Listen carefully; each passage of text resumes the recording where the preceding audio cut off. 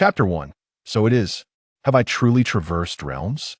Lin Yin sat by the seaside, the ocean breeze tousling the bangs that fell over his forehead.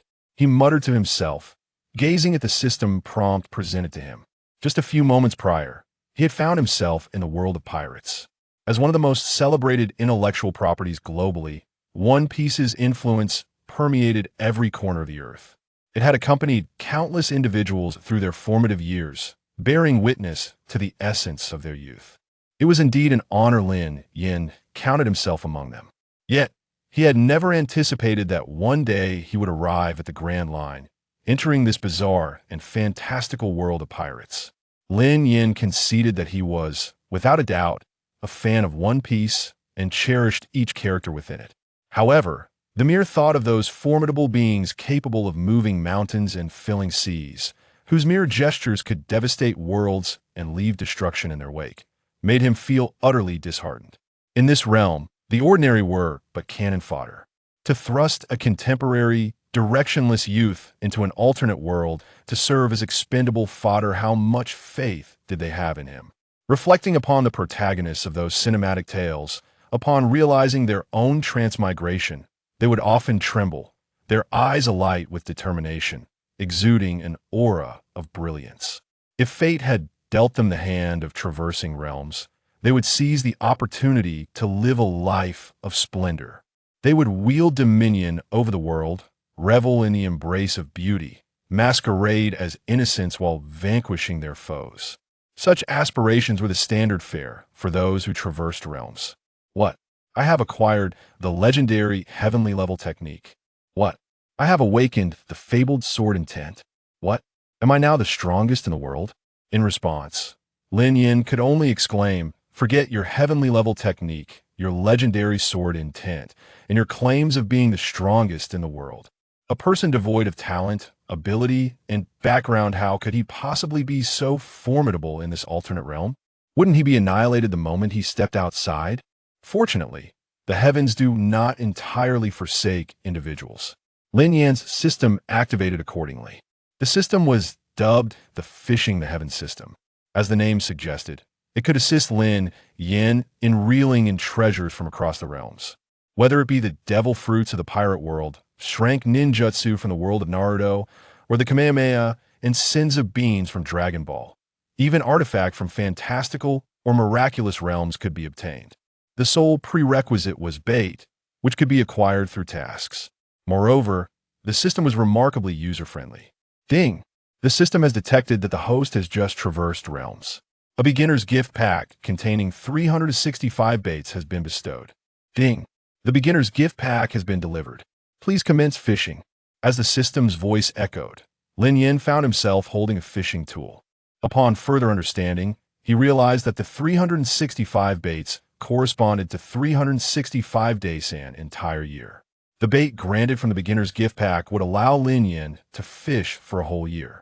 Gazing at the system's descriptions of the devil fruits from the pirate world, the ninjutsu from Naruto, and various abilities from countless realms, Lin Yin felt a surge of envy. Having recognized the perils of the pirate world, Lin Yin experienced an epiphany. He understood that this might be his singular opportunity to defy fate and alter his destiny. He had to seize this chance. With the Fishing the Heavens system at his disposal, if he couldn't become the strongest in the world, he would at the very least secure the means for self-preservation. Resolute in his decision, Lin Yin immediately began to fish. This endeavor would consume an entire year. It must be said that a year spent fishing was both tedious and monotonous. Yet, when compared to the prospect of becoming stronger, what did such trivialities matter? After an arduous 365 days of fishing, his bait was exhausted. Congratulations, host. Fishing complete. You currently possess 365 exquisite blind boxes. Would you like to open them? Within Lin Yan's system warehouse lay a mountain of exquisite blind boxes. Exquisite blind boxes, these were rewards acquired with each fishing expedition. No one knew what treasures awaited within. Here it comes. Lin Yan's hands trembled slightly, akin to unboxing a long-awaited delivery. This was the culmination of his year-long efforts, and his emotions surged uncontrollably. System, Open all exquisite blind boxes. Ding. Opening exquisite blind boxes. One by one, the exquisite blind boxes were unveiled. Then, a torrent of notifications flooded Lin Yan's ears. Ding. Congratulations, host. You have acquired 1 month of cultivation experience. Ding. Congratulations, host. You have acquired 1 month of armament hockey cultivation experience. Ding. Congratulations, host. You have acquired 1 month of observation hockey cultivation experience. Ding. Congratulations, host. All 365 exquisite blind boxes were opened in succession.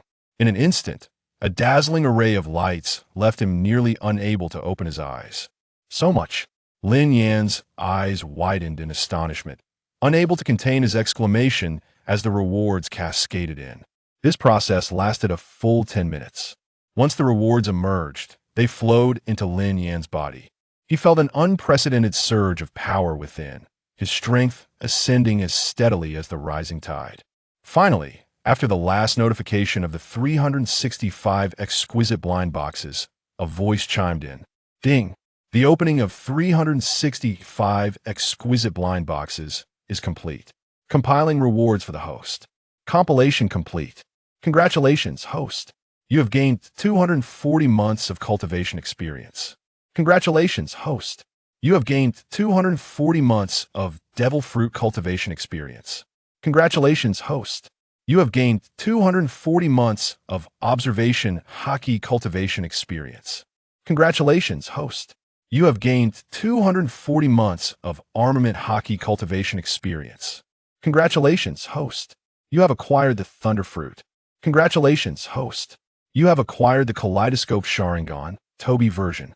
Upon witnessing the system's compilation conclude, particularly the Thunder Fruit and the Kaleidoscope Sharingan, Lin Yan could no longer contain his excitement.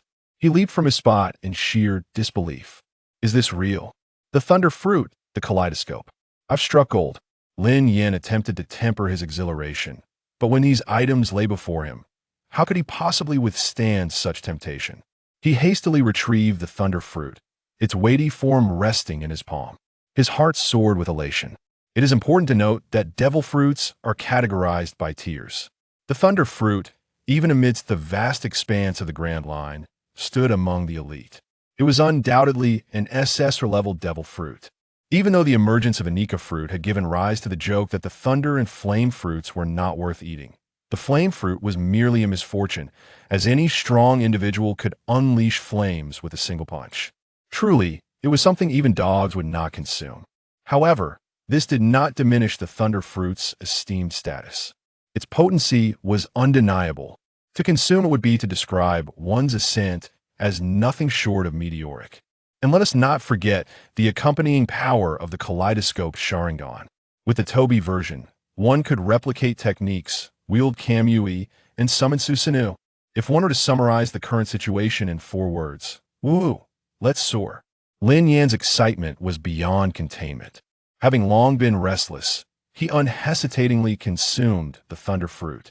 Thus, the second Lightning Man of the Grand Line was born. After ingesting the Thunder Fruit, Lin Yan found himself momentarily stunned. It is commonly said that devil fruits are bitter and difficult to swallow. Yet this particular fruit, it was not only devoid of bitterness, but even possessed a hint of sweetness. System prompt. All devil fruit abilities acquired through fishing will not carry their inherent side effects. At that moment, the system provided clarification. No side effects? Did that imply it would not share the curse of the devil fruit, such as the aversion to seawater or sea prism stones? Absolutely. Lin Yan nodded, secretly praising the fortune that had befallen him. Beyond the Thunder Fruit, the other abilities also captured Lin Yan's attention. 240 months of cultivation experience, converted into years that amounted to a full 20 years. Indeed, the words have been invoked. This punch, honed over 2 decades, can you withstand it? In other words, Lin Yan has inexplicably gained a full 20 years of cultivation foundation and strength. No wonder just moments ago, when he opened the exquisite blind box, he felt an overwhelming primal power brewing and settling within him. So that is what it was. System, display the character panel. Lin Yan called out to the system. Character: Lin Yin. Talent: Ordinary. Devil Fruit. Thunderbolt Fruit 70100. Conqueror's Haki. Observation Haki 70100. Armament Haki 70,100. Skills: Swordsmanship 70100. Martial Arts 70100. Navy 6 Styles 70100. Sharingan. Kaleidoscope Sharingan. This ninjutsu originates from the world of Naruto. Thus, the energy source for activation is transformed into Haki. The stronger the Haki, the more potent the Sharingan. Evaluation: top-tier strength in the Grand Line. Gazing at his system panel. This is the result of a year-long endeavor he dedicated to fishing. Lin Yin wanted to exclaim, "Incredible! The fishing all-heaven system is truly remarkable. System, my bait has been completely used up. How can I replenish it?" Joyful as he was, Lin Yin found his bait exhausted. The pressing matter at hand was to replenish the depleted bait. The question remained, how to replenish it? Dear host, greetings. The method to acquire bait will be issued through system tasks. The task system template is currently activated. Task 1. Within 10 days, hunt a pirate with a bounty exceeding 100 million. Completion of the task will yield 10 bait. The system presented the task template. Has the task been released? Lin Yin looked at the task panel, stroking his chin. A bounty of 100 million seems rather steep. If placed in the first half of the Grand Line, it would at least be on par with a supernova. But let us not forget, where's this? The new world, teeming with formidable foes. The number of pirates with bounties in the 100 million range is truly staggering. Coincidentally, just yesterday, a pirate crew boasting a staggering bounty of 150 million made landfall. Upon arriving on the island, they plundered, burned, and committed all manner of atrocities, forcefully abducting women, leaving a trail of chaos in their wake. In the blink of an eye, the entire island was engulfed in turmoil. Better to be fortuitous than early. For the sake of 10 bait, I shall take you to task, and simultaneously assist the local residents in ridding themselves of your ilk. A glint of cold light flickered in Lin Yan's eyes. The Battle Axe pirate crew. Captain Battle Axe, with a bounty of 150 million, wields 2 pair Blossom Mountain axes, capable of rendering even the likes of Zhang Fei and Zhuge Liang utterly helpless. First Mate Jack, with a bounty of 86 million, is a remarkably formidable swordsman. Their crew comprises 300 men. To navigate the new world, each member of the Battle Axe crew is battle-hardened. Their abilities are exceptional, their prowess undeniable. In just one day, the Battle Axe pirate crew rampaged through the island, plundering resources with reckless abandon. Wealth and women alike were loaded onto their ship. The island's inhabitants suffered greatly, living in dire straits. Before the overwhelming strength of the pirates, they dared not resist. For on the ground lied the cold bodies of over 100 would-be rebels. "Please do not take my daughter." An elderly woman clutched her daughter tightly, crying out in despair. "Get out of my way." A member of the Battle Axe pirate crew kicked the old woman aside and forcibly dragged her daughter away. "Do not take my wife." Another man held his wife's hand tightly. But what awaited him was the swift slice of a pirate's blade. An arm was severed and tossed into the air, spinning twice before landing on the ground. The man clutched his severed arm, wailing in agony. A similar scene unfolded in every corner of the island. Countless lives were extinguished. Countless treasures were plundered. Countless women were forcibly abducted. Gold, stained red with blood, was hastily loaded onto the ship in droves. The island was a river of blood, strewn with corpses. It resembled a hellish nightmare. Not to mention, the wealth in the hands of the residents here is considerable. Not only wealth, the women are quite alluring as well. However, these will ultimately serve as mere playthings for us. Ha ha ha. On board the Battle Axe pirate crew, the members roared with laughter. Having grown accustomed to such deeds, they appeared indifferent to the Hell's Cape before them. And behind them, the captured women looked on with pitiful, fearful eyes. They were unaware of what fate awaited them. Yet, without a doubt, from this moment forward, their bodies and souls would no longer belong to themselves. As the Battle Axe pirate crew continued their raucous laughter, The plight of those captured women in their moments of despair is truly harrowing. Lin Yin sat atop the mast of the battle-axe pirate crew's ship, observing the scene before him and inhaling the acrid scent of blood that permeated the air. With an expression of calm detachment, he spoke. Many perceive pirates as the protagonists of exhilarating adventure dramas, yet, who truly comprehends the grim realities lurking in the shadowy corners of this world, where mountains of blood and bones are concealed? What unfolds before us is merely the tip of the iceberg.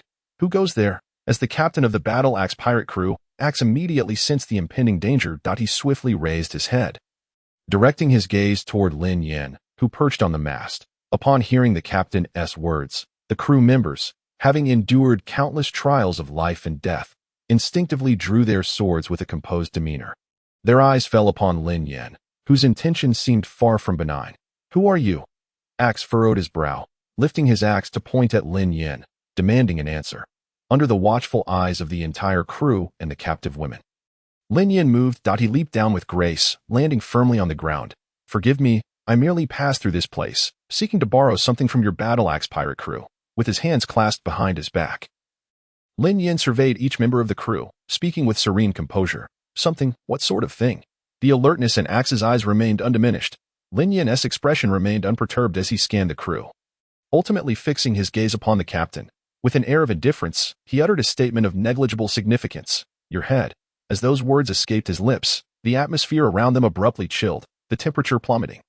In the blink of an eye, Lin Yin darted forward, vanishing from sight like a bolt of lightning, his movement swift and thunderous. A flash of lightning illuminated the sky, casting a crimson hue upon the clouds and reflecting upon the ocean. Lin Yin's speed was so astonishing that only an afterimage remained. Witnessing Lin Yin's extraordinary swiftness, Axe's pupils constricted in alarm, intending to caution his crew. However, before he could utter another word, slish, Lin Yin's blade severed Axe's head, which arced through the air in a parabolic trajectory. In that moment, the world appeared as a monochrome canvas. Axe's neck snapped, and dark blood erupted from the wound like a fountain, staining the deck and painting the ship crimson. Following that, with a resounding thud, his head crashed onto the deck. In that instant, Axe beheld his own body in its entirety.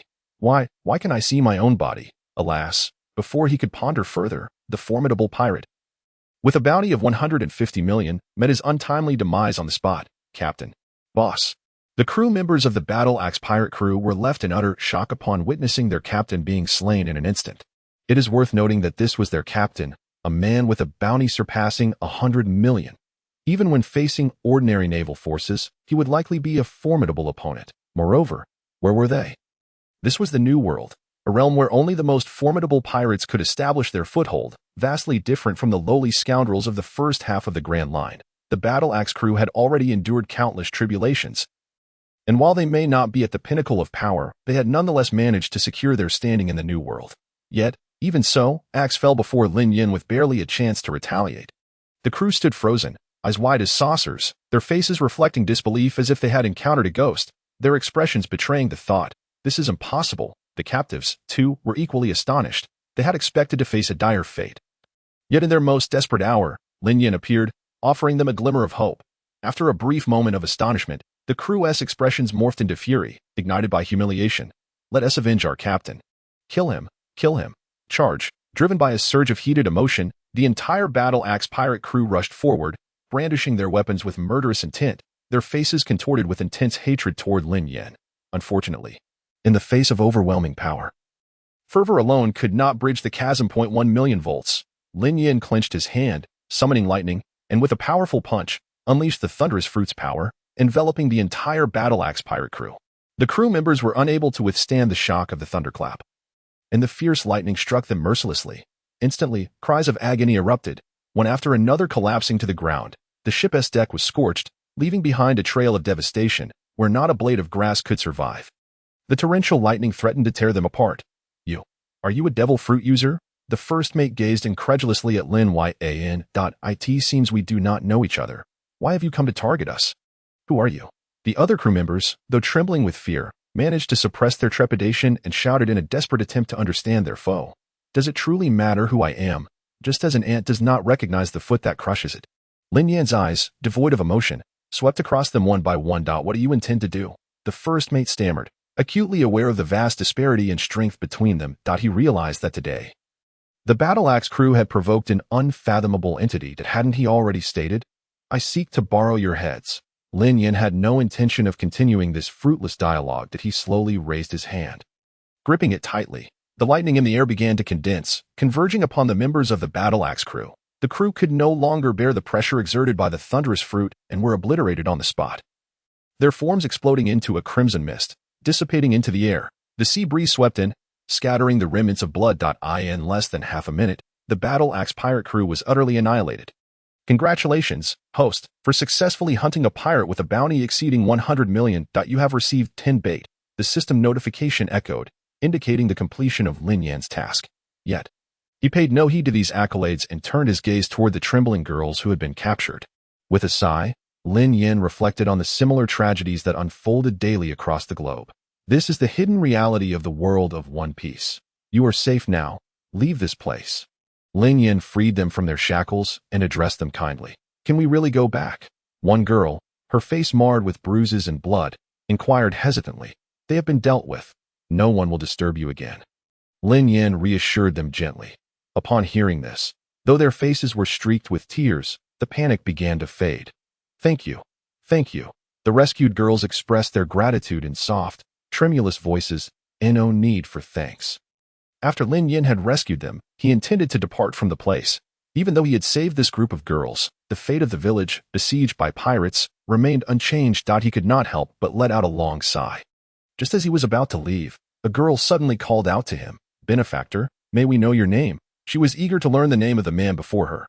Lin Yin paused in his steps, turning his back to them, and replied softly, "Lin." As the words fell, a gentle breeze swept by, and in the blink of an eye, the mysterious man vanished into the sea. 10 pieces of bait should suffice for 10 days of fishing.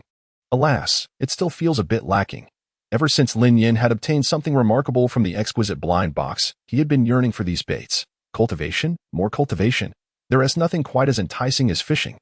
In the days that followed, Lin Yin spent his time either fishing or on his way to fish. Ding. Congratulations, host. You have gained a month's worth of fruit cultivation. Ding. Congratulations, host. You have acquired a month's worth of armed color hockey cultivation. Ding. Congratulations, host. You have obtained the golden plum. Ding. Congratulations, host. Generally speaking, Lin Yin preferred to stockpile his rewards until he had sufficient quantities to open exquisite blind boxes, akin to cracking open a sunflower seed and savoring the final bite. The thrill of that last bite requires no further elaboration. However, his impatience got the better of him, and he decided against hoarding. He would fish for one exquisite blind box and open it right away. Yet amidst the rewards he collected, an anomaly emerged. Wait, what did I just acquire? Lin Yin suddenly lifted his head, quickly glancing toward the system's repository. In that instant, he was momentarily taken aback. Golden plum. Initially, surprise flickered in Lin Yan's eyes, soon followed by a dazed expression. This is the book that had swept the nation. Isn't it? Lin Yan's face grew serious, his expression fervent. System, come out. What is this nonsense I fished up? Do I, Lin, read such books? What a joke. I possess pride and integrity. Who would be interested in such literature? Dear host, would you like to destroy the golden plum? The system prompted. Upon hearing the word destroy, Lin Yin hesitated. He stroked his chin, and then declared with righteous indignation, well, it is an item obtained from fishing, so why not keep it? As he spoke, Lin Yin seemed rather pretentious, insisting he only wished to take a glance. Nothing more. Truly. You must believe me. As a resolute young man of the 21st century, accustomed to various scenes in adult films, he considered himself battle-hardened. He did not think a mere book could affect him. Occasionally glancing at it after meals could even be beneficial for one's health. Did not the elders say, to achieve health and longevity, smoke, drink, consume fatty foods, stay up late, rise late, exercise little, and make friends with the opposite sex? Taking advantage of some leisure time, he looked around to ensure no one was present before stealthily pulling out the book. He opened the first page, and the dazzling, captivating words immediately caught his eye. Of course, the first page could hardly entice someone like Lin Yin, who was well versed in such matters. However, as the plot thickened and the pace quickened, and as the tantalizing scenes began to unfold, Lin Yin found himself unable to stop flipping through the pages. Gradually, the prowess of the so-called four great books was unveiled before him. Lin Yin felt a shiver run down his spine. He was utterly captivated. Goodness, this is exhilarating. Who would have thought that after traversing into the world of pirates, he could enjoy such benefits? Lin Yin swallowed hard, his eyes wide with astonishment. He continued to peruse the book, growing more enthralled with each page. Fishing? Who needs fishing when there's such allure in this book? Admittedly, he had to concede that the Golden Plum was indeed a masterpiece deserving its reputation as the foremost among the four great books. Lin Yin, now a formidable figure in the New World, could hardly resist the temptations of such literature as a normal man. He felt a stirring, a physical reaction, of course. Meanwhile, at the harbor of this archipelago, Izang, the captain of the 16th Division of the Whitebeard Pirates, had just arrived. It is worth noting that this sea territory belonged entirely to the Whitebeard Pirates, with their flag proudly displayed on the island. Now, in their own territory, the residents faced threats from other pirates. Izang's expression darkened immediately. He swiftly brought the members of the 16th Division to the scene. Due to distance, it took them a day to arrive. However, upon reaching the location, Izang was momentarily taken aback. Contrary to his expectations of a village ravaged and plundered by pirates, the scene was not as devastated as he had imagined, aside from a faint burnt smell in the air. It appeared relatively intact. What was going on? Izang wondered, and after ensuring the villagers were settled, he began to inquire about the situation, when he learned that a person named Lin had come to their aid and defeated the Battle Axe Pirates. Izang's heart skipped a beat. He had heard of the Battle Axe Pirates, infamous for their ruthless nature, with a bounty of 150 million wherever they set their sights. Only ruins remained if it were just one member of the Battle Axe crew. That would be one thing, but they had an entire pirate ship at their disposal. The disappearance of such a formidable crew overnight, without leaving a trace, was indeed perplexing. Lin? Izang squinted, committing the name to memory. Intriguing. I would very much like to meet this Lin. Stroking his chin, he murmured, Luin In, what do you think of this person? Luin In, the vice captain of the 16th Division, was one of Izang's most trusted subordinates. For someone to single-handedly wipe out the Battle Axe Pirates overnight, their strength must be formidable. Luin In contemplated for a moment before instinctively sharing his thoughts. However, at that moment, he paused slightly, catching the undertone in Izang's voice. Captain, do you mean? If possible, I would like to meet him and spar a little. Izang's eyes gleamed with excitement. The Whitebeard Pirates forbade personal duels, and after years without battle, Izang was itching for action. With such an intriguing opponent before him, how could he let this opportunity slip away? At that moment, he commanded his subordinates to inquire about the whereabouts of Lin in the town. After half a day's investigation, it was indeed surprising that news of Lin reached Izang's ears. In the mountains behind the town, there was an angler whose appearance matched that of Lin, the one who had recently rescued their town. He had been fishing there for an entire year, occasionally descending to procure supplies. Initially, many were baffled, wondering if this man had lost his mind for spending a whole year idly by the waters. However, it was only recently that the town was ravaged by pirates, and Lin single-handedly annihilated the Axe pirate crew. The townsfolk were left in utter astonishment, finally recognizing the extraordinary capabilities of this young man. From that point onward, the residents regarded the mountains behind the town with increased reverence and admiration. Behind the mountains, you say? Izang's eyes lit up upon hearing this. He led all members of the 16th Division toward the mountain range of the archipelago. Meanwhile, Lin Yin was fishing and thoroughly enjoying the company of his little Mimi, occasionally breaking into a grin reminiscent of one sneaking in the dark, with the volume turned low and brightness maxed, skillfully typing in a string of mysterious codes. Just then, a voice from the system echoed abruptly. Ding. Dear host, a new task has been issued. Task 2. Defeat 3 enemies with bounties of 300 million within 10 days. Completion rewards, 20 bait. Hearing the system's announcement, Lin Yin diverted his gaze from little Mimi. Another task, is it? To be frank, the 10 bait obtained from defeating the Axe pirate crew was utterly insufficient for Lin Yin. Without the novice gift pack, his bait supply dwindled rapidly. What was once a scarce resource had now become a rare treasure. He needed to acquire more bait in the shortest time possible. Of course, defeating these so-called 300 million strong enemies was not a significant challenge for Lin Yin. This was not arrogance. It was simply that those at the 300 million level no longer stood on the same tier as him. However, therein lay the crux of the matter. Where could he find formidable opponents with bounties exceeding 300 million? It was not the strength of these individuals that concerned him, but rather the fear of not being able to locate them. Moreover, tasks had deadlines, and 10 days felt rather insufficient. As Lin Yin pondered his predicament, a group of individuals entered his line of sight. Izang scanned the surroundings and quickly spotted Lin Yin in the mountains. The young angler must be the Lin that the residents spoke of. Izang approached Lin Yin and inquired politely, "Do you know someone named Lin?" Although he suspected Lin Yin's identity, he felt compelled to ask first out of courtesy. Lin, Lin Yin paused, swiftly recalling the identity he had recently revealed to the villagers. Were these people here to seek him out? If he had enmity with anyone lately, it would only be with the members of the Axe Pirate crew. Maintaining a calm demeanor, Lin Yin remarked, "You must be from the Axe Pirate crew, correct?" Upon hearing this, Yizong and his deputy exchanged glances, momentarily taken aback. "We are from the Axe Pirate crew. What does that mean?" Yizong asked, puzzled. "Enough with the pretense. If you seek revenge, feel free to come at me. Don't say I didn't give you a chance." Lin Yin was troubled, wondering where he could find enemies with bounties exceeding 300 million. This lack of interest in the remnants of the Axe Pirate crew stemmed from that very concern. "Aren't you here for revenge? Then let us make it quick."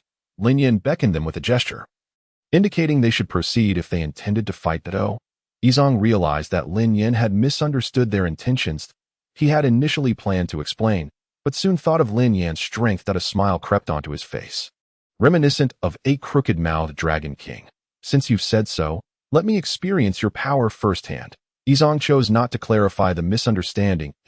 He had two purposes for seeking Lin Yan. First, to test Lin Yan's strength. And second, if Lin Yan proved to be as formidable as anticipated, the 16th Division would not hesitate to extend an invitation for him to join the Whitebeard Pirates. Upon Yizong's agreement, the deputy and other crew members exchanged glances, a glint of amusement evident in their eyes. It was known that the commanders of the Whitebeard Pirates were renowned for their formidable strength. Even Yizong, ranked at the bottom, commanded respect among the great powers of the Grand Line. To compete against their division leader, that would be foolish. The crew shook their heads. Even if Lin Yin had annihilated the Axe Pirate crew overnight, they did not believe he could gain the upper hand against Captain Yizong. A spectacle was about to unfold. Challenging Captain Yizong, this man certainly had a boldness that was anything but ordinary. How amusing it would be to witness his astonishment. The deputy and crew exchanged banter, all wearing expressions of anticipation as they stepped back to clear a space for the two. Yizong swiftly drew his dual pistols from behind him, spinning them twice at his fingertips before gripping them firmly. "Beware, for blades show no mercy," Yizong said, his demeanor calm and his smile unwavering. He held unwavering confidence in his abilities. Otherwise, he would not have been able to assume the position of division leader. "You certainly are quite polite." Lin Yin glanced up at him. "Enough chit-chat. Let us begin." Yizong rolled his wrist, casually stating. The two stood ready in the open space, an invisible wave of energy enveloping them. Yizong merely smiled without uttering a word. In the blink of an eye, he launched himself forward, his foot striking the ground, leaving a dent in the sand, propelling him toward Lin Yin like an arrow released from a bow. Whoosh! He materialized before Lin Yin, aiming his gun at Lin Yan's head. Bang!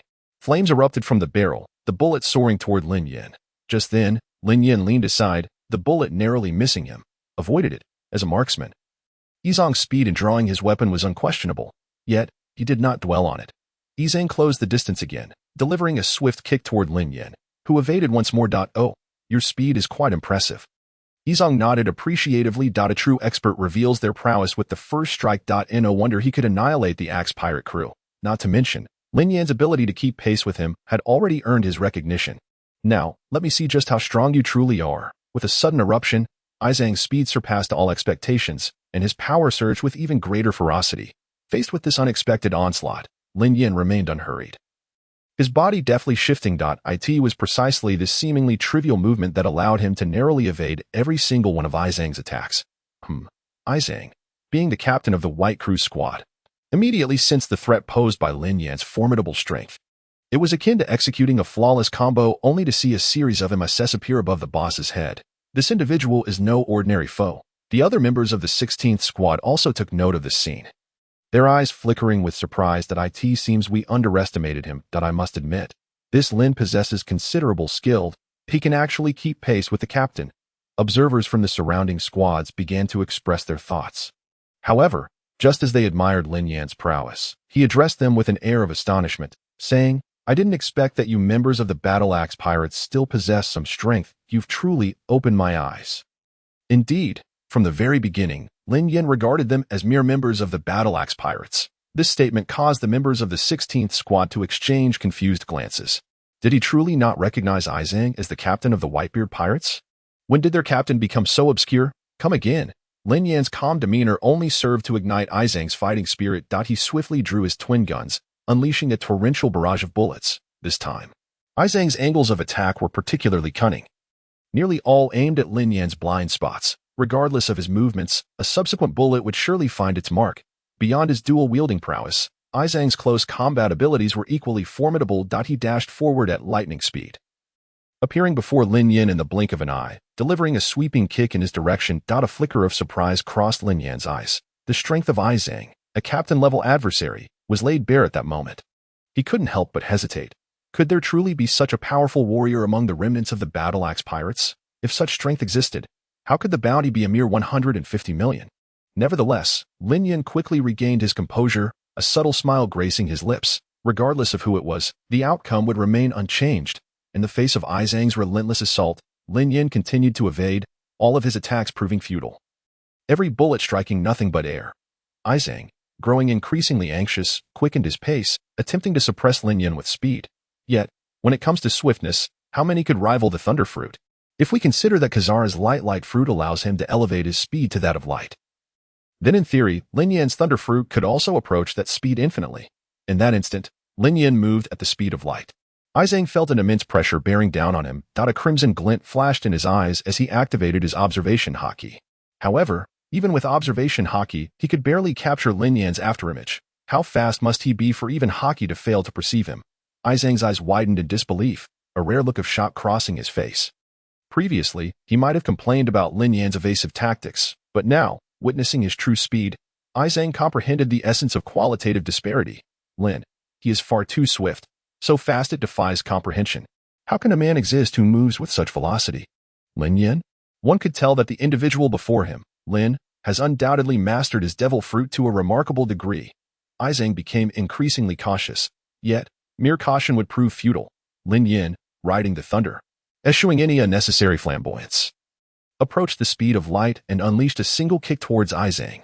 Instinctively, Izang crossed his arms defensively over his chest, attempting to shield himself. Alas, all of this was ultimately in vain. Boom, the scene erupted in chaos. Thunder roared, tearing through the heavens. He was sent hurtling away, akin to a supernova struck by Kizara's kick, crashing to the ground. He couldn't withstand even a single strike from Lin Yan, leaving a long trench in his wake. Lin Yan, planting one leg on the ground, hands tucked casually into his pockets, exuded an air of authority as he remarked, "Oh dear, have you ever been kicked at light speed? Were you to don a cape emblazoned with the word justice?" The next leader of the Kizara gang would undoubtedly be Lin Yan. His imitation was a flawless 100%.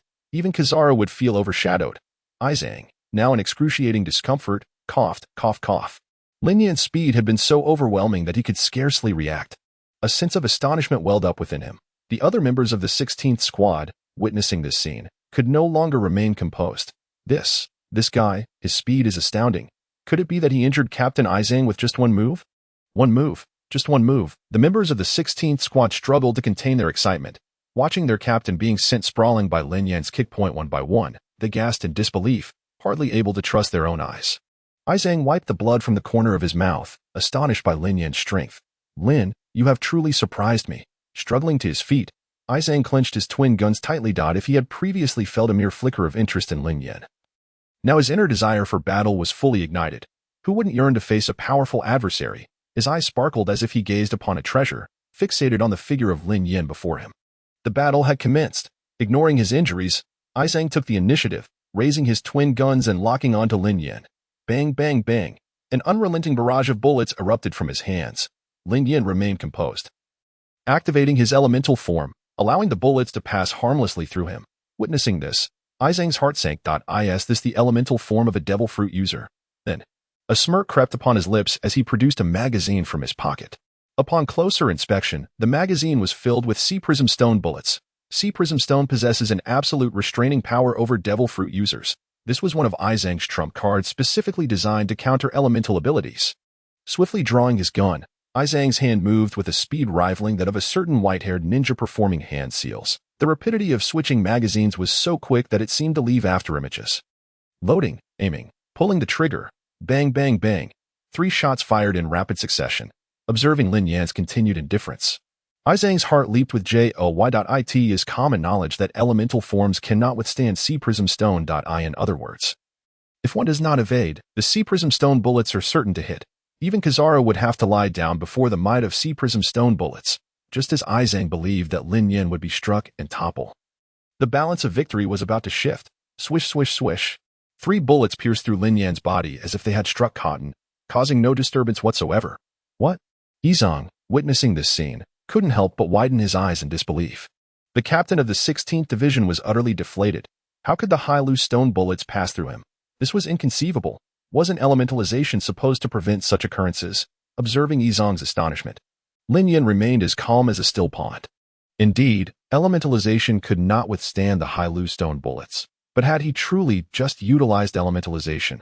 A glimmer of the Tomo appeared in Lin Yan's eyes. Kamui, the couple's space. Yes, in that fleeting moment, Lin Yan had invoked the power of the kaleidoscope Kamui. The couple's space allowed him to disregard all harm for a brief period. What exactly is this ability? Yizong asked in shock. You need not know. Lin Yan replied. Yizong furrowed his brow. This was more than just a formidable opponent. This was a veritable monster. Lin Yan possessed far too many abilities that Yizong had never encountered before. Watching Lin Yan's endless array of trump cards, from elementalization to ignoring Hailu stone bullets, Yizong felt utterly dazed. Damn it, could it be played like this? Yizong suddenly regretted his desire to compete with Lin Yan. The key was that so many others from the 16th Division were watching. If he lost, his reputation would be in tatters. However, he could neither match Lin Yan's speed nor his strength. As time passed, he increasingly sensed the terrifying nature of the devil fruit ability in Lin Yan's hands. You are strong. This was not mere flattery. Yizong was genuinely impressed by Lin Yan's prowess. In truth, before the emergence of the Nika fruit, the Thunder fruit had always ranked among the top 3 in the Grand Line, even overshadowing the Tremor fruit.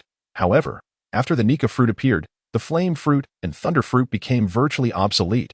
Your dual pistols are quite impressive as well, Lin Yan remarked, following suit with praise. Hearing Lin Yan's commercial banter, Yizong forced a bitter smile. At this point, there was nothing more to say. Since he had already decided to spar with Lin Yan, he would see it through to the end. Moreover, he had come today to indulge in a bout. Previously, I wished to invite you to join my pirate crew, but now I have changed my mind. Let us have a thrilling battle. Yizong adjusted his mindset and addressed Lin Yan. Invite me? Your battle axe pirates certainly have a grand sense of self-importance. Lin Yan retorted with a mocking tone. Upon hearing this, Yizong, who had been filled with fervor moments ago, felt a lump in his chest, momentarily at a loss for words. The other team members also covered their foreheads, a wave of awkwardness washing over them. Indeed, this fellow truly did not recognize that they were part of the White Crew. Yizong wore an embarrassed yet polite smile as he unleashed his power once more. Drawing his dual pistols, he unleashed a flurry of bullets, raining devastation upon Lin Yan. Not only that, but Yizong's speed had increased even further. Yes, he had resolved to give it his all. Whoosh, whoosh, bang, bang. If some ordinary members of the White Crew had been able to observe the battle previously, now all they could hear were the sounds of wind, the sea, the rushing air, and the crackling of gunfire. They could no longer see anything. The only sensation was the 2 figures clashing continuously in the sky. It must be noted that as the captain of the squad, Yizong's strength was quite formidable. Even when at a disadvantage, he could still hold his ground against Lin Yan for a brief period while unleashing his full power. However, that was merely a temporary reprieve. Compared to Lin Yan, his strength paled significantly.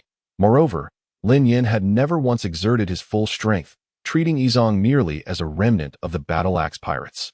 Gradually, beads of sweat began to form on Yizong's forehead as he started to feel overwhelmed. 50 million volts. At that moment, Lin Yan rubbed his hands together, summoning a thunderous explosion of 50 million volts.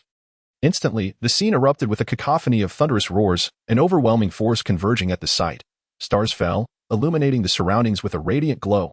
Crimson lightning struck fiercely, unleashing a tempestuous force. The winds howled.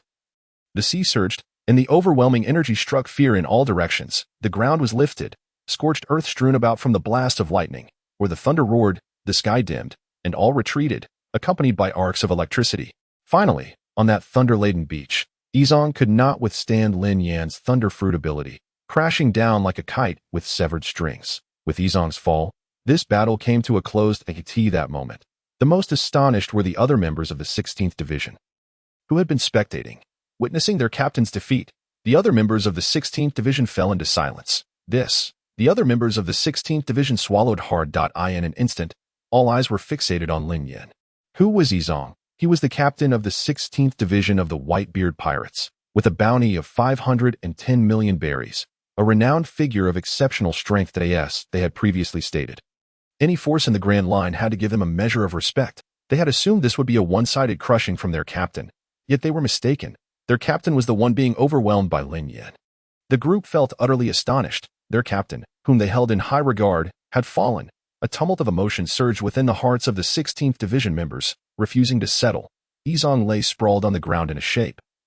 Gasping for breath, though he had been defeated, he did not feel disheartened. Instead, he burst into laughter. Ha ha ha. That was exhilarating. This battle was truly fulfilling. To be honest, the Whitebeard pirates prohibited private duels, and suitable opponents were hard to come by outside. Gradually, Yizong had begun to feel rusty. Now, encountering Lin Yan, he naturally could not resist the urge to test his mettle, and Lin Yan's strength had not disappointed him, even when he had given it his all. He was still no match for Lin Yan. Lin Yan's power was evident. This battle was simply too thrilling and enjoyable. Consequently, Yizong found himself increasingly admiring Lin Yan. This Lin was indeed formidable. As for Lin Yan, upon Yizong's collapse, he approached Yizong. Seeing Lin Yan's movements, the hearts of the 16th Division members tensed. They feared Lin Yan might do something outrageous. Ignoring the gazes around him, Lin Yan asked Yizong, "You are not members of the Battle Axe Pirates, are you?" He naturally discerned the situation. The members of the Axe Brigade truly possessed such formidable strength. How could they be mere inconspicuous pirates in this new world? Indeed, we are not. Lying on the ground, Izang's pale face broke into a smile. "My name is Izang, the captain of the 16th Division of the Whitebeard Pirates." At that moment, Izang had clearly revealed their identity. "Izang," Lin Yan paused, suddenly lifting his head. "Damn it," he thought to himself. "This guy in women's clothing looks so familiar." It turned out he was from the Whitebeard Pirates. In truth, this was not Lin Yan's fault. He had traversed into the pirate world for an entire year, and throughout that time, he had mostly been engaged in fishing. He had forgotten much of the original storyline, not to mention certain irrelevant characters, with limited brain capacity, who could remember so many details. Ding. Congratulations, host. Your mission has been updated. Mission 2. Within 10 days, defeat 3 enemies with a bounty of 300 million. Current progress. Defeated Izang, the captain of the 16th Division of the Whitebeard Pirates, with a bounty of 510 million. Mission progress 1-3. To his surprise, Lin Yan's task had been updated, and in a haze, he had accomplished 1/3 of it. Upon realizing this, Lin Yan's previously calm heart began to surge with excitement. "Was this a fortunate accident? You called for me. Is there something you need?" Having completed 1/3 of the task, his spirit soared as if the clouds had parted, revealing the heavens. A smile graced Lin Yan's face as he directed his gaze towards Izang. "To be honest, I am here to express my gratitude for your rescue of the townsfolk, and I find myself greatly intrigued by you. However, that is of little consequence now. Lin, I am genuinely pleased to make your acquaintance." Izang awkwardly stood up from the ground, brushing off the dust from his clothes. Is that so? Upon hearing this, Lin Yan smiled faintly. Gradually, he began to develop a fondness for Izang. Without hesitation, in a bid to befriend Lin Yan, Izang waved his hand and arranged a lavish feast as the captain of the 16th Division, inviting Lin Yan to join. Upon hearing of the banquet, Lin Yan cast a more scrutinizing glance at Izang. How could he possibly refuse a free feast? Everyone detests freeloaders, yet everyone enjoys being one. All right. Without a second thought, he agreed. The members of the 16th Division promptly arrived at the town to prepare for the festivities. To avoid disturbing the townsfolk, Izang specifically took Lin Yan aboard his ship. On board, the entire crew of the 16th Division warmly welcomed Lin Yan. Drink after drink was poured into Lin Yan's belly. As a top-tier powerhouse in the New World, these drinks posed no challenge to him. In no time, he had the entire gathering reeling from the effects of his drinking prowess, such as the simplicity of camaraderie among men. Observing Lin Yan's impressive skills in both combat and drinking, the members of the 16th Division could only exclaim in awe. His gentle demeanor and straightforward speech captivated the others, piquing their interest even further. The crowd erupted in cheers, urging Lin Yan to drink more, and the atmosphere grew increasingly lively. Thus, a boisterous banquet resounded throughout every corner of the 16th Division's deck. The following morning, as the sun rose fiercely, illuminating the sky, Izang, the captain of the 16th Division of the Whitebeard Pirates, stood on the deck, his expression somewhat downcast and conflicted. Should he extend an invitation? Initially, he had indeed intended to invite Lin Yan to join the Whitebeard Pirates. However, therein lay the dilemma. If he were to defeat Lin Yan first and then extend the invitation, it would seem reasonable. Yet the issue was that he had never fought him. Instead, he had suffered a crushing defeat. One so severe he had been left disoriented that it was a classic case of trying to show off only to end up embarrassed that in such circumstances. Was it appropriate to issue an invitation? Regardless of its appropriateness, he had to give it a try. Through the previous day's banquet, he had gleaned that Lin Yin had no current affiliations. Such a formidable individual, even without his invitation, would undoubtedly attract numerous others vying for his attention. After all, one shouldn't let prime opportunities slip away. Lin, I trust you remember that I have always wished to invite you to join our Whitebeard pirates. At that moment, as Izang uttered those words, he couldn't help but feel a twinge of anxiety. Hearing Izang's invitation, Lin Yin paused. Join your pirate crew? As a fan of the sea, who wouldn't be intrigued by the Whitebeard pirates? However, if you have any specific requests, feel free to state them, and I shall do my utmost to accommodate you. Realizing he had not expressed enough sincerity, Izang hurriedly added, of course. Observing Izang's nervous demeanor, Lin Yin couldn't help but smile. This was certainly not the same spirited captain of the 16th Division of the Whitebeard Pirates who had sought him out for a challenge previously. So, will you accept? Izang wiped the sweat from his brow. In principle, he was prepared to decline. Lin Yin offered Izang a half-hearted response. As per the excellent tradition of Blue Star, principle of refusal carries its own connotations that need not be elaborated upon. Unfortunately, Izang was rather straightforward. Upon hearing the phrase principle of refusal, he failed to grasp the underlying implications, mistakenly believing Lin Yin had outright rejected him. Izang's head drooped in disappointment. All right. I respect your decision. Having failed to extend the invitation, Izang also honored Lin Yin's choice. Observing Izang's sudden retreat, Lin Yin sighed. These individuals were remarkably direct. It seemed futile to beat around the bush with them. He smiled slightly and shifted the conversation. However, it is not entirely impossible to agree. If you can meet my conditions, I would not mind embarking on this journey with you. Upon hearing Lin Yan's tentative agreement, Izang's eyes lit up. You agree? His tone became increasingly eager. Don't rush. I still have conditions.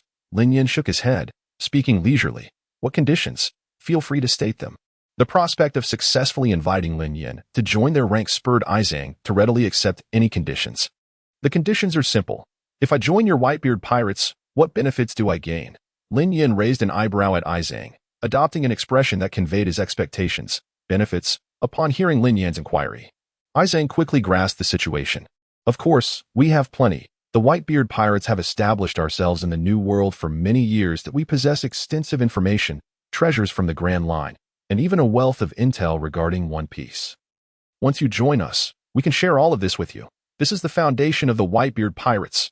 Rest assured, with me around, you will never be at a disadvantage. I assure you this as the captain of the 16th Division. Izang, with an air of utmost seriousness, patted his chest and addressed Lin Yin. His demeanor painted a vivid picture of a grand future. Lin Yin wiped the sweat from his forehead, exclaiming, information? Treasures? Who in their right mind would desire such ephemeral notions? What I truly wish to inquire about is the remuneration offered by the Whitebeard pirates. For instance, what is the monthly salary? Are there any benefits such as social insurance and housing funds? With a slow, endearing smile, Lin Yin laid his cards on the table. I desire nothing extravagant. I simply seek something tangible. Spare me the lofty dreams. Surely, you jest. At that moment, Izang found himself momentarily taken aback. Could it be that Lin Yin, a being of such formidable strength, was concerned about money, social insurance, and housing funds? Logically, someone of Lin Yan's caliber should find wealth, status, and honor rather unremarkable, were it not for Lin Yan's serious demeanor. Izang might have thought him bereft of sanity. Nevertheless, since Lin Yin had made his intentions clear, Izang hesitated for a moment before resolutely declaring, if you are willing to join, I shall go all out. Your salary will be doubled, and I will ensure all benefits are arranged for you. Upon hearing Izang's response, Lin Yin gave him a thumbs up, despite his impressive prowess and the power of the Thunderfruit. The reality was that after a year in this world, he had arrived with empty pockets and nothing to his name. He was so destitute that, in the middle of the night, an elderly neighbor had knocked on his door, claiming he had disturbed their rest. It was perplexing.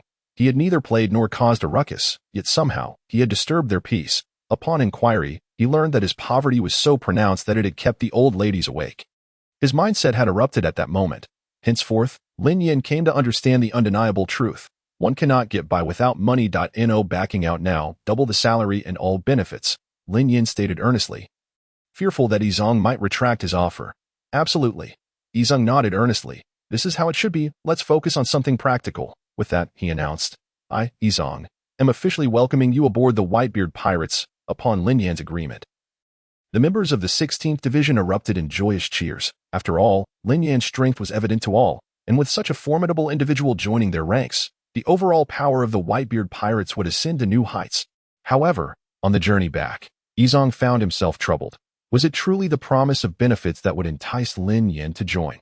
Yizong felt this notion was rather insubstantial to date. He had employed various methods to recruit crew members, from threats to enticements, leveraging the vast resources of the Whitebeard Pirates. Yet today, he had managed to recruit someone of extraordinary strength merely by offering social insurance and housing funds. The absurdity of the situation was not lost on him. Nonetheless, since Lin Yan had consented, Yizong sought to avoid any unforeseen complications. He promptly secured the doors and windows, signaling the 16th Division's fleet to set sail back to the Whitebeard Pirate stronghold. "Come, I shall introduce you to Father." The prospect of inviting a powerhouse like Lin Yan aboard filled Yizong with elation. Yet, Lin Yan's expression turned slightly peculiar at the mention of Father. After a morning's journey, the 16th Division arrived at the Whitebeard Pirates base. "I will arrange for your accommodations, and we can set sail for the Moby Dick tomorrow." Once Lin Yan was settled, Yizong hurried off to find Whitebeard. On the deck of the Moby Dick, Whitebeard was convening a meeting with Marco, Jozu, Bista, and the other commanders. Suddenly, Yizong burst in, exclaiming, "Father, Father, I have splendid news to share." His impassioned entrance drew the attention of many aboard the ship. Marco, Jozu, and Bista turned their gazes toward Yizong. Curious, "What is the matter?" Marco inquired, his tone laced with mild confusion. "This is not like your usual composed demeanor." Bista added with a knowing smile, "Did you stumble upon a fortuitous opportunity during your outing?" Jozu, scratching his head in bewilderment, asked, "What has transpired?" Whitebeard's eyes revealed a hint of intrigue. As everyone suspected, Yizong was known for his aloofness and seldom displayed his emotions. His sudden exuberance caught everyone off guard. Taking a moment to compose himself, Yizong recounted his encounter with Lin Yan, emphasizing that he had recruited a crew member of exceptional strength, one whose prowess was comparable to that of the commanders. Including Marco and Jozu. It was well known that the commanders of the Whitebeard Pirates were held in high regard across the seas, a reputation largely owing to the formidable presence of the world's strongest man, Whitebeard. However, it was undeniable that each of the 16 commanders possessed strength rivaling that of vice-admirals, with their power starting at a staggering 500 million. This was precisely why various factions treated the commanders with a degree of respect. "Strong, you say?" Bista mused, raising an eyebrow. "Comparable to us," Jozu echoed, both men stroking their chins. If Yizong's claims held true, the Whitebeard Pirates had indeed struck gold. The addition of a commander-level powerhouse would undoubtedly elevate their overall strength to unprecedented levels. However, the ever-composed Whitebeard remained unfazed. His steady gaze swept over Yizong, Bista, and Jozu before settling on Marco. "Marco, what is your perspective on this matter?" Marco exchanged a glance with Whitebeard, his expression unwavering. He recognized that Whitebeard sought to gauge his response to this situation. After a moment of contemplation, Marco spoke calmly. "Father, I believe this is both a blessing and a potential pitfall." "A pitfall, you say?" Yizong interjected, eager to counter Marco's assertion. Marco lowered his gaze, his expression serene. "Firstly, if Lin is indeed as powerful as you claim, and he is willing to join the Whitebeard Pirates, that is indeed a fortuitous turn of events. But have you considered that the name Lin is one we have neither seen nor heard before? It appears as though he has materialized from thin air, suddenly appearing and expressing a desire to join our Whitebeard Pirates. Do you not find this suspicious? At the very least, on this matter, I believe we ought to maintain a level of skepticism, pending further discussion." Whitebeard, observing Marco's calm demeanor, nodded in agreement. Since retreating into the shadows, Whitebeard had grown increasingly concerned about his own frail health. The injuries and ailments of his youth had long since taken root within him. Approaching his 80s, beset by old maladies, he stood as a withered tree by the window, a hero in the twilight of his years. Particularly in light of recent events, the assassination of Sachi and the betrayal of Teach, his sense of impending crisis had intensified. He felt a portentous calamity loomed over the Whitebeard Pirates. Yet, the source of this impending disaster remained uncertain. The immediate priority was to bolster the core strength of the Whitebeard Pirates and cultivate the most promising successors. Marco, Ace, and Jozu were highly valued by Whitebeard. Alas, Ace and Jozu, despite their strength, possessed significant flaws. Ace was young and arrogant, while Jozu lacked composure. Thus, Marco emerged as Whitebeard's final choice. When others graciously accepted our invitation, was it not somewhat inappropriate for us to suddenly express doubt? Yizong, harboring some hesitation, found it difficult to believe that Lin Yin could be attempting to infiltrate their ranks. Yet, Marco's reasoning held merit. There was no question of appropriateness. He merely raised reasonable inquiries in the appropriate context.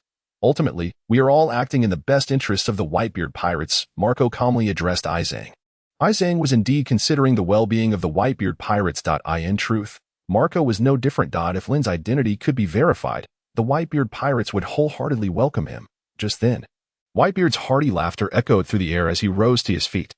With a grand gesture, he declared, "Enough of your stubbornness. Marco has his reasons, and Ai Zhang has his. Regardless of their stance, a guest is a guest. If we do not extend a proper welcome, it would not be in keeping with the Whitebeard pirate style." Hearing Whitebeard's words, the captains looked at one another in bewilderment. "Old man, what should we do?" they asked, momentarily taken aback. Is it not a rare occasion to receive a guest? Do you not wish to meet him? Regardless of your desires, I am quite intrigued. Whitebeard chuckled heartily, adding, "Moreover, we cannot afford to miss out on such a formidable individual." The others nodded in agreement. Indeed, it was a sound rationale. It was premature to reach a conclusion. "So let us observe what manner of newcomer this is," Whitebeard concluded with a reminder. "Additionally, do not spread word of Ai Zhang's defeat to Lin for the time being. I have my own plans." The next day, news of the new member's arrival spread throughout the Whitebeard pirates. Logically, with a newcomer joining, everyone should have felt a surge of excitement. However, the focus of all was singular. Their father personally recruiting a new member? Should not this duty fall to the logistics department? Even if it were not the logistics team, at the very least, it ought to be the responsibility of the division captains. Why would their father take it upon himself? Aboard the Moby Dick, many furrowed their brows, engaging in hushed discussions, voicing their dissatisfaction. Who is this newcomer, to warrant such a grand reception? I wish to see if he possesses any extraordinary abilities. If word of this spreads, how will we maintain our dignity as the Whitebeard pirates? To be honest, I find it rather vexing. Given the current circumstances of the Whitebeard pirates, how could Whitebeard remain unaware? They had stood atop the mountain for far too long without facing appropriate setbacks. Consequently, a pervasive air of arrogance and complacency had taken hold among the crew. Whitebeard surveyed the scene, taking note of the discontent brewing around him. It was high time he took action. Stepping forward from behind the scenes, Whitebeard advanced a couple of paces. "All right." He slowly raised his hand, signaling for silence. As the captain of the Whitebeard pirates, he held monumental sway in the hearts of his crew. With just a gesture, the previously raucous Moby Dick fell into a hushed stillness. "I have asked Ai Zhang to notify the newcomer. He will be here shortly. Let us wait a moment." Whitebeard spoke with the authority of a patriarch. Upon hearing this, the Moby Dick, which had only just quieted, erupted once more into a wave of discontent. An overwhelming sense of dissatisfaction washed over every member of the Whitebeard pirates. "What is happening? We must wait. What does this newcomer take the Moby Dick for? I can hardly contain my laughter at the absurdity. Who does he think he is, to deserve such deference from all of us?" Has the old man lost his mind? The crew's hearts were far from accepting this situation. What status does the Whitebeard pirates hold in these waters, the four emperors of the New World? The leaders of an era, the foremost among the four emperors, the world's greatest pirate crew, the last of the three great pirates from the old era, and so on. Countless labels had been affixed to them. Coupled with the media's glorification, they had gradually fostered a sense of innate superiority among the crew. This was the very reason for their pride in the Whitebeard pirates. Now, with more than 1,600 crew members gathered, they found themselves waiting for a newcomer, Wang Defa. Who can tolerate this? The crew members gritted their teeth, their eyes gleaming with ire. The indignation simmered within. A newcomer, is it, with such an air of superiority? I shall see how he manages to save face. Old man, you. Ai Zhang could not help but sigh, feeling pity for Lin. He had just boarded the ship, yet he faced such an ordeal. Even the usually composed Marco couldn't help but twitch at the corner of his mouth. I now understand why the old man prohibited us from discussing Ai Zhang's defeat to Lin. From the very beginning, Whitebeard had forbidden Marco, Zhou, and others from spreading word of Ai Zhang's defeat to Lin Yin. The reasoning was simple. If everyone learned that even Ai Zhang had lost to Lin Yin, they would be mentally prepared, thus detracting from the current effect. What lay ahead promised to be quite the spectacle. Bista, stroking his sword, remarked, "Let me see what this Lin, who defeated Ai Zhang, is truly capable of." Zhou, with an interested expression, joined in. It was easy to envision that the Moby Dick would soon be engulfed in a tempest of turmoil. Meanwhile, Ai Zhang approached Lin Yin, conveying that their father wished to meet him. "He wishes to see me. Then let us depart." Lin Yin replied without hesitation, allowing Ai Zhang to lead the way. "Are you prepared?"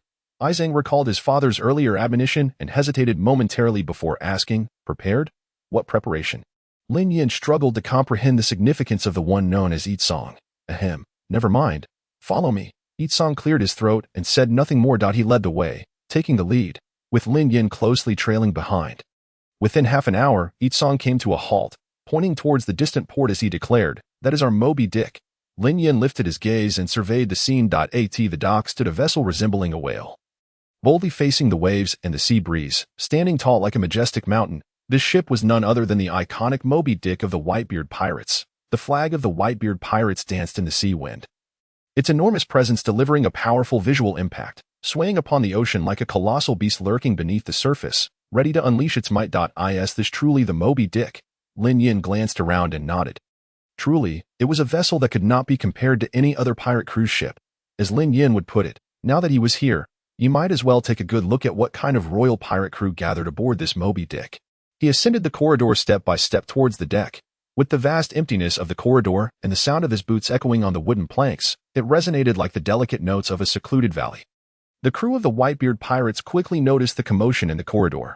Instantly, the entire ship, with its 1,600 souls, held their breath. The atmosphere became serene, as silence enveloped the scene, devoid of any extraneous noise. A newcomer was arriving. All eyes turned towards the corridor. In the next moment, Lin Yin stepped onto the Moby Dick. Sunlight reflected upon his face, revealing his features to everyone aboard. That instant, he shone like a black sheep amidst a flock of white, captivating the gaze of countless onlookers. All eyes were fixated on him, an invisible pressure crashing down upon Lin Yin like a tidal wave. Among these stares were skepticism, indignation, and even derision. They were eagerly awaiting the spectacle. As for Lin Yin, being a newcomer on the Moby Dick for the first time, he glanced around. The Moby Dick was immense, its expanse laid bare before him. The crew of the Whitebeard Pirates surrounded him on both sides. A continuous flow of activity. These were the elite of the Whitebeard Pirates, the very individuals who would participate in the upcoming Marineford War. Facing the collective gaze, Lin Yin's lips curled slightly upwards. At the center of the Moby Dick, Whitebeard sat upright, his sharp gaze assessing Lin Yin in return. Donning a captain's hat, his naginata stood beside him, dripping with seawater, his mustache curling upwards, exuding the aura of one of the four emperors. Even in his advanced age, his brilliance could not be concealed. His every movement radiated solemnity and authority. Even though Lin Yin stood at a distance, he felt the impact of Whitebeard's imposing presence. Whitebeard, indeed. Lin Yin nodded inwardly. He then shifted his gaze to the surrounding crew of the Whitebeard Pirates. However, he was taken aback. Everyone was glaring at him with intense hostility, as if he owed them several million. A flash of confusion crossed Lin Yin's mind. What on earth is happening? To be honest, Lin Yin had high expectations for the Whitebeard Pirates. Moreover, he understood that as a newcomer, it was only natural to attract attention upon first boarding the Moby Dick. The question was, why did they look at him as if they wanted to devour him whole? Was this our first meeting? Have I wronged any of you? You must be Lin. Whitebeard rose from his seat. His gaze filled with admiration as he addressed Lin Yin. Since Lin Yin had stepped aboard, Whitebeard had been observing him. Initially, he had expected Lin Yin to be a muscle-bound individual like Zhou. But upon seeing such a cultured and amiable person, Whitebeard's eyes displayed a hint of surprise. I am. Lin Yin replied. Listening to Whitebeard's inquiry stirred waves of emotion within him. Gururara, how intriguing. I have heard that Yi Song once invited you to join our Whitebeard Pirates. Whitebeard regarded the imposing Lin Yin, nodding in satisfaction. Indeed, Lin Yin affirmed. Then what is your opinion of our Whitebeard Pirates? Whitebeard was keen to understand Lin Yin's perspective. I have no particular opinion. It's quite good. Lin Yin offered a diplomatic response. Whitebeard paused momentarily, clearly disappointed that this was not the answer he sought. Let's be frank, Lin, are you willing to join our Whitebeard Pirates? Whitebeard chuckled heartily before his expression turned serious. Upon hearing this, the crew of the Whitebeard Pirates clenched their fists. It felt like a warning to the newcomer that the consequences were his to bear. Lin Yin did not respond directly. Instead, he glanced around, feeling the invisible pressure enveloping him, making him somewhat uncomfortable. I would like to ask a few questions first. Am I familiar with the members of your Whitebeard Pirates? Lin Yin inquired, gesturing towards the crew around him. Not familiar, as this is our first meeting. Whitebeard contemplated before responding. Is there any animosity between me and your Whitebeard Pirates? There is no animosity. Then may I ask if I have met any of your Whitebeard Pirates before? You likely have not. After hearing this, Whitebeard was puzzled as to why Lin Yin posed such questions. But the next moment, Lin Yin's words made Whitebeard burst into laughter. Then I must say, since there is nothing between us, Why do your crew members look at me as if they wish to skin me alive? Lin Yin was truly at a loss for words. I haven't provoked you. There is no enmity. What is the meaning of this? Instantly, the Whitebeard pirates plummeted in Lin Yan's esteem. I initially had high hopes for your crew, but alas, I am disappointed. Lin Yin raised his head, speaking helplessly. At that moment, those around him, who had been tolerating his presence out of respect for their captain, could no longer contain their anger. They were furious, unable to restrain themselves. Are you mocking us? They seethed. Who were they? Members of the Whitebeard Pirates, one of the 4 emperors of the New World, the leading force of the era, the foremost pirate crew of the Grand Line. Their achievements were not solely attributed to Whitebeard and the division commanders. The contributions of the 1,600 crew members were indispensable. Each individual standing aboard the Moby Dick was a formidable force, having emerged from countless battles. For heaven's sake, how long had they been standing firm upon the seas without ever being mocked in such a manner? In an instant, Lin Yin became the public enemy of the Whitebeard pirates. As soon as the vessel embarked, its tail shot skyward. If this continues, will it not soar beyond the solar system? Gulala-la-la-la. Meanwhile, in stark contrast to the furious crew members, Whitebeard let out a hearty laugh. Lin Yan's words piqued Whitebeard's interest. The crew, however, clenched their fists, having never intended to allow Lin Yan to save face. At this moment, the Pequod erupted like a flame igniting a fuse, with curses resounding all around. Ha! What audacity! Youngster, do not forget that the Pequod is not a place for you to act recklessly. Based on your words today, do not even think about joining our Whitebeard pirates. It is rather arrogant of you, and I sincerely hope you possess the strength to continue this bravado.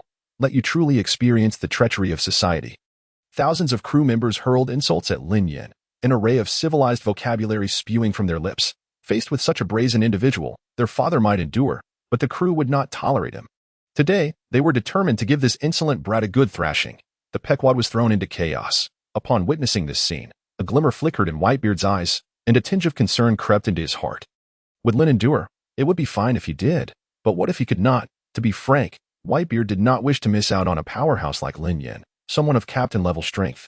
Just as Izo had previously contemplated, one should not let precious resources flow to outsiders. Surely, they could not allow other Yonko crews to benefit from such an opportunity. Stop the insults. Stop the insults. Lin Yin raised his hand, signaling everyone to cease their verbal onslaught. Observing Lin Yan's demeanor, the crew members of the Whitebeard pirates felt a glimmer of hope, mistakenly believing Lin Yin was yielding. After all, the Whitebeard pirates prohibited personal combat. They were merely indulging in a bit of verbal sparring with their father watching. They could never truly engage in a fight, just when they relished their moment of triumph. Lin Yin retorted, "Is this the extent of your Whitebeard pirates' verbal prowess? The culture of Zuan is hardly impressive, lacking any real impact. Your insults lack vigor. Even those outside my door know how to hurl insults better than you. Even a chicken could insult better than you." Lin Yin dug into his ears, launching a satirical barrage. This was no small matter. The crew of the Whitebeard pirates, held back by their father's authority, had yet to erupt, but Lin Yan's words ignited their repressed fury. One by one, they seemed to explode like miniature universes, unleashing a torrent of profanities upon Lin Yin as if firing a Gatling gun. As they raged, Lin Yin took the opportunity to untangle the situation's intricacies. It turned out their dissatisfaction stemmed from Whitebeard personally inviting him to join their crew, leading to this misunderstanding. Realizing this, Lin Yin felt a wave of embarrassment. Goodness, are you all so fragile? Is this the capacity of the Whitebeard pirates? Why are you all so pampered? Well, if the Whitebeard pirates do not welcome me, shall I take my leave? The sigh of a certain man. Adhering to the principle of avoiding unnecessary trouble, Lin Yin spoke nonchalantly. To be honest, I was initially quite pleased with your invitation to join the Whitebeard pirates. However, since you all do not welcome me, Captain Whitebeard, I must regretfully apologize. I refuse. I refuse to join your Whitebeard pirates. Lin Yin would not engage in futile banter. He straightforwardly declined. Did you not wish for me to join your crew? Were you not eager to throw me off the ship? Very well. I shall fulfill all your fantasies. You need not lift a finger. I shall leave of my own accord. Upon hearing the words I refuse, Whitebeard fell silent. Had he been rejected, Isaac could not help but feel anxious. If they truly drove Lin away, he would feel guilty. The crew members, who had just been hurling insults, now fell quiet. A brief silence enveloped the Pequod. The Whitebeard pirates' comprehensive strength was undeniable. As they grew increasingly formidable, the crew regarded their captain as an unassailable emblem of their identity. In the hearts of many crew members, the Whitebeard pirates held an exalted status. Though Lin Yan's "I refuse" was succinct, it unsettled them deeply. What? You dare to refuse? What happened to your earlier bravado? What happened to your defiant demeanor? Were you not the one proclaiming your superiority? If someone else had extended the invitation, Lin Yan's refusal might have been acceptable. However, the invitation came from their father. Who was their father? The foremost among the Yonko, a leader of the era, a figure of dominion from the old world. One of the legendary three pirates. What gives you the audacity to refuse our father's invitation? From the beginning, it had always been others yearning to join the Whitebeard pirates. They had rarely encountered someone who could outright refuse their father's invitation. Who would not want to join the Whitebeard pirates? Who would not feel pride in being part of the Whitebeard pirates? The crew's arrogance and pride stemmed from the current status of the Whitebeard pirates. As a newcomer, Lin Yan's public refusal sparked outrage among the crew. Lin, how dare you refuse? Ha, thinking of leaving? Not a chance. You have stirred up a great deal of trouble. What was once mere noise had now escalated. One after another, they clutched Lin Yan, determined to prevent him from leaving the ship. In the eyes of the Whitebeard pirates crew, only they had the right to refuse others. When had it ever been the case that someone could audaciously attempt to reject them? Now, Lin Yan claimed disinterest in the Whitebeard pirates. This was nothing short of an affront to their dignity. They could not allow Lin Yan to have his way. At this moment, Lin Yan regarded the crew of the Whitebeard pirates with the disdainful gaze of an elder on the subway engrossed in his phone. Damn, fools, a certain nation had a signature phrase before Brexit that alluded to the leaking of national essence. These people are fools. They're all fools. This group of Whitebeard pirates crew members epitomized foolishness. Caught in indecision about joining or leaving. Having lived a considerable portion of his life, Lin Yan had never encountered such psychologically deranged individuals. He felt compelled to fund a therapy session for these shameless beings. How inflated must one's ego be to reach such a level? What if I truly wish to leave? Lin Yan furrowed his brow, growing increasingly discontent. Are you trying to make me feel unwelcome? Then you shall have to step over us. Upon hearing Lin Yan seemingly preparing for a confrontation, the crew erupted in laughter. Want to fight? Who has the Whitebeard pirates ever feared? Who among those standing here could be deemed weak? Then let the battle commence. Lin Yan had initially intended to depart.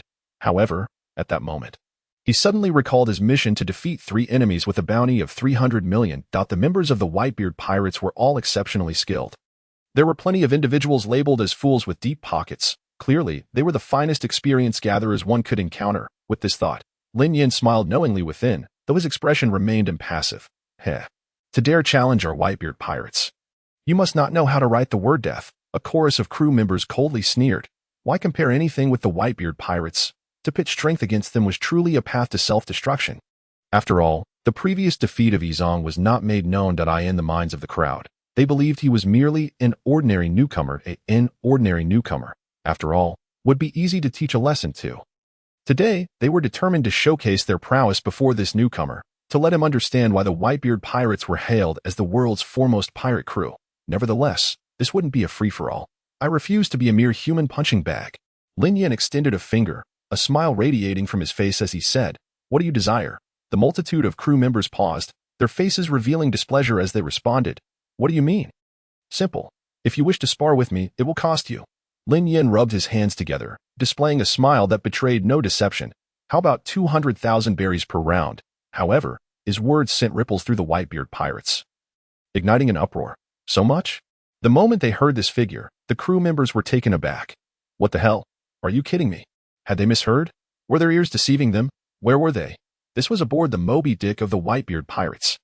In the eyes of everyone, the Moby Dick was their sacred home, a hallowed sanctuary in their hearts, a companion that had fought alongside the Whitebeard pirates for years. It was as pristine as Mariewa in the hearts of the Navy, and as elevated as the goddess Athena, revered and untouchable. And yet, goodness, this rascal, this shameless scoundrel, not only was he fighting aboard their Moby Dick, but he also dared to demand payment. Had he been possessed by a money-loving spirit? Was this even a feasible idea? How amusing. It was truly too amusing. Gwahaha.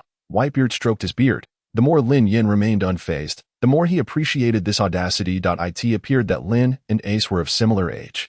However, Lin's cunning ideas were indeed abundant. It had been quite some time since anyone so intriguing had graced their Moby Dick. Traditionally, it was the Whitebeard pirates who snatched from others, yet now they were about to reap what they sowed. While Whitebeard admired Lin Yan, he increasingly contemplated inviting him to join their ranks. Next, he would observe the extent of Lin's capabilities. If he truly possessed the strength as Yizong had claimed. Whitebeard had already begun to formulate a plan in his mind. Just as Whitebeard was lost in thought, the atmosphere aboard the Moby Dick erupted. Damn it, He did this on purpose. I have never encountered someone so brazenly shameless. Knowing I have no money, he deliberately targets me. Does he? Don't be a fool, you little brat. Those who had taken an immediate dislike to Lin Yin became increasingly aggressive. How dare this fellow treat their white-beard pirates as if it were some sort of playground? Crack, crack. The sound of clenched fists echoed throughout the area. The sea breeze swept in, amplifying the hostile atmosphere, filled with menace and fury. The crew's hatred for Lin Yin reached a fever pitch. They truly wished to imprint their size 45 shoes upon Lin Yan's infuriatingly small size 38 face. Marco, Jozu, Bista, and other division leaders covered their foreheads, exchanging glances that conveyed deep-seated helplessness. Yizong could not help but shake his head. Finally understanding why Lin Yin had spoken of doubling salaries and benefits before even joining the Whitebeard pirates. It turned out he was indeed quite greedy. How wrong he had been in his judgments. He had believed Lin Yin to be a person above wealth, status, and honor, unattached to worldly matters. This was truly his oversight. Yet, this was the Whitebeard pirates, where each member was not lacking in riches. Although 200,000 berries was painful, it was not beyond their means. Surely, they were not so naive as to believe they could not pay. Today, I will teach you a lesson. At this moment, from the 5th Division, their vice-captain stepped forward. He raised his sword, pointing it towards the distant Lin Yin with barely contained fury. It was the vice-captain of the 5th Division. He was among the strongest on their ship. With him present, victory was assured. How would this scoundrel manage to dance around in front of the vice-captain? This newcomer had quite the thick skin. However, I wonder just how strong he truly is. I would relish the chance to trample him underfoot. I hope he can withstand 3 moves from the vice-captain. The crew quickly recognized the identity of this vice-captain. It was well known that Bista, the flower sword, had traveled the furthest in swordsmanship within the Whitebeard pirates. No one could rival him in the art of the sword. The vice-captain of the 5th Division had followed Bista for many years. His mastery of the blade having surged tremendously, his strength was extraordinary. If a ranking were to be established among the swordsmen of the Whitebeard pirates, this vice-captain would undoubtedly secure a spot in the top 3. As he appeared, the crowd erupted with excitement. Go, vice-captain. You want money? Beat him senseless. The crew vented their emotions, expressing their dissatisfaction. One after another, they cheered for the vice-captain. Surrounded by hundreds, if not thousands, of supporters, the vice-captain wore a proud expression. His strength was unquestionable, placing him among the elite of the Whitebeard pirates. Confident in his abilities, he was the first to step forward. He reached for his pocket and pulled out a gold watch. I may not have that much money on hand, but this gold watch is worth 500,000 berries. It may be a bit excessive, but today, I will use it to teach you a lesson and take your head. A cold smirk adorned the vice-captain's face, his words dripping with scorn. In his view, seeking wealth, he feared you would have your life, but not a penny to spend. As he finished speaking, he hurled the gold watch angrily towards Lin Yin. Lin Yin, however, raised his hand to catch the watch, examining it from top to bottom. It was heavy, and the sunlight reflecting off it was blinding. Real gold and silver were held firmly in his grasp.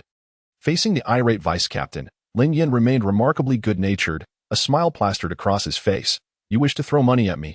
Go ahead, throw as much as you like. I'll catch every last bit. Truly, as expected of the world's foremost pirate crew.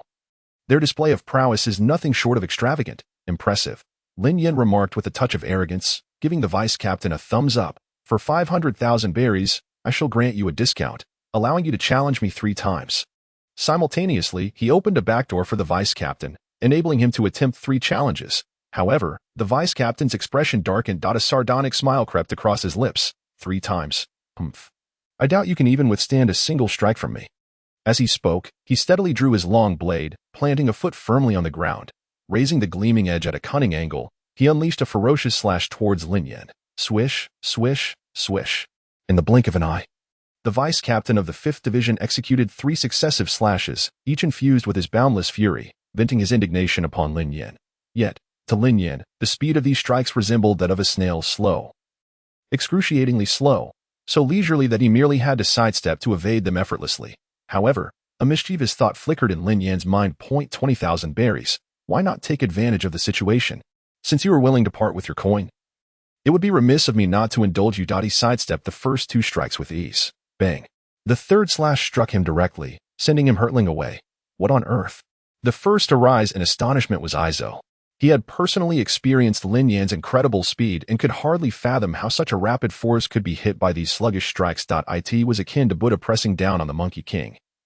only to have the Monkey King break free and stomp on Buddha's head, leaving onlookers utterly astounded. This, not only Izo, but also Marco, Jozu, and Vista were left in bewilderment. They were equally perplexed by the situation. Wasn't it said that Izo stood no chance against Lin Yin? How could he falter on the very first strike?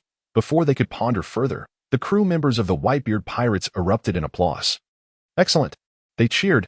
Our vice captain truly deserves this recognition. This is the price of arrogance within the Whitebeard Pirates. It brings me immense joy. They reveled in Lin Yan's temporary setback, clenching their fists as if witnessing their national football team entering the World Cup. Filled with exuberance. Is this your true strength? The 5th Division's vice captain towered over Lin Yan. Even he, previously indifferent, could not suppress a sense of pride at this moment. The Whitebeard Pirates were indeed the 4 emperors of the New World. The leaders of this era, the world's greatest pirate crew, with the strongest man, Whitebeard, reigning supreme, they stood atop the mountain, invincible and disdainful of the seas, sweeping across the world, unmatched by any foe. Such strength is truly formidable.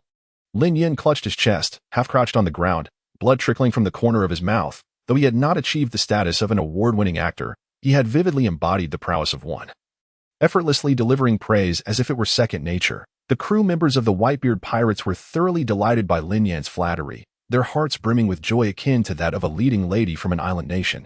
Do not presume that a few flattering words will earn you my mercy. The vice-captain, brimming with inner satisfaction, struggled to maintain a serious facade as he coldly addressed Lin Yan. As the battle escalated, it was evident that the vice-captain held the upper hand. Blades clashed in a dazzling display of skill, each strike showcasing his various abilities on the grand stage. Meanwhile, Lin Yin found himself in continual retreat, seemingly on the verge of defeat, teetering on the brink of demise. Yet he clung to his last breath, refusing to collapse, surrender, or succumb to failure. Damn it. Just one final push to take down this shameless fellow. How infuriating that he can endure so much. Vice-captain, give it your all. He is like a stubborn piece of gum, refusing to let go. Fall already, for heaven's sake. The vice-captain grew increasingly agitated by Lin Yan's resilience, while the surrounding crew members felt the same urgency, eager to jump into the fray themselves. Despite Lin Yan exposing numerous flaws, they found it maddening that he remained unvanquished. Gulalalala, at the center of the Moby Dick. Whitebeard's mustache curled upward in a slight smirk. Initially puzzled, he observed as time passed. Lin Yan began to reveal his tricks. Whitebeard smiled knowingly, choosing not to expose him, his sharp gaze fixed intently on Lin Yan. This lad is certainly up to something. Even among the likes of Jozu, Vista, and Izo, it was likely that even the most composed Marco would find himself ensnared. After a prolonged battle, the tally of strikes reached an astounding 904 before the victor was determined. Bang! The vice-captain of the 5th Division finally succumbed, drenched in sweat, utterly exhausted, collapsing to the ground. A stroke of luck. It appears I have triumphed by a narrow margin. It seems the members of the Whitebeard Pirates are not quite as formidable as they claim. Perhaps the title of the world's greatest pirate crew is somewhat inflated. Next. Lin Yan rubbed his hands together, a mischievous grin plastered across his face. The crew members furrowed their brows. What do you mean by somewhat inflated? You've only defeated one vice-captain. How dare you be so arrogant? Are you truly ascended to such heights? Is this what victory looks like? I feel embarrassed to even acknowledge your so-called win. It is evident to all that you merely outlasted the vice-captain until he collapsed from exhaustion. How dare you act so superior? Having lived for quite some time, they had never encountered anyone so brazen. Nevertheless, the vice-captain's defeat was an undeniable fact, fueling the crew's growing frustration. Next, I'll take my turn. Let me at him. Step aside. I am his opponent. Previously hesitant due to the 20,000 berries, cursing Lin Yan as a mercenary, they now clamored to challenge him, willing to risk everything, for no other reason than to reclaim the pride of the Whitebeard Pirates. Is living not about preserving one's dignity? The Moby Dick erupted in uproar, the shouts echoing throughout. Huzzah! Millions of berries were hurled before Lin Yan, as countless challengers surged forth. Among them were the vice-captain, elite officers, and formidable crew members, all driven by their fervent spirits. They converged, pelting Lin Yan with cash, some even throwing 100,000 berries in a fit of rage, eager to stake their claim for a duel. Lin Yan, with practiced ease, accepted the money and called out, one at a time, no need to rush. Thus, the individual who had recklessly thrown 100,000 berries became the second member of the Whitebeard Pirates to challenge him. Just a mere nuisance, merely a delay. Watch me conclude this swiftly, he declared, his voice echoing across the Moby Dick. A fierce battle loomed, ready to erupt at the slightest provocation. It must be said. The ability to produce such a sum for a challenge indicated a significant standing within the crew. However, to Lin Yan, they were merely sluggish, akin to snails. "Come on," he urged. "You are the second to take on this fool. You must defeat him. I cannot bear to see his arrogance any longer." The crew was charged with excitement. Their spirits ignited. They could not deny that Lin Yan's capacity to topple the vice-captain of the 5th Division was somewhat unexpected. He possessed undeniable strength. Yet, that mattered little. The Whitebeard pirates were not lacking in powerful individuals. Now, they yearned for Lin Yan to be left battered and begging for mercy. Regrettably, their hopes would soon be dashed. The two sides clashed for over 1,300 rounds, battling with such ferocity that the heavens seemed to tremble. And the sun and moon lost their light amid the tumultuous waves. Had it not been for the simmering resentment in their hearts, many would have nearly succumbed to slumber, reminiscent of a match that stretched on for 33 minutes without a single score. The exchanges were relentless, akin to a Shakespearean drama unfolding before them. Without a doubt, the second challenger was once again exhausted by Lin Yan's relentless prowess. "You wretched fool," the second challenger gasped, his breath ragged. Feeling as though his fist struck only soft cotton, his strength rendered futile. A million grievances surged within him, his face flushed with indignation, yet at this moment, he was powerless to turn the tide. Following the vice-captain of the 5th Division, the second challenger found himself defeated, not merely knocked down, but utterly worn out. Next. Lin Yan beckoned for another opponent. To think this newcomer has dispatched 2 of our ranks in succession. Today, the reputation of the Whitebeard pirates lay in tatters. No, this fool merely exploits delays, daring not to face us head-on. What kind of skill is it to evade confrontation? They were resolute. They craved to engage him directly. "I don't care. I shall step up next, eager to trample him underfoot. I shall take my turn." Another declared. "I have already paid 80,000 berries." The crew was aflame with fervor, each one a zealous warrior. As they had surmised, this insufferable wretch only sought to waste time, refusing to confront them directly, leaving them feeling impotent. Yet, it was precisely this that encouraged more challengers to join the fray, each eager for a chance to measure their strength against Lin Yan. The third challenger engaged, battling for over 1,300 rounds. The fourth challenger persisted for over 1,500 rounds. The fifth challenger fought for over 1,800 rounds. At this point, every member of the Whitebeard pirates was consumed by a singular obsession: to vanquish this newcomer. The more they fought, the more frustrated they became, and the greater their desire to reclaim their honor. Truly, it was a testament to the adage, though lacking in skill, the yearning remains profound. "Wait," suddenly called Lin Yan, raising his hand to signal the 6th challenger to halt. "What? Are you afraid?" the 6th challenger retorted, his face dark with anger. No, I simply require 10 minutes to rest." Lin Yan requested a brief respite. For him, such a lengthy bout was no great challenge, but feigning fatigue was necessary to avoid revealing any vulnerabilities. Subsequently, after each fight, Lin Yan would demand 10 minutes of rest. As the 6th, 7th, 13th, and 14th challengers came forth, the crew's eyes gleamed with hope as they witnessed Lin Yan's increasing need for breaks. "Look, his rest periods are growing longer. Surely, he is nearing exhaustion. We are on the brink of victory." Now understanding the consequences of their reckless bravado, they began to realize. He had already bested around 50 to 60 of their comrades. "Wait, stop sending more to their doom. Have you not noticed? He has already taken down 50 to 60 of us." His words struck like a bolt of lightning, awakening the crew from their fervent stupor. Though the Whitebeard pirates were incensed, they were not foolish. Accepting the loss of 2 or 3 was bearable. Enduring the defeat of 7 or 8 could be understood. Even the loss of 10 or 20 was not entirely intolerable. For they had gained insight into Lin Yan's strength through their numerous encounters. Yet, to have lost 50 to 60 without a hint of injury, without so much as a flushed face or labored breath, was a bitter pill to swallow. The manner in which he appeared to revel in the contest, yearning to prolong the match, was confounding. Why is this newcomer so insistent on continuing the challenge? Realization dawned upon them. It was a trap of his own making. He sought to exploit their desire to leave their mark upon him, orchestrating this spectacle all along. After prolonged skirmishes, a discerning voice finally emerged, awakening the crowd from their daze. It was as if enlightenment had struck them. So, this scoundrel is merely feigning weakness, they gasped, stunned by the revelation. What a devious mind. Grandson of a turtle. Damn it, I spent all my previous money on tuition. 200,000 berries. 200,000 is nothing. I've already put forth 1 million berries. I have 800,000. I have 600,000, merely cutting in line. Upon hearing this, those around them understood the gravity of the situation.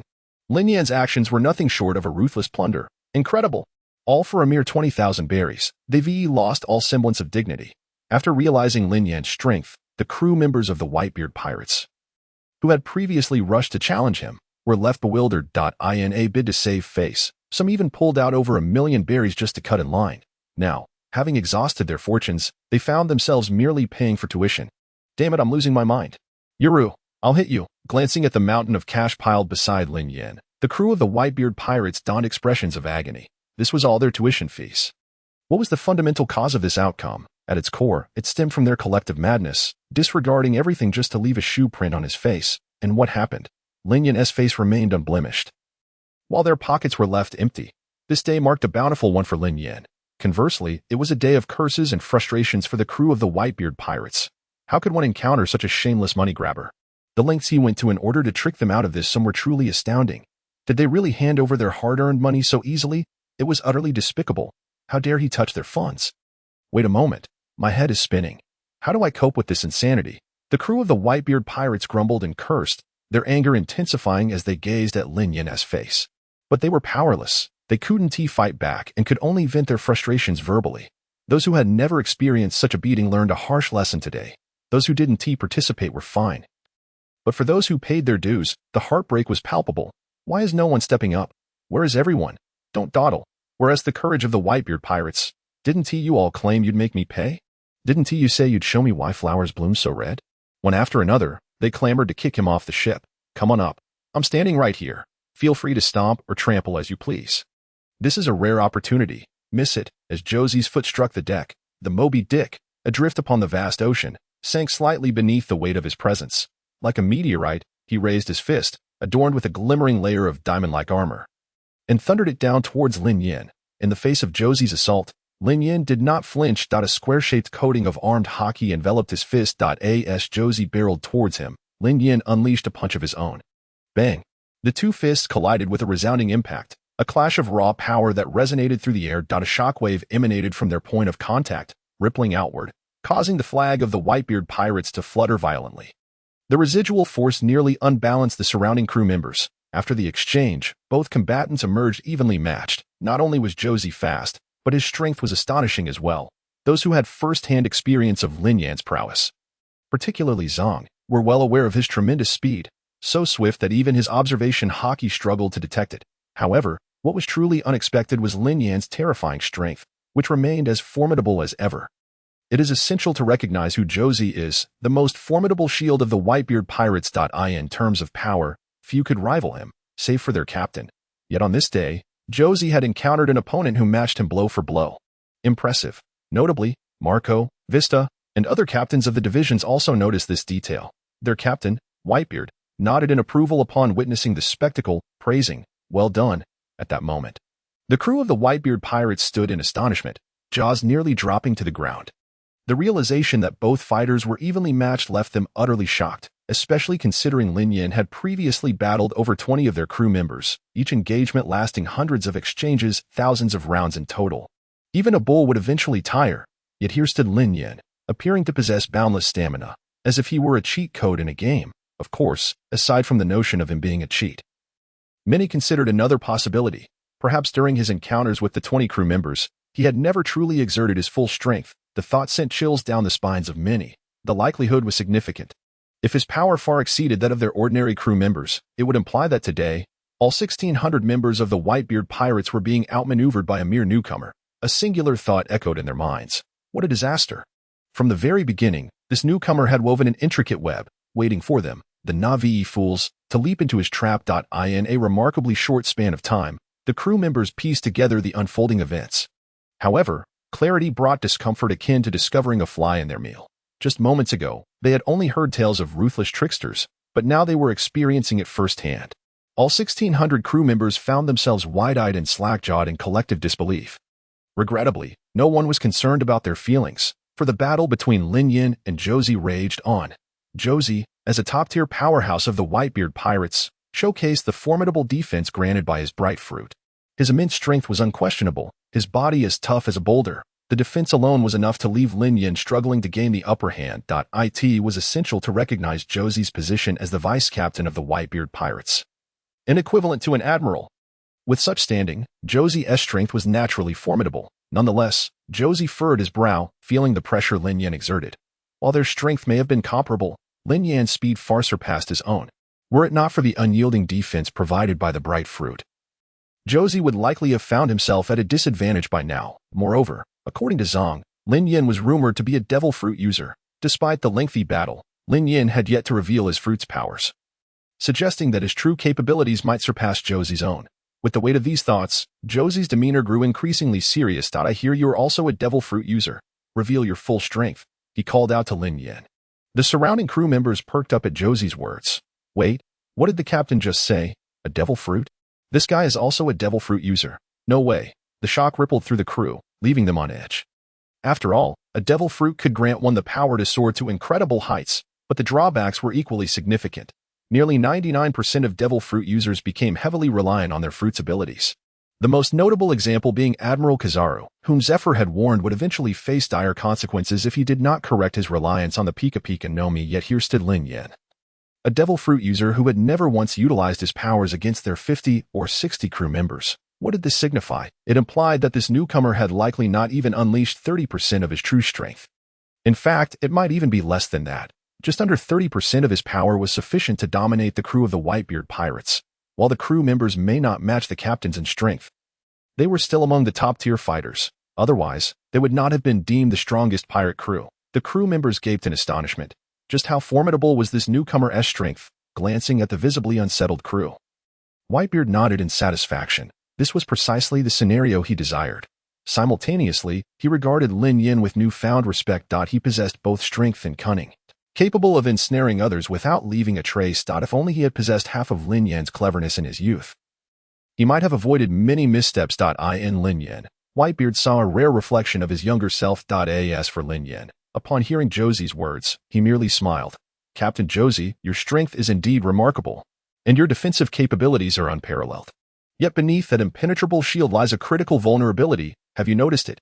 Xiaozi narrowed his eyes as he scrutinized Lin Yin from head to toe, inquiring, what weakness? It was not only Xiaozi, Marco, Yizong, and even Whitebeard himself fixed their gazes upon Lin Yin, eagerly awaiting his response. You will know soon enough, Lin Yin replied with an air of calm, withholding further explanation. Bang! Xiaozi remained unfazed, and the battle resumed with renewed fervor. The onlookers initially believed that Lin Yan's claims of discovering flaws and vulnerabilities were mere bluster. However, the ensuing spectacle left everyone utterly astounded. Just as Xiaozi and Lin Yan were locked in a closely contested duel, a sudden flash of crimson light erupted from Lin Yan's eyes, revealing a mysterious pattern inscribed within his pupils. It was the Sharingan. Indeed, Lin Yan had activated the Kaleidoscope Sharingan. Upon awakening this potent ability, Lin Yan did not unleash a formidable technique.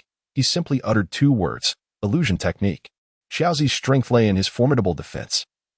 Yet this very strength also constituted his Achilles heel. In the war atop the battlefield, Xiaozi had withstood the assaults of Hawkeye, clashed with Akainu, collided with Akiji, and endured the might of Kizaru. He had faced nearly every formidable opponent imaginable.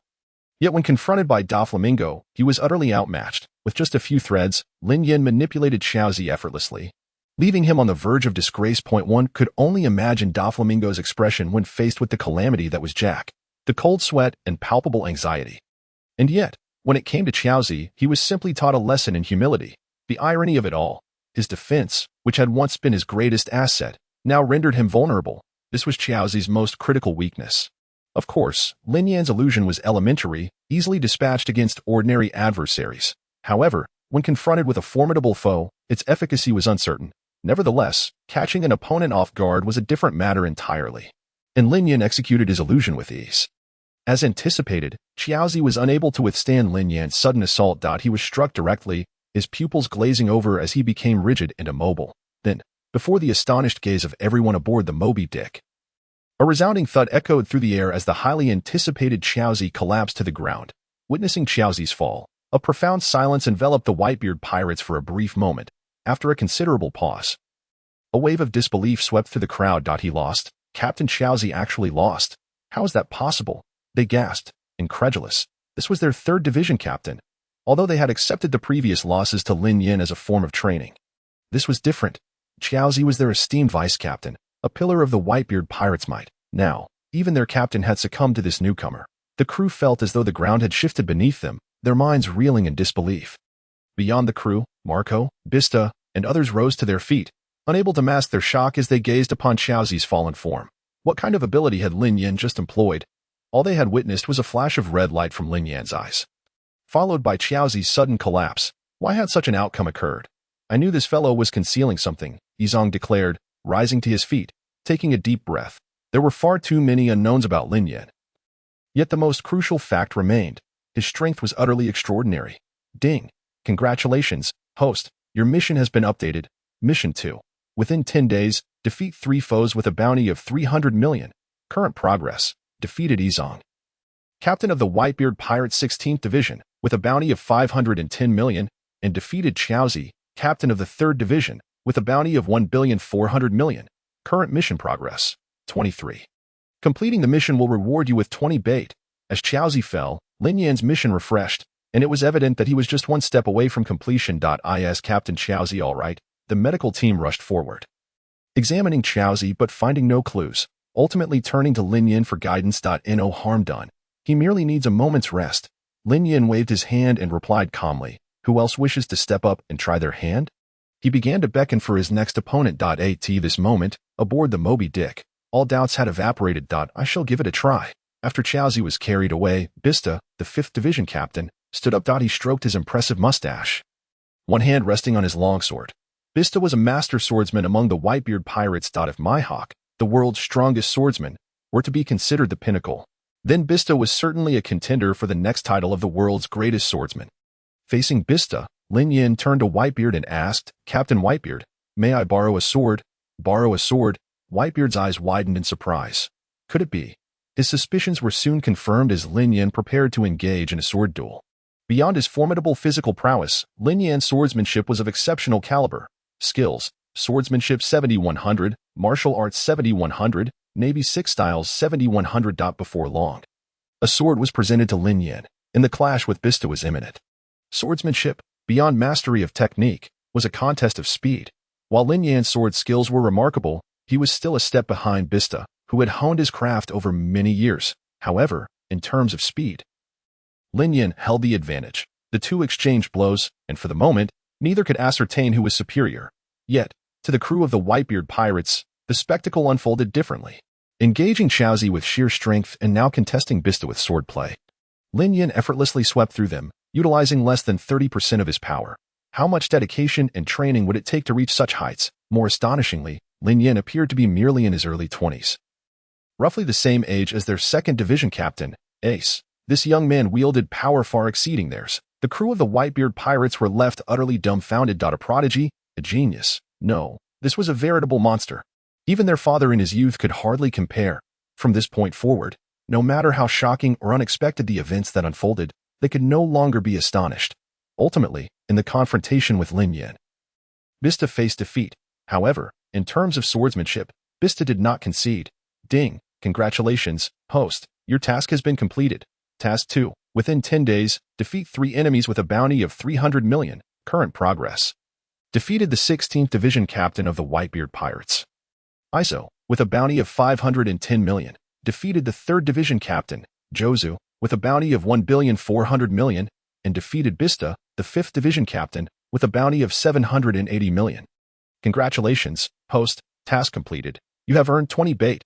Following Bista's defeat, Lin Yan also successfully completed his task, securing 20 bait. At this moment, however, other division captains were eager to challenge him. Captains of the 7th, 8th, and 15th Divisions stepped forward to issue their challenges. In response to their invitations, Lin Yan declined outright. His task had been accomplished, and continuing to fight held little significance. Moreover, the pile of money had accumulated into a small mountain. One should not be greedy. It was time to take a step back. Upon hearing Lin Yan's refusal, disappointment flickered across the faces of the numerous division captains. The crew of the Whitebeard Pirates watched as Lin Yan skillfully collected the riches, their hearts bleeding. This money was all offered by them. Yet, at this point, any protest would be futile. They had to swallow their grievances in silence. After this battle, Lin Yan's strength had garnered the recognition of everyone aboard the ship. There was no need to elaborate on the status of Jozu and Bista within the Whitebeard Pirates. They were akin to figures on par with the 7 warlords or admirals. Lin Yan had single-handedly taken down these 2 captains, a feat worthy of at least an admiral's regard. Even if he could not compare to a true admiral, he had certainly brushed against the threshold. With such thoughts, the crew felt increasingly conflicted. Indeed, the fact that their father personally recruited Lin Yin, followed by the attendance of all division captains, indicated that only a powerhouse of admiral caliber could command such respect, reflecting on their previous behavior, which resembled that of foolish jesters. Many felt an urge to slap themselves. What on earth had they been doing? In other factions, when they learned that an admiral-level powerhouse was willing to join their crew, every individual aboard would be raising their hands and feet in welcome. Yet here, within the Whitebeard pirates, they had rather wished to kick others off the ship. Was this truly a reasonable course of action? Many crew members felt uneasy about their impulsive previous behavior. Just as everyone was drowning in shame, Whitebeard stood up, his piercing gaze sweeping across the entirety of the Moby Dick. "Are we finished?" His voice was loud and resonated throughout the deck. The crew slowly raised their heads, their hearts filled with confusion, wondering why their father had chosen this moment to stand up. Soon after, Whitebeard's grave voice weighed heavily on their hearts. "Lin, your strength is formidable, so much so that neither Izo, Jozu, nor Bista could match you. To be candid, I was quite astonished by today's contest. Your prowess is remarkable. I see boundless potential within you. But do you know why I orchestrated today's duel? Lin Yin paused for a moment, then came to his senses. This duel had been planned by Whitebeard. Whitebeard, noticing Lin Yan's astonishment, continued calmly. "What atmosphere prevails within our Whitebeard pirates? I believe that after spending some time together, you must have come to realize it. Looking around, who among you does not carry an air of arrogance? Just because I personally welcome newcomers, a few could not tolerate it. If this continues, we shall inevitably face dire consequences. To be honest, I indeed wish to use your hand to rectify this toxic atmosphere." Lin Yin remained silent. It seemed Whitebeard had indeed noticed this situation. Whitebeard's gaze swept over the more than 1,600 individuals present, and with a stern voice, he declared, "Haven't you all always harbored lofty aspirations? Why, then, has your dignity been trampled upon here today? Have you stood atop the mountain for too long? Without encountering setbacks, and developed a distorted sense of superiority, the world's foremost pirate crew, the sovereign of the New World, has become lost in self-aggrandizement due to external praise. Becoming arrogant and short-sighted. Do you believe you are worthy of being a member of the Whitebeard pirates?" Listening to Whitebeard's reprimand, the crew was all too aware of their distorted sense of superiority. They hung their heads in dejection. Lin, prior to this moment, they had never heard of such a person. Now, an individual had casually appeared and wreaked havoc aboard the Moby Dick, leaving them utterly powerless to retaliate. In light of such circumstances, what qualifications did they have to remain arrogant? I hope you will remember today's defeat and refrain from allowing arrogance to fester as it did in the past. Under Whitebeard's admonitions, the Moby Dick fell into a profound silence, resembling children being chastised. Whitebeard maintained a stern expression, and once the atmosphere had settled somewhat, he gravely turned to Lin Yin and inquired, "Lin, tell them how long you have been training." In his mind, Lin Yan's strength was so great and he was so young. Day after day, he must have worked diligently without a moment's respite. This time, it was Lin Yan's turn to be at a loss for words. Does training for a year count? Of course, he would never say that. Lin Yin, akin to a timid rabbit before an overbearing landowner, sheepishly extended 3 fingers. 3 years, I suppose. In truth, he had intended to say 2.5 years, but after thinking it over, he decided against it. Aside from being scolded, he might also receive a Green Corps letter. He must not overstep the bounds. What? 3 years of training? A cough escaped Whitebeard as he was momentarily choked. Achieving such strength in just 3 years, was that even true? Nevertheless, Whitebeard immediately added, "Take a good look. Someone who has trained for 3 years has managed to leave you all utterly lost. How can you sleep at night? What qualifications do you have to be complacent?"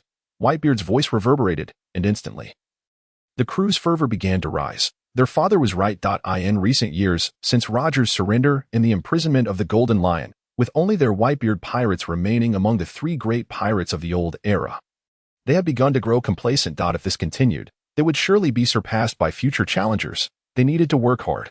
"I'm sorry." Suddenly, a crew member stepped forward and directly apologized to Lin Yan. Whether it was due to Lin Yan's formidable strength or their prior arrogance, ultimately, the fault lay with them. "I'm sorry. Please forgive us for our earlier rudeness. The beginning of everything is indeed the most challenging." With the first individual taking the initiative, over 1,600 people present began to apologize to Lin Yan, observing the crew below as they shed their previously arrogant and complacent demeanor. A gradual smile appeared on the steady face of Whitebeard. This was the authentic visage of the Whitebeard pirates. He certainly did not wish for the vast crew he had nurtured for 4 to 5 decades to crumble into disarray due to pride and arrogance. It must be noted that the swift resolution of today's situation was entirely attributable to Lin Yan's overwhelming strength. Whitebeard also recognized the boundless potential that resided within Lin Yan for a neutral powerhouse such as him. Missing this opportunity would be an unthinkable loss for Whitebeard.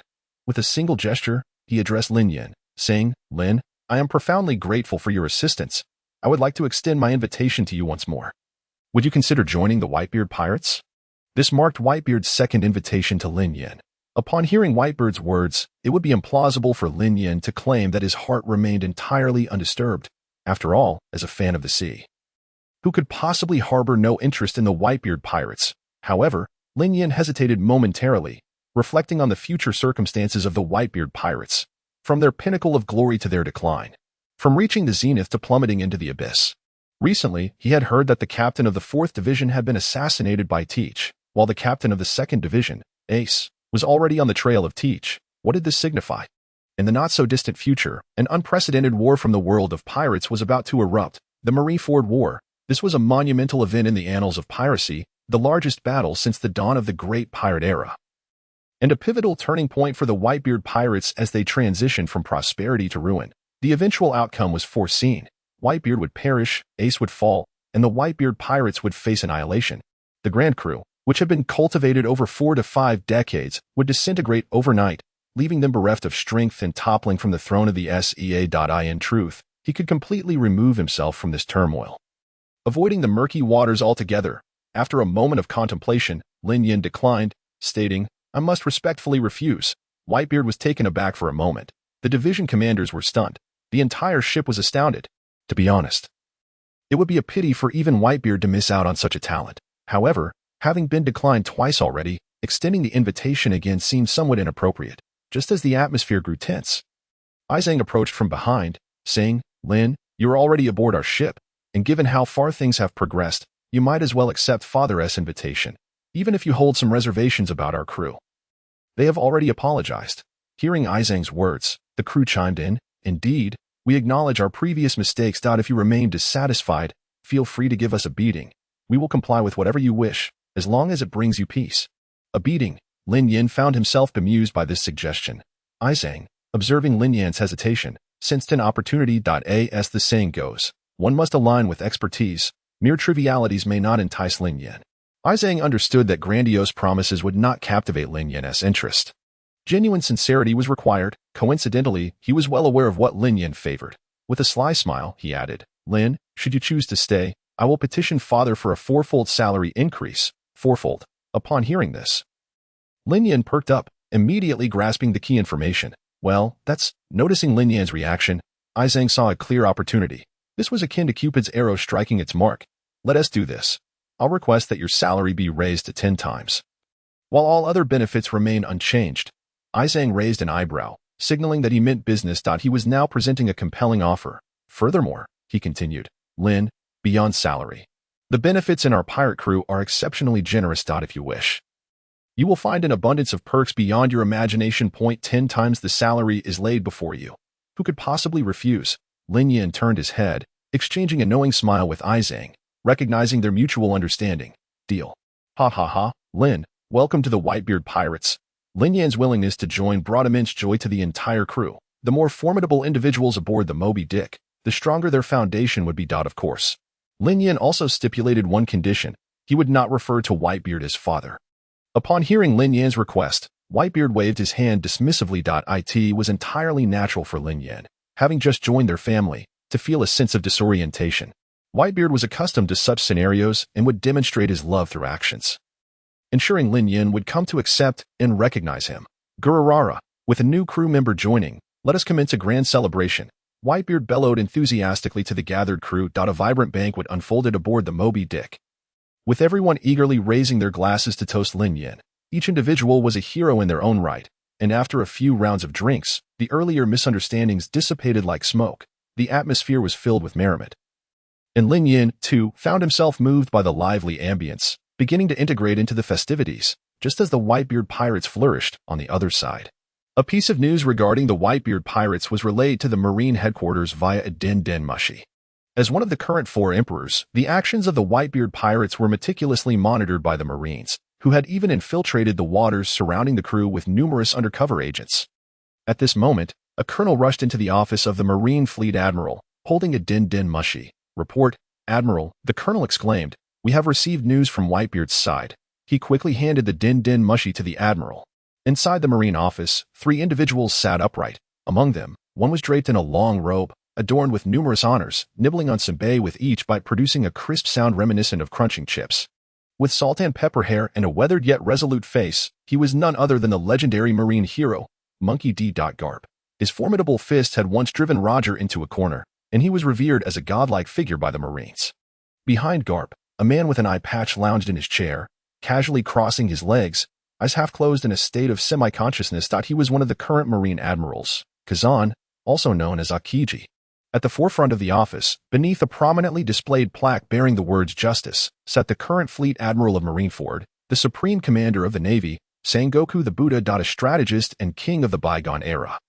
He was regarded as one-third of the Marines' Iron Triangle alongside Garp and Saru. Once, his unparalleled strategic prowess had instilled deep-seated animosity in legendary pirates such as Shiki, Whitebeard, and Roger. Hearing the commotion from the Whitebeard pirates, Garp paused his chewing of senbei. Akiji lifted the edge of his eye patch, while Sengoku calmly instructed, "Bring it forth." Soon, news of the Whitebeard pirates recruiting a new crew member spread, known to Sengoku, Garp, and Akiji. Logically speaking, it is commonplace for the Whitebeard pirates to enlist new members, just as the Navy conducts its world conscription annually. However, therein lies the crux of the matter.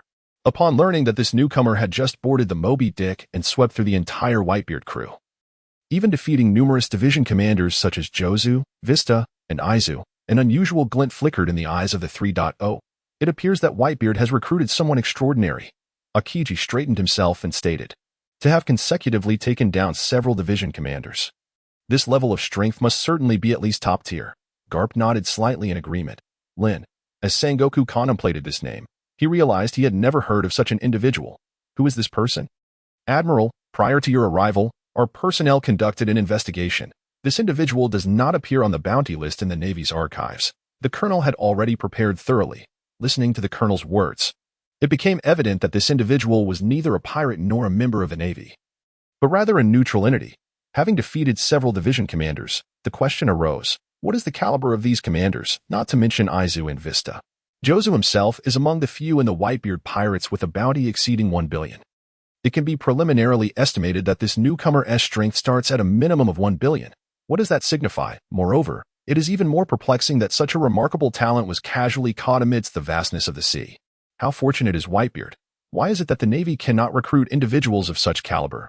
This detestable Whitebeard, who had only recently suffered the loss of the 4th Division commander, Thatch, now gains another formidable character in Lin, surpassing other division commanders. Such luck is truly unparalleled. Sengoku's brow furrowed slightly, his indifferent expression tinged with concern. He rubbed his temples. Over the years, since Roger proclaimed the existence of One Piece and ushered in the Great Pirate Era, the Navy's dominance over the seas has been steadily declining, particularly as the number of pirates has surged, with countless powerful individuals emerging. The Navy's governance has become increasingly arduous across the seas. From the first half of the Grand Line to the New World, the number of pirates has reached staggering heights, posing significant challenges for the Navy. It is precisely for this reason that Sengoku realized it was time for him, as Admiral, to take action and initiate a plan. In light of the overwhelming strength and influence of the Whitebeard pirates, the Navy has resolved to embark on a series of operations against them. After thorough deliberation, the spark of the era's leader must be extinguished. Whitebeard has become Sengoku's foremost target for eradication. However, how should the Navy act against such a dominant force as the Whitebeard pirates, one of the 4 emperors in the New World? This requires careful planning. Not long ago, due to a certain devil fruit, the 4th Division commander Thatch fell, a piece of news that was monumental for the Navy. The division commanders hold a crucial position within the Whitebeard pirates. With the loss of one commander, the strength of the Whitebeard pirates diminishes. The plan was to exploit this opportunity, yet it was hardly any time before the Whitebeard pirates gained another commander-level combatant. This was indeed a source of frustration for Sengoku. The position of admiral is no easy task. After prolonged strategizing, Sengoku noticed an increasing amount of white hair atop his head. Alas, Sengoku leaned back in his chair. If only a neutral figure like Lin could have been unearthed by the Navy first. Garp, give the order to closely monitor the movements of the Whitebeard pirates until we engage with them. We must avoid any unforeseen complications. Sengoku has never been one to dwell in regret. Though he felt disheartened, it was merely that he promptly instructed Garp to act. For it would be imprudent to hastily issue a bounty upon first receiving news. And instead, they could only observe for the time being, planning for future endeavors. Understood. Garp readily agreed. Dismissed. Sengoku signaled for everyone to depart. However, at the very moment Sengoku and the others concluded their meeting, Kamis was nowhere to be found in the Great Line. The rise of Lin was just beginning. Though Lin Yin had yet to garner much attention, the Whitebeard pirates certainly did not lack in notoriety. The fame of the Whitebeard crew even overshadowed that of the Navy. Across the seas, who would dare to claim ignorance of the Whitebeard pirates? As the foremost among the 4 emperors of the New World, the number of those keeping a close eye on them was incalculable. Especially among the media outlets, upon hearing news about Lin Yin, they rushed back to disseminate details about the Whitebeard pirates' recruitment of a new crew member. If it had been an ordinary recruitment, it would have sufficed. But upon learning that this newcomer had forcefully boarded the Moby Dick, sweeping through the formidable Whitebeard pirates, the uproar was instantaneous. Word spread like wildfire across the Grand Line. Many shared a unified thought. What status does the Whitebeard pirates hold in these seas? How formidable are the individuals aboard? In the Grand Line, one could easily glean the answer by merely encountering a passerby. Now, in the zenith of their glory, the Whitebeard pirates have been swept by a newcomer. Incredible. Especially upon seeing detailed reports, such as how the newcomer vanquished those division commanders. Many could not help but gasp in astonishment. On one hand, they marveled at Lin's extraordinary prowess. On the other, they were astonished at how the Whitebeard pirates had struck gold with such a powerful addition. The comprehensive strength of the Whitebeard pirates was bound to ascend to new heights. In the New World, among the red-haired pirates, Lin, who was this person? Under the bright sun and clear skies, after Shanks delivered the bounty to the seagulls, he opened the day's headlines. What met his gaze was precisely the unfolding events concerning the Whitebeard pirates. Upon learning that this newcomer had defeated Jozu, Vista, Izu, and a host of other division commanders, even Shanks displayed an expression of surprise. This Lin is indeed remarkable. The first mate, Ben Beckman, also fixated his gaze upon the newspaper.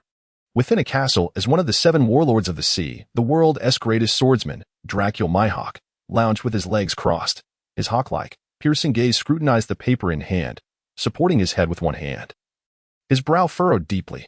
With the other hand, he held the newspaper. Lin, in terms of swordsmanship, does not compare to Vista. If one were to speak of obsession with the sword, I would claim the second place.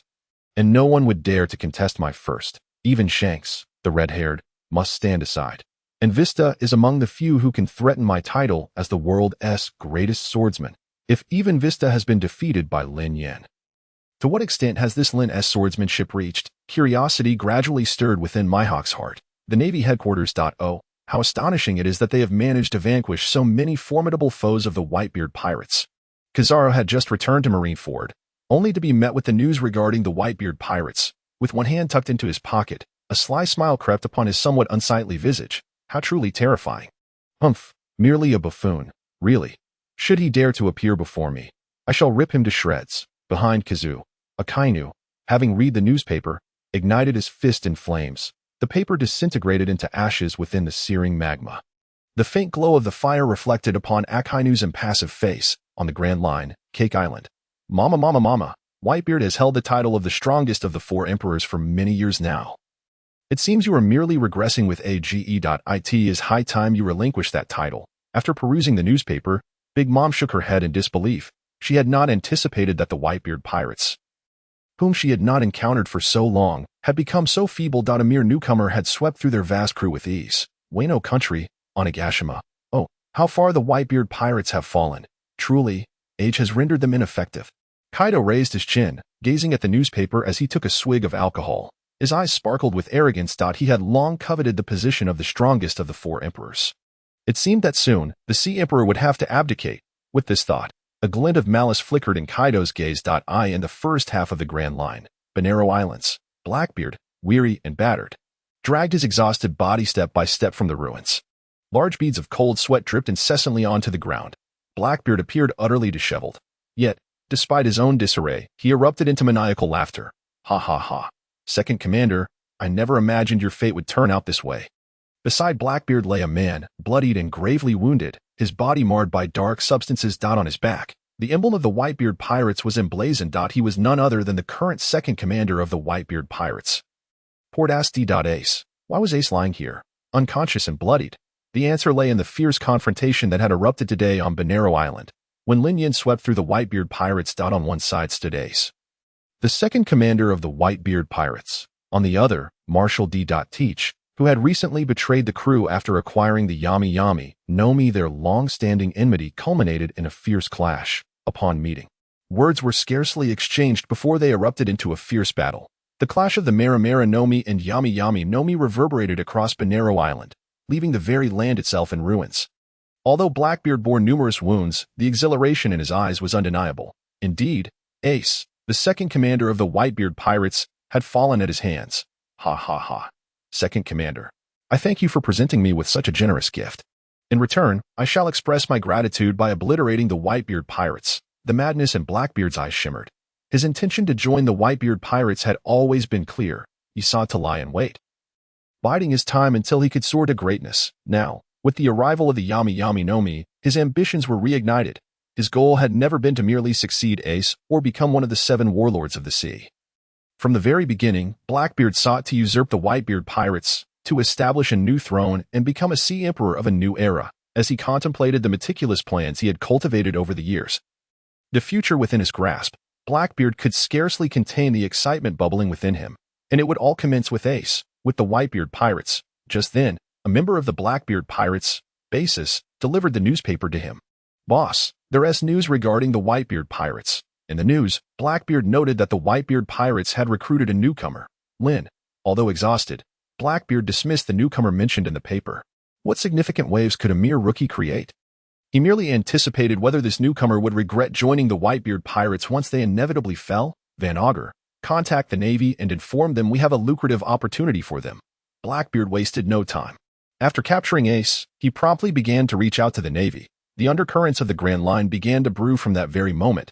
Meanwhile, on Lin Yan's side, after arranging for the proper accommodations, he began to familiarize himself with the various facilities of the Whitebeard pirates and the current state of the Moby Dick. After approximately 3 to 5 hours, Lin Yan grasped the situation quite well. At this moment, Isa smiled awkwardly at Lin Yan and said, "May I ask you for a favor?" "A favor?" Lin Yan paused. Given that Isa had applied for a tenfold salary increase, he assumed it could not be anything too burdensome. "Speak freely." "Shall we engage in another match?" Isa inquired, his eyes gleaming with anticipation. Upon hearing this, Lin Yan turned to him, puzzled. "Did we not already spar? I shall not beat around the bush. Since our last encounter, I have felt a significant deficiency in various aspects of my abilities. Moreover, after losing to you, my overall competence has improved considerably. So, how about another bout?" Isa's eyes sparkled with eagerness. Listening to Isa's words, Lin Yan chuckled, thinking it was not such a daunting request after all. Very well. Upon agreeing, they quickly made their way to a vacant area. This was within the domain of the Whitebeard pirates, where they would not be disturbed during their duel. The battle was about to commence. Though it was a spar, the intensity of their clash was tremendous. The very ground trembled beneath them, drawing the attention of the nearby crew members of the Whitebeard pirates. Why does the ground beneath us tremble? Is it an earthquake? Could it be that other pirate crews are invading? Quick, let us investigate. Many guards abandoned their posts, rushing towards the source of the commotion. Soon, they arrived at Lin Yan's location. At that moment, numerous eyes widened in shock. However, Lin Yan gripped the thunder fruit, unleashing a tempest of lightning. The sky was filled with a deluge of lightning bolts that cascaded down upon the Captain Izong, leaving devastation in their wake. Where the lightning struck, destruction was absolute, leaving behind a scene of utter ruin. Previously, aboard the Moby Dick, the crew had only been aware that Lin Yan possessed the power of a devil fruit. Yet they had never witnessed its true nature. Now, upon witnessing the overwhelming force of thunder in Lin Yan's hands, the sailors were left in sheer astonishment, their mouths agape. Is this the essence of Lin's devil fruit? The sheer magnitude of the thunder is nothing short of terrifying. Why is Lin engaged in battle with Captain Izong? Are they merely sparring? It seems we have the opportunity to observe. Perhaps it will prove beneficial for our future training. As more people gathered around, a considerable number began to join the ranks of spectators. Alas, they had not been watching for long before the battle approached its conclusion. In truth, Lin Yan had not intended to employ the thunder fruit. However, upon Izong's insistence, he revealed his formidable powers. Consequently, Izong could scarcely endure for 20 minutes. With a single onslaught of lightning, he was struck decisively, crashing heavily to the ground, creating a massive crater upon impact. He fell, utterly incapacitated. Lin, you were truly formidable. Once again, Yizong felt the profound chasm that separated him from Lin Yan. As long as you are willing to exert effort, bridging the gap is merely a matter of time. Lin Yin responded candidly, and hearing his words, Yizong's previous fatigue dissipated. If given the opportunity, we shall meet again. I await your return with great anticipation, Lin Yin replied warmly. For Yizong, this was merely a means of enhancing strength. For Lin Yin, it was a gesture of gratitude for Yizong's efforts in securing a tenfold salary on his behalf. However, what none anticipated was that within a single night, the tale of Yizong and Lin Yan's contest would begin to circulate among the Whitebeard pirates. It is worth noting that prior to this, aside from Jaws and Vista, the other captains had regrettably not had the chance to spar with Lin Yan. This left them feeling quite vexed. Upon learning of the event, the captains quickly reached a consensus. The following morning, as the sun peaked over the horizon, almost the entirety of the captains, from the 3rd Division Captain Jaws to the 16th Division Captain Yizong, found themselves gathered at Lin Yan's door. There was no ulterior motive. They simply wished to challenge the newcomer. What malice could there be in that? Hache, on his first day with the Whitebeard pirates. Lin Yan had expected a serene morning. Yet, upon opening the door, he found himself confronted by a row of burly men, startling him awake. What is the meaning of this? Lin Yan was taken aback by the sheer number blocking his entrance. What do you intend to do? Do you wish to engage in a brawl? Surely this is a misunderstanding. Subsequently, the captains clarified their intentions. They merely sought to measure their strength against Lin Yan. Upon hearing their words, Lin Yan pieced together the situation, yet his brow furrowed slightly. To be frank, if 1 or 2 had come to challenge him, he would not have minded. But what does it mean for over 10 of you to arrive together? Am I to be treated as a mere punching bag? Absolutely not. Lin Yan understood that he must refuse them. Otherwise, this would surely become a recurring event. Adopting a serious demeanor, he firmly declared, "Is this a joke? Do I not have any pride? What kind of decorum is this, engaging in violence so early in the day? Is there no moral compass among you? Disperse at once." Hearing Lin Yan's stern words, the captains exchanged glances, and in each other's eyes, they found amusement. Having gleaned Lin Yan's personality from the previous day's events, they remarked, "Indeed, our gathering to challenge you may be somewhat excessive. Let us proceed according to the rules you established earlier. However, we are division captains, thus, our treatment must reflect our status. We need to discuss compensation. For instance, ordinary crew members are compensated at 200,000 berries per match. Surely, for us division captains, it must start at 300,000. Considering your sentiments and the extended time we will spend sparring, it would be reasonable to set the fee at 500,000, with several matches, spanning 7 to 8 hours in total. You would surely find it taxing to merely observe, not to mention the mental anguish, which would justify a starting fee of 1 million. How about this? We, the 13 division captains, will take turns sparring with you. And with Marco absent, we propose a total of 20 million berries. This should not pose too much difficulty for you, right?" The captains eagerly negotiated with Lin Yan. Upon hearing their proposal, Lin Yan stood momentarily speechless. Struck by a sense of deja vu, however, upon realizing that they were willing to offer 20 million berries merely for a sparring session, his prior insistence on pride began to wane. After all, who would refuse money? "Please, come in." Lin Yan beamed, welcoming them. "I shall accommodate all of you." The captains erupted into laughter, immediately beginning their preparations for the impending contest. To them, this seemed an ordinary duel. Yet Lin Yan perceived it differently. With 20 million berries on the line, if he did not demonstrate sincerity, wouldn't he that money be wasted? Having stepped into the arena, he felt compelled to ensure they left feeling satisfied. Otherwise, he might find himself facing complaints later. Lin Yan understood the gravity of the situation, and the price of his earnestness would be. Today would undoubtedly become a day of lamentation for the division captains. To prevent them from feeling shortchanged, Lin Yan held nothing back. He unleashed a myriad of abilities: the devil fruit, physical prowess, swordsmanship, the 6 styles of the Navy, illusions, ninjutsu, the Sharingan, and more, showcasing an array of talents. In this manner, even the resolute Jaws found himself utterly overwhelmed by Lin Yan's might. His face bore the marks of defeat, and the other division captains fared no better. What was initially anticipated to take 7 to 8 hours to exhaust the 20 million berries was compressed to less than 2 hours under Lin Yan's serious demeanor. In the span of that brief duration, the division captains emerged battered and bruised, completely drained, their legs trembling as if they were about to give way. Meanwhile, Marco, the ship's doctor, was caught up in the chaos. Upon witnessing the injured captains, from Jaws to Yizong, limping into the infirmary, Marco's expression transformed into one of shock. What on earth happened? You all look.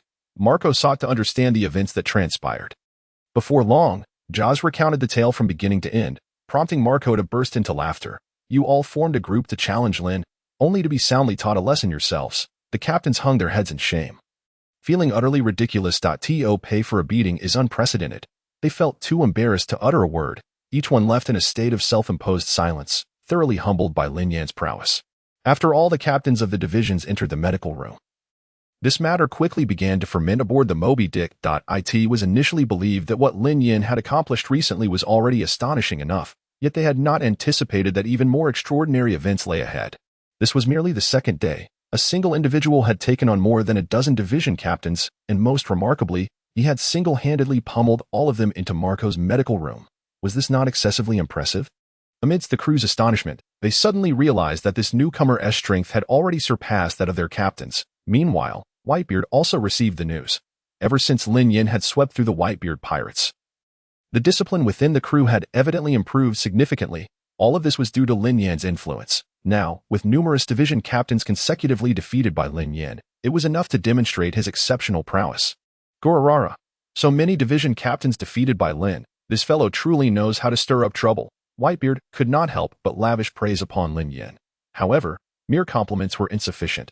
Such a person, if not given an appropriate position, would not only draw the ire of outsiders but also that of the division captains and crew. Moreover, should this news circulate, how would outsiders perceive the Whitebeard pirates? Favoritism and an inability to recognize and employ talent?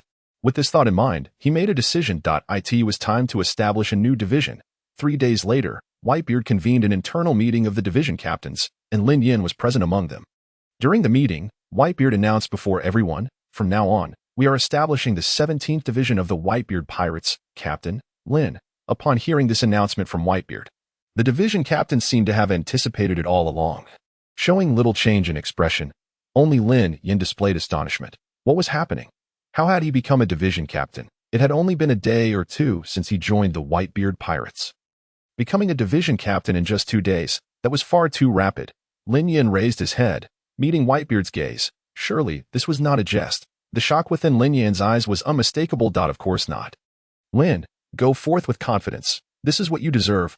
Whitebeard replied with a smile. He was eager to see how far Lin Yan, emerging from his own crew, would venture across the seas. Congratulations, congratulations.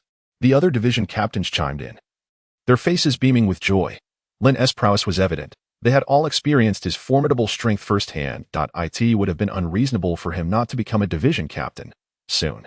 A chorus of congratulatory voices resonated throughout the conference room. The news rapidly spread aboard the Moby Dick. Surprisingly, not only did the division captains express no dissent, but not a single one of the over 1,600 crew members opposed the decision either. In the world of pirates, strength reigns supreme. As long as one possesses power, anything one does is justified. They raised their hands in approval, wholeheartedly endorsing the establishment of a new division for Lin Yan. Some even timidly inquired if, given the recent formation of this new division and its personnel shortage, they could transfer to the 17th Division. Gururara, to celebrate the founding of the 17th Division, how about we hold a banquet? Whitebeard chuckled. Old man, enough of this. Upon hearing Whitebeard's intention to seize the opportunity for a drink, Marco turned his head and scolded. Thus, the matter of the 17th Division was settled. Meanwhile, news of the Whitebeard pirates spread rapidly across the seas. The details in the newspapers were quite straightforward. The Whitebeard pirates had established a new division, with Lin Yan, who had recently joined, appointed as its captain at a Marine headquarters, Marineford. The Navy personnel were currently engaged in negotiations with Marshal D. Teach. The two parties seemed to be conspiring. The specifics of their scheme remained unknown to others. Upon learning of the establishment of a new division within the Whitebeard pirates, Sangoku calmly remarked while resting his chin on his hand. Indeed, this fellow has become the new division captain, has Tihi, Admiral, according to reports from our informants. Lin defeated 13 division captains of the Whitebeard pirates single-handedly before becoming the captain of the 17th Division. His strength is astonishing, a colonel reported to the Admiral. The news of Lin Yan's overwhelming victory over numerous division captains had reached them as well. Lin is likely to become a formidable adversary for our Navy. Suru, the advisor, remarked as she removed her gloves, sipping her tea with calm composure. Which of the division captains of the Whitebeard pirates was not a formidable presence? Now, nearly all had been vanquished by Lin Yan, whose strength could not be underestimated. No need for excessive concern. No matter how strong he may be, he is merely a division captain of the Whitebeard pirates. if he wishes to shake the very seas. Even the current Whitebeard may not be able to accomplish that. I in his prime. During his youth, perhaps he could.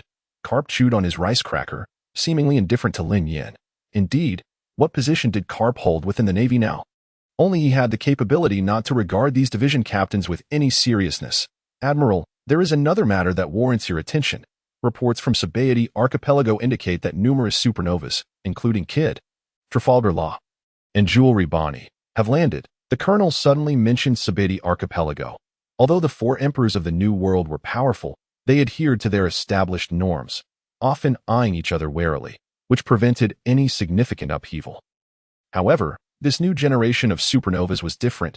They were fearless and audacious, unafraid of authority. If they did not stir up trouble, how could they be deemed supernovas? Oh, are all the supernovas gathering at Sabaody Archipelago? What about Luffy? Has he and his crew arrived at Sabaody? Upon hearing about the supernovas, Carp quickly put down his rice cracker and inquired. Despite his grandson's rebellious nature, no matter how much trouble Luffy caused outside, to Carp, he remained merely his child. Moreover, Luffy's ability to create chaos on the seas while repeatedly evading the Navy was largely due to Carp's behind-the-scenes interference. Yet, as the saying goes, grandparents dote on their grandchildren. How could a grandfather not feel affection for his grandson? According to our informants, the Straw Hat crew has yet to land at Sabaody. The colonel scratched his head, answering awkwardly. Yet to arrive? Then it's still early. Carp nodded. Carp, don't tell me you're once again preparing to manipulate events behind the scenes, intending to let the Straw Hat crew pass through Sabaody Archipelago and smoothly reach the New World. As soon as the words left his mouth, Garp sensed the ominous gaze of Sengoku. Regarding Garp's behavior, Sengoku had scolded him countless times. Yet, this fellow remained unrepentant. Sengoku could understand the protective instincts of a parent, having once safeguarded his own child. However, was it not a bit too brazen? Absolutely not.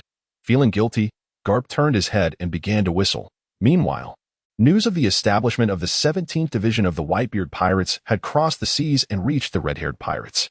Whitebeard had actually expanded a new division for this newcomer. It appeared that Lin possessed considerable talent. I wonder, if the opportunity arises, should we board the Moby Dick and lure Lin over? Shanks took a sip of his drink and then laughed heartily. Boss, you are being rather unscrupulous, remarked the portly Lucky Roo, a member of the red-haired crew, as he bit into a chicken leg.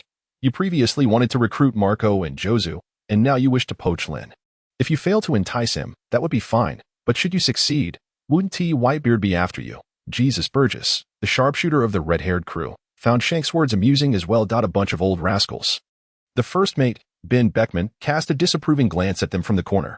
Shanks was particularly attentive to matters concerning the Whitebeard Pirates. In the past, during his tenure as an intern in the Roger Pirates, the Whitebeard Pirates had been their long-standing rivals. As a remnant of the old era, they were deserving of Shanks' respect. In the wake of the red-haired pirates, various factions also received word of the 17th Division's formation. The Big Mom Pirates, Beast Pirates, the Seven Warlords of the Sea, and even the Supernovas, along with the ordinary pirate crews scattered across the Grand Line, all took note. If Lin Yan's earlier joining of the Whitebeard Pirates was merely a prelude, then now, as he swept through the Whitebeard Pirates, overpowering numerous division leaders to assert his dominance as the head of the 17th Division, he had suddenly risen to fame, his name echoing across the seas. Newspapers and reports flooded in, saturating the headlines for an extended period. At this moment, the world had etched the name Lin into their memories. Nevertheless, irrespective of the clamor outside, the reports, the news releases, and the recognition of his name, what did it have to do with Lin Yan? Absolutely nothing. Now, a significant dilemma loomed before Lin Yan. Am I filming a martial arts saga following the establishment of the new division? Whitebeard had allocated a piece of land for Lin Yan on the archipelago, serving as a temporary stronghold for the 17th Division. However, upon Lin Yan's arrival, he quickly grasped the essence of a temporary stronghold. The entire scene was desolate and devoid of life. Not even a fly dared to visit. Sunlight filtered through the shutters, casting rays upon the table, chairs, and cabinets, all covered in a thick layer of dust, accompanying Lin Yan in his solitude. Lin Yan twitched the corner of his mouth, judging by this appearance. It seemed he was to embark on a solitary journey. He could not help but reflect that the role of a division leader did not appear as glamorous as he had imagined. Subsequently, he spent the entire morning tidying up the place. For Lin Yan, who possessed the thunder fruit, cleaning was a breeze. With a flash-like speed, within 10 minutes, the area was left spotless, should this scene be revealed to outsiders. They would undoubtedly be left agape. Using the thunder fruit for cleaning? Who could conceive such an idea? What was the difference between this and using the ice fruit to chill cola or the shock fruit to open beer? Once he had dealt with his tasks, Lin Yin chuckled to himself that a division led by one person, aside from its sparsity, did not present any significant troubles. Just in time, Lin Yin had obtained 20 bait. It was time to begin fishing. With this thought, Lin Yin promptly made his way to the rear mountain near the archipelago. A long fishing rod materialized in his hands as he cast the bait into the sea. Skillfully beginning his fishing endeavor, on the first day, ding, congratulations, host, you have obtained a refined blind box through fishing. Would you like to open it? Open, ding, congratulations, host. You have opened the refined blind box and obtained 1 month of hockey training experience. Hockey training experience? Quite nice. Lin Yin nodded and continued his focused fishing. On the second day, ding, congratulations, host, you have obtained a refined blind box through fishing. Would you like to open it?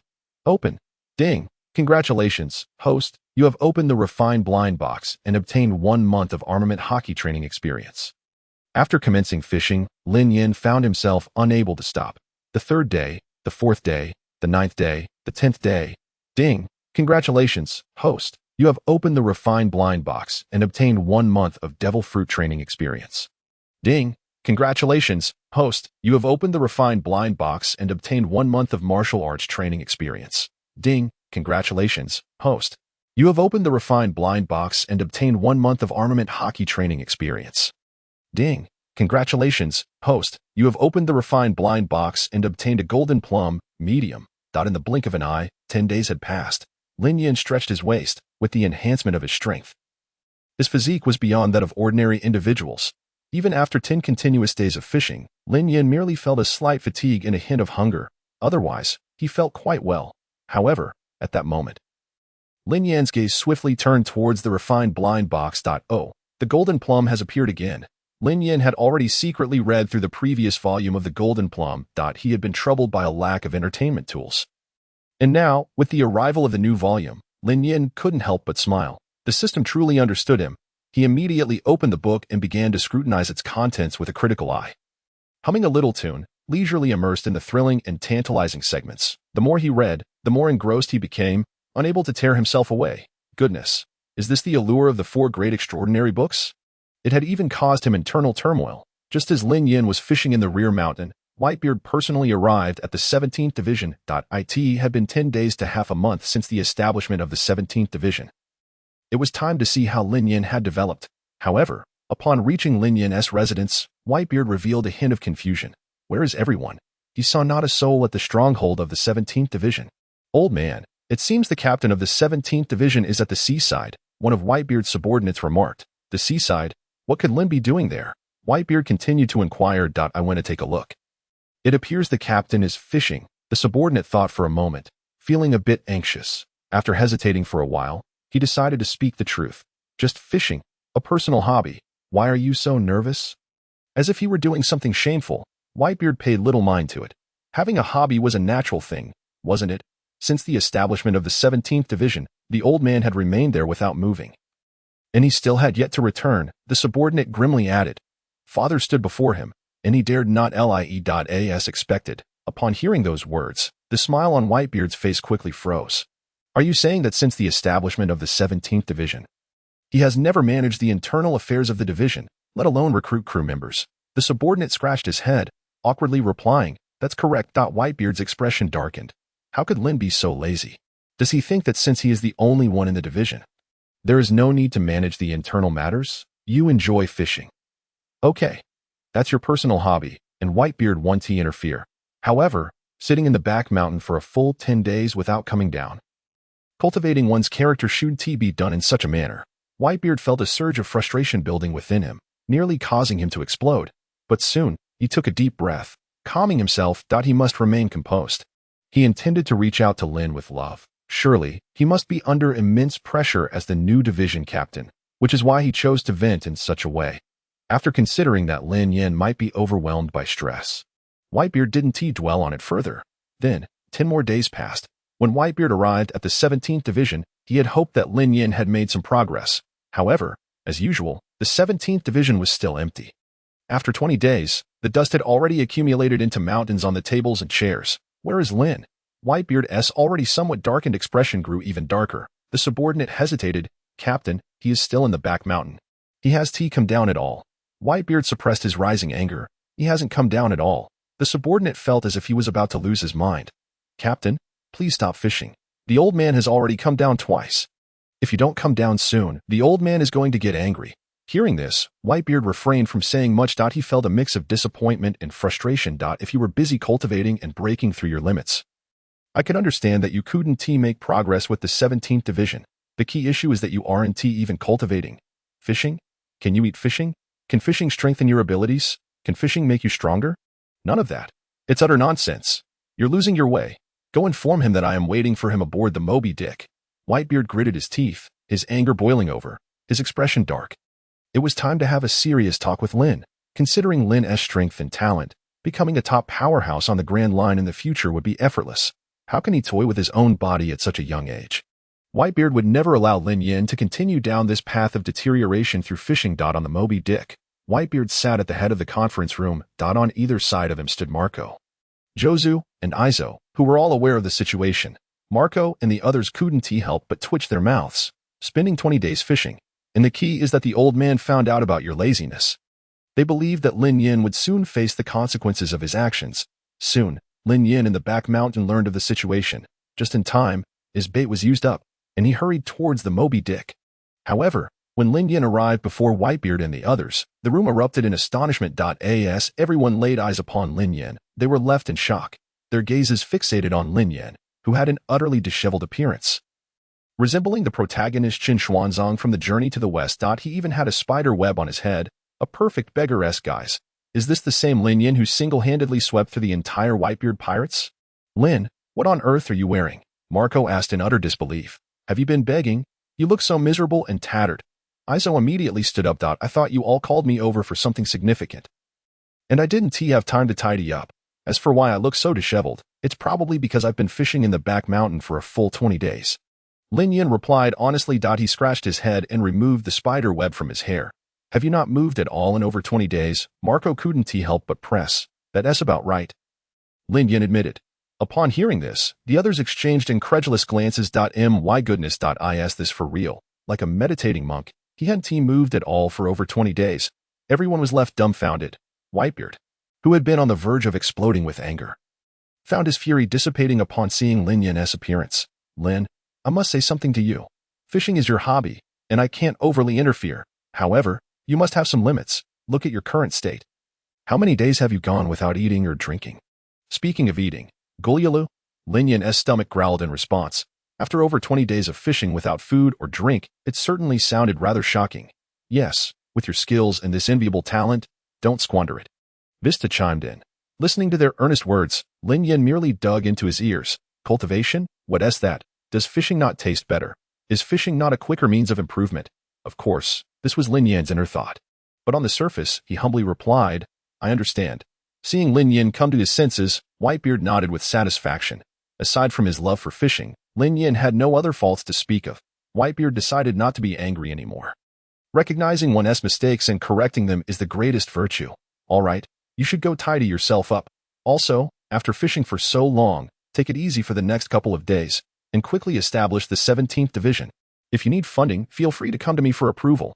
Whitebeard urged Lin Yin to rest, as such frenzied fishing could wear down his health. Understood. Lin Yin replied. He then departed. After spending 20 days in the back mountain, his hair had grown significantly, and after enduring the elements, his clothes were filthy and disheveled. He certainly didn't look the part. Upon returning to the base of the 17th Division, Lin Yin tidied himself up and grabbed a bite to eat. At that moment, a notification from the system chimed in. Ding. Dear host, a new task has been issued. Task 3. Defeat a top-tier powerhouse of the Grand Line. Completing this task will reward you with 30 bait. Task 4. Invite a top-tier powerhouse to join the 17th Division. Completing this task will reward you with 30 bait. Task 5. Increase the number of members in the 17th Division to 100. Completing this task will reward you with 30 bait. Total, 90 bait. According to Reason, upon hearing the announcement of the system's tasks, Lin Yin would be predominantly filled with excitement and exhilaration. However, when confronted with a barrage of 3 tasks landing upon him all at once, he was left bewildered. Why? How is it that there are so many tasks this time? An abundance of tasks implies a corresponding increase in rewards. Fortunately, these tasks did not impose any time constraints. In other words, he could complete them at his leisure. Nevertheless, whether it be defeating a top-tier powerhouse, inviting one to join, or ensuring that the 17th Division's membership reaches 100, none of these were trivial endeavors that could be accomplished effortlessly. It seemed he was on a path to tackle all three tasks in one go. In this vast ocean, what did a top-tier powerhouse represent? Their strength would at least be on par with a vice admiral or higher. What lies above a vice admiral? Division captains, admirals, the three disasters, the emperor's vice, the 7 warlords of the sea, and the admirals. Above them are the 4 emperors and the pirate king, not to mention. Even first-tier powerhouses are rare gems along the Grand Line. Let alone defeating them or persuading them to join. Merely finding them would be another matter entirely. Lin Yin rubbed his forehead, realizing that this task was rather challenging. Immediately, he sought permission from Whitebeard, hoping to venture into the sea for a stroke of luck. Upon learning that Lin Yin was beginning to consider the 17th Division, Whitebeard not only approved but even allocated 500 million as initial funding. Go ahead. Lin Yin stared at the 500 million in his hands, astonished by Whitebeard's lavish generosity. Feel free to use this money. If it's not enough, come back for more, Whitebeard declared with grandiosity. In just a few words, 500 million was now in his possession. Lin Yin suddenly found Whitebeard increasingly likable. He set sail. He began his quest across the ocean. Due to the limited provisions of alcohol, he nearly depleted his supply on the very first day. Thus, Lin Yin had no choice but to leisurely sip tea instead. Surprisingly, while initially unaccustomed to tea, the fragrant aroma gradually captivated him. Day 1. Drinking tea. Day 2. Drinking tea. Day 3. Lin Yin, how could you allow yourself to become so complacent? Have you forgotten your tasks? Do you not wish to establish the 17th Division? Do you not aspire to make a name for yourself? Day 4. Drinking tea. Thus, after 4 days of aimless drifting at sea, it was regrettable that he had not encountered a single soul. Lin Yin ceased his indulgent behavior and began to ponder. When would this aimless search come to an end? At that moment, an archipelago appeared before him. What lies ahead? Lin Yin inquired, pointing toward a distant cluster of islands. Captain, that is Sabaody Archipelago, the boatman answered after consulting his map. Sabaody. He had unexpectedly arrived here. Lin Yin stroked his chin in contemplation. The Sabaody Archipelago, also known as the Bubble Islands, is situated in the heart of the Grand Line. It serves as the world's economic hub and a crucial route to the New World. This unique archipelago consists of 79 colossal redwood trees, with its most notable feature being its bubble culture. Due to the strategic significance of Sabaody Strait, the islands are heavily guarded by the Navy, making Sabaody Archipelago one of the safest places in the first half of the Grand Line. To his astonishment, after 4 days of sailing, he had reached this destination. After a moment of reflection, a slight smile crept onto his lips. Recently, he had heard that 11 supernovas were about to converge on Sabaody. This generation of supernovas, totaling 11, was dubbed the Era of the Worst, given such a title. If no chaos were to ensue, could it still be called the Era of the Worst? Although Lin Yin had nearly forgotten the plot lines of the pirate world, he would never forget the iconic moments featuring each supernova. His interest was piqued by the prospect of Sabaody Archipelago, the terminus of the first half of the Grand Line. Under the sun's rays, colorful bubbles began to ascend into the sky, standing atop a red tree. Lin Yin surveyed the breathtaking spectacle of the entire Sabaody Archipelago. At this juncture, a few supernovas should have already set foot on Sabaody. He vaguely recalled that the Straw Hat Pirates were the last to arrive, and it was precisely after their landing that the chaos in Sabaody erupted. Lin Yin held no particular interest in the Straw Hat Pirates. The priority was to accomplish his tasks. Coincidentally, he happened to know the whereabouts of a top-tier powerhouse on Sabaody. In the 13th area of the red trees, he could see in the distance a small hill where a brightly lit tavern stood. Approaching the tavern, he looked up to see the sign, Shacky's Ripoff Bar. A gentle smile graced his face as he extended his hand and slowly pushed the door open. Ding-ling. As the tavern door swung open, a series of wind chimes chimed melodiously. Welcome, the tavern owner, who was polishing wine glasses, greeted with a beaming smile. For other tavern owners, every customer entering was akin to a deity. However, for Shacky, each entering patron was merely a potential little lamb. Today a handsome young man has arrived. With a pleasing appearance, and he is in a good mood and might just spare you a little. Shacky's gaze landed on Lin Yin, her thoughts racing. What would you like to drink? Shacky inquired with a professional smile, directing her question at Lin Yin. Anything will do. Just concoct your specialty, Lin Yin replied nonchalantly.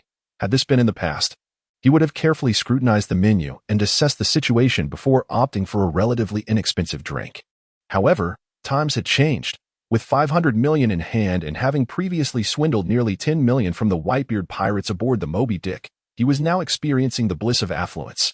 Pardon my boldness, but with so many taverns in the vicinity, why did you choose ours? Shaki raised an eyebrow, mixing drinks while posing the question to Lin Yan.its solely for you.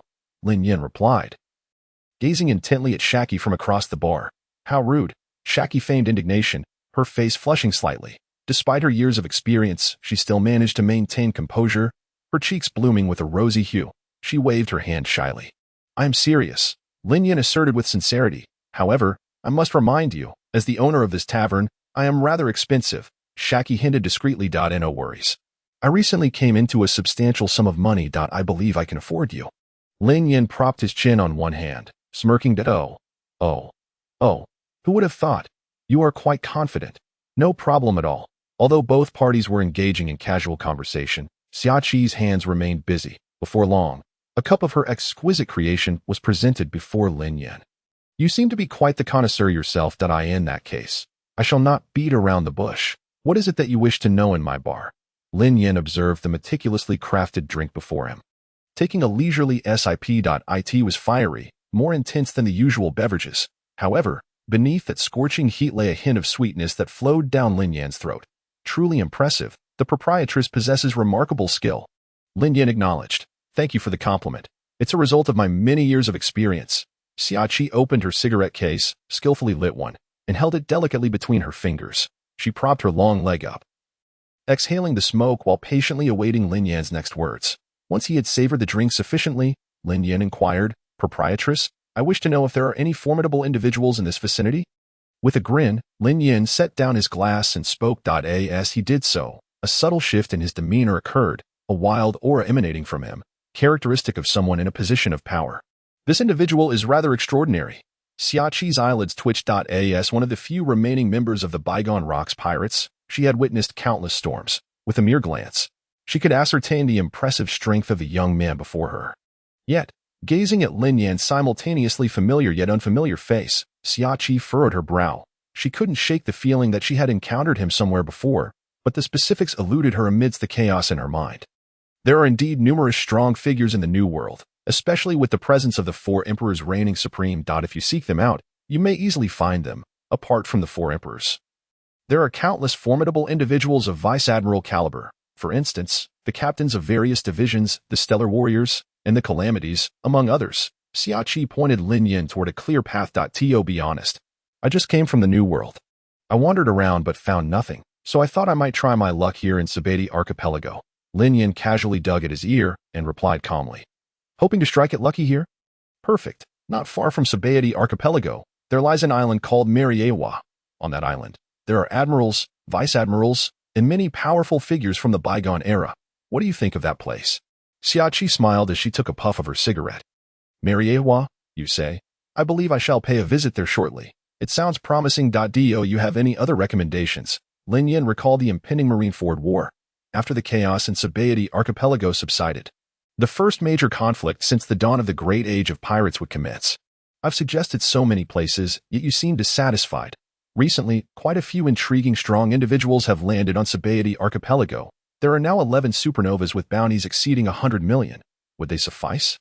Xiaqi directed her focus toward the supernovas. These youngsters are far too weak. Lin Yan shook his head, dismissing the notion outright. Youngsters.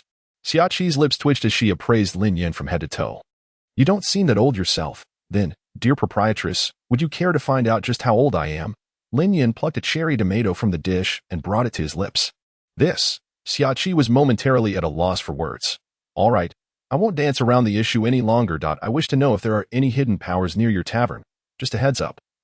Ideally someone of top-tier strength, a legendary figure from the bygone era, the right hand of Pirate King Roger. Oh, by the way, his surname is Silvers. Lin Yan locked eyes with Xiaqi, both remaining silent as they regarded one another. Sure enough, upon hearing the name Silvers, a flicker of panic crossed Xiaqi's gaze. Rayleigh. Full name Silvers Rayleigh. Who is this individual, and what is his intention in seeking out old Ray by name? After pondering for a moment, Xiaqi feigned ignorance, saying, I have no idea what you're talking about. Lin Yan, however, remained unfazed, responding leisurely, it seems I've indeed found the right place," realizing that the matter could no longer be concealed. Xiachi scrutinized Lin Yin for a while but maintained her silence. Nevertheless, the vigilance in her eyes did not wane in the slightest. Rayleigh, former vice-captain of the Roger Pirates, one of the three great pirates of the bygone era. In the right hand of Pirate King Roger, the Roger Pirates held a prestigious position across these seas, and even after their disbandment, their influence lingered significantly. Even the Whitebeard Pirates had to yield in the presence of the Roger Pirates. The reason Rayleigh had lived peacefully in Sabaody Archipelago all these years was primarily due to his lack of threat to the Navy, combined with his considerable strength. Engaging him in combat would yield more losses than gains. Thus, the powers that be chose to turn a blind eye, allowing him to remain in seclusion. Now, with Lin Yan's arrival, Xiachi sensed a crisis. And no matter what, she could not divulge a single piece of information regarding Rayleigh's identity. "Your identity is..." Xiachi contemplated Lin Yan's background. "Lin Yan," he reassured her. "You are the vice-captain of the Whitebeard Pirates." Upon hearing these words, Xiachi instantly recognized his identity. Recently, the establishment of the 17th Division of the Whitebeard Pirates had sent shockwaves throughout the Grand Line. The name Lin Yan was indeed well known. Xiachi had thought he seemed somewhat familiar. Now it all made sense. She had seen him in the newspapers. In recent days, numerous fools had attempted to impersonate the vice-captain of the Whitebeard Pirates to swindle food and drink. However, under the seasoned Xiachi's watch, each one had been thoroughly drained of their wealth and cast out to become vagrants. Yet this time was vastly different. As she looked at the polished young man before her, Xiachi realized she had likely encountered the genuine article. Who would have thought that the vice-captain of the Whitebeard Pirates would walk into my tavern? Even more surprising was the fact that this newly appointed vice-captain was so young. Xiachi slightly lowered her head. Had he been an ordinary vice-captain, she might not have been so astonished, but Lin Yan's reputation within the Whitebeard Pirates was anything but ordinary. Although he bore no bounty, preliminary estimates from relevant sources suggested that his strength was at least at the admiral level. Admirals are the pinnacle of power in these seas. How many can one count across the vast ocean? This is also the reason why countless individuals envy the Whitebeard Pirates. Just casually flipping a card, and one stumbles upon such a formidable presence. What incredible luck. Thank you for the compliment. So, could you tell me where Rayleigh is located? Lin Yan responded with a smile. You just mentioned you were seeking top-tier strong individuals. As Xiachi Feng suddenly posed a question, Lin Yan's objective became evident. It was Rayleigh.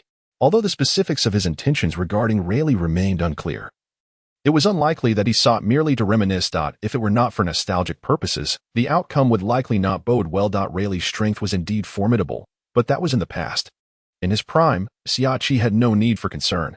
Yet, what of Rayleigh now? With the sun setting on his prowess and his strength significantly diminished, it was imperative that the old Ray and Lin Yan never crossed paths. Xiachi was resolute in her thoughts. Oh, the charming proprietress inquired, curious about the implications of Lin Yan's words. Lin Yan was eager to hear Xiachi's response. If you seek a top-tier powerhouse, it seems unnecessary for old Ray to make an appearance personally. I happen to know someone you might find particularly intriguing. Xiachi suddenly revealed a knowing smile, observing Xiachi deftly diverting attention from Rayleigh.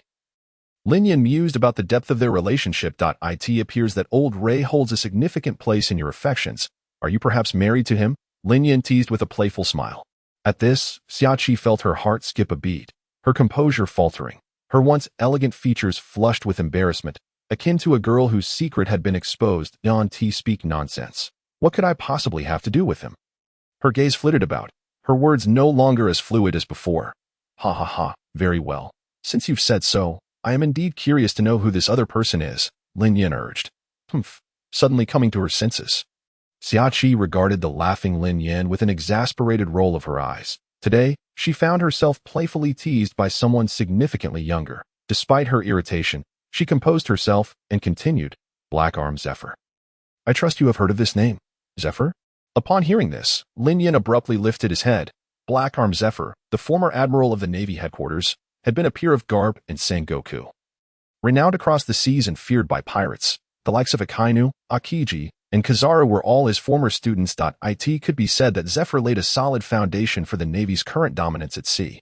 In terms of honor, he was on par with the legendary heroes Garp and Sengoku. Known for his formidable Busashoka haki, he earned the moniker Black Arm throughout his lifetime. He had vanquished countless pirates without ever taking a life. Earning the title of the non-lethal former admiral, Zephyr was a man of tumultuous fate. In his youth, His wife and child were murdered, fueling his deep-seated hatred for pirates. He devoted the latter half of his life to the Navy, only to be betrayed by the very organization he served. Disheartened, he resigned from his position as admiral, believing his life had come to an end. Yet, he returned with the Neo Navy, intent on overturning the world. Of course, that was a tale for 2 years hence at present. Black Arm Zephyr had only recently departed from the Navy headquarters. Lin Yin was astonished that Xia Qi was aware of Zephyr's whereabouts.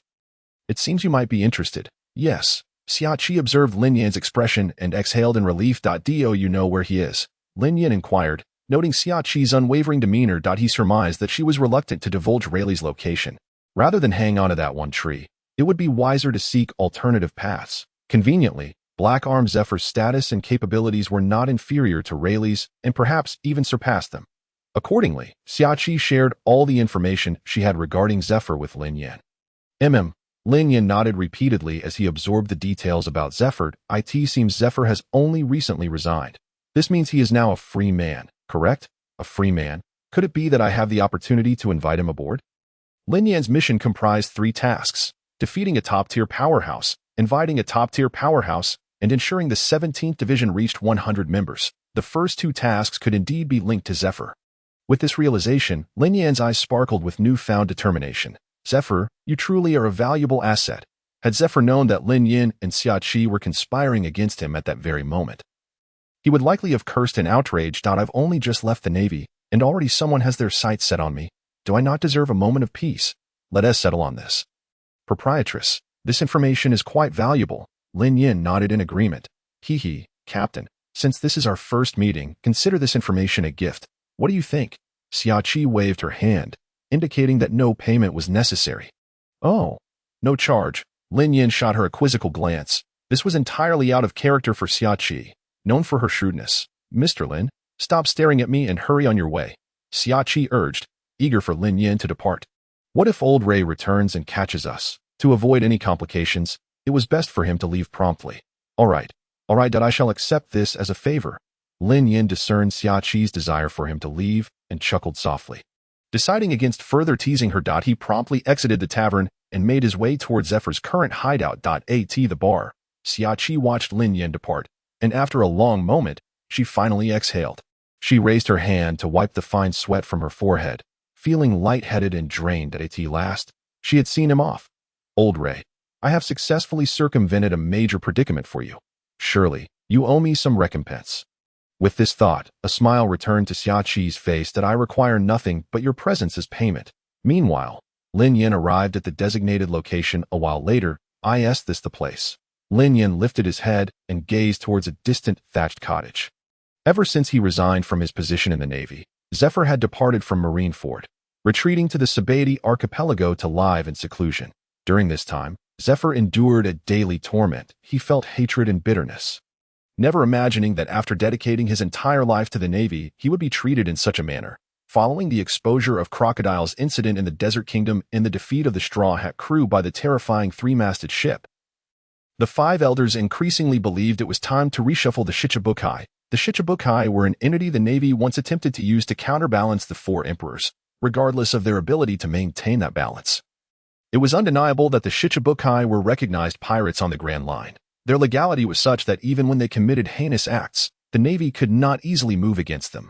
This led many outsiders to ridicule the Shichibukai, referring to them as government lapdogs and Navy scum. Edward Weevil, known as Whitebeard II, was listed by the 5 elders as a candidate for the next Shichibukai. Upon hearing this news, Zephyr felt as though he had been struck by lightning, frozen in place. Edward Weevil had once fought against Zephyr, resulting in the slaughter of his entire ship's crew. Zephyr himself had lost an arm to Edward. The thought of his students' despairing faces deepened Zephyr's hatred for Edward Weevil. How could he not be furious at the prospect of this individual becoming the next Shichibukai? He felt as though the entire world was collapsing around him. In his utter disappointment, he angrily resigned from his naval rank. Thus, the once formidable Black Arm Zephyr severed ties with Marineford. Looking at the designated thatched cottage, it was indeed the hideout that Shaki had informed him about. It was hard to imagine that a former naval admiral had fallen to such depths. Lin Yin had some impression of Zephyr. As for his experiences, it could only be said that when you hold no value, those people will not hesitate to cast you aside. Naturally, former friends like Karp and Sengoku would not wish for Zephyr to leave without a word. Unfortunately, even Sengoku, the highest commander of the Navy, had no authority to intervene in such matters. Ultimately, the Navy served the Celestial Dragons, the Five Elders, and Mariewa, the Five Elders and Celestial Dragons. Lin Yin rapped his knuckles against his head, a glimmer of brilliance flashing in his eyes. Once his strength was sufficient, he would certainly pay a visit to the halls of the Five Elders and see what this so-called them looked like. However, before that, enhancing his strength was of utmost priority. Who goes there? At that moment, a sharp voice rang in Lin Yan's ears. Following that, a woman dressed in a blue long dress jumped down from the branch of a bubble-red tree, landing right before him. She was a woman with sky-blue wavy hair cascading down her shoulders, wrapped in a light blue outfit. Her long skirt flowed gracefully, exuding an extraordinary aura. Her slender legs stood tall, and her cold yet vigilant expression bore a hint of frostiness. "Who are you?" she inquired, raising her pale arm and pointing at Lin Yin. Lin Yin was captivated by her beauty. Her features were like a painting, her skin as smooth as jade, her elegance natural and unblemished. If a perfect score was 100, this woman before him would easily start at 95. Before asking for someone else's name, should she not introduce herself first? Lin Yin scrutinized her for a moment and replied, "This place is off limits. You should leave at once." Ein spoke icily. "You are quite the attractive woman, yet why do you speak so rudely? This is the Sabaody Archipelago, not your backyard. Have you purchased this land?" Lin Yin chuckled, countering her remark. "I'll say it one more time. Leave this place." Ein's expression darkened. "And what if I refuse to leave?" Feeling her growing anger, Lin Yin found it amusing, remaining unfazed. "Humph, it seems I must force you to leave," Ein said with a grim countenance. Without hesitation, she ignited a pink flame in her hand and immediately struck at Lin Yin. With a resounding bang, Ein's hand collided with Lin Yan's body. "You brought this upon yourself," Ein said coldly. Indeed, she was a user of a devil fruit, possessing the ability to revert age. If someone were struck by her power, they would age backward by 12 years. Once their age reached 0, they would cease to exist in this world. Observing Lin Yin, who had just taken her slap, and felt no trace of emotion, but the next moment, she heard a languid voice beside her. "Excuse me, miss, why are you playing a battle of wits with a tree?" The speaker was none other than Lin Yin. "What?" Ein stared in astonishment at Lin Yin, who was sitting on a rock with his legs crossed and a foolish grin on his face. She had distinctly applied the power of her devil fruit on him. How could there be no effect? As her vision returned to focus, Ein realized that she had actually slapped a tree, which had reverted in age by 12 years. Panic flashed in Ein's beautiful eyes as she struggled to comprehend the situation. Lin Yin, however, merely shook his head with a smile. Ever since he learned how to use illusions, his interest had only grown. Indeed, from the very beginning, Ein had fallen prey to Lin Yan's illusion. If this were a world like Naruto, perhaps the enemy would know how to dispel an illusion. But where were they? In a pirate world, illusions here were practically a game-changing ability. Not to mention, when utilizing the Sharingan to cast such illusions, once struck, as long as Lin Yin wished, he could torment his opponent to death. He could even create a series of time-stop and do-as-you-please scenarios. Come again. Ein, unwilling to accept defeat, reignited the pink flames in her hand and struck towards Lin Yin once more. Alas, the outcome remained the same. Within a mere 10 minutes, this beautiful girl had succumbed to Lin Yin. "Now, can we have a calm conversation?" Lin Yin approached Ein, looking down at her from above. Ein's face was grim. At this moment, she was utterly exhausted from being toyed within the illusion. "This guy, what kind of power does he possess to be so formidable? Who exactly are you?" Upon encountering Lin Yin, Ein felt an overwhelming sense of helplessness. "Do not inquire about my identity for now. Answer my question. Is the former Admiral, Black Arm Zephyr, in this vicinity?" Lin Yin inquired softly. "What is your purpose in seeking out the teacher?" Ein's heart sank. Zephyr had only recently resigned from the Navy, and now someone was already seeking him out. A foreboding sense washed over her. "Oh, so Zephyr is your teacher? Then, please lead me to him." Lin Yin's expression revealed a sudden understanding. Ein wished to resist, but alas, she was already in Lin Yin's grasp, unable to fight back. Soon, under Ein's guidance, Lin Yin found herself before Black Arm Zephyr. He was a robust man with striking violet hair, exuding vitality despite nearing 80 years of age. However, the former admiral's formidable presence was notably absent, as he found himself mired in despair, his face etched with profound disappointment. He seemed far from spirited. As Zephyr sensed movement at the door, he raised his gaze, but in the next breath, upon seeing the injured Ein enter, followed by a stranger, a palpable aura of menace radiated from him. his eyes locking onto Lin Yan. "Who are you?" Zephyr's brow furrowed, suspicion evident in his gaze. "Does my identity truly matter?" "I am the former Admiral, Black Arm Zephyr," Lin Yan replied with poise. As Zephyr scrutinized her, she too assessed him. Meanwhile, Ayn hastily positioned herself behind Zephyr, her voice weak as she spoke. "Teacher, this person just barged in." Zephyr nodded. Having noticed the injuries on his student as a mentor, he was fiercely protective of those under his guidance. "Did you inflict these wounds on Ayn?" Zephyr demanded. "It was merely a trivial conflict, and I must clarify that the injuries on this young lady are not my doing." Lin Yan promptly denied the accusation. Ayn fell victim to an illusion, exhausting herself in the process. "It is hardly my fault. At worst, I could be deemed a secondary offender. What brings you here?" Zephyr's tone was decidedly brisk. As a former admiral, his demeanor grew increasingly serious. "The authoritative presence he once commanded returning. I wish to extend an invitation for you to join my crew. I have recently formed a team and am in the process of gathering members." Lin Yan stated candidly, revealing her intentions without hesitation. Upon hearing this, an uneasy silence enveloped the room. Even the injured Ayn lifted her beautiful face in surprise. "Your teacher has just resigned from the Navy. And you seek him out so promptly? How fortuitous." Zephyr's tone darkened, and he continued slowly. "It seems timing is everything. Wouldn't you agree, Admiral?" Lin Yan responded with unflappable calm. "Indeed, timing is everything. You are a pirate, aren't you?" At this moment, Zephyr unexpectedly posed the question. It was well known that pirates in the Navy stood in stark opposition on these seas, now that he had just resigned. The only individuals who might invite him would be the various pirate factions. Lin Yan offered no reply, nor did she deny the implication. However, upon witnessing her silence, the answer became evident. The once calm and composed Zephyr's demeanor shifted dramatically, his intensity escalating, his fists clenched, veins bulging. "Oh, you not understand who I am?" Zephyr's gaze turned frigid. "What do you mean?" Lin Yan was perplexed by Zephyr's words. While she had some familiarity with him, the intricacies of his past were rather hazy after more than a year of traversing this world. After all, why would she expect a pirate to comprehend her?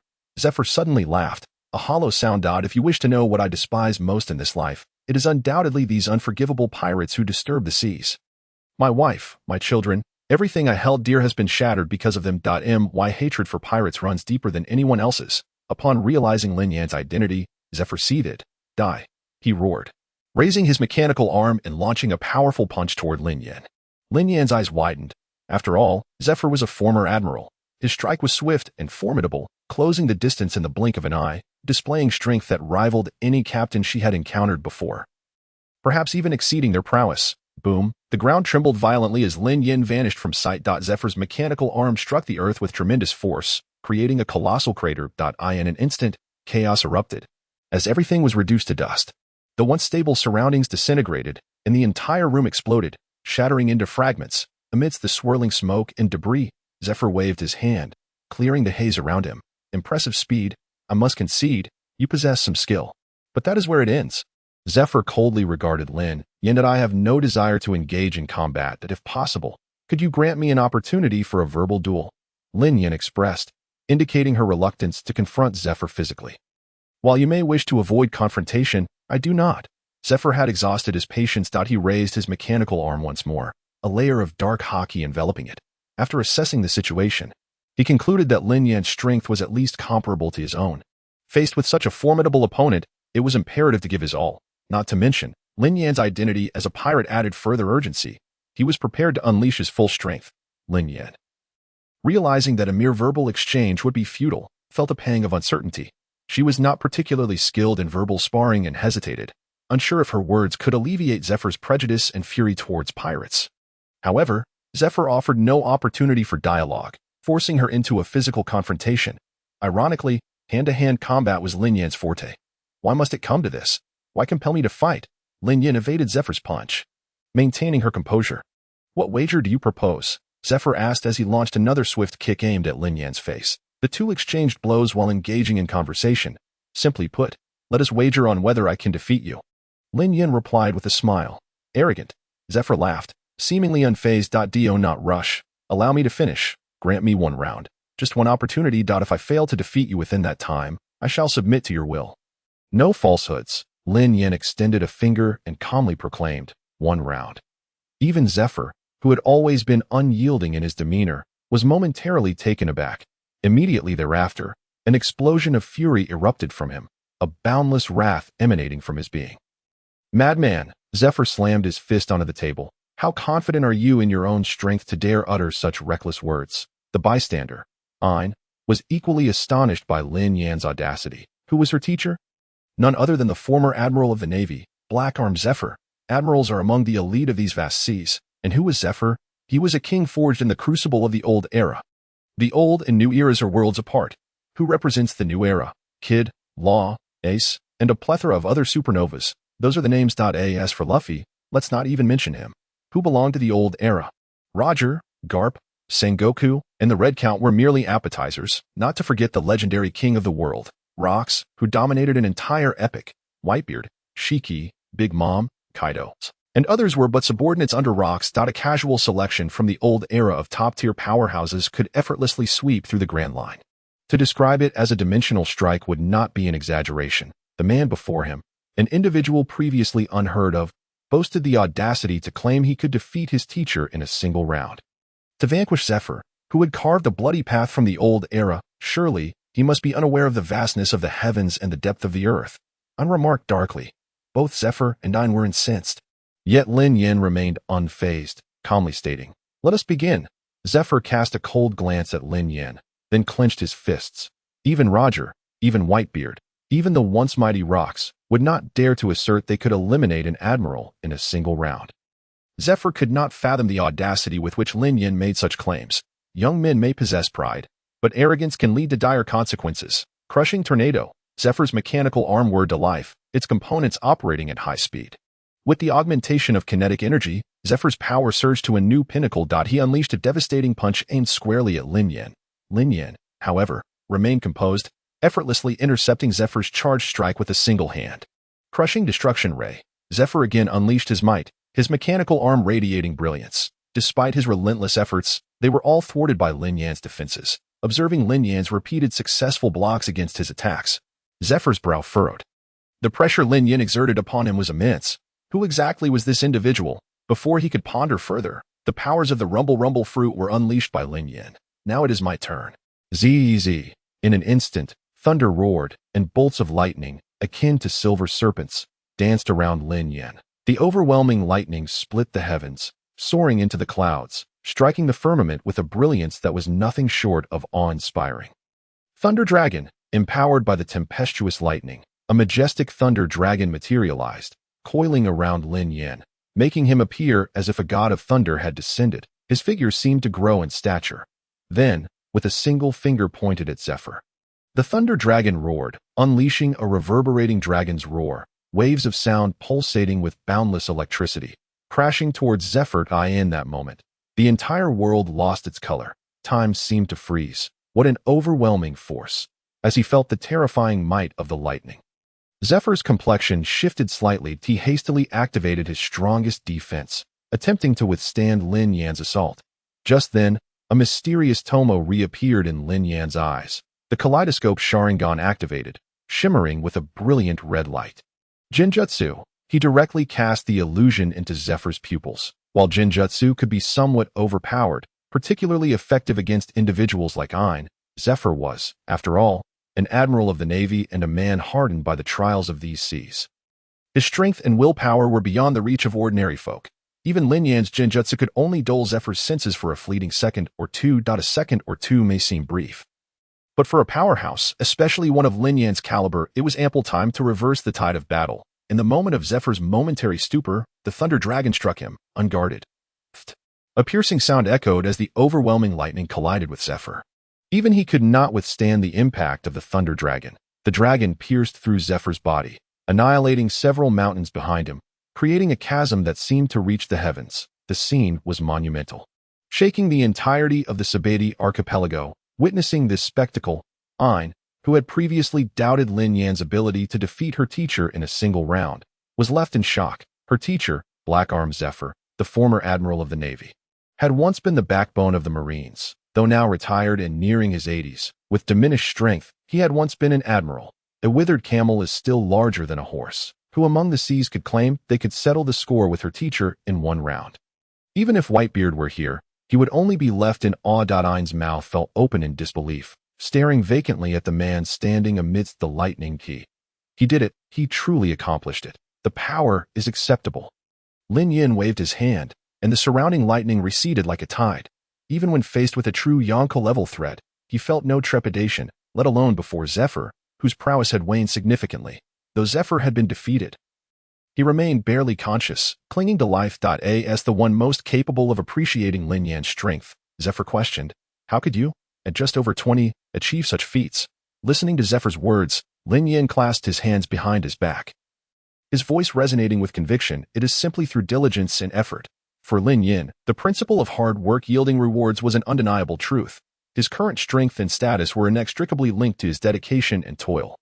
His remarkable aptitude and astonishing talent placed him among the pinnacle of the Grand Line. To put it plainly, Lin Yan's ascent to such heights was fueled by an unwavering will that transcended the ordinary, allowing him to reach the pinnacle of the new world. Thus, he concluded, "But enough of that. I shall now go fishing. Diligence, effort, be a bit more diligent. Exert yourself a little more. Is it truly possible to ascend to the ranks of a warlord in your 20s? If such words were directed at others, perhaps they would take them to heart. Who is Zephyr, you ask? He is a man who has nurtured numerous vice admirals, providing the Navy with a steady influx of fresh blood, laying the very foundation of its might. He is acutely aware of the arduous journey required to achieve such a feat. Can you still prattle on? Even Ace, who bears the bloodline of Roger, is merely in his early 20s, barely reaching the level of a vice admiral. There remains a thin line between him and a warlord. The strength of Wano has already crumbled, with Luffy excluded. I find it hard to believe you. You little rascal are quite mischievous. Who exactly are you?" Gazing at the incessantly chattering Lin Yan, Zephyr no longer pondered over his strength. Instead, he yearned to uncover Lin Yan's true identity. "Lin Yan, captain of the 17th Division of the Whitebeard Pirates," Lin Yan replied calmly. Upon learning of Lin Yan's affiliation with the Whitebeard Pirates, Zephyr recalled a recent captain who had dominated the headlines. "So it is you." The 17th Division had just been established and was in need of personnel, hence the pursuit of new recruits. "What do you say, former admiral? Shall we have a conversation?" Lin Yan smiled. After this encounter, the two found themselves unexpectedly acquainted. Lin Yan held a favorable impression of Zephyr. At that moment, the system also chimed in with congratulations. Lin Yan had completed one of his tasks. Ding, congratulations, host. Task 3 has been completed. Task 3, defeat a top-tier powerhouse of the Grand Line. Current progress. Defeated former Admiral Blackarm Zephyr. Observing the completion of a task, Lin Yan's spirits soared, and his invitation to Zephyr grew increasingly eager. "Admiral, the Navy may have cast you aside, but I shall not. The Navy has wronged you. I will not join my 17th Division." Upon realizing Lin Yan's origins from the Whitebeard Pirates and his recent notoriety, Zephyr's gaze reflected a tumult of emotions. However, his deep-seated disdain for pirates rendered joining their ranks utterly impossible. No more persuasion. Your strength is undeniable, and I concede that I am not your match in this regard. But that does not provide me with a reason to join the pirates. Abandon the thought. I will never join your crew. Zephyr resolutely refused. Having sustained injuries prior, his complexion had paled considerably. Is the rejection truly so vehement? Lin Yan expressed a hint of regret. Of course, one possibility remains. Zephyr cast a sidelong glance at Lin Yan. Oh, what possibility might that be? Lin Yan inquired with curiosity. "Kill me," Zephyr asserted firmly. Lin Yan was momentarily speechless. Observing Zephyr's steadfast refusal, he stood up. All right. I do not particularly enjoy coercing others, since you are unwilling." Hearing Lin Yan's words, Ein interjected. "So you intend to leave?" Lin Yan smiled at Ein. "I shall return tomorrow." As he spoke, Lin Yan indeed departed. Watching Lin Yan's retreating figure, Ein held his forehead in exasperation, wondering why he had spoken out. The following day, "Admiral, after a day of contemplation, what have you decided?" As expected, Lin Yan arrived as promised, eagerly pressing for an answer. Zephyr, now wrapped in bandages, remained resolute in his rejection. On the third day, Lin Yan visited once more. The fourth day, still a refusal. The fifth day, yet another denial. By the sixth day, Ein grew irate. "Enough already. The teacher detests pirates, and yet you continue to linger before him. How long will this go on?" Lin Yan paid no heed to Ein's perspective. Adults are speaking. Children should refrain from interrupting a child. Upon hearing Lin Yan's words, Ein couldn't help but chuckle in anger. "It seems you are not much older than I." Lin Yan paused for a moment, his gaze falling on Ein. Then, his eyes drifted downward. Upon recognizing the ominous sign, he gestured with one hand, stroking his chin. To be fair, I indeed am not older than you. An's face flushed, and she gritted her teeth. Rogue. Finally, through tireless efforts, Lin Yin uncovered Zephyr's inner turmoil. The name Edward Weevil resonated in Lin Yan's ears. Upon hearing the title Second Whitebeard, forgotten memories began to resurface. He recalled that Zephyr's arm had indeed been severed by the Second Whitebeard. Moreover, nearly all the crew members of that ship had been annihilated by him, the most crucial point being that the Second Whitebeard had been nominated as a candidate for the next Warlord of the Sea. This reality left Zephyr unable to accept the situation, prompting his furious departure from the Navy. How about this, Zephyr? Let us strike a deal. I will assist you in eliminating the Second Whitebeard. And in return, you will join my pirate crew. Lin Yan unexpectedly proposed such a bargain. Upon hearing Lin Yan's words, Zephyr slowly lifted his head. Do you comprehend the strength of the Second Whitebeard? Mentioning the Second Whitebeard conjured nightmarish memories for Zephyr, flooding his mind with a tidal wave of recollections that time. He was older, his strength diminished, though he no longer possessed the prowess of an admiral. He still retained the foundation of one. Yet even so, he had lost an arm to the Second Whitebeard, a testament to the latter's potential to ascend to the ranks of the warlords of the sea. How strong he is not my concern. I have only one matter at hand. As Lin Yan spoke, he gazed intently at Zephyr. I merely wish to extend an invitation for you to join my ship. Lin Yan's words were sincere and fervent. The scorching sentiment fell upon Zephyr's icy heart. Unbeknownst to him, the once unwavering Zephyr found himself considerably swayed. Consequently, he glanced at Lin Yan. May I ask you a question? Speak. Lin Yan encouraged him to proceed without reservation. Why are you so determined to invite me to join your 17th division? Zephyr was genuinely curious about this. Does it require justification, if pressed to provide one? I find you appealing. Your former admiral status is a factor, and the 17th division has just been established and requires talent. Lin Yan answered straightforwardly, without circumlocution. Zephyr fell silent. He suddenly realized that his so-called hatred for pirates was rather one-dimensional. He abhorred those ruthless and malevolent pirates. Yet, regardless of whether it was the Roger pirates or the Whitebeard pirates, he did not harbor significant disdain for them. These individuals were merely adventurers cloaked in the guise of pirates. They understood little of what it meant to be a pirate. At present, Zephyr finds himself unable to avenge the initial batch of students. The might of Whitebeard too is so formidable that even he feels powerless against it. However, Lin Yan's words before him have ignited a glimmer of hope within Zephyr.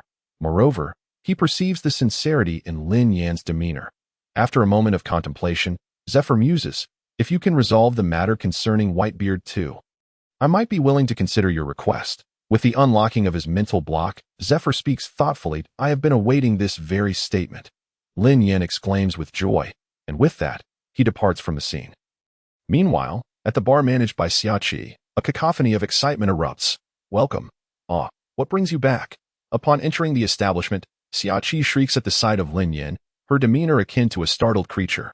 Why has this fellow returned? Please, refrain from screaming. Those unacquainted might assume I am accosting you. Just to clarify, I have no interest in a middle-aged woman, Lin Yan retorts. Disregarding Xia Qi's irate expression, I've come to inquire about someone. Lin Yan states, cutting to the chase, aside from old Ray, I am open to any information. Xia Qi, resolute, refuses to divulge Rayleigh's whereabouts. You must be aware of Whitebeard too. Lin Yan presses, what business do you have with him? Xia Qi inquires, amusement etched on her face, as Lin Yan's demeanor suggests he has indeed sought out the former Marine Admiral, Black Arm Zephyr. The puzzling aspect for her is why he is now in pursuit of Whitebeard too's whereabouts. As an information broker, you are somewhat lacking in your duties, madam. Lin Yan quips leisurely. Very well, perhaps I should not pry further. After a brief interval, Xia Qi gathers the details regarding Whitebeard too. He is located in Marineford. Upon hearing Marineford, Lin Yan is momentarily taken aback. Lowering his head in contemplation, this poses a significant challenge. Marineford, the naval headquarters, is home to the fleet admiral, the 3 admirals, and numerous vice admirals, embodying the pinnacle of the Navy's might. As the captain of the 17th Division of the Whitebeard Pirates and a pirate himself, Lin Yan knows that an impulsive incursion into Marineford could lead to unforeseen turmoil. The potential chaos is evident. But Lin Yan revels in such daunting challenges. Madam, what is the cost for this information? Lin Yan inquires, gazing at Xia Qi. Discussing money may strain our rapport, since I provided assistance free of charge previously. What harm is there in doing so again? Xia Qi responds, how generous of you. Madam, I shall make it a point to visit often, Lin Yan declares as he exits the bar. Xiachi, clutching her forehead, mutters to herself, perhaps you should refrain from returning. On the other side, Marineford stands as the naval headquarters, its defenses formidable and meticulously organized. Each post is equipped with watchtowers, ensuring that any upheaval is promptly communicated. Activating a state of alert within the Navy, Lin Yan surveys the area, nodding in acknowledgement of the stringent security befitting such a critical naval installation. Nevertheless, this does not deter him. Soon, he finds himself disembarking at Marineford. While appearing to be a vital island under the Navy's command, Marineford is actually a composite of naval forces and civilian settlements, functioning as both a naval base and a residential area. This is the current state of Marineford. Upon entering the residential district, Lin Yan inquires extensively. Under ordinary circumstances, seeking out Whitebeard II would be akin to finding a needle in a haystack. However, it should be noted that due to his recent candidacy for the position of a warlord of the sea, he has been closely associated with the Navy, even establishing residence in Marineford. This has facilitated Lin Yan's search, allowing him to easily locate Whitebeard II's temporary abode. Many assert that Whitebeard II is the biological son of Whitebeard. Even sharing the name Edward to verify this claim, Lin Yan reaches out to Whitebeard via a transponder snail, meticulously probing for the truth. The response reveals that Whitebeard has no biological offspring. With this revelation, Lin Yan understands the course he must take. Meanwhile, after a prolonged wait, Mariewa has finalized the candidacy for the Warlord of the Sea. Whitebeard II, through his exceptional prowess, has seamlessly ascended to this new role. The next step involves the Navy announcing this news, proclaiming to the world that the new Warlord of the Sea is Edward Weevil. However, just as these proceedings are set to unfold, a dreadful piece of news reverberates throughout Marineford overnight. Whitebeard II has perished. On that fateful night, under a moonless sky and a howling wind, as Whitebeard II revels in his newfound status as a warlord of the sea, he remains blissfully unaware of the encroaching danger. The streets lie desolate, eerily silent. The chime of the bell tolls, resonating through the night, heralding the midnight hour. Are you Edward Weevil? Lin Yan inquires as he approaches Whitebeard II. The figure before him is corpulent, with a runny nose and vacant eyes, resembling a child with intellectual disabilities. Aside from his bent mustache, there is little resemblance to Whitebeard. I am. Who are you? Edward Weevil responds, confusion clouding his features, exactly as it should be. At that moment, Lin Yan's pupils shimmer with a kaleidoscopic brilliance. The kaleidoscope activates once more, unleashing an illusion. In an instant, Edward Weevil is ensnared by Lin Yan's genjutsu, rendered immobile. The next moment, a spark of electricity arcs from Lin Yan's hand, materializing into a long blade forged from the lightning of the rumble fruit. With a swift motion, Lin Yan strikes down. Slash! A spray of crimson arcs through the night sky. Though Edward Weevil's strength is formidable, capable of challenging a former Marine admiral, Lin Yan's sudden appearance, coupled with the almost insurmountable power of the kaleidoscope, leads to Edward Weevil meeting his demise at Lin Yan's hands. The following day, when Edward Weevil's lifeless body is discovered on the streets, the blood has already dried. The news sends ripples of shock throughout Marineford. Bang!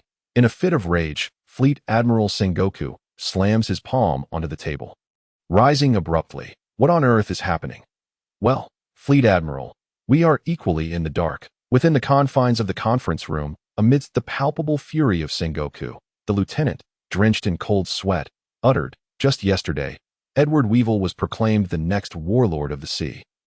Yet, in the blink of an eye, he has perished. The critical point is, he met his demise right here in Marineford, a place renowned for its stringent naval defenses, the safest haven across the Grand Line.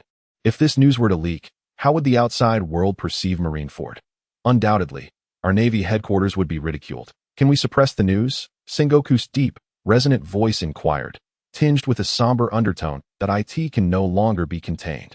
The lieutenant shook his head. The moment Edward Weevil breathed his last, media outlets already congregated in Marineford, clamoring to capture photographs and gather intelligence. Those slow to act have likely produced newspapers, while the swift have disseminated the news across numerous locales of the Grand Line. Investigate. We must uncover the truth. Sengoku commanded with unwavering authority. The death of a warlord of the sea, while unfortunate, was not a catastrophic blow for the Navy. Countless formidable figures roamed the seas, and they could easily appoint another warlord. However, the fact that Edward Weevil died within the precincts of Navy headquarters necessitated an explanation to Mariewa. I shall take immediate action. The lieutenant promptly exited, That very day, Marineford was cordoned off. A multitude of warships commenced patrols within its jurisdiction. Radar systems activated, ensuring not a single fly could escape. In pursuit of clarity regarding Edward Weevil's demise, the Navy deployed 2 to 3 battalions, totaling over 10,000 personnel. Alas, despite their relentless efforts, the outcome was akin to a stone cast into the ocean, disappearing without a trace. As the news gradually spread, the entire sea was set abuzz. It was noteworthy that Mariewa had only recently announced Whitebeard II as a warlord of the sea, yet, before the throne could even warm, Edward Weevil had met his untimely end. Although his death was shrouded in mystery, the focal point for all remained not on the how, but rather on the fact that Edward Weevil had held the title for less than a day. In other words, he had barely ascended to the position before abruptly exiting stage left. Why? The swiftness of his downfall rendered him arguably the most unfortunate warlord in history, of course, after several days of investigation. While the Navy had yet to uncover the mastermind behind this incident, they did stumble upon a few leads. On the eve of Edward Weevil's demise, reports indicated sightings of individuals from the Whitebeard pirates in Marineford. The mere mention of the Whitebeard pirates made Sengoku furrow his brow deeply. If it were anyone else, he would have delved into the matter thoroughly. However, when the Whitebeard pirates were implicated, Sengoku understood he must tread carefully. He ordered that the investigation be halted. Following this lead could potentially unearth the puppeteer behind the scenes, but such a course of action would inevitably draw the Whitebeard pirates into the fray, a scenario Sengoku wished to avoid at all costs. Recently, Ace, the captain of the Whitebeard Pirates' 2nd Division, had been secretly transported to Marineford by the Blackbeard Pirates. Sengoku, in his pursuit to restore the Navy's supremacy over the Grand Line, had already been scheming against Whitebeard. The fortuitous capture of the 2nd Division captain presented a once-in-a-lifetime opportunity to strike a decisive blow against the Whitebeard Pirates. Unquestionably, Marineford was preparing for the imminent war atop the summit. The more critical the moment, the less room there was for unexpected complications. This was why Sengoku was reluctant to pursue the investigation further. What if they stirred up a hornet's nest? Commodore, why is this so? The lieutenant inquired, perplexed. This matter does not concern you. Sengoku replied curtly. As for the title of Warlord of the Sea, let it be smoothly passed to Blackbeard's faction. Without further ado, Sengoku instructed the lieutenant to comply with his wishes. I understand. With that, the lieutenant departed, leaving the conference room enveloped in silence. Sengoku, the fleet admiral, rose and strolled to the balcony, hands clasped behind his back. The sea breeze caressed him, the fabric of his cape rustling. The two characters spelling justice standing out prominently. Gazing out at the vast ocean, Sengoku's expression was a tapestry of complexity, steeped in melancholy. At last, the reckoning of the old era was set to commence. In the Sabaody archipelago, news of Whitebeard II's demise in Marineford had already reverberated throughout the world. Zephyr, undoubtedly, had seen the headlines on the newspaper. There was no doubt that this was Lin Yan's doing. He had truly accomplished it. Zephyr reclined in his chair, a mix of emotions swirling within him as he gazed silently at the Venetian blinds. At that moment, upon learning of Whitebeard II's death, it felt as though a colossal burden had been lifted from his heart, allowing him to exhale at last. Perhaps, resigning from the Navy was indeed a sagacious choice. At the very least, it had led him to encounter you here in the Sabaody archipelago. Leaning against the wall, Zephyr slowly lifted his gaze. He had left Marineford in utter disappointment with the Navy, yet such a cataclysmic event unfolded in such a short span of time, rendering him momentarily lost in thought. Creak. Just then, their door swung open. As the light flooded in, it illuminated Lin Yan, making him appear exceptionally radiant. I have arrived, Lin Yan announced as he stepped inside. Have a seat. Zephyr, unlike before, did not dismiss Lin Yan but invited him to sit. Nearby, Ayn dutifully presented a chair to Lin Yan. With a gentle gaze, she softly remarked, "Thank you." Ayn, one of the few survivors of the incident involving Zephyr's severed arm, could empathize with his current emotions and regrets. She was equally grateful to Lin Yan. Where has that fierce little tigress from before gone? Lin Yan teased with a chuckle. Surprisingly, this time Ayn did not retort and continued in a soft tone. The events of that day have been a lingering knot in the hearts of my teacher and me. Thank you for your assistance. Listening to Ayn's weighty words, Lin Yan replied, "It was nothing." He nodded slightly, refraining from further jesting. Lin Yan, you killed Edward Weevil, the warlord of the sea appointed by the Navy. Aren't you afraid of retaliation? Zephyr inquired, setting aside the book in his hands to direct a question at Lin Yan. Retaliation? Lin Yan mused. I believe it is less about being resented and more about the Navy's lack of discernment. Who is Blackarm Zephyr? He was the one who laid a solid foundation for the Navy. Yet they cast aside this great general due to a mere figure known as Whitebeard II. In this regard, the Navy's judgment leaves much to be desired. Lin Yin reflected as for Whitebeard too. He vaguely recalled numerous memories. After the war on the top, Whitebeard fell, Ace perished, and a staggering 70% of their forces were lost. The Whitebeard pirates never recovered from that blow. However, an even greater peril loomed ahead. Beyond the oppression from the Navy and the Blackbeard pirates, Whitebeard too was also the primary architect behind the downfall of the Whitebeard pirates. Lin Yin's decisive action stemmed from two motivations. Firstly, for Zifa, and secondly, to safeguard the future of the Whitebeard pirates from threats. Upon hearing this, Zifa gradually lowered his head. Indeed, a lifetime of dutiful service could not withstand the fleeting whims of Whitebeard too. How tragic this circumstance was. Given that the Navy's foresight was lacking, before you stands someone who longs for you to join their ranks. So, have you made your decision? Join my pirate crew. Lin Yin once again extended the invitation to Zifa.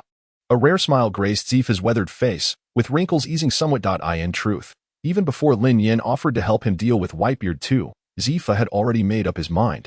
Under Lin Yin's expectant gaze, Zifa's response was succinct. All right, teacher.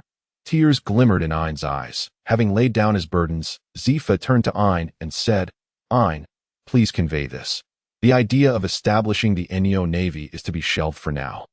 The concept of the Neo Navy is fraught with danger. It will inevitably face encirclement and vilification from all sides. It is not a commendable endeavor. Moreover, if you wish to depart, I will not hinder you. Ein resolutely shook her head. No, I will always follow you, teacher. Thus, with Zifa's agreement, this matter was splendidly resolved by Lin Yin. From this moment on, the former Marine Admiral, Black Arm Zifa, became a member of Lin Yin's 17th Division. However, Zifa did have a few stipulations. Before I join, I must establish some rules. I have several requests that you must comply with. Since you've put it that way, allow me to add one thing. Lin Yin shook his head, signaling Zifa not to voice his requirements. That he stated, my addition is that I will approve all your requests. You are being rather hasty. Zifa couldn't help but sigh. Ha! Lin Yin laughed joyously. This was the happiest day since the establishment of the 17th Division. By the way, how many members does your 17th Division consist of? Ein inquired. Her curiosity piqued. You've asked the right person. Before Zifa joined, I was the sole member of the 17th Division, Lin Yin said with a proud expression. Just one. Ein was momentarily speechless, wondering what was so commendable about being the only member. Is one person something to boast about? You see, now that Zifa has joined, we are three, Lin Yin replied. When Zifa left the Marine headquarters, several hundred individuals chose to follow him in departing the Navy. They were all Zifa's pupils, holding him in utmost respect, much like Ein. Now, upon learning that their teacher had abandoned the notion of forming the Neo Navy, this group sought Zifa to understand the situation. Upon discovering Zifa had joined the 17th Division, many pupils were initially perplexed. Wasn't their teacher vehemently opposed to pirates? Why, soon, when they learned that it was Lin Yin who had eliminated the notorious Whitebeard too. Especially under the very eyes of the Marine headquarters, a wave of astonishment surged through them. All gazes turned towards Lin Yan. To have vanquished a warlord of the sea in front of the Navy, this was no small feat. The pupils were acutely aware of their teacher's internal struggles. Yet, given the formidable strength of Whitebeard too, they felt powerless. However, all of that was moot in Lin Yan's case. In his quest to invite their teacher aboard, he had decisively eliminated Whitebeard too with remarkable efficiency. Was this the true power of the 17th Division captain of the Whitebeard pirates? The way they looked at Lin Yin shifted to one of reverence. Furthermore, since they had initially followed Zifa to leave the Navy intending to form the Neo Navy, now that Zifa had joined the 17th Division, what reason did they have to scatter? There were over 200 of them present, all pledging to follow Zifa and join the 17th Division. From this day forth, you shall be our captain. Ding! Congratulations, host. You have completed your task. Task 4. Invite a top-tier powerhouse to join the 17th Division. Current progress. Former Marine Admiral Zifa has joined. Reward. 30 bait. Ding. Congratulations, host. You have completed your task. Task 5. Increase the 17th Division's membership to 100 individuals. Current progress. 17th Division membership at 213. Reward. 30 bait. Lin Yin vowed that his approach to Zifa was solely to invite him to join his pirate crew. And yet, the outcome, Task 3 completed. Task 4 completed. Now, these pupils had all joined the 17th Division. Even Task 5 was successfully wrapped up. Truly, It is said that when luck arrives, nothing can stand in its way. When setting sail, Lin Yin was still all alone, but upon returning, he was laden with success. As Lin Yin prepared to return, did he anticipate meeting Whitebeard? Zifa stood on the deck, the sea breeze tousling his purple hair, and he murmured softly, in the bygone era, Zifa and Whitebeard were adversaries, each serving their own masters, having clashed fiercely for honor on occasion. Yet, this bitter rival had now found themselves intertwined once more beneath the wheels of history. Such a curious turn of events. Likewise, Zifa increasingly yearned to witness the astonished expression on Whitebeard's face when they met. How delightfully wicked of me, Zifa chuckled, his smile radiant. Just then, clang, their ship seemed to collide with something. The entire vessel shook violently. What was happening? Why was the deck trembling so? Had they struck a reef? Let us go check the cause. The pupils, originally en route back to the Whitebeard pirates, hurried onto the deck, eager to uncover the mystery. Soon, they discovered the source of the commotion. A very small boat had collided with theirs. Clearly, this was a maritime mishap. A man from the solitary vessel smiled apologetically. I'm terribly sorry. I dozed off for a moment and didn't expect to bump into your ship. No worries. Zifa dismissed the incident casually, regarding it merely as a trivial mishap at sea, not amounting to any significant concern. Suddenly, the students around Zifa sensed that something was amiss. It is imperative to recognize the locale. This is none other than the latter half of the Grand Line, the New World. The first half of the Grand Line is already notorious for its treacherous waters, but the New World is even more perilous.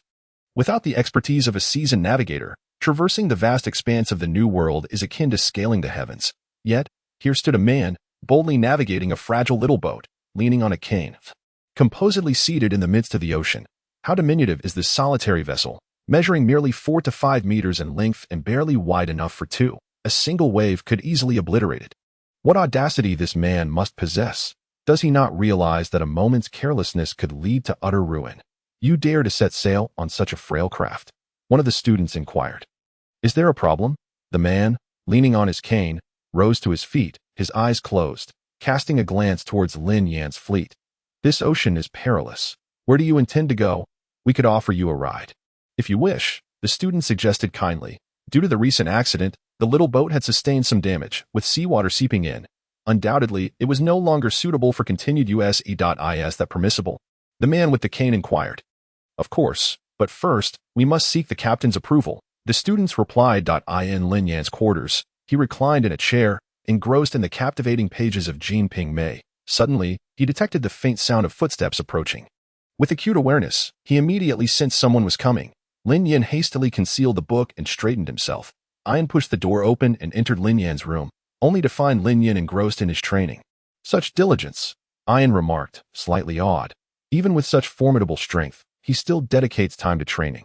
What right do we have to slack off? Is there something you need? Lin Yan asked as he slightly opened his eyes to regard Ian. Captain, here's the situation.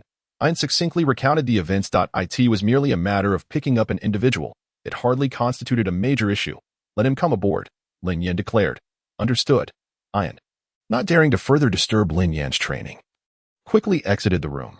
Meanwhile, the man with the cane boarded the 17th Division's ship. As he stepped aboard, every crew member, including Ian, was taken aback. You're blind? The crew members gaped, astonished, pointing at the man who leaned on a cane. Is the world mad? A blind man, supported by a cane, daring to cross the vast ocean on a frail little boat. What audacity! Even Zifa could not help but cast a sidelong glance, a hint of perplexity evident on his brow. How fortunate I am to encounter such kind souls, am I not? The blind man approached Zifa and the students, exuding humility and grace. The students could not help but marvel at the wonders of the world. Where even a blind man dared to set sail. Where is your captain? The blind man inquired. Our captain is currently in training. Ian recalled Lin Yan diligently practicing. Training. Truly commendable. The blind man acknowledged. In that case, I shall not intrude on your captain. I am grateful for your willingness to assist me. He expressed his thanks to the crew. As night fell, after an entire day, Lin Yan finally finished reading Jin Ping Mei in its entirety. The experience was exhilarating, utterly unbelievable. Captain, while training is crucial, one must also balance work and rest for one's health. I've saved dinner for you. I'll go fetch it. Just as he stepped out, Lin Yan encountered Ian, who had thoughtfully reserved a meal for him. Before long, dinner was delivered to Lin Yan's quarters. Warm and inviting. It was evident that Ian was quite attentive in this regard. Previously, Lin Yin often rushed through meals. But since Ian's arrival, life had become much more comfortable. He had come to appreciate the importance of having a woman by one's side. By the way, someone boarded the ship earlier, correct? Lin Yin inquired as he replenished his sustenance. Captain, you might find this hard to believe, but it was a blind man. Ian recalled her astonishment upon first seeing him. A blind man. Lin Yin paused, then raised his head slightly. Like everyone else, he realized the absurdity. This was the new world. After all, a blind man, embarking on the high seas in such a manner, was indeed outrageous. Let me recount the crew's reactions. Ian began to narrate the events of that day. Listening to Ian's account, Lin Yan's expression shifted as he sensed something was off. A blind man daring to venture out to sea in such a manner could only lead to two conclusions. Either he was seeking death, or he was far from ordinary. As Ian described the blind man leaning on a cane, a familiar figure unexpectedly surfaced in Lin Yan's mind. Where is he? Lin Yan, unable to focus on his meal, pressed for answers. Under Ian's guidance, Lin Yin arrived at a guest room designated for the blind man as temporary stay. Upon entering, he beheld a rather robust figure, clad in the attire of a Ronin swordsman. Eyes closed, with a cane resting nearby, scars traversed his face, aligning perfectly with his eyes. If there had been mere speculation earlier, it was now confirmed that a sudden realization struck Lin Yin. The blind man before him was none other than the future Marine Admiral Fujitora. During the 2 years of the Marineford War, Akainu and Akiji had engaged in a fierce contest for the position of admiral. Ultimately, Akainu ascended to the rank of fleet admiral, while Akiji, dissatisfied with being subordinate to Akainu, departed from Marine headquarters in disappointment. Since then, the Marines had 2 vacant admiral positions to compensate for the losses incurred during the Marineford War. The Navy had initiated a worldwide enlistment, wherein Fujitora and Green Bull were fortuitously discovered and exceptionally promoted to the rank of admiral due to their formidable strength. With a smile, he is a wielder of the gravity fruit, possessing a gentle disposition yet formidable strength.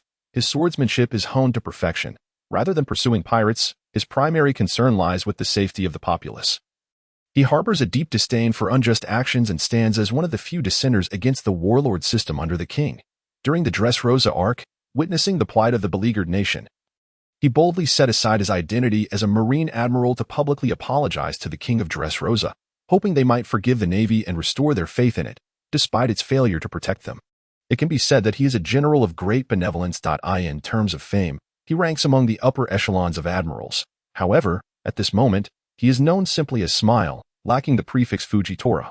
The Navy has yet to initiate a world conscription, so he is not a soldier of the Navy, but rather a wandering Ronin on the Grand Line. Are you Smile? It is an honor to meet you. Lin Yin exclaimed warmly, extending his hand. Inside the room, Smile visibly paused upon hearing his name called by Lin Yin, prompting him to inquire with curiosity, "How do you know my name?" Meanwhile, Ian stood by, momentarily stunned. "Captain, could it be that you know this blind man?" Even her teacher, Zephyr, is unaware of his background. No. Noted I recently heard tales of a wandering Ronin in these waters, and now I happen to meet him. What a fortunate encounter. Lin Yin continued with a broad smile. Smile hesitated, sensing that Lin Yin might be setting a trap. He had only set sail a couple of days prior. Where did you hear this? Of course, the so-called honor and fortune were not something Lin Yin truly believed, let alone others. Out of basic courtesy, he introduced himself. Allow me to introduce myself. I am Lin Yin, captain of the 17th Division of the Whitebeard Pirates. So, he is the renowned captain of the 17th Division. Smile had already learned of this during his time aboard the ship. Renowned? I wouldn't say so. There are many undiscovered strong individuals in this world. Their notoriety may not match mine, but their strength could very well be on par. Lin Yin shook his head. My young friend, you are indeed an intriguing person. What brings you to seek me? Smile inquired. Upon hearing this, Lin Yin fell silent. In truth, his intentions were simple. He wished to invite Smile aboard his ship. After all, this was a future Marine admiral. The crucial factor was that he was still a free man. Had they not crossed paths, it would have been one thing. But now that they had, Lin Yin could not let this opportunity slip away. If Smile were to join the Navy and potentially become an adversary in the future, would it not be akin to shooting oneself in the foot? The bounty of good fortune should not flow to outsiders. Moreover, within the 17th Division, it seemed only Zephyr and himself were formidable fighters, while others were not weak. They ultimately fell short of the first tier. If Lin Yin could successfully invite Smile to join, the 17th Division would boast 2 admiral-level figures alongside himself. How could Lin Yin not feel exhilarated? However, inviting him was not the problem. The issue lay in the fact that he had only just met Smile.to open with an invitation to join his pirate crew would surely lead to rejection. This matter required careful deliberation. Coincidentally, as Lin Yin and his crew returned to the Whitebeard Pirates, they would need some time. Thus, he decided to take this opportunity to cultivate a closer rapport with Smile. A smile gradually appeared on Lin Yin's face. No worries, I merely came to see you. One must respect their elders and the young. Please, take care and rest well. With that, Lin Yin took Ein and left the room. Just the day before, he had invited Zephyr aboard, and now he encountered Smile. He recalled a famous scene where someone made a fist gesture. I want it all.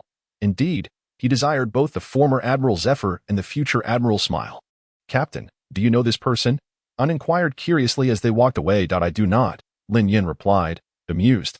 Then why did you display such an evil smile? Ein hesitated before asking. Lin Yin paused mid-step. An evil smile? Was my expression truly so blatant? He rubbed his chin thoughtfully. Well, it certainly seemed that way. Ein tilted his head in response. Lin Yin sighed. Realizing that his unexpected encounter with the future Marine Admiral had left his expressions unguarded. How embarrassing. In the following days, Lin Yin warmly entertained Smile, treating him as an esteemed guest. In truth, both Smile's strength and future status warranted such treatment from Lin Yin. Observing Lin Yin's enthusiasm, Smile felt slightly moved, his affinity for Lin Yin rising steadily. Truly, he was a captain unlike the typical pirate. Are you planning to invite him aboard? Zephyr asked Lin Yin, having observed his behavior over the past few days. You noticed? Lin Yin responded. Did you not just employ the same tactic on me? Zephyr took a sip of tea while seated. Indeed, while inviting Zephyr aboard, Lin Yin had kept close to him. Reflecting on this, it seemed quite accurate. After observing him for these past few days, it is clear that Smile is indeed exceptional in terms of demeanor and capability. He conceals himself remarkably well. It appears that he has a greater inclination towards the Navy. Do you have confidence? Zephyr, too, had been observing Smile and rationally analyzed the situation. However, he regretted that even he could not see through this blind man. How can we know without trying? Lin Yin concluded. Finally, when the opportune moment seemed ripe, Lin Yin approached Smile, saying, Shall we have a chat? Certainly. Having spent several days together, Smile had naturally sensed Lin Yin's intentions. In truth, Smile was also quite curious as to how Lin Yin had come to know about him. It must be noted that prior to this, he believed he had concealed his identity well, maintaining the guise of a blind man, ordinary to the extreme, indistinguishable from any common person. Yet, here was Lin Yin, who seemed to unveil all of his disguises effortlessly. I hear you wish to join the Navy, Lin Yin remarked, having learned of Smile's intent to enlist in the Navy, considering the timeline. It seemed Smile was nearing the moment he would enter the Navy's purview. You were looking to invite me to join the 17th Division, aren't you? Smile countered, already prepared for Lin Yin's approach. Indeed, Lin Yin did not conceal anything. May I ask a question first? Yishao inquired, seeking clarification from Lin Yin. Feel free to speak, Lin Yin replied. How did you come to know about my past that prompted you to invite me aboard? I am quite curious. Yishao maintained that someone of Lin Yin's illustrious reputation could not possibly invite an ordinary person aboard without reason. More importantly, he was a blind man. At the very least. Those who receive such invitations must possess extraordinary skills, either exceptional navigational abilities or remarkable shipbuilding talent. Yishao believed he had some foundational strength, yet he had never displayed it. This situation seemed rather unreasonable. Now that's a pertinent question. Do you think having a good eye counts as a reason? Lin Yin was well aware of Yishao's current state of mind, but he certainly could not say. Sorry, having watched One Piece, I can do as I please. Could he? Having a good eye? The smile on Yishao's face froze. He had been pondering this issue for the past few days and had come up empty. But when it came to Lin Yin, was it really just a matter of having a good eye? Why? This was akin to a previous bewilderment experienced by Zhang when he first heard about the 5 insurances and 1 fund. What kind of thought process was this? Was it truly that simple? Yishao incredulously asked. Indeed, it is that simple, Lin Yin affirmed with a smile. Within the room, both parties fell into a prolonged silence. Yishao remained quiet while Lin Yin poured himself a cup of tea, sipping it intermittently. After a considerable time, Lin Yin broke the stalemate, saying, Yishao, your aspiration is to join the Navy and safeguard peace in the realm.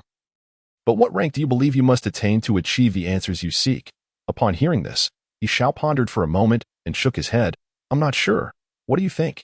Admiral, Lin Yin slowly lifted his head. To have a voice in the Navy, Only an admiral can accomplish that. The rank of admiral is the highest position within the Navy, aside from the fleet admiral, representing the pinnacle of naval power. These are three of the most formidable individuals selected from a vast sea of millions. They are revered and idolized by countless people, standing at the pinnacle, rivaling the four emperors of the New World. In 5 years, do you think you can become an exceptional admiral? Yi Xiao, Lin Yin extended 5 fingers in inquiry. Well, Yi Xiao hesitated. He believed he could achieve something worthwhile in the Navy.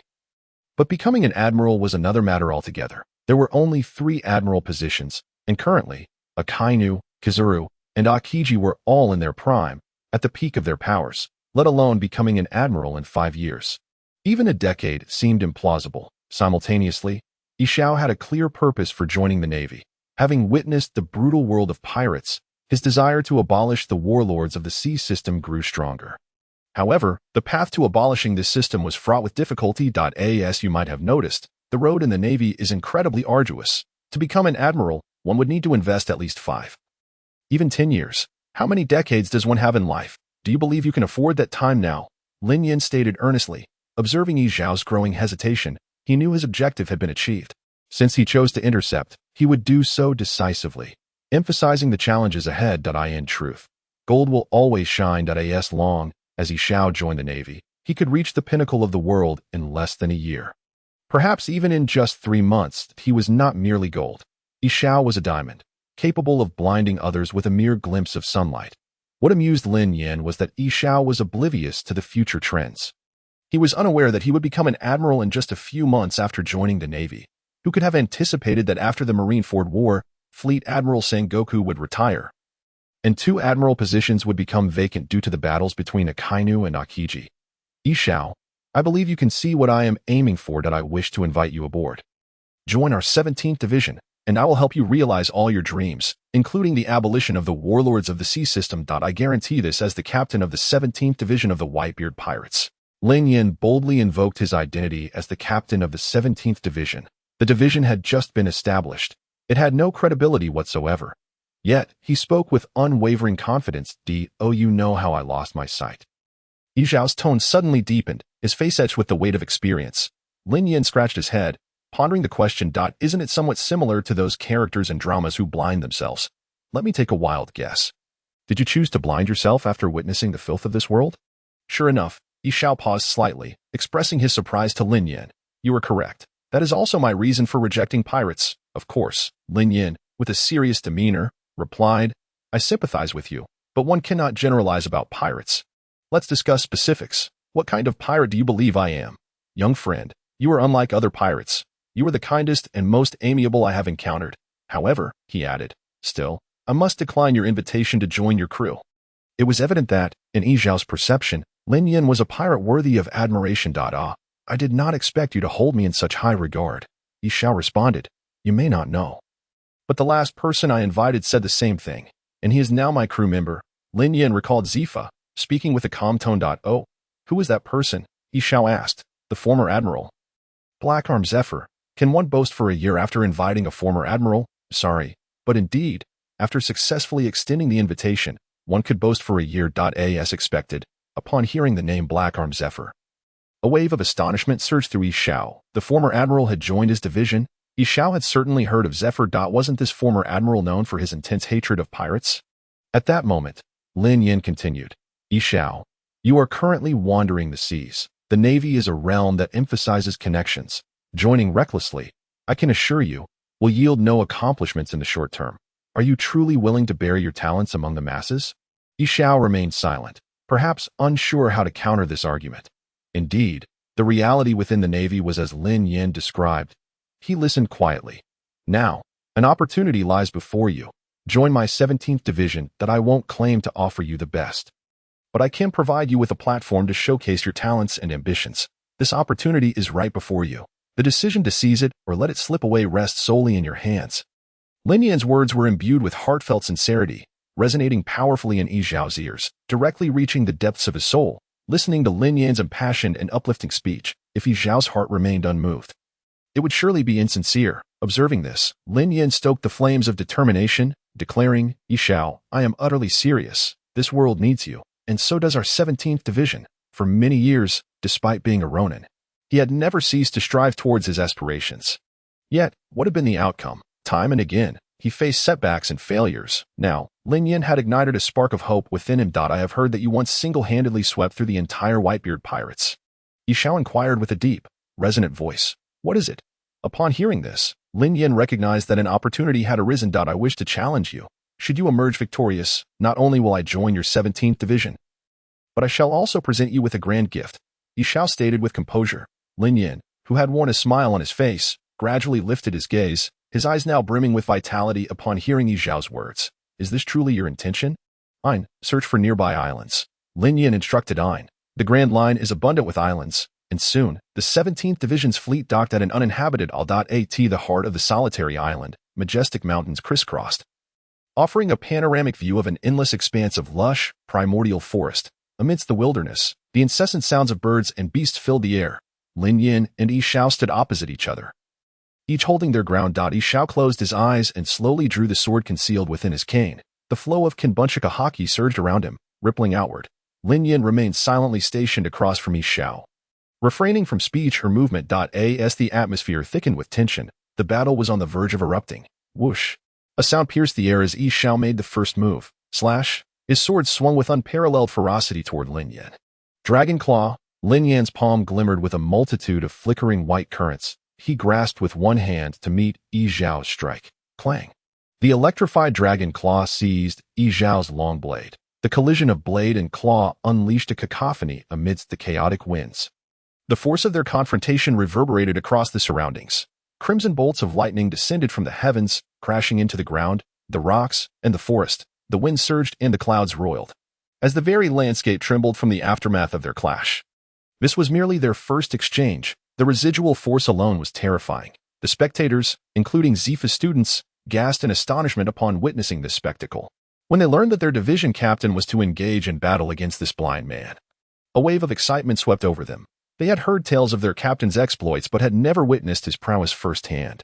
Now, the opportunity lay before them, and they were eager to observe the epic confrontation of a top-tier powerhouse of the New World. However, upon witnessing the cataclysmic nature of their first clash, the students collectively inhaled sharply. They marveled at their captain's extraordinary strength.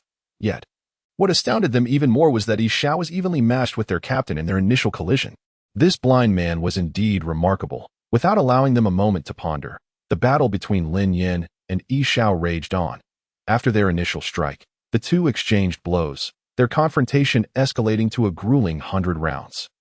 There were no flamboyant movements, no elaborate techniques. It was a pure clash of raw power. After 100 exchanges, Yi Xiao was forced to retreat. Following so many collisions, he felt his hands tremble from the impact, and beads of sweat began to form on his forehead.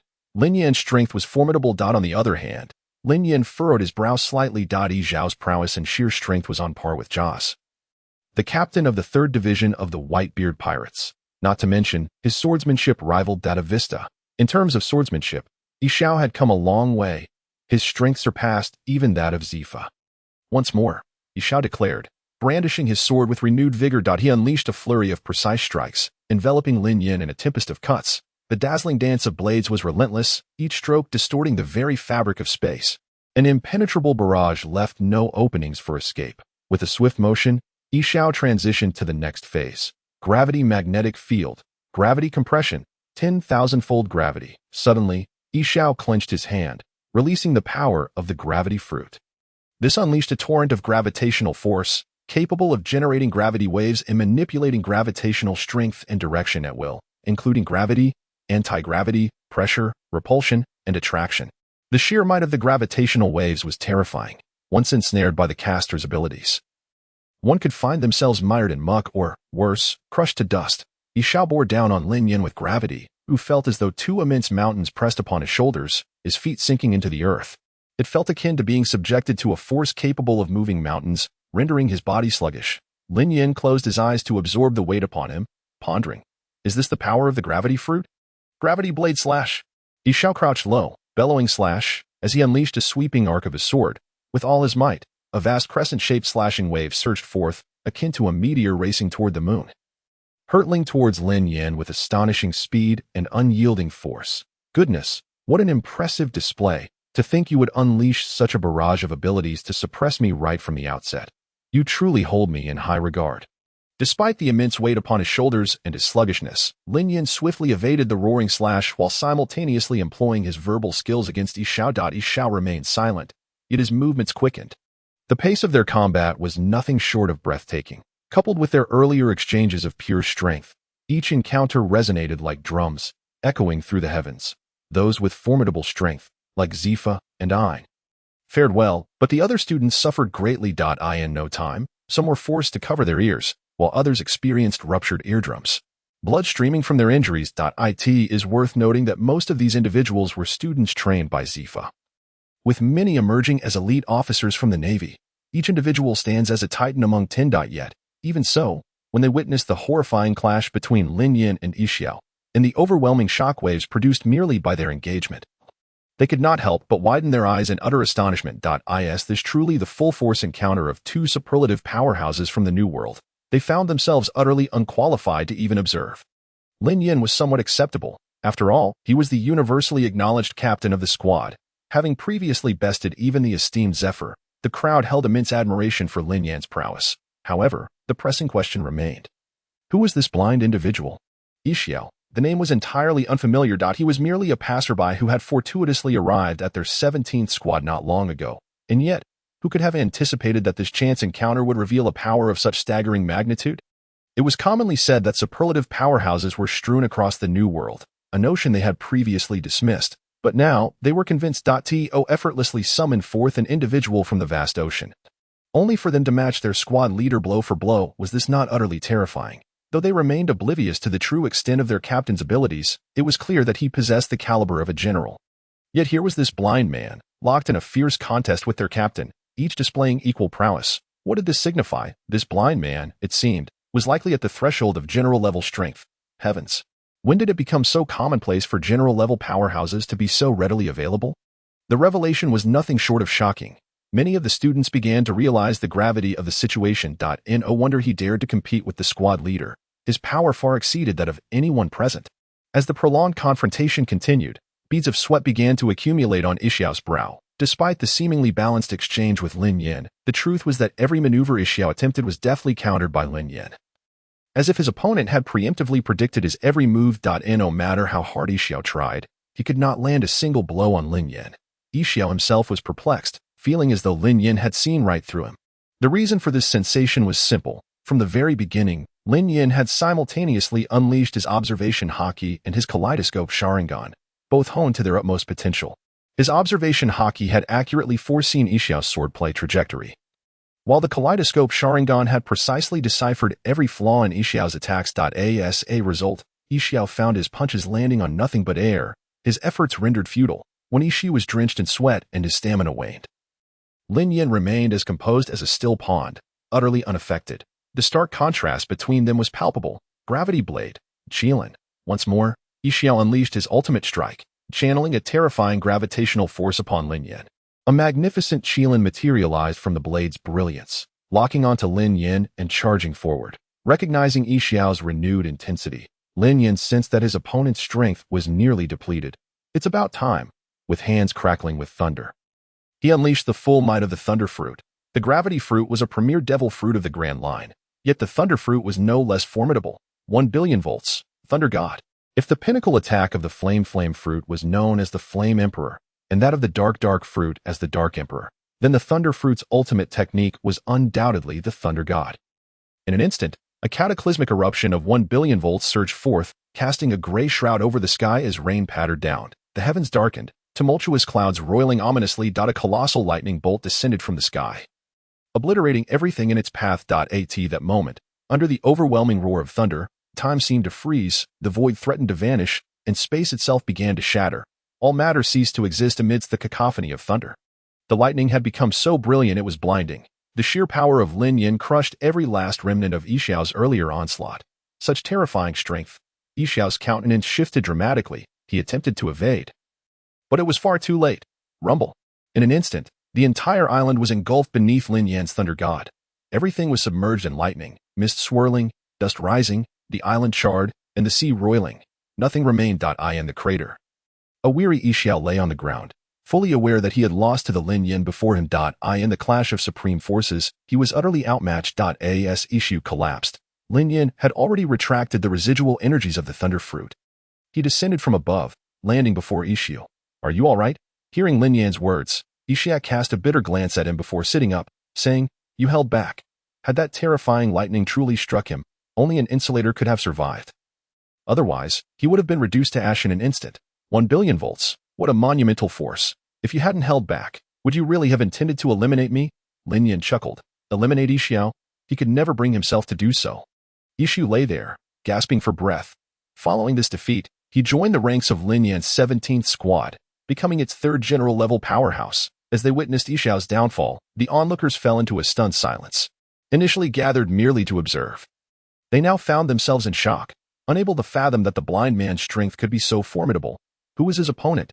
None other than their own squad leader, to be bested by the captain, even in defeat, was a mark of honor. Suddenly, the students' gazes toward Ishu shifted, filled with admiration and respect.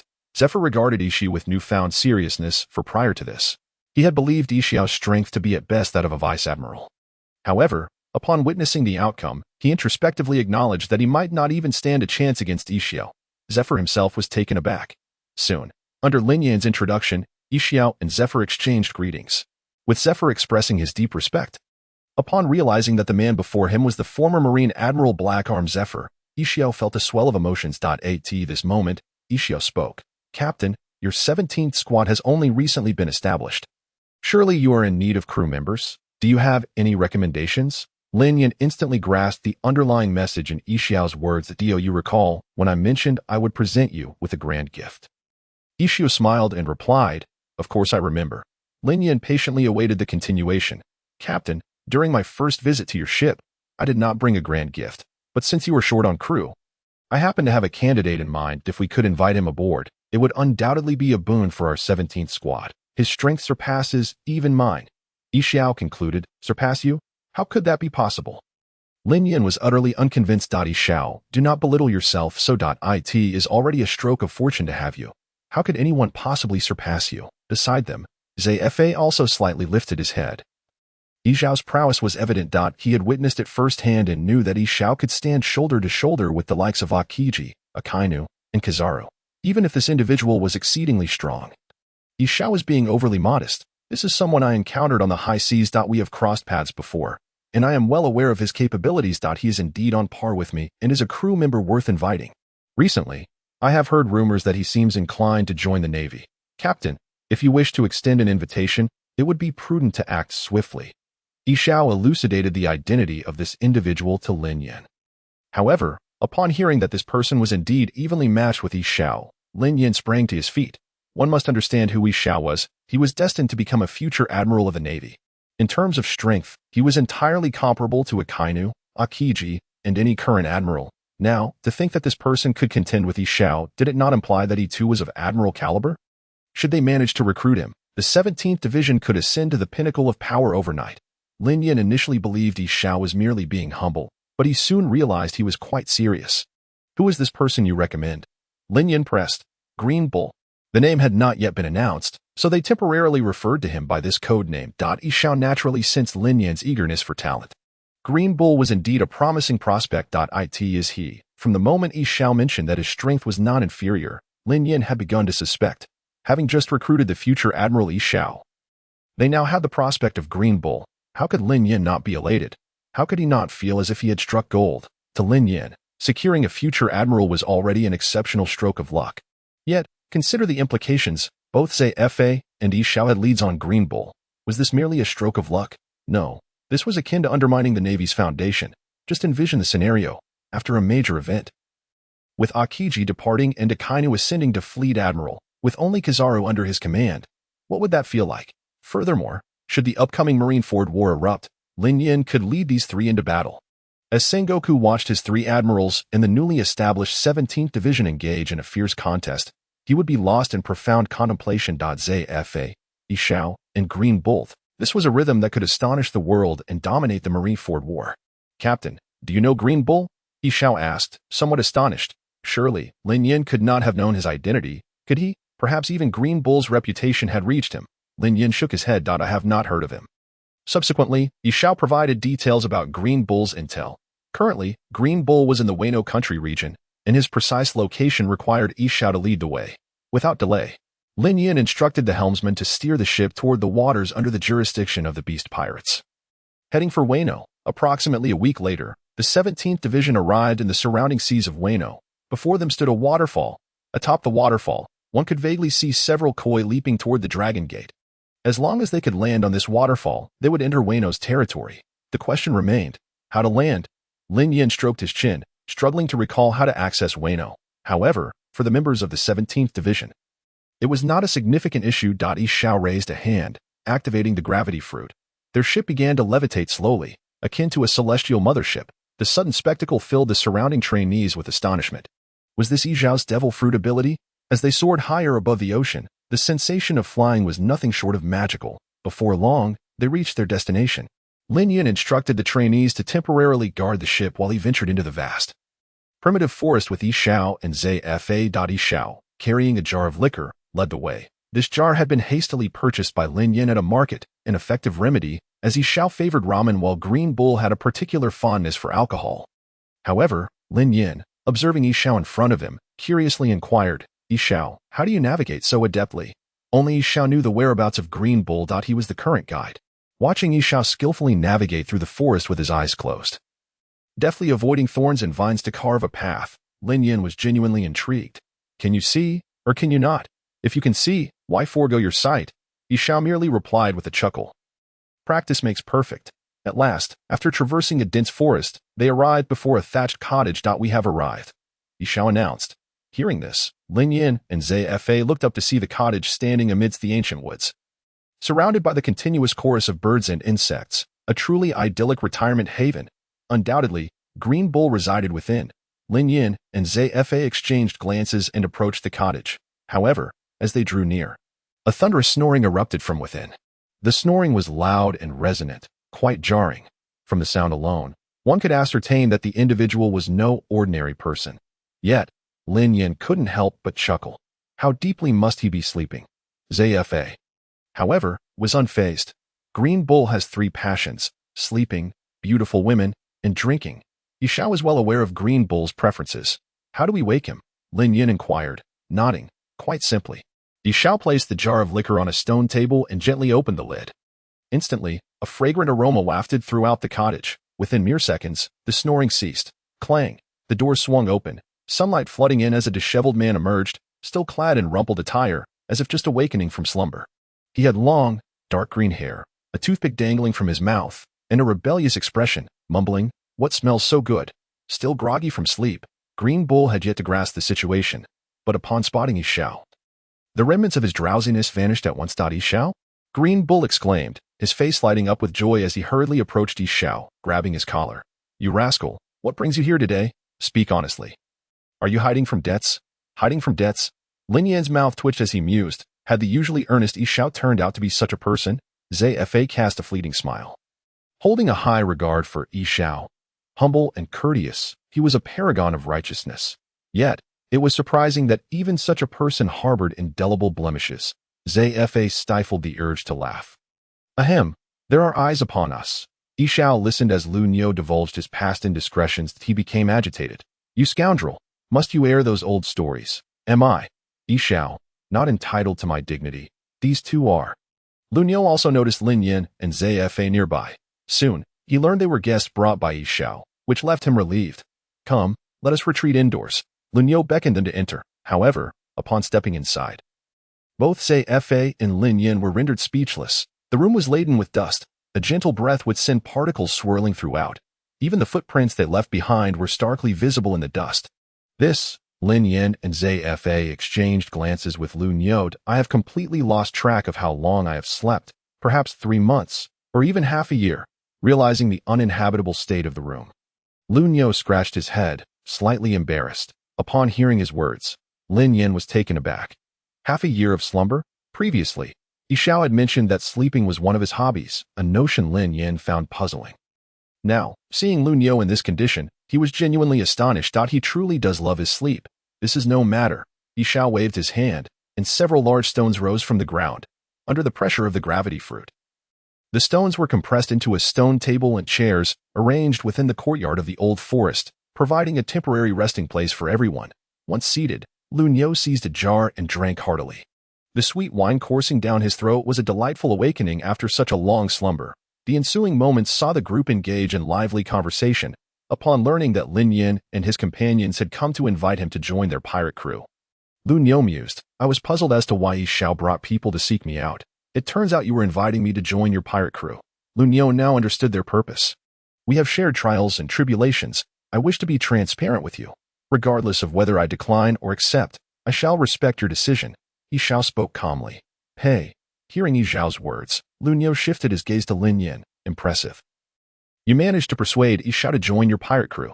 Having slept for half a year, Lun Yo was unaware of Lin Yan's identity. However, he was acutely aware of Yi Xiao's determination to join the Navy. Now, seeing Yi Xiao swayed by Lin Yin to join the 17th Division, it was evident that Lin Yin had considerable influence. "Overrated. What are your thoughts?" Lin Yin inquired expectantly, gazing at Lun Yo. "Since Yi Xiao personally came here. If I were to refuse, wouldn't that make it difficult for him in the 17th Division in the future?" "I agree. I will join your pirate crew," Lun Yo replied without a moment's hesitation. Unlike Yi Xiao, he was unburdened by obsessions and approached matters with an open heart. He would readily accept any invitation from any faction, provided it piqued his interest. Yet, witnessing such a forthright Lun Yo left Lin Yin astonished. Is it truly that simple? Just a few words. And the future Admiral Lun Yo has agreed to join. It certainly cannot be that easy. To become my captain, there is but one condition. You must be stronger than I.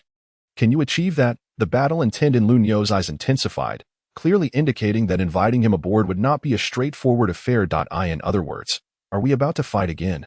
Lin Yin was at a loss for words. Why must it always resort to violence? Is it not exhausting? First Fa, then Yi Xiao, and now Lun Yo. Are we not all civilized individuals? Can we not conduct ourselves with civility? Of course, Lin Yin spoke thus. Yet his body betrayed him. The prospect of inviting Lun Yo aboard ignited a spark in his eyes. As you wish. He could not afford to miss out on Lun Yo. He wished to see for himself. With both Yi Xiao and Lun Yo potentially taken from him, who would fill the two vacant admiral positions when the War of the Summit erupted and the Navy's strength diminished, upon this thought, Lin Yan's smile widened. This bout of sparring shall be brief. Yi Xiao assumed the role of referee, creating a space for the two combatants within the depths of the mountains. Be wary, for fists and feet do not discriminate. Lun Yo, hands tucked into his pockets and a toothpick between his lips, remarked, "Bring it on." Lin Yin beckoned. As their words fell, a palpable tension enveloped the air. In an instant, a tempest arose, swirling dust and debris as a fierce gale swept through the forest. Trees swayed, foliage rustled, mountains trembled, and boulders shattered, all in a chaotic uproar, reminiscent of an impending storm of unfathomable ferocity. Be cautious, Lun Yo called out for the second time. At that moment, the ground beneath Lin Yan's feet quaked violently. Suddenly, a green vine shot forth from the earth like a spear, hurtling directly toward Lin Yin with astonishing speed, leaving him no time to react. Thud, the green vine pierced through Lin Yan's form. Yet, contrary to expectations, a gruesome scene did not unfold. Lun Yo furrowed his brow. A mere shadow, indeed. The spear had struck Lin Yan's afterimage. Nearby, Lin Yin perched upon a tree trunk, calmly observing the green vine that had burst forth from the ground. He inquired coolly, "Is this your devil fruit ability?" Lun Yo remained unfazed, hands still nestled in his pockets. "You will find out shortly." Swish, swish, swish, countless vines materialized around them, encircling Lin Yin from all directions. An array of vegetation transformed into spears, relentlessly thrusting toward him. Activating his observation haki, Lin Yin deftly evaded the oncoming onslaught. At that juncture, he realized that these vines possessed the ability to siphon nutrients from plants. The flora ensnared by the vines withered in an instant, their once vibrant life extinguished. It was not difficult to surmise that should one become ensnared by these vines, they would be drained of vitality, reducing them to sustenance for Lun Yo. Earlier, Lin Yin had pondered why Lun Yo could sleep for half a year, enduring such prolonged fasting. Clearly, drawing energy through his devil fruit was paramount to Lun Yo's sustenance. Be cautious of the surrounding plants. Within this forest, Lun Yo's combat prowess will soar dramatically, and I trust you have noticed. Yi Xiao cautioned from the sidelines. Hey, Yi Xiao, I am your good brother. Why are you turning your elbow outward? Lun Yo immediately expressed his displeasure. All right. In Lin Yan's grasp, the thunder fruit unleashed a cacophony of crackling electricity, infusing his hands with a myriad of lightning bolts. He ignited flames with these electric currents. Where the lightning traversed, violent shock waves radiated outward in all directions. In an instant, flames erupted, incinerating the surrounding vegetation. Witnessing the inferno that consumed all before him, Lin Yin couldn't help but muse. The burn fruit. Not even a dog would deign to consume it. Yet, it seems humans can indeed conjure fire-based techniques. Observing the complete annihilation of the flora, Green Bull remained unfazed. Ah, my dear friend, all my offensive maneuvers have been reduced to mere ashes. He thrust his hand forth from his pocket. With the vegetation entirely eradicated, he had no choice but to revert to the most primal form of combat.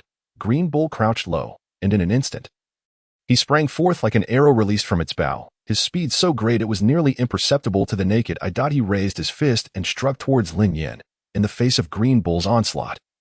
Lin Yin discerned the intent to overpower him through sheer strength, aiming to gain the upper hand in their clash. However, when it came to a battle of raw power, whom did he truly fear?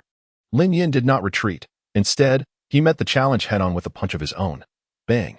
The two fists collided, unleashing a fierce shockwave that spread outward from their point of impact. The winds roared. Hidden currents surged, and colossal waves crashed against the heavens. The aftermath swept through the area, uprooting the very earth beneath them. With a single blow, the mountain they stood upon erupted, sending dust and debris soaring through the air. While splintered rocks and wood fragments danced about, Yixiao raised his hand to shield himself, dissipating the residual shockwaves. After absorbing the reverberations, Zephyr turned his gaze towards the fierce battle between Lin Yin and Green Bull, exclaiming, "The youth truly possesses great potential." Bang, bang, bang. The two engaged in a fierce exchange of over 20 punches. Yet at that moment, Green Bull was horrified to discover that Lin Yan's strength surpassed his own. With each clash of pure power, he found himself at a disadvantage. It seemed that this was Lin Yan's forte, and he could not afford to become too entangled in this facet of combat. Thus, Green Bull leapt back and declared, "Earth Spike." In a heartbeat, the ground erupted, and the roots of the plants below surged forth, forming spears that lunged toward Lin Yin. With a swift motion, Lin Yin narrowly evaded the assault. But weren't the plants incinerated by my flames? Lin Yin pondered, bewildered by the existence of this underground trap. Although the visible flora had been scorched, one must not forget that the unseen roots beneath the surface contained the essence of those plants. A gentle breeze tousled Green Bull's forgivingly green hair as he stood tall. The adage, "A 1,000-foot tower rises from the ground," rang true. To grow into a towering tree, some roots could extend hundreds of meters downwards. And did Green Bull truly believe that a mere fire would render him powerless? He rose to his full height, arms wide open, and then struck the ground with great force. In an instant, akin to the techniques of a certain wood-leaf ninja, swish, swish, swish, the plants, previously consumed by flames, began to grow at an astonishing rate visible to the naked eye. Before long, the forest that had been ablaze transformed back into a lush and verdant landscape. Seizing a vine, Green Bull straightened it into a spear and lunged fiercely at Lin Yin. A layer of armament hockey enveloped Lin Yan's arm, allowing him to block the attack with his bare hands. However, to his surprise, Green Bull smirked, "You've fallen into my trap." Before Lin Yin could react, the vine that had just been a spear swiftly coiled around his arm, even through the barrier of armament hockey. The vine siphoned Lin Yan's strength. What? Lin Yan's expression shifted to one of astonishment as he witnessed the vine absorbing nutrients through the layer of hockey. Was this the true power of Green Bull's devil fruit? Did armament hockey prove ineffective? Indeed, after years of training, even the defensive capabilities of armament hockey were susceptible to Green Bull's ability. This was his advantage, one of the crucial cards he held in his pursuit to become an admiral. Once ensnared by my vines, escaping is nearly impossible. Your defeat is all but assured, my friend. Green Bull proclaimed with unwavering certainty. "I have lost." Lin Yin replied, his face betraying no emotion. After their recent bout, it was clear that Green Bull's strength was formidable, even rivaling his own and Yixiao's combined. The reason for his potential defeat lay solely in his unfamiliarity with Green Bull's abilities. Yield now, or you shall be drained dry. Green Bull paused momentarily before calmly retorting, "Unless, of course, you possess a defense stronger than armament hockey to forcibly break free from my vines. However, I highly doubt that anything in this vast ocean exceeds the resilience of armament hockey."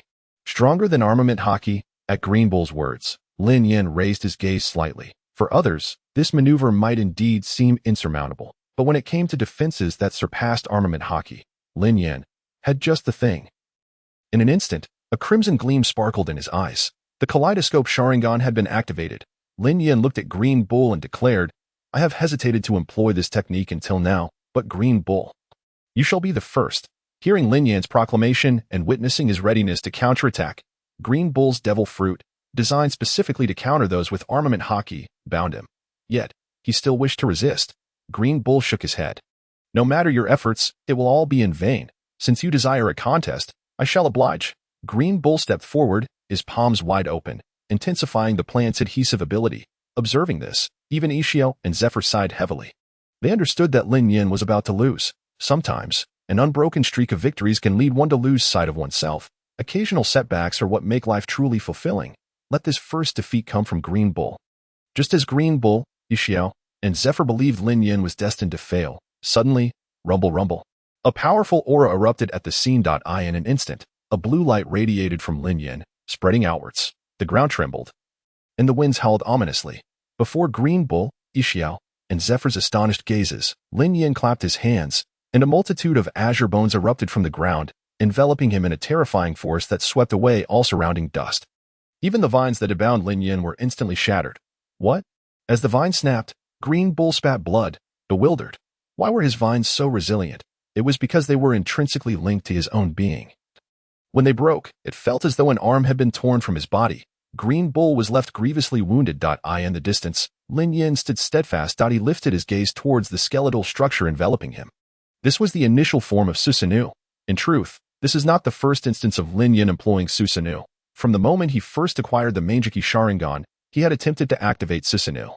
However, Lin Yan underestimated the terrifying consumption of chakra that Susanoo demands. Within a mere short span of time, he felt as if all his strength had been siphoned away. Even his eyes were affected. The toll of Susanoo is indeed colossal. Lin Yan realized that until he transformed into an eternal Mangeki Sharingan, the usage of Susanoo must remain within manageable limits. Once exceeded, the fate of those Uchiha clansmen is a story well known. This is precisely why Lin Yan refrains from frequently showcasing Susanoo. As he himself stated, it was Green Bull who compelled him to unleash it. What a remarkable power, sensing the overwhelming aura emanating from Lin Yan. Even the seasoned Zephyr was shaken. He was a vice admiral who had weathered many storms throughout the old era. What tempest had he not witnessed? Yet, neither Rox, Roger, Whitebeard, nor the currently resplendent Kaido ever possessed a power akin to Lin Yan's. For Zephyr, it was an experience unheard of and unseen. Observing the rapid fluctuation of Lin Yan's aura, Zephyr found himself ensnared in a prolonged state of astonishment. Equally astonished was the blind Ixio. Although he was sightless, it did not impede his perception of power. He distinctly sensed that Lin Yan's aura was undergoing a transformation. Is this his trump card? Ixio lifted his head, keenly attuning his ears towards Lin Yan's direction. Undoubtedly, the most astounded of all was Green Bull. The very structure of Lin Yan's Susanoo shattered the vines that had coiled around him. It is crucial to note that these vines could even penetrate the defenses of haki. What does this signify? It indicates that the ability demonstrated by Lin Yan possesses a defensive capability that far surpasses even that of haki. While Green Bull may not be as aged as Zephyr, he too had encountered significant trials. Nevertheless, the magnitude of Lin Yan's displayed strength was utterly foreign, leaving them at a loss. Lin Yan advanced, with Susanoo enveloping him, directing his assault towards Green Bull, who was already injured. Under the might of Lin Yan's Susanoo, how could he hope to resist? Instantly, he was sent hurtling through the air, crashing into mountains, causing the surrounding flora to bend and break. Green Bull, despite his desire to fight back, found that even a marine vice admiral could scarcely withstand such overwhelming power. However, Green Bull was not one to concede easily. Gritting his teeth and enduring his injuries, he met Lin Yan's Susanoo head-on. This day was destined to mark the apocalypse for this archipelago, as the clash between Lin Yan and Green Bull unleashed fierce hurricanes, violent earthquakes, and shattered mountains, with many islands sinking into the depths of the sea. A chasm emerged before everyone's eyes, submerging into the ocean's abyss. Ultimately, the battle concluded, and the outcome was revealed. Green Bull could no longer hold on and collapsed heavily to the ground, utterly defeated. Ixio had previously stated that both parties should cease at an appropriate juncture. Upon Green Bull's fall, Lin Yan also retracted his Susanoo. He too felt the strain, beads of sweat dotting his forehead. The consumption of Susanoo was indeed formidable. Laughing heartily at his defeat, Green Bull, despite his pale and weakened appearance, could not help but smile broadly, even bursting into hearty laughter. How many years had it been since he had fought with such unrestrained joy? Moreover, he had been bested head-on by another. This exhilaration, both mentally and physically, was a sensation Green Bull had not experienced in far too long. I truly did not anticipate such a result. Lin Yan, I acknowledge your strength. Following this contest, Green Bull successfully joined Lin Yan's 17th Division. Thus, 2 future Marine admirals from the Navy had fallen into Lin Yan's hands. Next, it remains to be seen how the Navy will allocate the 2 impending vacancies for admirals. Unbeknownst to him, Lin Yan's smile grew ever more radiant. Should 2 fortunate individuals ascend to become the next Marine admirals, Lin Yan would say, "No need for thanks. This is all that you rightfully deserve." Before this, only Lin Yan, Zephyr, and Yixiao had been present. However, on their return journey, their team welcomed a new member. Indeed, it was Green Bull. At the port of the archipelago, the members of the 17th Division had long awaited their arrival. Gazing at the newly joined Green Bull, the many recruits looked on with wide eyes, as if observing a curious child, pondering if this was truly the individual their division captain had so fervently sought after. He appeared quite imposing and charismatic. Lin Yan addressed the crowd. Set sail. The sails unfurled, catching the sea breeze, as they began their journey towards the Whitebeard pirates' territory. Perched atop the mast, Lin Yan gazed down at the over 200 individuals below him. Filled with emotions, let us not forget, when he departed from the Whitebeard pirates, Lin Yan had merely hoped to seek fortune upon the seas. He never anticipated that in such a brief span of days, he would establish a division of considerable scale. Besides himself, the mere thought of having 3 individuals of admiral caliber within his division sent a thrill through him. Previously, he had been anxious and worried about the impending war on the summit. Now, with so many individuals solidly in place, who should be anxious? Who should be worried?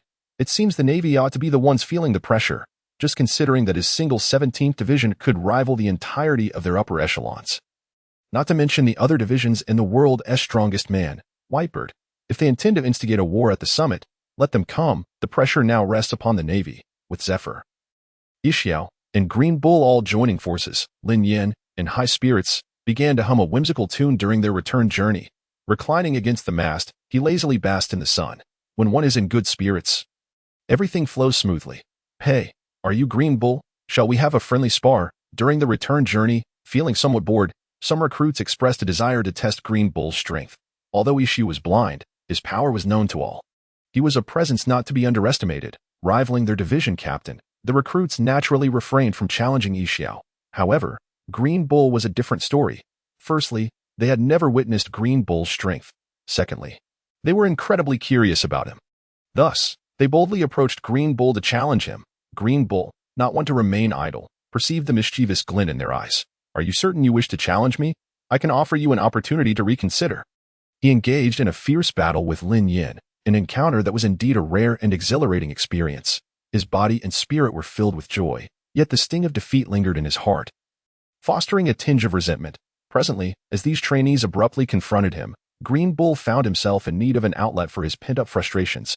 However, as a seasoned veteran, Green Bull decided to grant them an opportunity for reconsideration. "Ha ha ha, it's merely a friendly contest. There's no such thing as retracting." The trainees, oblivious to the gravity of the situation, prepared themselves earnestly. Zephyr shook his head, realizing that his trainees still lacked the necessary experience. It was an opportune moment for Green Bull to temper their youthful exuberance. Soon, the 2 sides arranged a battleground on the deck. As the trainees stood ready, Green Bull merely placed his hands in his pockets, declaring, "One at a time is too tedious. Let all of you come at once." Seeing Green Bull's stance of single-handedly facing a multitude, the trainees felt a surge of indignation. "What an affront! Do you truly regard us with such disdain?" With fervor, they charged at Green Bull, only to find themselves utterly overwhelmed. Over 200 trainees were soundly defeated, each nursing bruises and welts, sprawled across the deck like marionettes with severed strings. Their faces contorted in agony as they emitted a chorus of lamentations. Upon boarding the ship, Green Bull learned that these individuals were Zephyr's students. Respecting Zephyr, a figure of the old era, he remarked, "Your students possess a solid foundation, yet they are regrettably too youthful. Nevertheless, they are malleable talents." Zephyr set down his teacup, stating, "Their temperaments require refinement. I hope you will take the time to instruct them." Green Bull rubbed his hands together, exclaiming, "Ah, I relish the idea of teaching." Just as the atmosphere within the 17th Division was tranquil, the sentinels on the deck detected an anomaly in the distant horizon. A massive pirate ship was gradually approaching. Alerted by this sight, a sentinel hastily called out to Lin Yan, "Captain, a pirate ship has appeared in the southeast." Turning his gaze in that direction, Lin Yan indeed spotted a dark silhouette drawing closer. However, due to the distance, the details were indistinct. Lin Yan inquired, "Whose ship is that?" The sentinel raised his telescope and, After adjusting the focus, reported, "Captain, it belongs to the Mammoth Pirates." The Mammoth Pirates?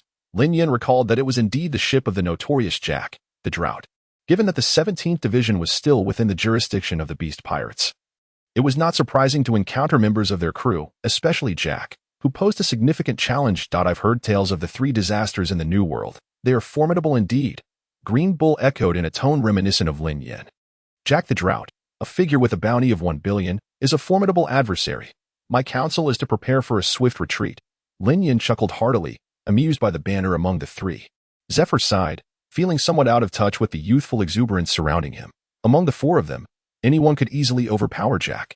Yet their conversation had inadvertently elevated a mere 3 disasters figure to the status of the 4 emperors. Kaido. Given their current configuration, even if Kaido himself were to appear, he would likely be brought low. Meanwhile, the Mammoth Pirates had also noticed the ship that had entered their line of sight. Ordinarily, Jack would have dismissed any vessels in their territory. However, upon seeing the flag of the Whitebeard Pirates flying from the ship, Jack's eyes widened with alarm. Why is a ship from the Whitebeard Pirates appearing in our waters? Realizing the gravity of the situation, he decisively commanded, "Bring the ship closer." As the Mammoth Pirates advanced, ominous storm clouds gathered on the horizon, accompanied by flashes of lightning, evoking a sense of impending doom. This was the signature effect of Jack's entrance.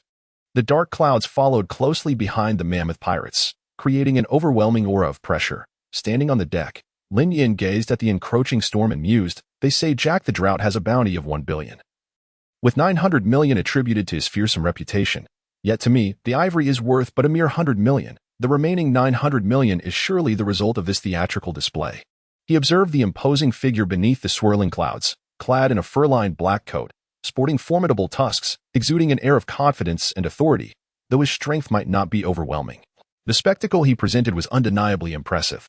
Lin Yin stroked his chin, contemplating the opportunity to orchestrate a similarly grand entrance in the future. Zephyr, Yixiao, and Green Bull stood resolutely behind Lin Yin, all eyes fixed upon the approaching Jack, as if regarding a fool. "To engage or not to engage?" Lin Yin queried the 3. "It's up to you." Yixiao replied nonchalantly. "I too have no objections," Zephyr concurred. Hey, don't be so nonchalant. If we are to fight, we must prepare our forces. I've been battling you all for days, and I'm utterly exhausted. Let it be known, I have no desire to engage." The prospect of combat was indeed taxing, especially since Lin Yin's opponents had been Zephyr, Yixiao, and Green Bull. He yearned for a moment's respite. "I am also reluctant to participate," Yixiao declared, favoring a more peaceful resolution. "You can't expect this nearly 80-year-old man to confront Jack, can you?" Zephyr looked at Lin Yin, suggesting, "How about we play rock, paper, scissors?" As the 4 engaged in conversation, Jack had already drawn near. "As Captain." Jack quickly spotted Lin Yin among the 17th Division. Upon recognizing him, Jack paused momentarily before a cold smile spread across his face. "I wondered who dared to trespass in our waters. It turns out to be you." Lin Yin was slightly taken aback. "You know me?" Jack, of course, recognized Lin Yin, who had recently made quite a name for himself throughout the Grand Line. Yet, despite Lin Yin's elevation to the rank of captain within the Whitebeard Pirates, Jack regarded him merely as a newly appointed subordinate of Whitebeard, a mere underling. How formidable could such an underling be? Furthermore, Jack was notoriously arrogant, having never acknowledged anyone aside from Captain Kaido and his 2 brothers, Ash and Quinn. Even the name Lin Yin had not crossed his ears, leading him to dismiss Lin Yin as someone unworthy of his attention. "Pray tell, what brings you into the territory of the Beast Pirates?" Drought Jack lifted his chin defiantly, casting a condescending gaze upon Lin Yin and the others, including Green Bull. "I say we merely passed by." "Do you believe that?" Lin Yin responded to Jack's taunt. "Passed by? It seems you don't regard me highly at all." Drought Jack retorted with a cold laugh. In this vast sea, the Navy loomed like a formidable giant. Casting a watchful eye, the 4 emperors, weighing their interests, typically adhered to a code of non-interference. Jack was acutely aware of this unspoken rule. However, just because others complied did not obligate him to do the same. It must be noted that this was the territory governed by their beast pirates. They had already ventured deep into Wano. Suddenly, a ship from another pirate crew appeared. If it were anyone else, they would undoubtedly be infuriated. "You Whitebeard pirates really have some audacity. Do you seek war?" Drought Jack exclaimed, raising his scythe and pointing it menacingly at Lin Yin. "You are the notorious Drought Jack, with a bounty of 900 million. How could I dare to engage you in battle?" Lin Yin chuckled, casting a sidelong glance at him. 900 million. Jack paused momentarily, perplexed. However, observing Lin Yan's half-smiling demeanor. He surmised it was not a compliment. No tears before the coffin. Very well, you have provoked my ire. Drought Jack's expression darkened, recalling that his own bounty of 1 billion had stagnated for many years. Today seemed the perfect opportunity to take down this overconfident new commander of the Whitebeard pirates. Die. Drought Jack declared coldly. In truth, Lin Yan had no intention of confronting Drought Jack after days of fighting. He felt mentally exhausted. Aiming to avoid unnecessary conflict, they had already planned to leave Wano. Who would have anticipated that Drought Jack would emerge halfway, refusing to let them depart? Sighing, Lin Yan resigned himself to the necessity of using force. Leave it to me. Green Bull stepped forward, standing behind Lin Yan. Having lost to Lin Yan, he felt a simmering frustration. Although over 200 trainees had suffered a beating earlier, they were now comrades. Green Bull felt constrained, unable to unleash his pent-up anger. Just then, the Mammoth Pirates made their entrance. Drought Jack, is it? One of the 3 disasters of the Beast Pirates, with a bounty of 1 billion? I've heard you are their elite. Well, I, for one, am here to challenge that elite, Green Bull declared, raising his hand to point at Drought Jack. Go for it, Green Bull. Lin Yan encouraged from behind. Zifa and Yi Xiao observed the impending clash with keen interest. However, Drought Jack furrowed his brow. Boy, what do you mean by this? He barked at Lin Yan. Who was he? A member of the 3 disasters of the Beast Pirates, a high-ranking officer with a bounty of 1 billion. And now, he was being called out to battle by Lin Yan, only to have a nameless challenger put forth instead. What was the meaning of this? Did he underestimate him, or was he simply audacious? If you want to fight, then let us do it. Enough of this idle chatter. Green Bull coldly interjected. If you're eager to meet your end, I'll gladly oblige. Jack's fury erupted. Lin Yan was arrogant, but he was still a commander. What right did a mere underling have to challenge him? To hell with the rules among the 4 emperors. Drought Jack slammed his foot onto the deck, shattering it beneath him. Then, he leaped toward Green Bull in a sudden assault. Green Bull's expression remained icy as he prepared to retaliate. Their fists collided with a resounding impact. Boom! The sheer force of their confrontation unleashed a series of shockwaves, sending ripples through the sea and creating a cacophony of sound. But in that split second, Drought Jack's expression shifted. He was shocked to discover that, in terms of strength, he was not a match for Green Bull. What? Drought Jack's eyes widened in disbelief as he stared at Green Bull. Where had this individual come from? His power surpassed his own. Drought Jack, the Drought, one of the 3 disasters of the Beast Pirates. How had he become so insignificant? Green Bull, undeterred by Jack's astonishment, harnessed the fury in his fist.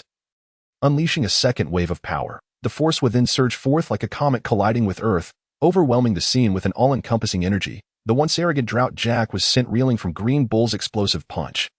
His stomach churning, his body feeling like it might come apart at the seams, and blood spewing from his mouth, Drought Jack was propelled backward, crashing into the Mammoth Pirates, causing the ship to splinter and debris to scatter. Sending crew members tumbling into the SEA. In an instant, cries of despair filled the air, echoing across the waves. Plop! Drought Jack was sent crashing into the ocean by Green Bull's single blow. The once calm sea erupted in turmoil, waves surging forth like a tsunami. Moments later, Drought Jack lay still beneath the surface. The limitations imposed by the sea and the sea prism stone on a devil fruit user need not be elaborated upon. With just one punch, Green Bull had dispatched Drought Jack. Witnessing the spectacle, Lin Yan, Yi Xiao, Zifa, and the others maintained their composure, having been acquainted with Green Bull's prowess. However, the surrounding trainees were utterly flabbergasted. They had previously sought to challenge Green Bull. Back then, over 200 trainees had been defeated by him alone. Proud and ambitious, they had never imagined themselves bested. Yet, upon witnessing Green Bull effortlessly vanquish Drought Jack, they all stood in shock, bewildered and speechless. The overwhelming shockwave of disbelief rippled through every trainee present. Green Bull had defeated Drought Jack of the Beast Pirates. The sudden turn of events left the crowd collectively dumbfounded, each person gaping in astonishment. Some even rubbed their eyes in disbelief, questioning the reality before them. Drought Jack, though not on par with the Emperor's commanders, was nonetheless a prominent figure within the Beast Pirates. After all, he bore a bounty exceeding 1 billion for good reason. His unparalleled strength, coupled with the might of Kaido, the Beast, solidified the Beast Pirates' formidable reputation in the New World. Yet, even this seemingly invincible Drought Jack had been felled by Green Bull's single punch. Good heavens, is this the true extent of Green Bull's power? Is this the individual that our commander personally sought to recruit? You mentioned that it took an extensive amount of time to vanquish the 3 calamities of the Beast Pirates. We can certainly comprehend that. However, the issue lies not merely in overcoming them, but in the fact that it was a one-punch annihilation. Goodness gracious, is this truly the three calamities of the Yonko S crew? I find myself somewhat disappointed. As Green Bull descended onto the deck of their fleet, he casually clapped his hands, his expression devoid of any tumult, as if he had just defeated an inconsequential foe. What the hell? The tone, the power. Is this even human speech? The students, listening to Green Bull's words, felt a deep sense of unease. A single punch to eliminate the calamities was not satisfying enough. If we possessed even half of your strength, we would have soared to the heavens and stood shoulder to shoulder with the sun. Suddenly, everyone recalled the memorable scene of their previous duel with Green Bull. To think it would be so mild here. With this thought, the students aboard the ship felt an overwhelming sense of discomfort. What kind of monster had they dared to challenge? Still unconvinced. Unconvinced of what? You can never truly fathom the extent of your opponent's performance when they choose to appear ordinary, nor the amount of acting they put forth in conjunction with your own display. Following this incident, the gazes of the students towards Green Bull transformed into admiration. In the blink of an eye. 5 days had passed. Lin Yin, accompanied by the 17-man team he had assembled, returned to the waters of the Whitebeard pirates. Would he finally meet that old rascal, Whitebeard? Zifa observed the approaching Whitebeard pirates, a profound expression suddenly gracing his weathered face. Old rascal, Lin Yin cast a glance at Zifa. Indeed, it seems only those who emerged from the old era have the privilege to address him as such. Even Akainu and Akiji appear as mere children in the presence of Whitebeard. Reflecting on his solitary departure from the Whitebeard crew, he realized that in the blink of an eye, he had amassed a following. It could be said he was returning triumphantly. At the harbor of the Whitebeard pirates, Lin Yin suddenly spotted several familiar figures. Marco, Jozu, and Izo all appeared at the docks. Upon seeing the trio, Lin Yin expressed his confusion. Hey, what brings you all here? Marco, Jozu, and Izo exchanged glances. Upon noticing Lin Yin's return, their faces bore a myriad of expressions. They then formed a triangular formation, cornering Lin Yin in the middle, exuding an aura of intimidation. Lin Yin twitched the corner of his mouth. Why are you all staring at me like that? After a long pause, Marco inquired. Lin Yin, you've only been gone for a few days. Yet the commotion you've stirred is anything but ordinary.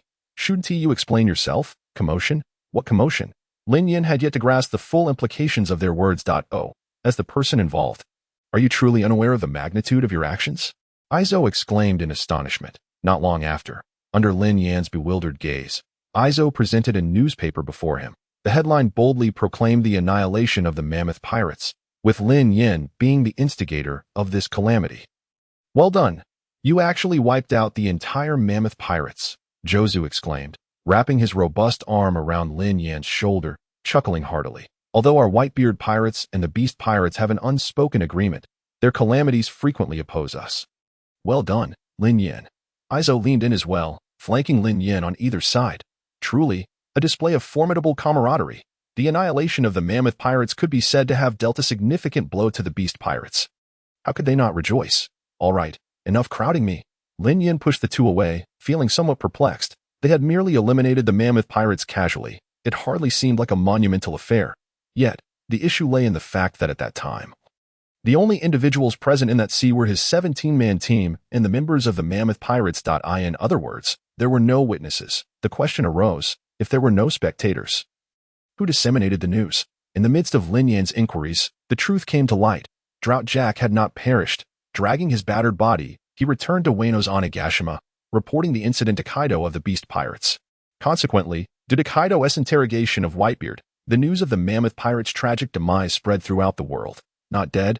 Lin Yin recalled Jack plunging into the sea. Could it be? He had been thoroughly beaten by Green Bull and had fallen into the ocean. Yet he still survived. Upon hearing this news, Green Bull narrowed his eyes. Though his strength is lacking, his vitality is remarkably tenacious. The more resilient the life force, the more I relish it. Next time, let me drain him dry. Lin Yin. Due to this incident, Kaido had already contacted Whitebeard. The Mammoth Pirates were a significant team under the Beast Pirates. To hear of their annihilation was a blow that Kaido found somewhat difficult to endure. Is Kaido seeking trouble? Lin Yin inquired. Naturally, Kaido would not personally come. The Yonko do not easily meet, especially given the inherently discordant relationship between the Whitebeard Pirates and the Beast Pirates. Instead, he reached out to Whitebeard through a transponder snail. Rest assured, Old Man didn't even bother to acknowledge him, instead praising you for stirring up trouble. Moreover, the old man mentioned that if you return, he wants to have a proper discussion regarding the events. Let us go see Old Man, Marco said with a smile. With a piece of meat missing from the Beast Pirates, The Whitebeard crew was naturally elated. All right, Lin Yin nodded. But before that, I need to introduce you to someone. Who is this person? Marco gazed at Lin Yin in curiosity. Soon, Zifa approached from behind Lin Yin. Admiral. Upon seeing Zifa, Marco, Jozu, and Izo immediately entered a state of heightened alertness, back in the day, when they were merely ordinary pirates. They had suffered considerable oppression from these admirals. This had become ingrained in their muscle memory. They immediately assumed a defensive stance, their expressions gravely serious. The three squad leaders felt the tension rise upon seeing Zifa. The atmosphere thickening with anticipation of confrontation. In contrast, Zifa remained remarkably calm, making no unnecessary movements, standing like a rock in place. Don't be so tense. Lin Yin stepped forward to mediate between the two parties. At this moment, he clarified the situation. Zifa had already become a member of his 17-man team. What? Had they merely felt incredulous at the sight of Zifa on their own territory? Now, upon hearing that Zifa had actually joined the Whitebeard pirates, Marco, Jozu, and Izo were left utterly dumbfounded as two great rival factions of their time. One must ask, who among the Whitebeard pirates was unaware of the infamous Black Arm Zifa? He was a figure who had once caused considerable headaches for their old man. Now, the Black Arm Zifa had surprisingly turned around to join the Whitebeard pirates. The three individuals initially believed that Lin Yin was jesting. Such a notion was utterly implausible. However, the truth speaks for itself. Moreover, they did not suspect that Lin Yin would resort to such a deception. General Zifa, are you serious? Izo felt his voice tremble as he gazed upon the genuine former admiral before him. What constitutes a fantastical tale? This is it. If this news were to reach their father, one could only wonder what expression would grace his face. Jaws inhaled sharply and remarked, "Let us hope that father does not fall ill from shock." Marco hesitated, bitterly stating that Lin Yin had just returned to the Whitebeard pirates and there were numerous matters awaiting his attention, such as ensuring the well-being of Zifa and the other crew members. Not to mention the over 200 sailors under their command. He decided to allow Marco and the others to report this matter first, to avoid overwhelming Zifa with their astonishment later. Marco and the others departed, while Lin Yin led Zifa and a multitude of crew members back to the territory of the 17th Division. Upon arriving at their new home, the crew of the 17th Division was elated, eagerly exploring their surroundings. Meanwhile, aboard the Moby Dick, Zifa arrived. Whitebeard sprang from his seat, astonished, his face a canvas of disbelief. Prior to their arrival, Marco and the others had prepared him. "Father, this is absolutely true. Zifa is indeed with Lin. This old rascal has truly joined our Whitebeard pirates." Whitebeard found it somewhat hard to believe.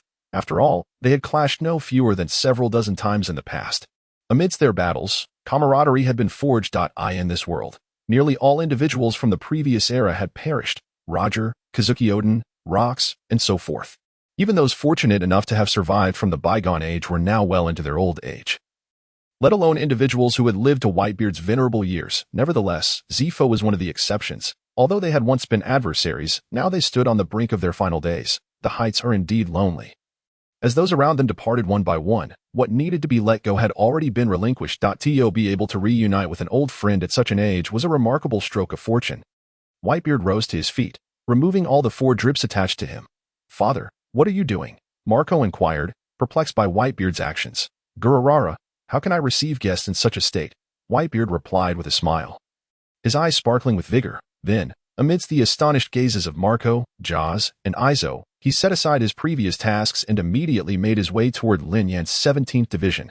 Speaking of Lin Yin, the sudden influx of new members had him occupied with registrations, busily attending to an array of tasks. With the increase in personnel came an escalation in responsibilities. Clearly, he could not afford to be a hands-off captain. Carefree and fishing. It seemed he would need to appoint a vice captain. Lin Yin had already contemplated this prospect. After an entire day of handling affairs, he finally managed to complete his tasks. However, upon returning to the hall, he was taken aback by the scene before him. Whitebeard and Zifa were engaged in a contest of strength, the atmosphere anything but harmonious. They sat upright, a stone table between them, engaged in an arm wrestling match. It is said that the Gura no Mi has earned you the title of the world's strongest man. But in my view, it is hardly anything remarkable. Zifa sneered at Whitebeard. "Gururara, at your age, your bravado is impressive. I am curious to see what you can muster in a contest of strength," Whitebeard retorted, his eyes narrowing in challenge. As they exchanged barbs, their grip strengthened. Crack. Under the pressure of their contest, the stone table collapsed, the force reverberating through the ground, causing cracks to appear. Whitebeard, overjoyed at the rare reunion with an old acquaintance, was in high spirits. Zephyr, having reconciled his feelings regarding Edward Weevil, gradually regained his former demeanor. Upon learning that Whitebeard had personally come to challenge him, he accepted without hesitation. Besides arm wrestling, they had tested various other methods, each achieving victories and defeats in equal measure, a stalemate between them. Yet, it was precisely this relentless desire for victory that emerged. Today, they were determined to declare a winner. Again, Whitebeard proclaimed with exuberance. "Are you afraid?" Zephyr countered. "Hey, enough of this. If you continue, do you intend to demolish the place?" Lin Yin interjected, exasperated. Initially, he had imagined that upon their meeting, the two old-timers would engage in some banter before embarking on an earth-shattering battle. Just look at this stone table, reduced to dust by their sheer power. Indeed, it was an earth-shattering confrontation. Since continuing the contest was not feasible, Whitebeard proposed an alternative. "Let us drink and determine our superiority that way." "With your current state, do you still wish to drink? Are you seeking an early demise?" Zephyr mocked. "Coincidentally, I do want to live a bit longer." "What? Are you afraid? If you're scared, just concede. We have a rule in the Whitebeard Pirates. Surrendering means losing half. So don't embarrass yourself here." Since Marco and Jaws had forbidden him from drinking for his health, he had been left quite miserable, constantly scheming for just a drop of alcohol. This time, in his quest to outrank Zephyr and quench his own thirst, Whitebeard began to adopt a rather sarcastic tone. Don't think I can't see through your little schemes. What if I refuse to drink?" Zephyr replied, reclining in his chair, casually crossing his legs, a smile playing on his lips. "Dream on if you think you can drink." Whitebeard glared at Zephyr, gritting his teeth, inwardly cursing, "Damn it, you're a real piece of work." Unable to secure a drink, Whitebeard's temper flared. The two directly tore off their masks of civility, exchanging insults back and forth. The entire hall erupted into a cacophony of curses. A smile crossed the faces of Green Bull and Ein, who watched quietly from the sidelines. Lin Yin decided to chime in. "I have an idea for you both. Why not compete in Acorn Gathering?" Upon hearing this, the hall fell silent. Ein, curious, asked, "What is Acorn Gathering?" With a chuckle, Yishao and Green Bull coughed lightly, turning their heads away. Zephyr and Whitebeard ceased their bluster and glaring, and an air of awkwardness enveloped the atmosphere. Lin Yin shook his head and remarked with a smile. "Two old rascals, do you think I can't handle you?" After a long day of toil, he returned only to endure the incessant chatter of Zephyr and Whitebeard. It was truly a headache. Clearly, they had indulged too much.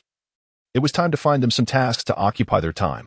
Lin Yin mused silently to himself. The next morning, as the sun began to rise, casting its first light, Lin Yin made a significant announcement. "From this day forth, Zephyr shall serve as the vice-captain of our 17th Division." He entrusted the role of vice-captain to Zephyr, stating emphatically that all affairs of the 17th Division would henceforth be under Zephyr's purview. Upon hearing this proclamation, the crew of the 17th Division remained relatively calm, as they were all students of Zephyr. Their teacher's elevation to vice-captain naturally brought them genuine joy. However, Zephyr, the man in question, furrowed his brow deeply.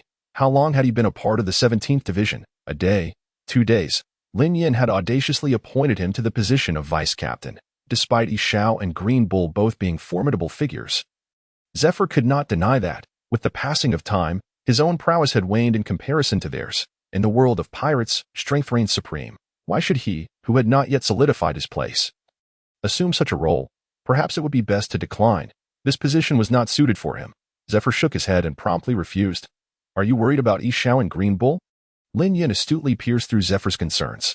Zephyr remained silent, but his expression spoke volumes. "I have already discussed this matter with Green Bull. He has no particular desire for the position of captain. As for Yishao, his blindness is a significant limitation, and it is evident that the burdens of governance are ill-suited for him. Furthermore, you possess the experience of having been an admiral. In this regard, I dare say that not even the entirety of the Whitebeard Pirates can boast an individual of your caliber," Lin Yin continued. Indeed, as he had articulated, Zephyr's capabilities were formidable, honed through his past as an admiral. It would be a disservice to his talents to leave him unutilized. Lin Yin harbored serious doubts about his own judgment if he were to overlook such a remarkable individual. After absorbing Lin Yan's words, Zephyr gently closed his eyes. He comprehended Lin Yan's intentions, but he hesitated slightly. "Enough with the hesitations. From this moment on, you are the vice-captain of the Whitebeard Pirates 17th Division. I defy anyone to utter a word against it," Lin Yin declared earnestly, placing a reassuring hand on Zephyr's shoulder. As he gazed at Lin Yin, Zephyr felt a jolt within him. He could not forget how he had been forsaken by the Navy not long ago. And the sense of powerlessness he had experienced was profound. Now, witnessing Lin Yan's unwavering trust in him, discarding all else to bestow upon him the title of vice captain, he felt deeply moved in Lin Yan's careful consideration. He saw trust, respect, and a glimpse of his own future. Regardless of how things unfolded, Zephyr was resolute in one thought. He had found his rightful place. "Leave it to me. I shall not disappoint you," he declared firmly, clenching his fists. Thus, Zephyr seamlessly assumed the role of vice captain under Lin Yan's leadership. Naturally, with the title came responsibilities. Consequently, all the paperwork that had accumulated in Lin Yan's office was now entrusted to Zephyr. Meanwhile, Lin Yan discreetly slipped away to the back mountains to indulge in fishing. Indeed, fishing. After the previous exertions, he had come to appreciate the significance of the vice captain's role. As he relaxed on his small stool, legs crossed and basking in the sunlight, life could not have been more delightful. This was precisely why he had been so eager to promote Zephyr. Surely, no one would actually prefer to be a hands-off leader. Of course, he remained oblivious to Zephyr's true sentiments at that moment. If he had known, Lin Yan would undoubtedly have cradled his head in disbelief. "Zephyr, how could you think so highly of me? Oh, how I feel utterly ashamed." I had taken on the role of Lin Yan's personal secretary these past few days, trailing closely behind him. Observing Lin Yan's leisurely demeanor, she expressed her frustration. "Captain, you are quite the scoundrel. You've turned our teacher into your laborer." She could easily see through Lin Yan's ulterior motives. "What do you know? This is about making the most of resources. Your teacher Zephyr possesses the requisite skills. And if I do not allow him to showcase them, would I not be squandering such talent?" Lin Yan retorted, his tone unapologetic. He then waved his hand, indicating his back. "After such prolonged fishing, my shoulders are a bit sore. Give them a rub." Ain pouted, reluctantly placing her delicate hand on Lin Yan's shoulder and expertly kneading it.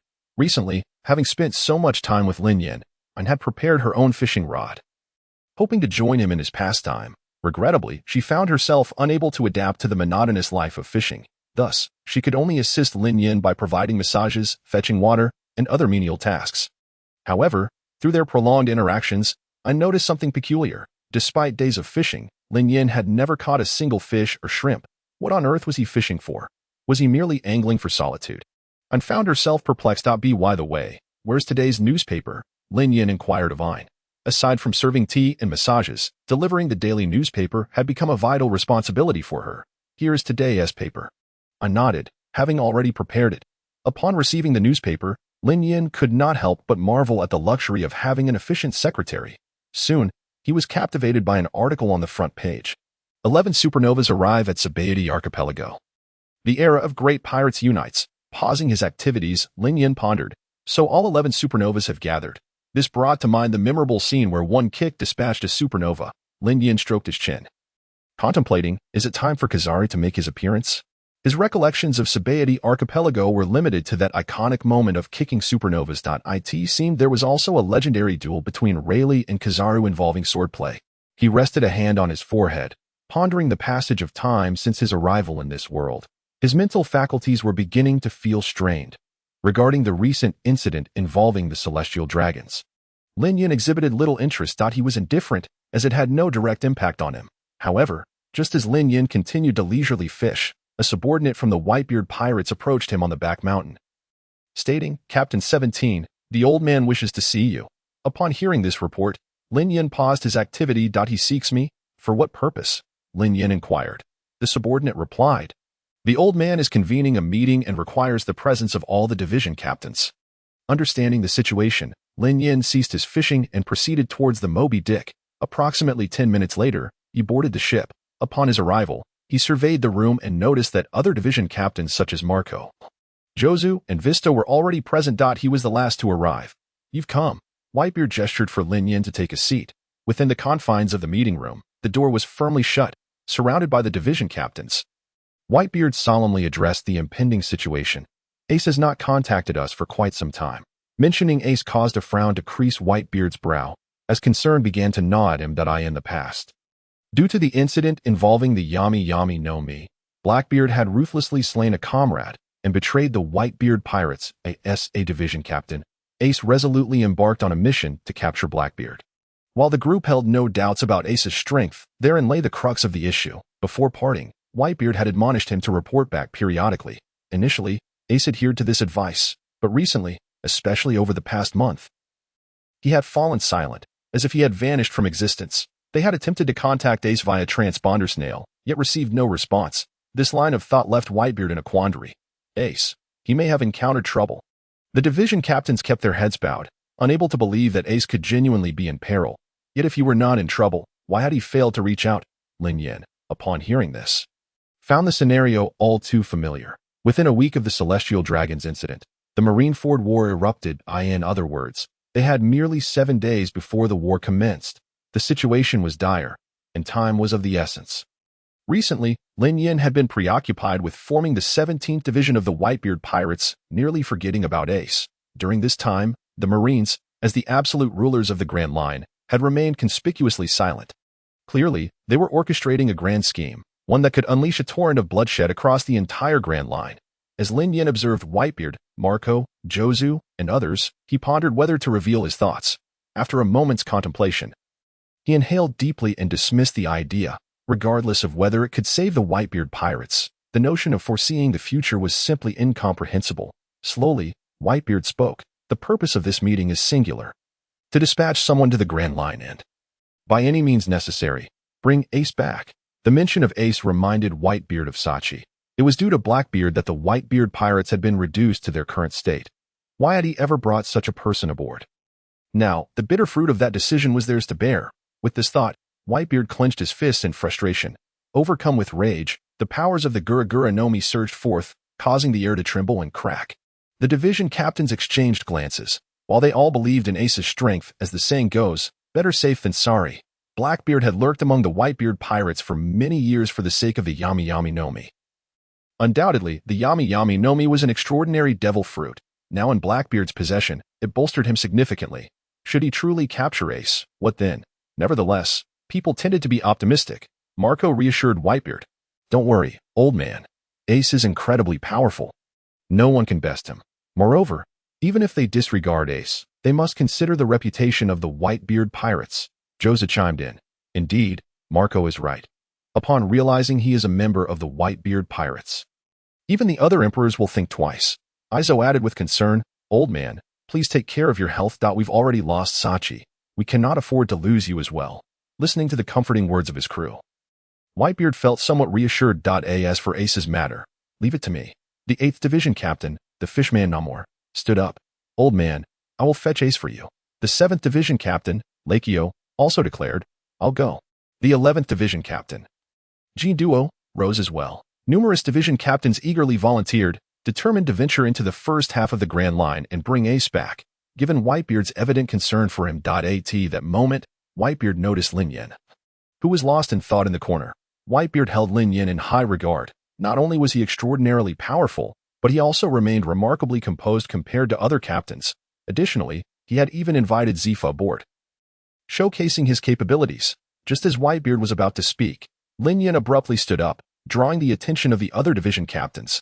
Marco, Jozu, Vista, and the others fixed their gazes upon Lin Yin. Calmly, Lin Yin stated, I will go. His reasoning was simple. Who among those present truly understood the Yami Yami Nomi? Why had Ace fallen to Blackbeard, who had only recently acquired the Yami Yami Nomi? First, he had underestimated his opponent. Theoretically, Ace had not regarded Blackbeard as a formidable enemy. He acted on his own accord until he realized that Blackbeard's strength was on par with his own, at which point it was too late. Second, he lacked knowledge of the Yami Yami Nomi. It must be noted that Blackbeard had left 3 scars on Raherd Shank's face. His inherent strength was not to be underestimated. In the struggle of power, Ace had already underestimated Blackbeard's strength. Coupled with the top-tier SSR level Yami Yami Nomi, Blackbeard's power was exponentially enhanced. Ace was no match for him. This was entirely reasonable. These 2 factors led to Ace's tragic defeat.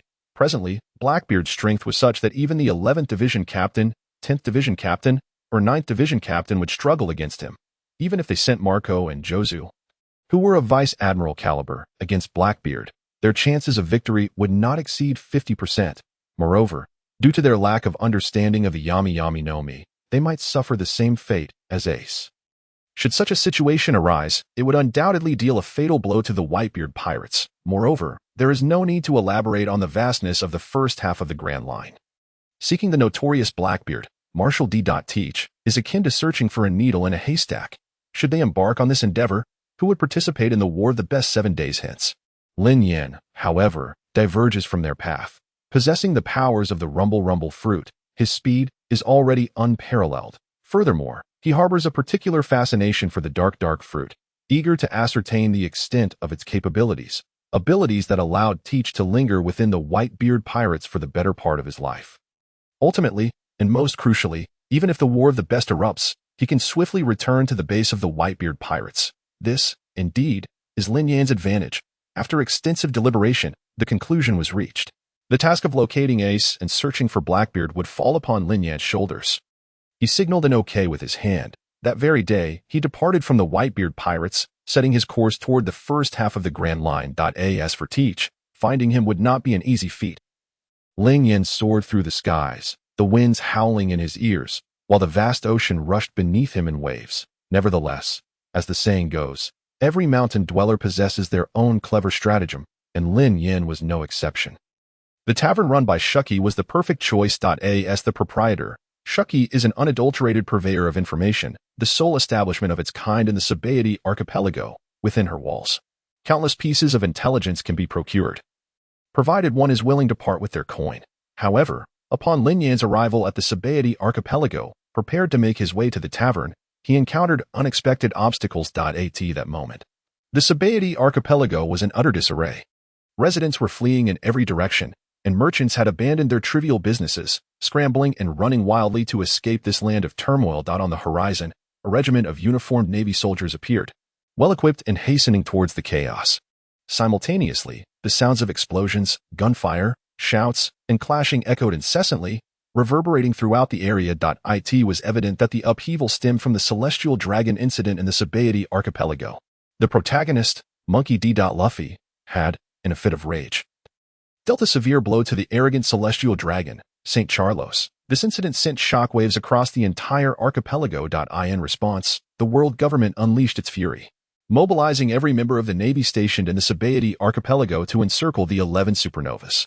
From Marineford, Admiral Kizaru was dispatched, leading 10 warships and thousands of Navy soldiers to the scene. The scale of this operation indicated the Navy's intent to eradicate this band of notorious outlaws in one fell swoop.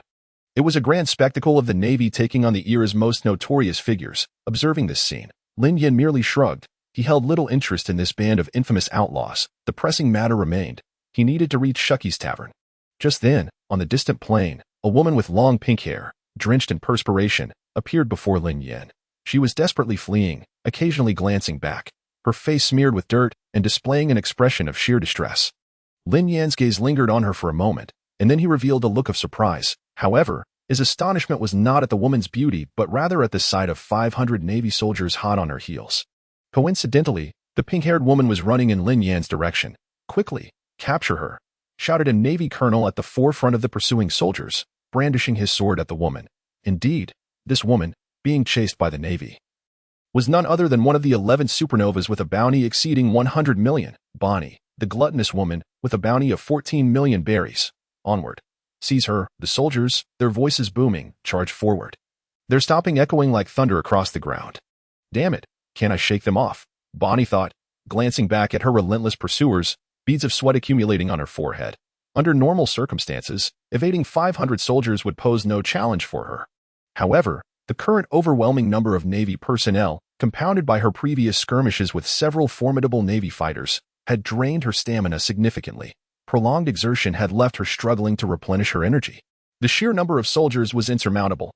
If this continued, she would inevitably exhaust herself and fall into the Navy's grasp. What to do? What should she do? Panic-stricken, Bonnie's mind raced with thoughts of escape. Just as she was fleeing, Lin Yan's figure materialized before her. Upon seeing him, a devious idea that would tarnish her reputation flashed through her mind.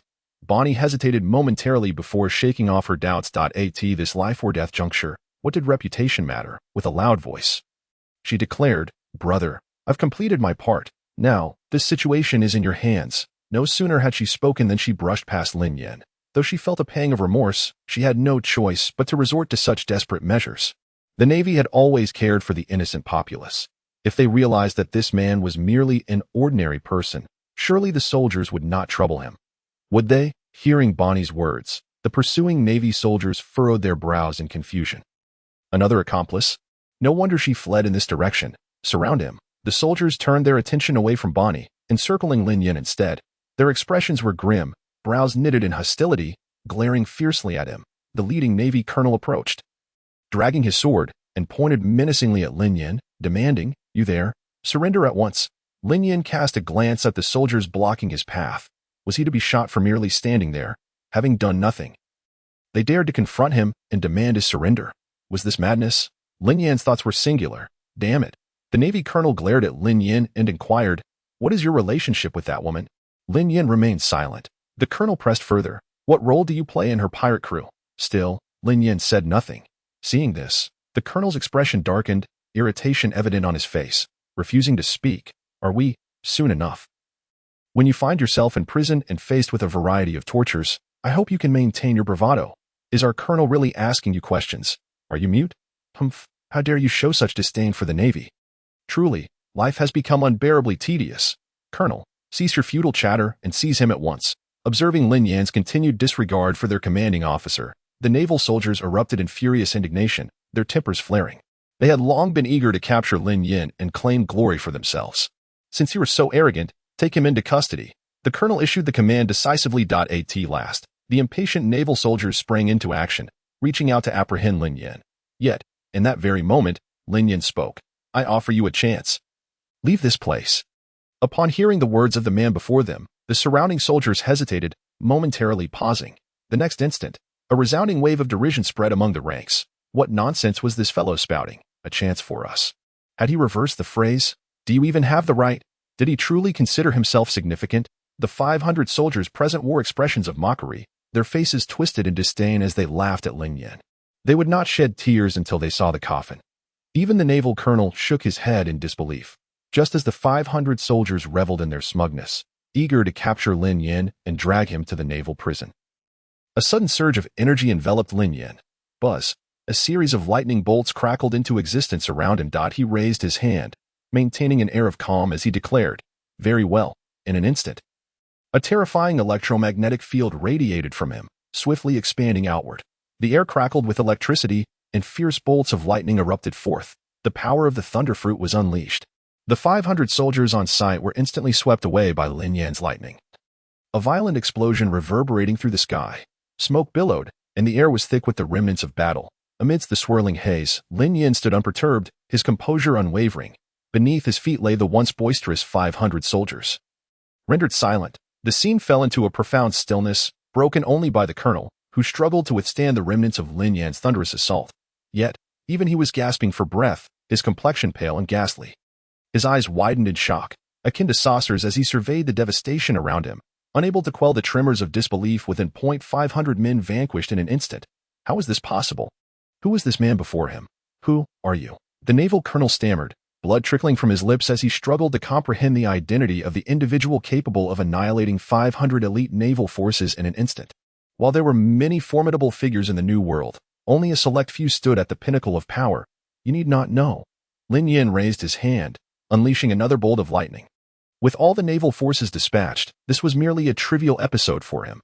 Having dealt with the Navy, Lin Yin had other matters to attend to. Thus, his gaze shifted toward the direction in which Bonnie had fled. Speaking of Bonnie, she had successfully eluded the naval forces thanks to the earlier commotion. However, before she could catch her breath, she spotted a man standing atop a large rock in the distance. Gazing down at her, a chill ran down Bonnie's spine. Upon closer inspection, it was none other than Lin Yin, the very individual she had brushed past moments ago. Is at him. Seeing Lin Yin caused Bonnie to momentarily freeze. Just moments ago, she had managed to shake off the Navy thanks to him. Logically, the Navy should have surrounded him by now. How could this be? Before she could ponder further, a voice rang out beside her. Please explain the meaning of the phrase drawing the fire away. I need a reason. It was Lin Yin speaking. Bonnie halted, momentarily at a loss for words. Suddenly, she recalled the earlier naval soldiers. What about those Navy men? She inquired. What do you think? Lin Yin regarded her silently. Did you eliminate them all? Bonnie's mouth fell agape in shock. It was important to note that the leader among them had been a naval colonel. What rank did a naval colonel hold? Colonel, captain, lieutenant, excluding the ranks of marshal and admiral. The colonel was among the highest military ranks. Smoker, the figure from Logtown, had also held the rank of colonel upon his introduction. In other words, attaining the rank of colonel allowed one to command a territory. Even she would have to exert her utmost strength to contend against such a figure. How long had it taken her to reach this spot? 2 minutes? 3 minutes? This meant that the man before her had dispatched over 500 individuals, including a colonel, in just a few minutes. His speed was nothing short of chilling. My heavens. Who is he? Bonnie never imagined that the casual person she had brought along would possess such extraordinary strength. However, as she looked at Lin Yan's face, something about it felt oddly familiar. Was it merely her illusion? At that moment, Bonnie and her pirate crew were preparing to venture into the new world, so she often kept abreast of the latest news from that realm. For instance, Blackbeard's betrayal of the Whitebeard pirates, or the recent defeat of Jack from the Beast Pirates. Moments later, Bonnie's eyes widened with realization. She remembered.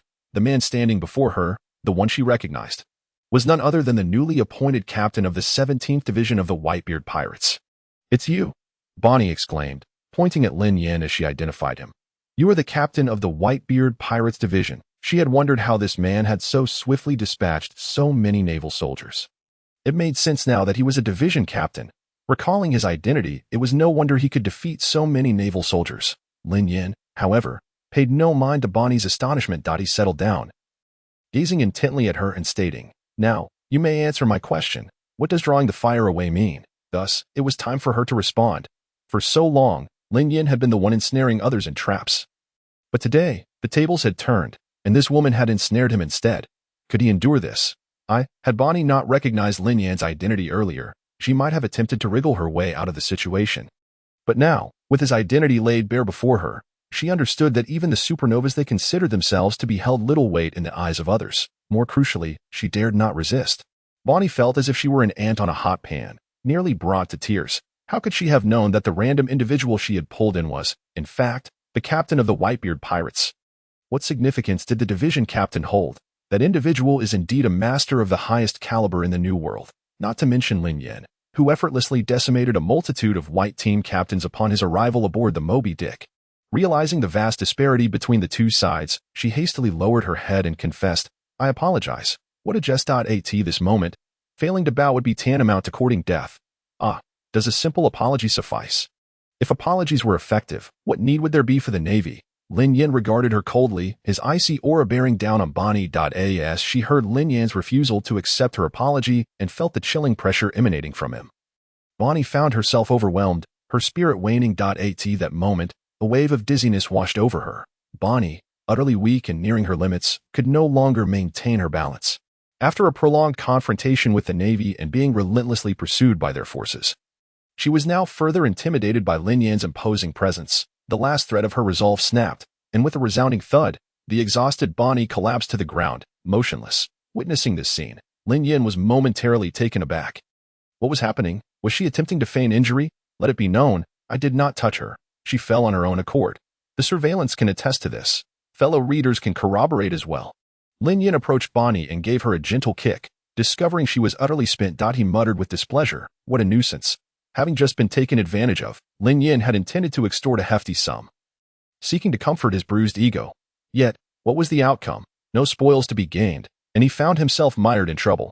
With no benefits to be had, Lin Yan turned to leave. However, after taking just a few steps, he halted. He turned back to glance at Bonnie, realizing it was somewhat inappropriate to leave her here. His compassionate side stirred, prompting him to assist her in some manner. "Alas, I am too soft-hearted." Lin Yan retraced his steps towards the unconscious Bonnie.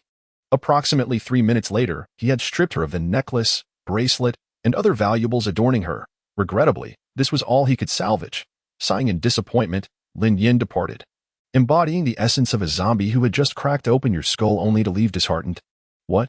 Wasn't I supposed to help her a bit? Lin Yan reasoned that with so many Navy officers pursuing their supernova, he had already alleviated her burden. As for her being a woman, should that preclude him from being gentle? Gentleness? It was fortunate she was currently unconscious. Had she been standing there alert, Lin Yan would have undoubtedly unleashed a flurry of devastating blows, culminating in a grand display of his martial prowess. After 2 decades of training, could she withstand such might? At Shaki's tavern, after a long-awaited reunion with Rayleigh, Shaki's spirits were high. Joyfully, she lit a cigarette while polishing a glass. However, her elation was soon overshadowed by an unwelcome presence. Glancing at Lin Yan, who stood smiling at the entrance, her mood plummeted. What brings you here? Am I not welcome? She had heard that Rayleigh had recently returned to the tavern, hadn't she? Lin Yan approached the bar and said, as per our usual arrangement, dear proprietress, whip me up one of your signature cocktails. Welcome. How dare you utter such a phrase? Though Shaki harbored countless grievances, she could not help but exclaim, seriously. I already pointed you in the direction of Zephyr. And yet, you still seek out old Ray.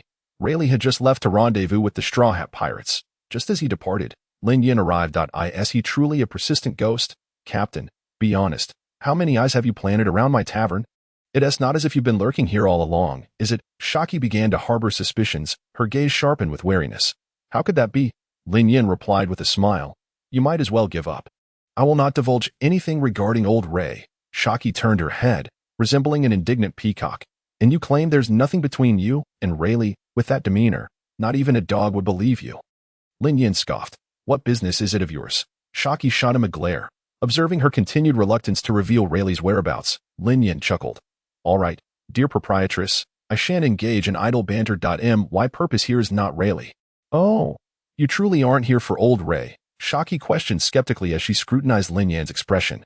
Indeed, Lin Yan urged, hurry up and serve me a drink. I'm parched. Upon hearing that his intentions did not involve Rayleigh, Shaki sighed in relief and swiftly prepared a drink for him. Without hesitation, Lin Yan downed the entire glass. Observing him drain his drink, Shaki smirked slightly, saying, I've been waving the tab for you, Captain, but this time, it's not on the house. What? No complimentary drink? Lin Yan stared at his empty glass, momentarily stunned. Shaki was renowned throughout the Sabaody archipelago as a master of extortion. Gaining any advantage over her was as challenging as urinating on Akainu's head. Lin Yan then asked, can I just regurgitate it? Regurgitate it? Shaki's expression darkened. How shameless could the 17th Division captain be? Friendship price. 100,000 berries per drink, she stated bluntly. No worries. I have the funds.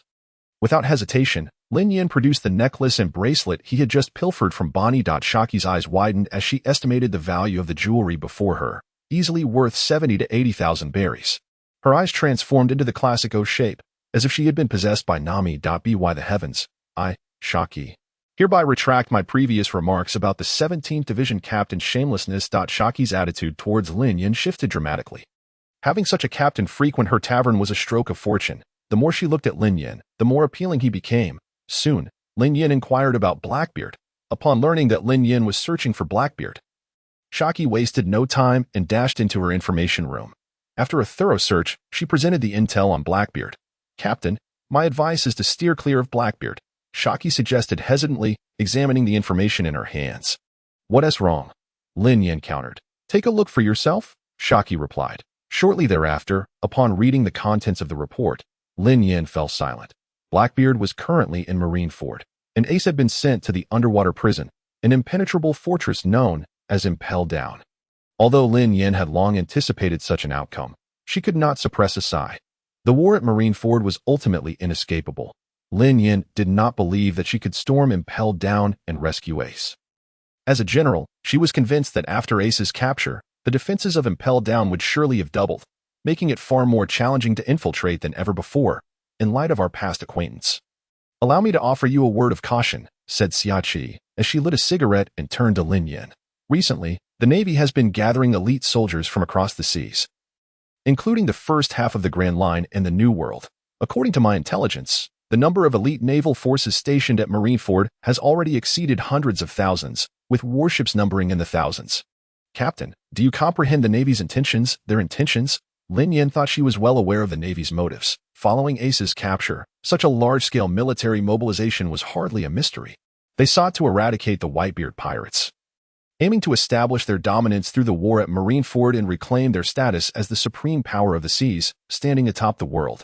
In truth, the Navy had always been the sovereign of these waters, a singular force among many. Even the notorious Four Emperors, the so-called sovereigns of the sea, had to yield before them. As for why the Navy would pursue such actions, the reason was simple: insatiable ambition. It was akin to a certain unnamed nation that, upon suspecting the presence of weapons of mass destruction, would demand that you not only possess them but also display them for all to see. Captain, the Navy is preparing to take action against your Whitebeard pirates. You must remain vigilant, Xiachi warned, her voice tinged with concern. Despite their brief acquaintance, and her initial impression of Lin Yin as a harbinger of misfortune. Xia Qi had come to recognize her as a person of genuine character. They had formed a bond of friendship, and she did not wish to see her companion ensnared in the impending storm. As the two conversed, the ground suddenly began to tremble. Xia Qi's expression shifted. What is happening? The chaos in the Sabaody archipelago was unsettling, and she hoped her bar would not be caught in the turmoil. What if her establishment were to be reduced to rubble? Who would she turn to for solace then? It's here. Lin Yin closed her eyes to sense the surroundings, and then a smile broke across her face. The clash of Rayleigh and Kizaru's swordsmanship had arrived at this location.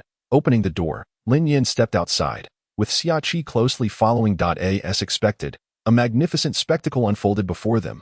Two figures danced through the air, their every exchange accompanied by violent tremors and brilliant sparks. The combatants were not overly fierce, trading blows with a rhythm that exuded a certain elegance, a true display of martial prowess. Behind Rayleigh and Kizaru, the Straw Hat Pirates and Bartolomeo were engaged in battle. Bartolomeo's strength was on par with the Supernovas, relentlessly pursuing Luffy. Yet he was not alone. 5 pacifistas stood behind him, the Navy's secret weapon. Human weapons created by the world government. Compared to the 7 warlords, the Empress could easily dispatch them one by one. But against the Supernovas, these pacifistas represented a significant threat. With Rayleigh occupied by Kizaru and Luffy kept in check by Bartolomeo, the 5 pacifistas advanced into the ranks of the Straw Hat Pirates like a tiger among sheep, rendering them helpless. Zoro, Sanji, Usopp, Frankie, and the others were no match for them, and were swiftly routed. Old Ray, upon witnessing Rayleigh clashing with the Marine Admiral Kizaru, a look of concern spread across Xia Qi's face. Although Rayleigh was powerful, his opponent was in the prime of his life, a peak Marine Admiral. In contrast, Rayleigh was in the twilight of his years, and age had inevitably dulled his abilities. Are you worried? Lin Yin reassured her. If it were anyone else, Rayleigh might struggle. Fortunately, his opponent is Kizaru. Lin Yin held a deep admiration for the laid-back admiral, who epitomized the philosophy of taking it easy. Given the chance, he too would relish such a lifestyle. Who would refuse to take it easy? After all, as Lin Yin shifted his gaze from Rayleigh, he noted the plight of the Straw Hat Pirates. Though they boasted substantial bounties and commendable strength, they were ultimately pitted against the pacifistas, formidable foes regarded as weapons of mass destruction by the Navy. In comparison to ordinary pirates, these pacifistas were on another level entirely. During the war at Marineford, they had demonstrated an overwhelming show of force, unmatched by any ordinary individual. Lin Yin stroked his chin, realizing that his first encounter with the protagonist Monkey D. Luffy of the pirate world was under such dire circumstances. The Straw Hat Pirates were being ruthlessly trampled by the pacifistas. Is this the strength of the Supernovas? He mused. To be frank, it's not remarkable at all. It's hard to fathom how someone like him could defeat Kaido, who has stood atop the New World for decades and reached his current status as one of the 4 emperors in merely 2 years. Not to mention, Kaido commanded an enormous crew at his disposal. When it came to strength, status, influence, and the might of their pirate crews, how could Luffy even begin to compare to Kaido? Was it luck? Speaking of luck, Lin Yin suddenly snapped back to reality, scratching his head. I suppose I have no right to comment on him. The clash between Rayleigh and Kizaru intensified, showcasing the prowess of a bygone era. Kizaru wielded the shining sword, gleaming brightly as he swung at Rayleigh, while simultaneously delivering taunts. How terrifying indeed. Rayleigh raised his long blade to parry Kizaru's strikes, but the situation was far from favorable for him. Sweat beaded on his forehead as he struggled against the might of the Admiral. Despite Kizaru's advantage, he did not press the attack. His peripheral vision caught sight of Bartolomeo and the pacifistas nearby. It would not be long before the Straw Hat Pirates were subdued by Bartolomeo and his crew. As for Rayleigh, whoever wants to catch him can do so. What does it matter to me? Kizaru thought nonchalantly. Orders were to capture the Supernovas, so he would focus solely on them, leaving the rest to fend for themselves. Finally, on another battlefield, Bartolomeo succeeded in defeating the already wounded Luffy. Other pacifists also rushed to capture the Straw Hat Pirates and their companions. From that moment on, the 11 Supernovas, including Kid, Trafalgar Law, and the members of the Straw Hat Pirates, along with the remaining numerous Supernovas, were all sent to a temporary prison aboard a warship by Kizaru. Straw Hat Kid, cease your struggles and surrender, he declared. You are the last supernova to be apprehended. To have delayed this long in the presence of an admiral and so many pacifists, you have done remarkably well. With a frostbitten expression, Bartolomeo gazed at the struggling Monkey D. Luffy. Damn it. Luffy gritted his teeth, but he was now gravely injured. Watching his comrades being captured one by one, he could only helplessly observe. In that moment, Luffy profoundly realized his own frailty and helplessness. This scenario seems rather off. Lin Yen furrowed his brow. He vaguely recalled that the supernovas had not been imprisoned. How did it come to this? Has Kizaru truly begun to take his duties seriously? Rayleigh observed the capture of the Straw Hat Pirates and felt a surge of anxiety. Regarding Luffy, he had already learned from Shanks about the situation long before their departure from the East Blue. Not to mention, the bond represented by that straw hat was undeniable. Faced with the oppression of an admiral, Rayleigh could not remain an idle spectator. However, given the current situations, he sought to act but found no opportunity to wrest the advantage from Kizaru's grasp. Furthermore, in his eagerness, Rayleigh exposed a flaw, which Kizaru swiftly exploited, landing a blow on him. Rayleigh was injured. Today marked a rare occasion of Kizaru successfully completing his task. Yet, just as he prepared to depart, an unexpected turn of events unfolded. Among the pacifists, a laser-eyed pacifist suddenly locked onto Shaki atop a nearby hill. Pirate, Shaki, pirate. The pacifist possessed facial recognition capabilities that were even linked to the Navy's bounty database. Even if someone was a relic of an earlier era of piracy, as long as they had not been removed from the records, they would be hard-pressed to evade those laser eyes. Upon identifying Shaki, one of the pacifists raised a hand, locking onto her. Then, with a swift motion, whoosh, a terrifying laser beam shot forth. The beam was incredibly swift, brimming with unparalleled intensity, aimed directly at Shaki. Though Shaki had aged, her youthful prowess still lingered. After all, she was a woman who had endured the onslaught of both the Rocks Pirates and the Roger Pirates. With remarkable agility, she dodged the laser beam, which narrowly missed her. However, behind her lay her beloved tavern. My tavern. Shaki's heart ached. If there were two things she cherished most in life, one was Old Ray, and the other was the tavern before her. Just as she thought her establishment would be obliterated by the pacifist laser. Clang. Lin Yen stood before the tavern, raising his hand to intercept the pacifist laser. Standing at the tavern's entrance, Lin Yen calmly reassured, "Do not worry, landlady. Although you no longer have Rayleigh, you still have me." Upon witnessing Lin Yan's protection of the tavern, Shaki sighed in relief.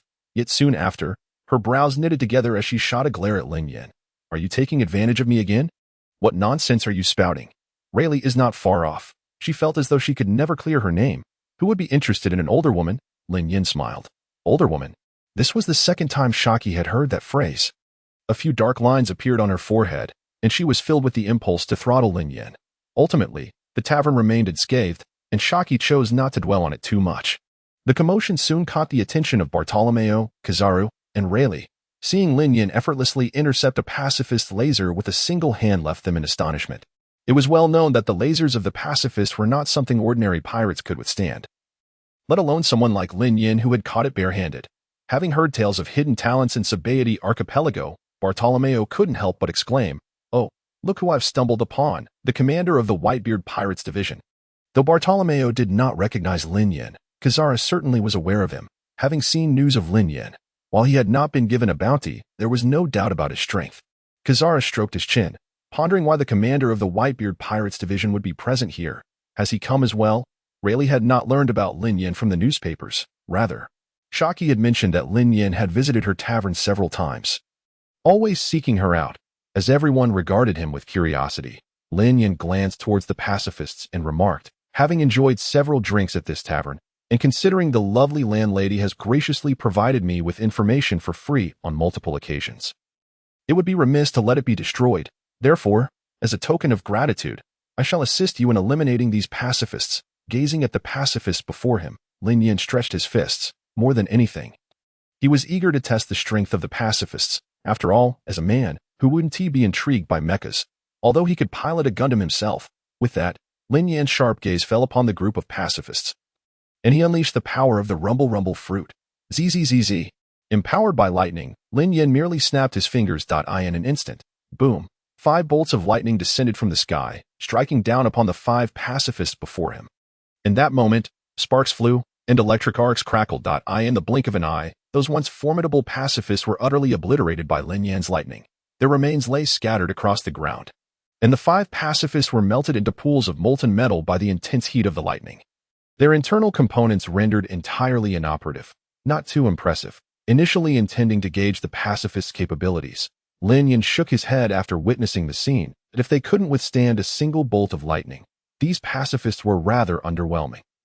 "My pacifists, Bartolomeo stared in shock as he watched Lin Yin annihilate 5 of his mechas in the blink of an eye, and then he shouted in despair. Unfortunately, it was too late. No amount of shouting could alter the reality that had unfolded. The crucial matter was that his pacifists were meant to be returned for accountability. Each peacekeeper comes at a steep price. The losses incurred in one fell swoop are staggering. A chill ran through his heart. There was no need to dwell on it. An inevitable beating awaited him upon his return. Damn it. The moment he thought of the situation being caused by Lin Yin before him, Zhang Taoan fixed him with an intense glare. Gripping his axe tightly, wishing he could cleave Lin Yin in two. Just as Zhang Taoan prepared to make his move, a voice called out from a distance. Stop right there, Zhang Taoan. It was Kizaru, urging him not to act. Though Zhang Taoan found everyone insufferable, he had always been obedient to Kizaru. Upon hearing his words, Zhang Taoan quickly turned to Kizaru. Old man, let me take him down. You are no match for him. Kizaru replied, hands tucked in his pockets, a sly smile gracing his somewhat unscrupulous face. Addressing Lin Yin, he said, nice to meet you, captain of the Whitebeard Pirates 2nd Division. Lin Yin also greeted Kizaru, listening to their exchange. Zhang Taoan paused. Captain, he had seen nearly all the captains of the Whitebeard Pirates. Who was this person? In a moment, Zhang Taoan recalled the recent newspapers. In truth, he hadn't paid much attention to them. Only knowing that the Whitebeard Pirates had recruited a new crew member. At him. Suddenly, Zhang Taoan understood why Kizaru had advised against him taking action. The reason was simple. He couldn't win. Oh my, I didn't expect this new captain to recognize me. How flattering. Kizaru took a couple of steps forward, removing his sunglasses. With sunglasses on, hands in pockets, he exuded an air of superiority. The fame of an admiral was known far and wide. Who didn't he know him? Lin Yin smiled back.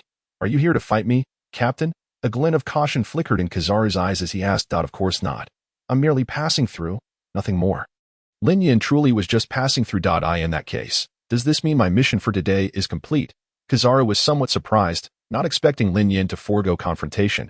His task was to apprehend all the supernovas. Now that even Rayleigh could barely withstand him, it meant that as long as Lin Yin did not wish to engage in battle, he could take all the supernovas back to impel down. In principle, that was the case. Lin Yin suddenly provided an elusive answer. What about in reality? Kizaru pressed. Of course. Lin Yin paused before continuing. No. The 2nd Division captain of the Whitebeard Pirates, Ace, was Luffy's brother. Although Lin Yin wasn't particularly close to the Straw Hat crew, he could be considered somewhat related by theory. If you intend to take them away in front of me, that's simply one do. Lin Yin shook his head, outright rejecting Kizaru's actions. Oh my. Does this mean I must prepare for another fight? I have heard of your exploits in the New World, Captain. Battling a powerhouse like you would be quite troublesome. Kizaru genuinely did not want to engage Lin Yin in combat. Who doesn't feel the same? Lin Yin couldn't help but voice the truth. As soon as he finished speaking, Shaki, who had been listening nearby, stared at him blankly for a moment before kicking him. Understanding her cue, Lin Yin quickly amended. No, Admiral, what do you think we should do? Since you don't want to fight, I also wish to avoid conflict. How about this? I'll leave Luffy to you. And take the rest of the Straw Hat crew, whom you have no ties with. Is that agreeable? Kizaru proposed. That's a terrible idea. Lin Yin firmly objected, making a fist with one hand. What if I want them all? Oh my, Kizaru exclaimed. You've put me in a difficult position. Hands still in his pockets, Kizaru expressed his predicament. Brothers, I have a deal at present. The issue is, I want the goods but don't wish to pay. What should I do? Lin Yin observed the stalemate between both parties, contemplating for a moment. Suddenly, a faint glimmer sparked in his eyes. Admiral, allow me to propose a suggestion. Leave the other members of the Straw Hat crew behind. And you can take Luffy. What do you say? What? As soon as Lin Yin spoke, Rayleigh stood up first. Luffy was the backbone of the Straw Hat Pirates. How could he be taken by Kizaru? It was crucial to note that if Luffy fell into the hands of the Navy, he would face the dark abyss of Impel Down. What kind of place is Impel Down? It is the nightmare of pirates. Reputed to be an impenetrable fortress for years, once Luffy was imprisoned there, he would be met with endless darkness and innumerable torments. Surely no one truly believed Luffy could escape. The captain cannot do this. Shaki also noticed Rayleigh's shocked expression and, seeing the injured old man, felt a pang of sympathy. She swiftly urged Lin Yin. I have my own plans. Lin Yin gestured for Shaki to calm down and turned to Kizaru. Admiral, what do you think? Upon hearing Lin Yin was willing to surrender Luffy in exchange for the other Straw Hat crew members, not just Rayleigh but even Kizaru, Zhang Taoan, and the others paused in astonishment. They scrutinized Lin Yin from head to toe. Is that true? Zhang Taoan shouted, pointing at Lin Yin, looking as if he feared Lin Yin would change his mind. Luffy was the leader of the Straw Hat crew.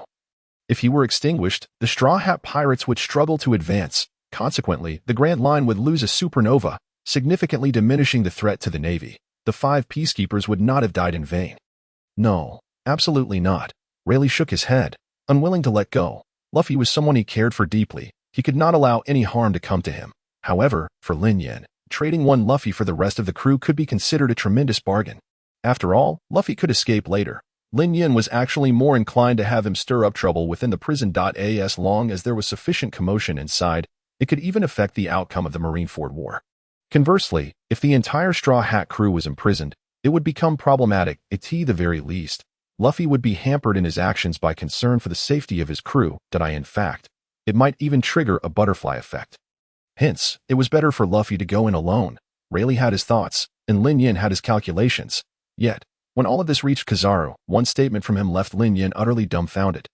"Oh my, Captain, I fear I must discuss this matter further with you." Kizaru hesitated, prompting Lin Yan to furrow his brow. "No, I have already handed Luffy over to you. He is an invaluable asset. He is the captain of the Straw Hat Pirates. A notorious supernova with a bounty of 300 million berries. In the future, he is undoubtedly a figure destined to venture into the New World. If you merely imprison him in the underwater prison, you can extinguish this burgeoning threat. For your Navy, it could be said to be a venture with nothing to lose and everything to gain. Of course, this notion of absolute benefit holds true only for the Navy at present. And yet, you chose to refuse." Lin Yan felt momentarily stunned. "I implore you, Admiral of the Navy, can you not adhere to reason? Why did Kizaru decline?" His reasoning was rather straightforward, devoid of any other motives. Just before parting ways, the esteemed Navy hero, Iron Fist Garp, quietly slipped him a sum of money, whispering earnestly in Kizaru's ear, "Please take care of Luffy." Kizaru's avarice rivaled that of Lin Yan. "Declare it loudly. Whose words are the 4 emperors have been rendered powerless when the salary is in place." Gazing at the considerable wealth that could not be refused, Kizaru resignedly accepted it. Military merit, accomplishments, and achievements had all reached the level of this admiral. Such accolades are but fleeting memories. The intricacies of human relationships are what truly matter. Garp, the elder statesman, sought a semblance of honor. Who would dare to deny him? Moreover, the reward was most substantial. While Luffy is indeed a tempestuous character, do not forget that he has Garp's formidable backing. Throughout this journey, Kizaru had no intention of escorting Luffy back. The practical approach was to hastily resolve the affairs of the other supernovas and present a satisfactory report to Fleet Admiral Sengoku. How much money is involved? How many matters can be addressed? Merely letting Luffy go quietly. Kizaru had only one retort. What a trivial matter. "No, you must take Luffy," Lin Yan insisted after a brief lapse in composure. "This is unacceptable." Kizaru disagreed vehemently with Lin Yan's stance. "You must take him," Lin Yan pressed. "Absolutely not," Kizaru reiterated. The atmosphere shifted dramatically, despite Lin Yan's connection to Luffy. He adamantly tugged at Kizaru, insisting he take Luffy. Yet Kizaru seemed to be under some unseen influence, resolutely unwilling to take Luffy away. The exchange resembled a game of Tai Chi, with Luffy caught in the middle, being pushed back and forth. This scene left the onlookers, Battalion Commander, Rayleigh, and Shaki, utterly bewildered. The captured members of the Straw Hat Pirates lying on the ground wore expressions of utter confusion. "Wait, while you two engage in this back and forth, could you possibly consider our feelings? We are the ones directly involved, after all. Please stop. Get us a place to recover instead. Look at our Captain Luffy. He is in such pain he is beginning to smoke." Lin Yan continued to press. "Give me one reason." Kizaru had no intention of revealing his rationale.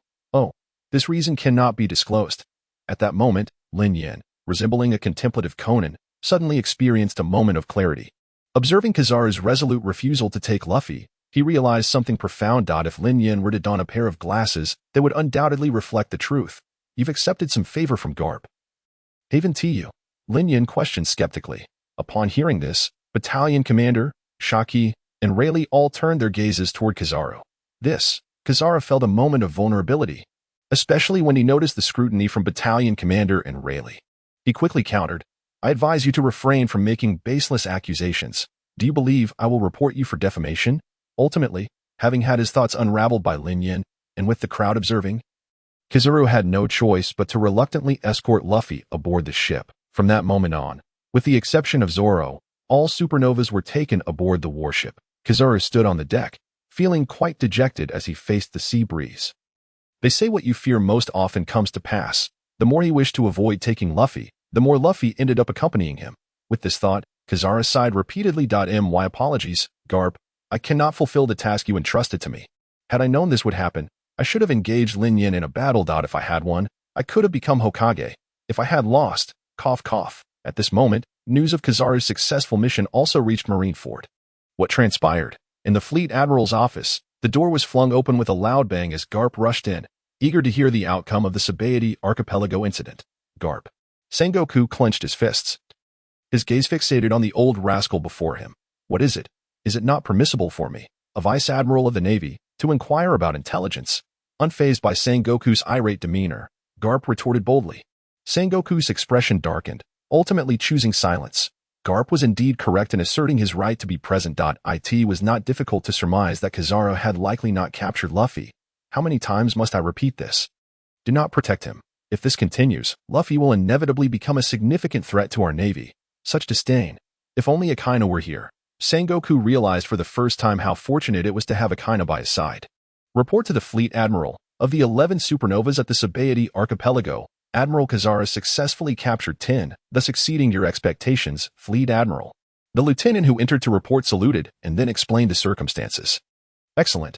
Just as the lieutenant finished speaking, Garp's clenched fist echoed with a call of approval. 10 out of 11 supernovas captured. Who else could possibly escape but his own grandson? Garp's mouth curled into a grin. And he burst into laughter. Well done, Kizaru. If you ever aspire to become Fleet Admiral, I shall cast my vote for you. What is the essence of human relationships? This is it, with Garp's support. Kizaru's future within the Navy appears bright and untroubled. Observing Garp's smug demeanor, it was not just Sengoku who could guess the cause of Garp's hearty laughter. Even the lieutenant who had just entered could deduce it, listening to the results of Kizaru's expedition. Sengoku clenched his fist. He had anticipated such a scene. After enduring Garp's antics for so long, especially witnessing Garp's unabashed laughter, Sengoku could no longer contain himself. Garp, what are you laughing about? As a seasoned veteran of the workplace, Garp stifled his mirth. I was simply reminded of something joyous. Sengoku glared at him. What is it? Garp fabricated a casual excuse. My grandson has had a child. Your grandson is Luffy, who is currently at the Sabaody Archipelago, just having finished battling the Celestial Dragons. Are you telling me he is having a child? While fighting the Celestial Dragons, is he also giving birth? Sengoku was beginning to lose control of his temper. Yes. Garp contorted his mouth into a Psyduck shape, physically suppressing laughter. Let me reiterate, this is the Fleet Admiral's office. I am not joking. Sengoku, now infuriated, slammed his hand on the table. Garp attempted to contain himself. But the mere thought of Luffy being one of the surviving loose ends from the Celestial Dragon incident made him unable to suppress his laughter. Indeed, my grandson possesses the spirit of the Pirate King. You scoundrel, Garp, you have gone too far. I have endured you for long enough. Sengoku, seething with rage, felt steam rising from his head as he kicked over the table before him, shouting, My grandson has had a child. Garp insisted, he is indeed laughing. You have not stopped since. Do you think I am blind? Sengoku was fuming, nearly bursting with fury. Let me interrupt for a moment. At that moment, the lieutenant beside them addressed the two, stating, the only unapprehended supernova is Roronoa Zaro from the Straw Hat Pirates. As for the Straw Hat Luffy you mentioned, he is currently being escorted back by Admiral Kizaru. As his words echoed, the atmosphere abruptly fell silent. Aside from the table that Sengoku had just kicked over, there was not a sound to be heard from the two. Sengoku stood in a moment of stupor. And so did Garp, that elusive fish. Is not Straw Hat Luffy? How could this be? I distinctly provided Kizaru with a substantial sum of money. Garp exclaimed in disbelief. Damn it, Kizaru. How could you do this? Did you take my money for nothing? All my efforts wasted. From now on, your crucial vote for becoming the Fleet Admiral is lost. I think my homeboy Kazan understands better. He has let Luffy and his crew go several times, allowing them to survive until today. I shall cast my vote for him. Garp. Sengoku shot him a glance. He had always claimed to be impartial, yet here he was, handing money directly to Kizaru. First it was Akiji, and now Kizaru. Sengoku suddenly felt a sense of battling alone, unable to carry the weight of it all. Like a lone crane in a peak competition, faced with opponents of towering stature, he looked around at his teammates, all of whom seemed inept and wore a mask of agony. Hearing Garp's outburst, the lieutenant nearly burst into laughter. Fortunately, his professional integrity held him back. He understood that if he laughed out loud, his position as a lieutenant would be in jeopardy. Thus, he lowered his head slightly to conceal his amusement from Sengoku and Garp. Though Sengoku was seething with anger, The truth remained that Kizaru had ultimately brought back Straw Hat Luffy. This was, indeed, an unmitigated boon for the Navy, a pleasant surprise at the very least. They had removed a troublesome thorn. Sengoku quelled his fury. This could be considered one of the few pieces of good news he had heard that day. If Carp had previously been predominantly elated, at this moment, his previously beaming smile had transformed into one of deep despondency. His face darkened ominously. How could this happen? Why has it come to this? Kizaru, taking money yet failing to avert disaster? What kind of admiral are you? Damn it, refund me. On Sabaody Archipelago, the entire Straw Hat crew had been taken into Shaki's bar. The bar was closed off as Shaki began to tend to the injuries of the Straw Hat crew. Whether it was Zoro, Sanji, Nami, or Robin, they had all received a severe beating from the pacifists, their faces bruised and bloody. What a dire situation, Lin Yin remarked with a smile. Though it was tragic, he did not take it to heart. The characters in the world of pirates were all rugged and resilient, not to mention this group, blessed with the protagonist's luck.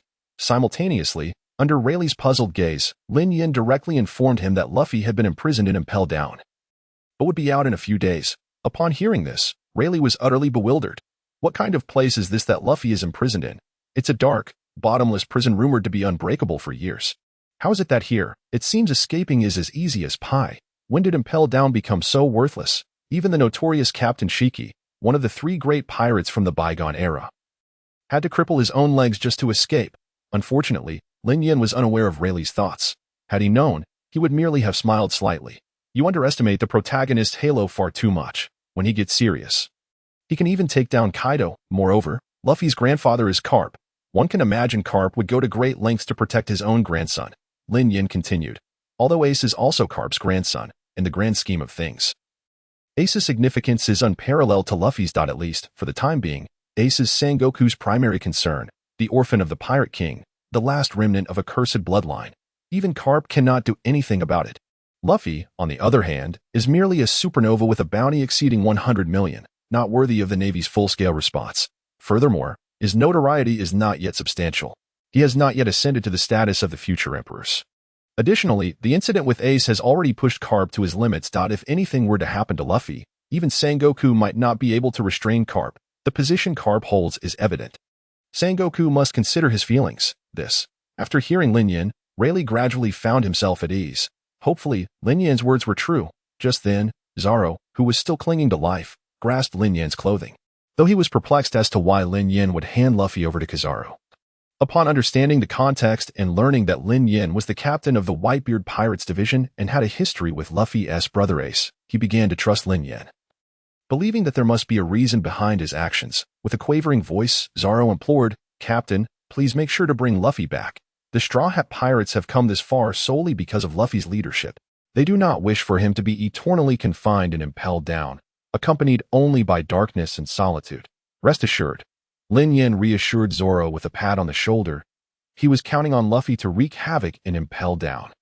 After ensuring the situation was settled, Lin Yin knew that the tides of the Grand Line were about to change. He must return to the Whitebeard Pirates without delay to prepare for any eventuality. As for Kizaru, faced with the hot potato that was Luffy, he realized that his upcoming tasks would likely be both arduous and unrewarding. "Admiral, Marineford is ready," a soldier reported to Kizaru. "Escort this group of supernovas to Impel Down and keep a close watch on them." Kizaru, while issuing instructions, made his way toward the marshal's office. Approximately half an hour later, Kizaru arrived at the marshal's office. However, as he stepped inside, he was met with the sight of a flipped-over table and 2 piercing gazes, one belonging to Carp and the other to Admiral Sengoku. Ahem, Kizaru cleared his throat before recounting the mission's details. Essentially, he had captured 10 out of the 11 supernovas, with the lone escapee being Zoro from the Straw Hat crew. The others were currently en route to Impel Down. "You did well," Sengoku said, retracting his gaze and gesturing towards the disarrayed room. "Make yourself comfortable." Kizaru glanced around and chose a seat at a distance from Carp. However, just as he settled down, a figure stepped in front of him. It was Carp. With a grim expression, Carp demanded, "How do you handle your affairs?" "Carp, this is the marshal's office. If you have something to say, take it outside." Sengoku shot a stern look at Carp, reprimanding him. "No way. Today, I must get a clear answer." Carp pressed on, disregarding the fact that Sengoku already knew about the bribe he had slipped to Kizaru. With a defiant spirit, fueled by pent-up frustration, Garp resolved that if Kazara did not provide him with a satisfactory explanation today, not even Sengoku or Shanks with his face fruit would receive any leniency from him. I don't want this either. The yellow monkey finds himself in a state of utter helplessness. Reflecting on the scene where Lin Yin insisted on forcing Luffy toward him, he immediately donned a mask of anguish upon his face. In truth, had the yellow monkey possessed a thicker skin, he could have easily discarded Luffy during the return journey. The dilemma lies in the fact that, during the voyage back, 10 warships accompanied them, each brimming with thousands of soldiers. To openly let Luffy go in front of such a multitude would be utterly unreasonable, both emotionally and logically. Does the yellow monkey not care for his reputation? Subsequently, he recounted an incident that transpired at Sabaody Archipelago. It was anticipated by both Sengoku and Garp that Rayleigh would intervene. However, the appearance of the Whitebeard Pirates Division commander at Sabaody Archipelago was unexpected. Why would this occur? Sengoku, who had previously worn a stern expression, now stroked his chin, deep in thought. Moreover, there was another point that puzzled Sengoku. Why was this division commander so determined to hand Luffy over to the yellow monkey? If Lin Yin had no ulterior motives, Sengoku could hardly believe it. Yet the question remained, what exactly was he scheming? Sengoku, after all, could not foresee the future and was unable to predict Lin Yin's next move. Nevertheless, this was no longer of importance.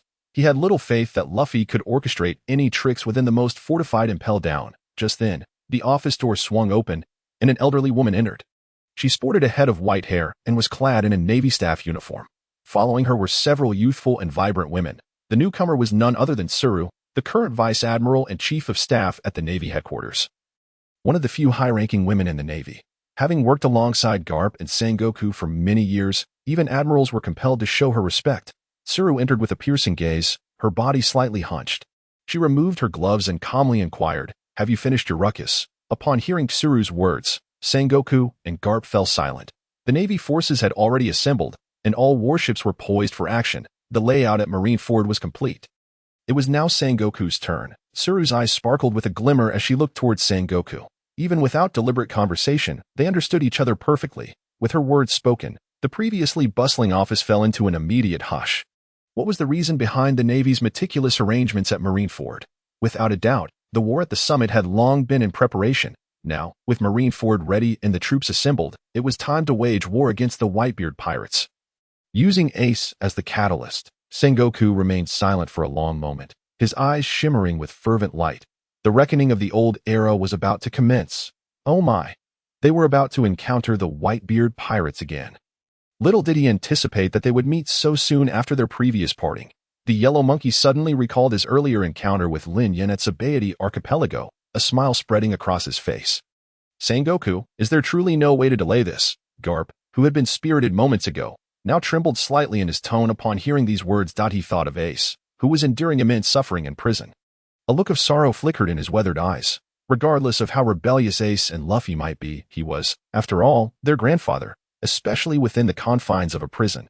The image of Roger personally entrusting Ace to him replayed vividly in his mind, like a slideshow, continuously flashing before him.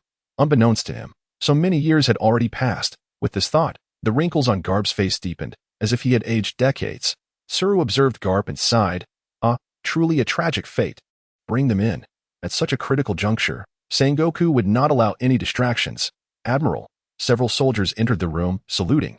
They were instructed to ensure Garp remained within the confines of the guardroom for the foreseeable future. Sengoku pointed decisively at Garp, issuing orders to the soldiers. Soon, amidst the soldiers' escort, Garp departed from the premises. Shout Tsuru, Paul Usolino, you both should prepare as well. Sengoku assigned tasks to the two. As he stepped out the door, his gaze turned toward the distance. The square at Marineford, in the center of the square, the seagull flag fluttered in the wind, waving in all directions. The mission to eliminate the Whitebeard pirates and reclaim control over the Grand Line had solidified in Sengoku's heart. After the incident involving the Celestial Dragons at Sabaody Archipelago, the legendary war at the summit, the most intense clash between the Navy and the Whitebeard pirates since the dawn of a new era, was gradually unfolding. The long-awaited summit war was upon them. In terms of the manuscript, to enhance the reading experience for everyone, I opted to release today's entire piece all at once, rather than spacing it out over several hours.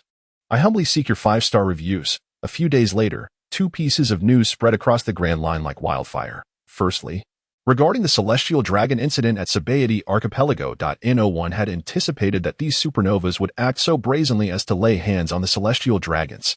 The celestial dragons, though labeled as parasites of the world and scum of the Grand Line, still held their lofty status. Countless individuals dared not voice their anger. The sight of Straw Hat Luffy striking one of them was a source of great delight for many, causing them to cheer. However, while they reveled in the moment, the consequences were exceptionally grave. 11 Sensational supernovas, transcending layers of a malevolent era, found themselves grasped tightly by Admiral Kizaru, held down with unyielding force.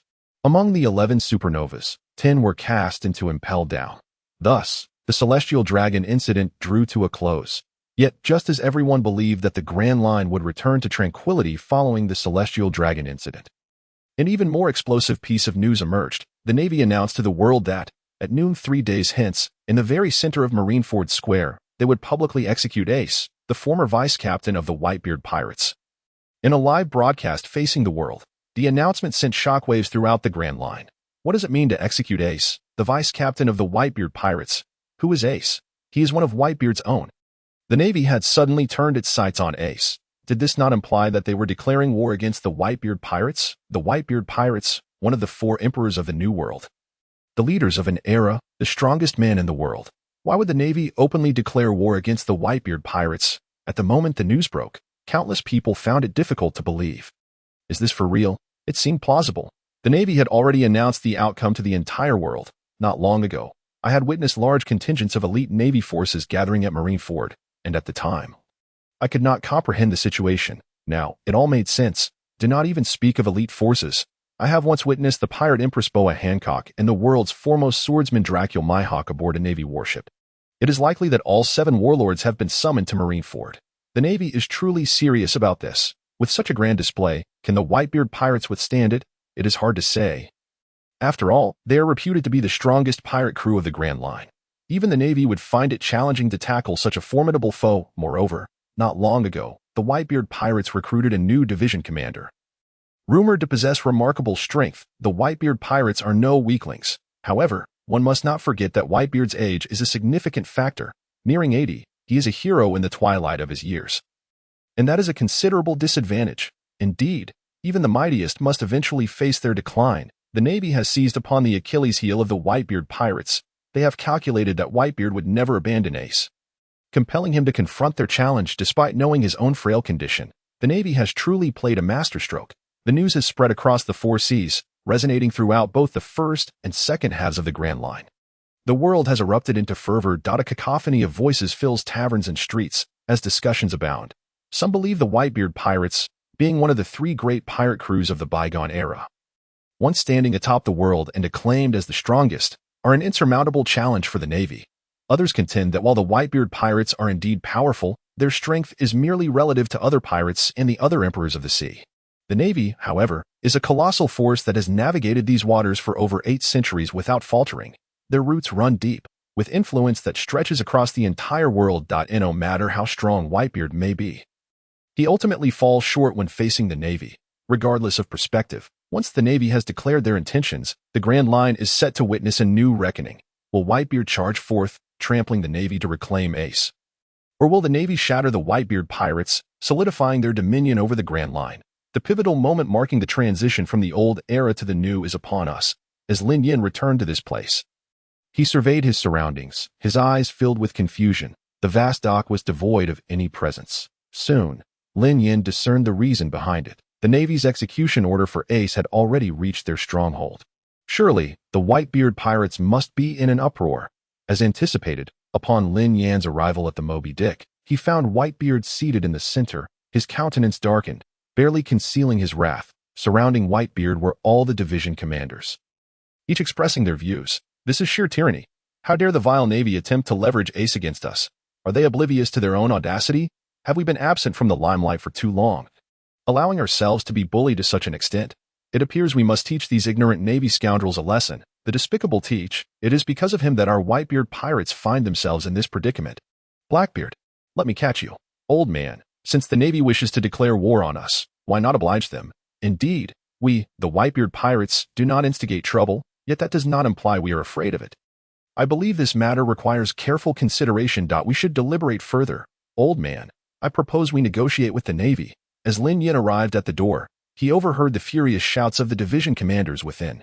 Some cursed the Navy for their arrogance, others directed their ire at Blackbeard, while still others, in a fit of rage, yearned to storm Marineford and trample the Navy's pride underfoot. Of course, there were also those who remained composed, seeking to resolve the conflict through negotiation.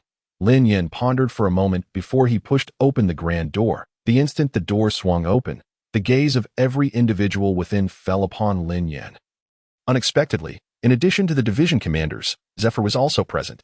Lin Yin was not surprised by this. Given Zephyr's strength and status, even Whitebeard would treat him with deference. His participation in such a meeting was wholly reasonable. Lin, are you aware of the news? The Navy has crossed the line, brazenly asserting their dominance over us. Can we tolerate this? We must confront them, lest they truly believe the Whitebeard pirates are easy prey. Lin, the old man leans towards your opinion. Speak to him about launching an all-out assault. Indeed, we, the Whitebeard pirates, shall not endure this insult. As Lin Yin stepped inside, the division commanders eagerly shared their thoughts and opinions with him. They believed Lin Yin, having recently established the 17th Division and frequently interacting with the old man, would be more inclined to listen to his counsel. Lin Yin smiled wryly, realizing the esteem they held for him. You have returned. The contemplative Whitebeard also acknowledged Lin Yin's entrance. Upon entering, I was met with a tumult of voices. Although I am not intimately acquainted with Ace, does your bickering and venting of anger serve any purpose? Lin Yin paused, delivering a crucial message. We have only 3 days left. If we truly wish to rescue Ace, your immediate priority should not be quarreling or venting frustrations, but rather preparing comprehensively. In truth, Whitebeard was indeed intent on rescuing Ace. Ace's identity was exceptionally significant, and Whitebeard understood the necessity of his salvation. However, since the Navy's announcement, the Whitebeard pirates had become divided into 2 factions. The hawkish faction insisted that they could not allow the Navy to run amok above them. Conversely, the dovish faction held a starkly different view, believing that engaging in battle with the Navy would only lead to an extended conflict throughout the Grand Line, potentially culminating in their complete annihilation. To avert such strife, they sought to reach a consensus through negotiation. Whitebeard was acutely aware of his own physical condition, that on one side stood Ace, and on the other loomed the vast Whitebeard pirates. Coupled with the ongoing debates between the Hawks and Doves, Whitebeard found himself in a quandary. Lin Yan's arrival was a breath of fresh air, especially upon hearing the assertion that they should prepare comprehensively. Rather than argue or vent frustrations, a glimmer of hope sparked in Whitebeard's eyes. Lin Yan's words prompted Whitebeard to lift his head. Lin, what is your perspective? If the Navy seeks to fight, let us fight. Lin Yin clenched his fist, resolutely proclaiming. Unlike the other division commanders, from the moment he joined the Whitebeard pirates, he had been preparing for the impending war, honing his strength and gathering the powerful, striving to elevate his prowess to its utmost pinnacle in the shortest possible time. Lin Yin harbored an unprecedented confidence regarding the impending top-tier conflict, despite his inability to ascertain the ultimate outcome. Listening to Lin Yan's words, the Dove faction members rose in protest. Lin, I believe this approach is ill-advised. Negotiation is the wisest course. The Navy has already declared to the world. Do you truly believe they would engage in talks with us? Lin Yin retorted. If the Navy were willing to negotiate at this juncture, it would be akin to shooting themselves in the foot. Not only would they lose face, but they would also become the laughingstock of the entire world. Moreover, you may not be aware that during my return journey, the Navy has amassed hundreds of thousands of soldiers and thousands of warships, all stationed at Marineford, preparing for the forthcoming clash with our Whitebeard pirates. The Navy is resolutely determined to ascend over us. With a precipice ahead and the Navy at our backs, we have no retreat left. As for negotiation, in my view, only the weak require such discussions. Lin Yin countered. Indeed, it is the weak who need to negotiate. The strong engage in dialogue only after the battle has concluded. True strength speaks through action. Our Whitebeard pirates are no soft targets to be toyed with at will. Indeed, one member remarked, Lin, you have struck a chord with me. Upon hearing Lin Yan's words, the captains of the Whitebeard pirates who were eager for battle began to cheer in unison. Whitebeard too was swayed. Indeed, the Whitebeard pirates had no option for retreat. At such a critical juncture, any concession would only invite further encroachment from the enemy. However, the Dove faction members were acutely aware of this reality. Yet, the formidable presence of the Navy loomed too large to surmount. You were considering the future of the Whitebeard pirates, and I understand that, but do not be overly pessimistic. Should we engage, our Whitebeard pirates may not necessarily be the Navy's inferior. Lin Yin stoked the flames of resolve. As his words resonated, the entire conference room fell into a contemplative silence. The Dove faction members began to perceive that the Whitebeard pirates should indeed not continue to retreat step by step. Soon, a consensus was reached. All present were united in purpose, their sights set firmly on Marineford. Witnessing this scene, Whitebeard nodded with satisfaction, having already made up his mind. Ace was in peril. How could they remain idle? They could not allow Ace to be left alone at Marineford. If the Navy desired war, then they would fight to the bitter end. You Navy, do you not wish to step upon our Whitebeard pirates? In truth, do we not wish to rise above you? Let this battle at Marineford determine who will steer the course of the Grand Line for the next 20 years. Whitebeard closed his eyes, then suddenly opened them wide. The Navy sought war. How could they refuse the challenge? He pulled out all the intravenous drips attached to him, his piercing gaze shimmering with intensity. Gururara, if we allow the enemy to witness this feeble state, would we not become a subject of ridicule? Marco, Jozu, gather the 43 affiliated pirate crews. We shall set sail at dawn. With that command, an overwhelming aura emanated from Whitebeard, instilling awe and reverence among the captains present. They beheld the legendary figure who once stood atop the New World, their father, Whitebeard. Navy, are you prepared to welcome us? In a corner, Zephyr remained silent, shifting his gaze from Whitebeard to Lin Yin, his eyes reflecting admiration. Unexpectedly, this captain of his possessed such a rare and remarkable side. Yet, upon contemplating his own situation, Zephyr couldn't help but feel melancholic. He had devoted so many years to the Navy, and now, having recently departed, he was to confront them head-on. Although deeply disappointed in the Navy, he was ultimately a former member. He could not raise his hand against them. Sighing, he found himself at a loss. In the office of the 17th Division. Lin Yin sat before Zephyr, Ishiao, Green Bull, and his secretary, Ein.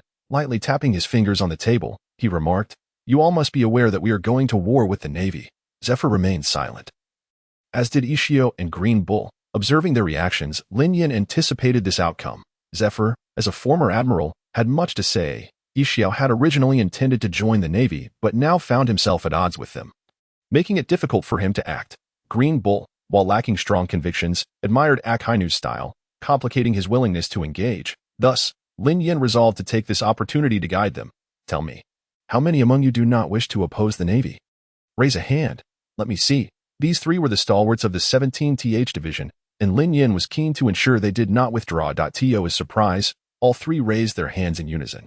Lin Yan's smile faltered. What the hell? I told you to raise a hand, and you all actually did? Ein stifled a laugh at the sight. Lin Yin shot her a glare, prompting Ein to suppress her laughter.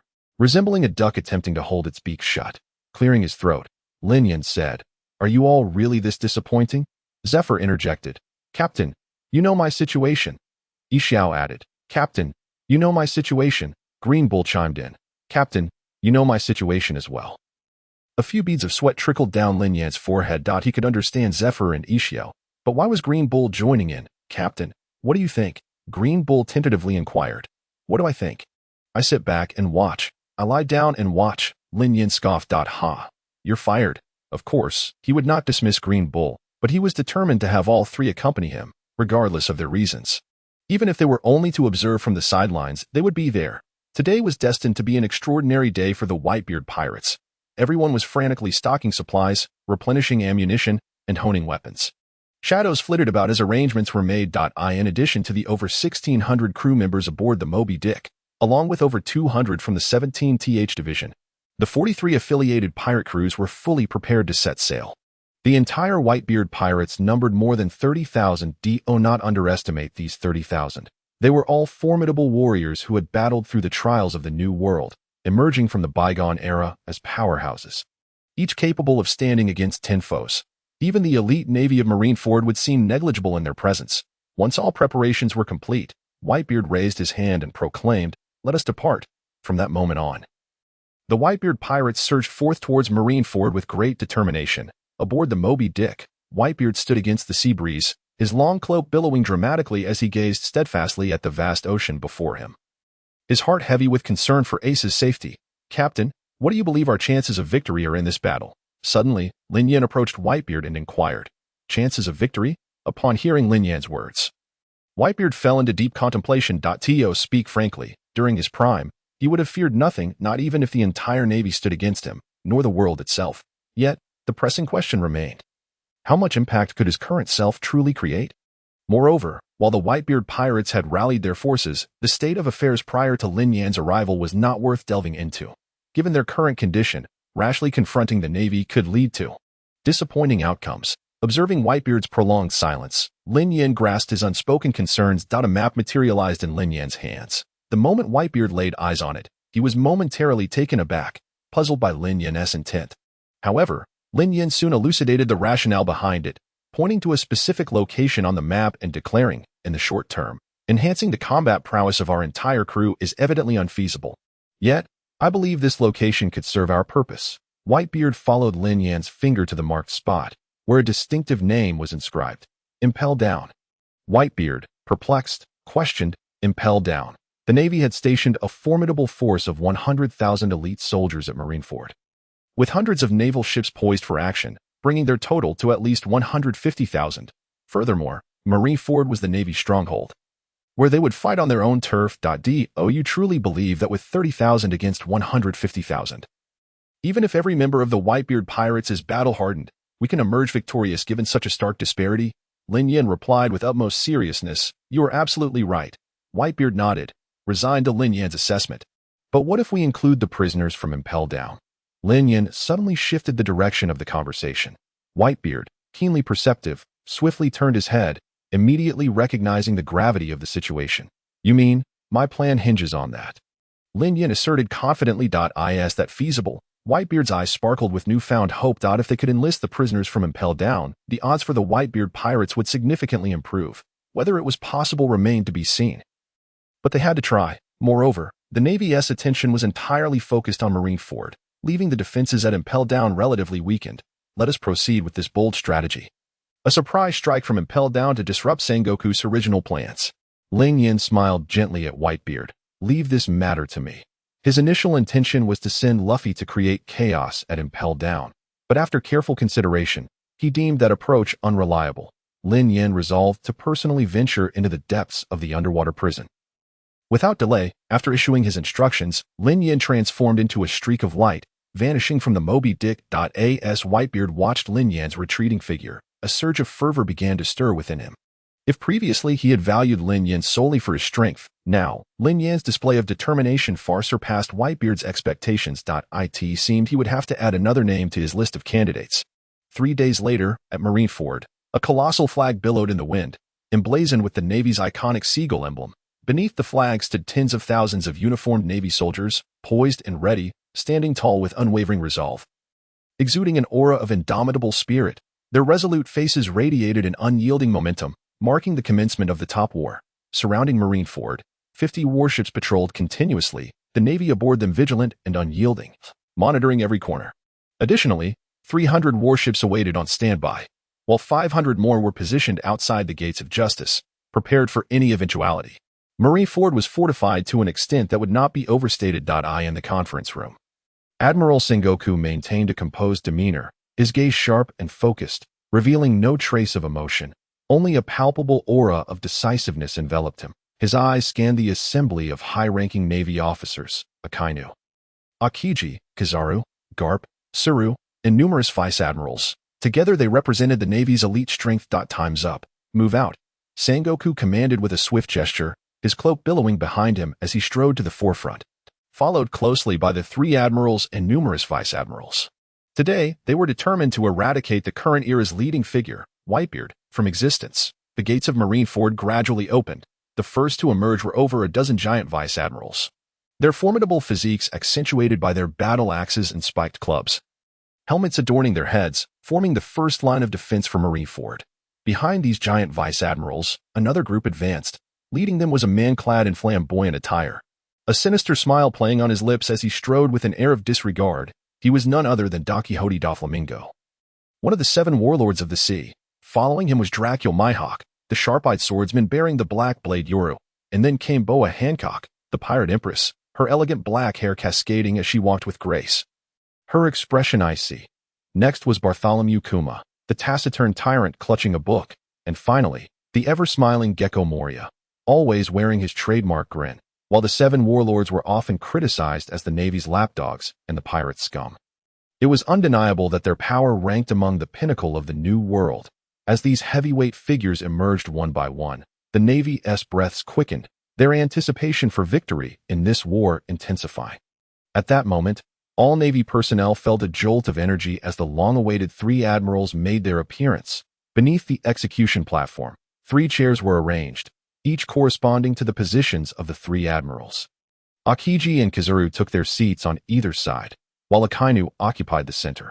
Apart from Akiji, both Kizuru and Akainu shared a tacit understanding. Crossing their legs in a quintessential admiral posture, they remained silent, their judgmental gazes fixed upon the square before them.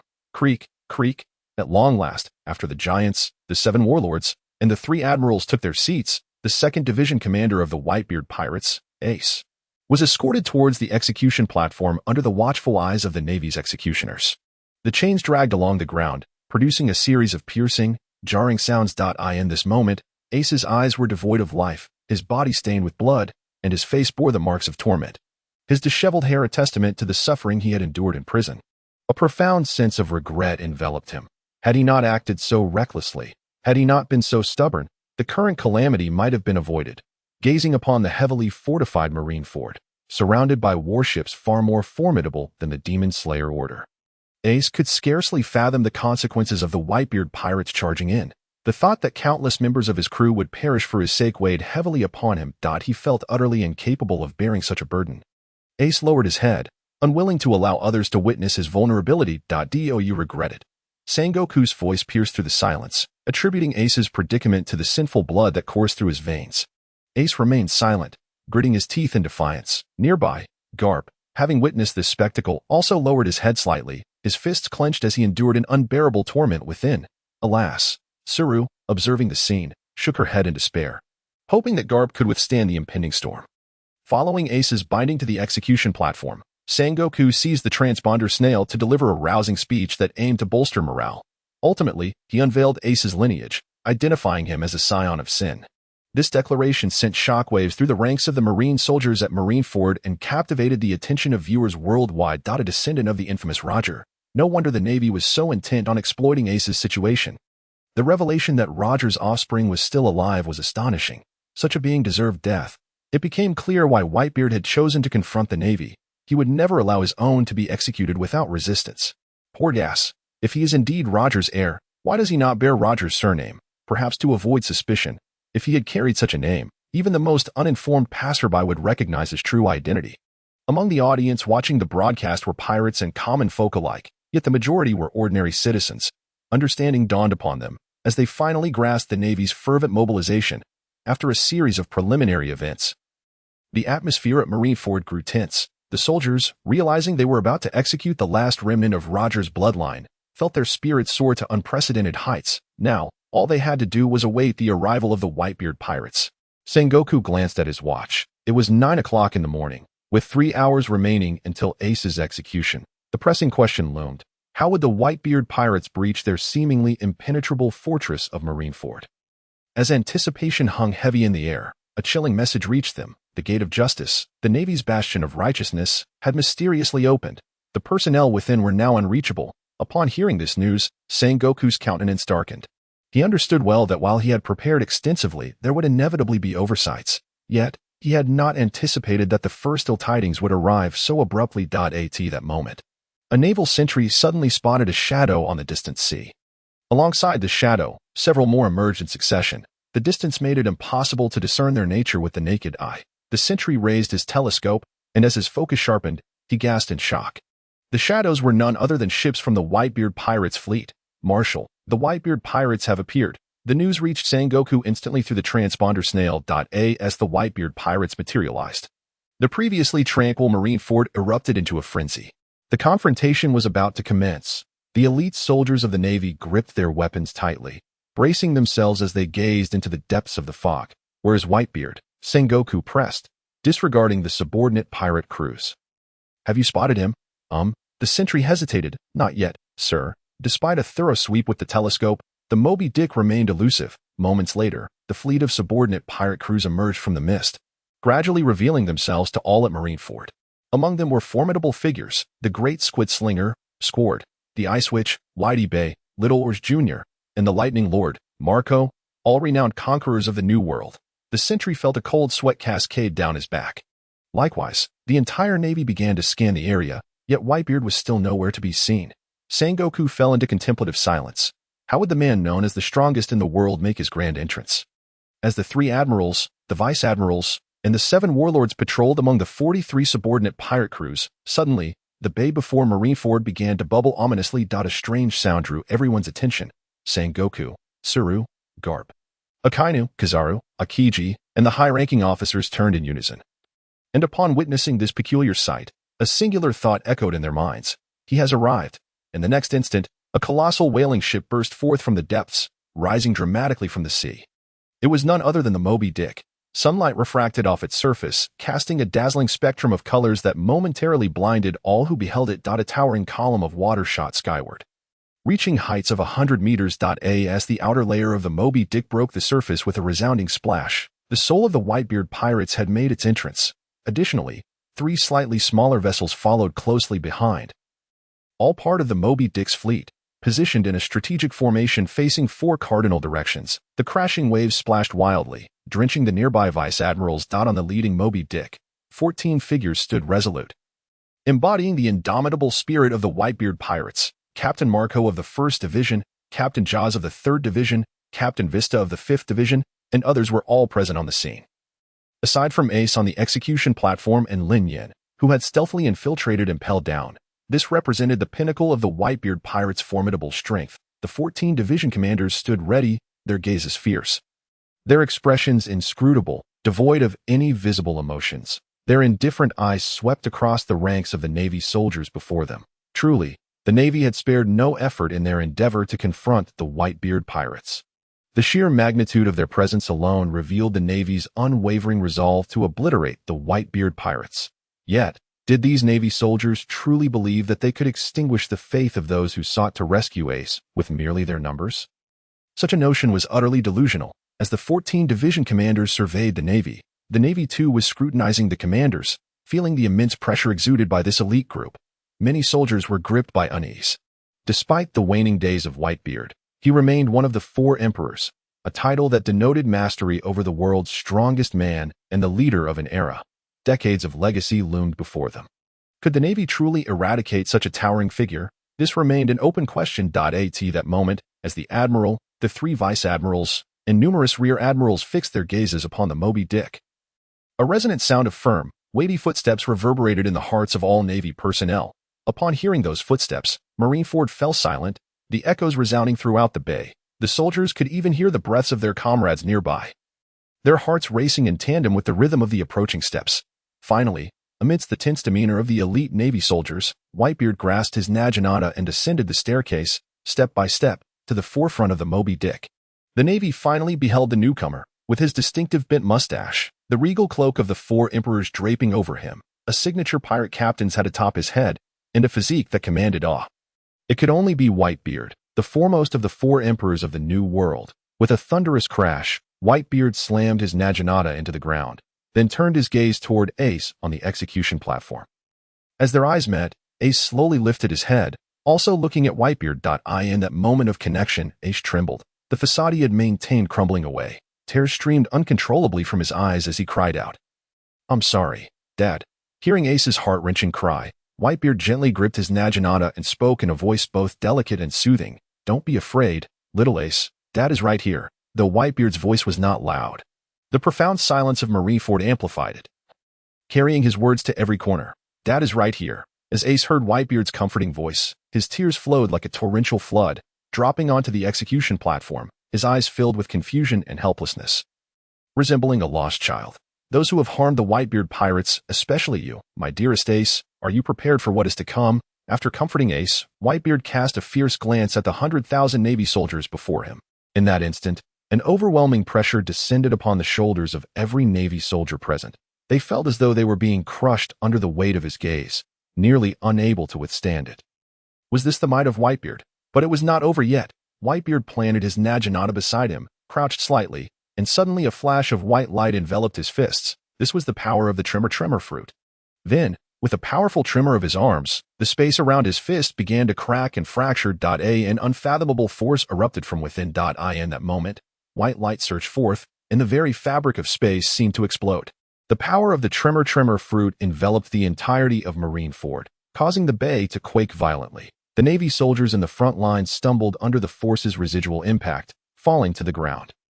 The giant vice admirals, too, were pushed back, their massive frames crashing down. The might unleashed by Whitebeard drew the attention of Sengoku, Garp, the three admirals, and other high-ranking Navy officials. However, contrary to expectations, the anticipated scene of Whitebeard using the Tremor fruit to obliterate Marineford did not unfold.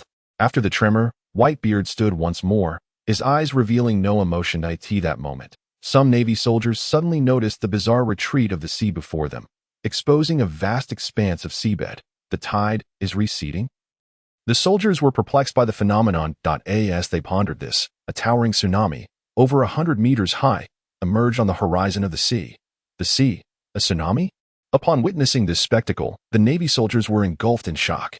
The colossal waves resembled a monstrous beast, seemingly poised to swallow Marineford whole. To unleash such a formidable tsunami with a mere strike. What? Boom. As the tsunami surged forth, the ground beneath their feet trembled.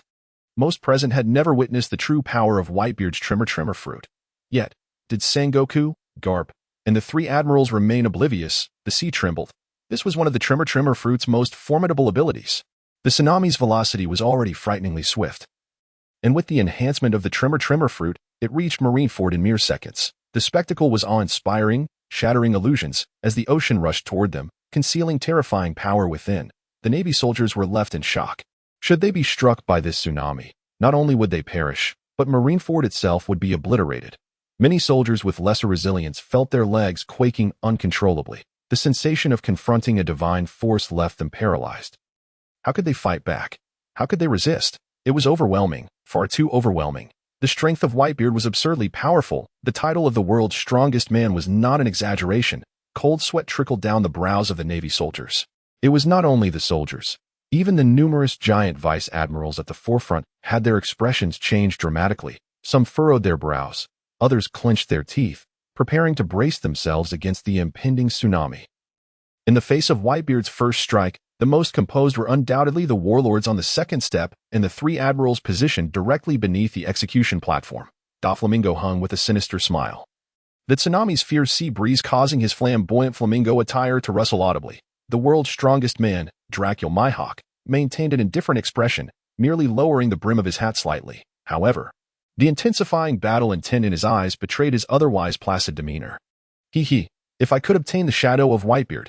Gazing at the formidable figure of Whitebeard, Gecko Moria felt a flicker of yearning in his eyes. At that moment, not only would he dare to confront the enemy standing before him, but even Kaido would be a worthy challenger. The Empress Boa Hancock and the tyrant Bartholomew Kuma remained silent, quietly observing from the sidelines. The yellow monkey, Kizaru, cast a sidelong glance at the surrounding Akainu and Akiji. Are you not moving? Very well. I shall remain still as well. Let us see who can endure longer. The tsunami loomed ominously close. Finally, beneath the execution platform, the impatient Akainu twisted his neck. Humph. He raised his chin, surveying the Whitebeard pirates from a lofty perspective, creating such chaos right from the start to instill fear in the Navy. How audacious! Whitebeard. Akainu was poised to engage in a standoff with Whitebeard and eradicate the impending tsunami surging toward Marineford. Unexpectedly, a figure beside him moved with even greater swiftness. Akiji, one of the three Marine admirals, took a step forward and leaped into the sky. A chilling aura rapidly enveloped him. Crossing his arms, he gathered icy currents at his fingertips. Ice Age, whoosh, from his point of origin, the cold air spread outwards. In an instant, the scene was transformed into an icy expanse. The immense tsunami, despite its speed and ferocity, could not withstand the ultimate power of the ice fruit. The once menacing waves swiftly froze into sculptures of ice. Moreover, some of the weaker crew members of the Whitebeard pirates were also affected by Akiji's freezing powers. As the chill swept through, several unfortunate souls among them became encased in ice. Fortunately, quick-witted allies were on hand to rescue them, or else they would have suffered significant losses before the battle even commenced. Meanwhile, after unleashing Ice Age, Akiji descended in front of Marineford's bay. Once again, the ice fruit surged with power, freezing even the bay itself. The ice immobilized the 4 Moby Dick ships nearby, along with the 43 subordinate vessels of the Whitebeard pirates, rendering them motionless. The tsunami generated by the Tremor fruit was effortlessly neutralized by Akiji. We are saved. Look, it's Admiral Akiji. The Admiral has made his move. The Navy, still trembling from fear, could not help but wipe the beads of sweat from their brows. Just moments ago, they had believed their demise was imminent. Was this the true might of Whitebeard? Previously, they had only heard tales of the world's top powerhouses capable of sinking islands and wreaking havoc. They had thought it mere exaggeration.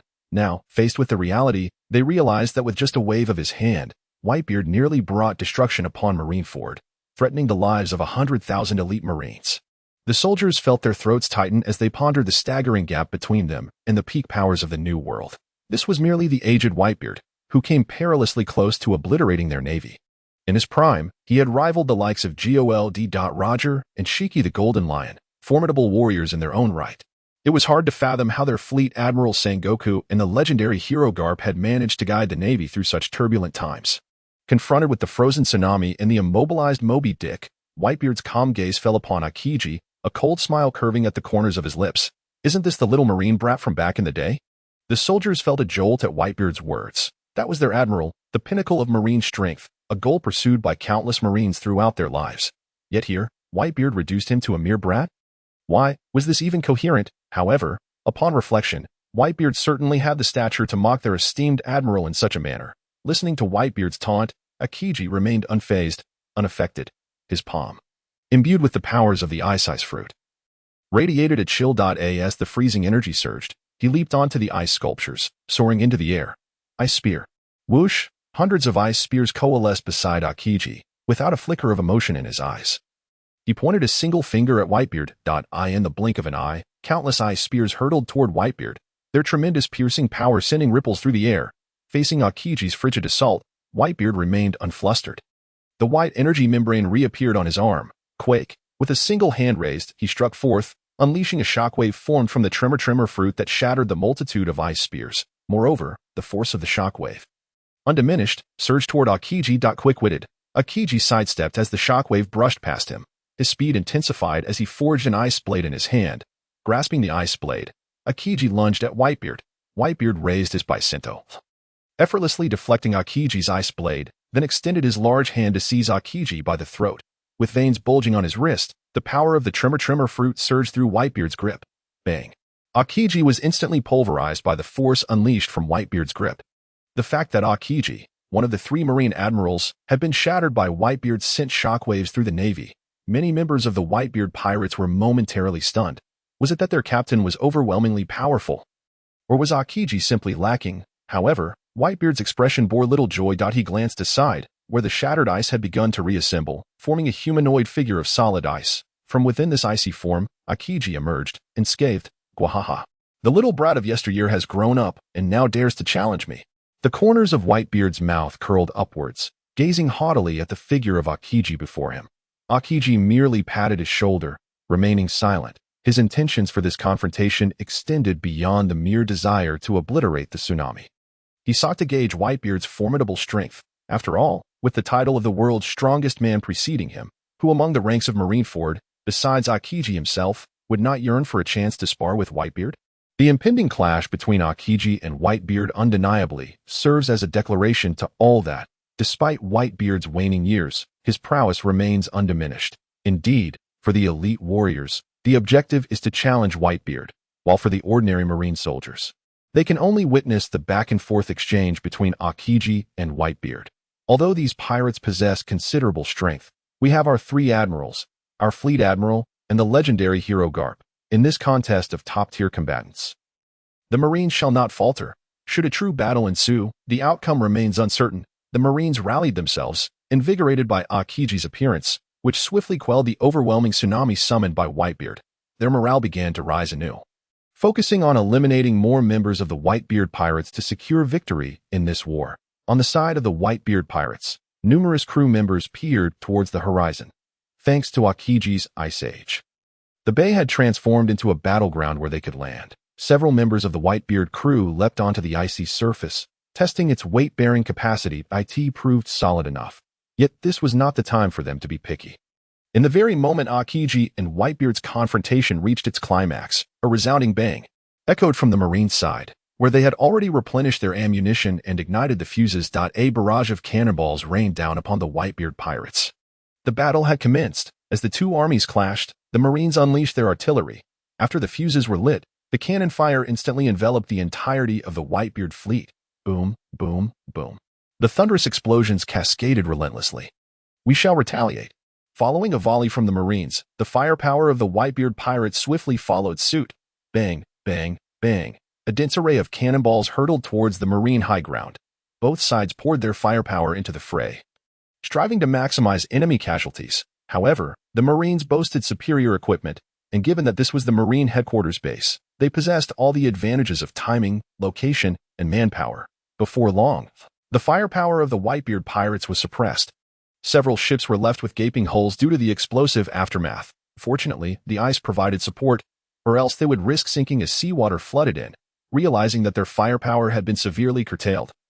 The captains of the subordinate pirate crews drew their weapons, declaring, "Kill." The members of the subordinate pirate crews surged forward to assault the Marines. What are you afraid of?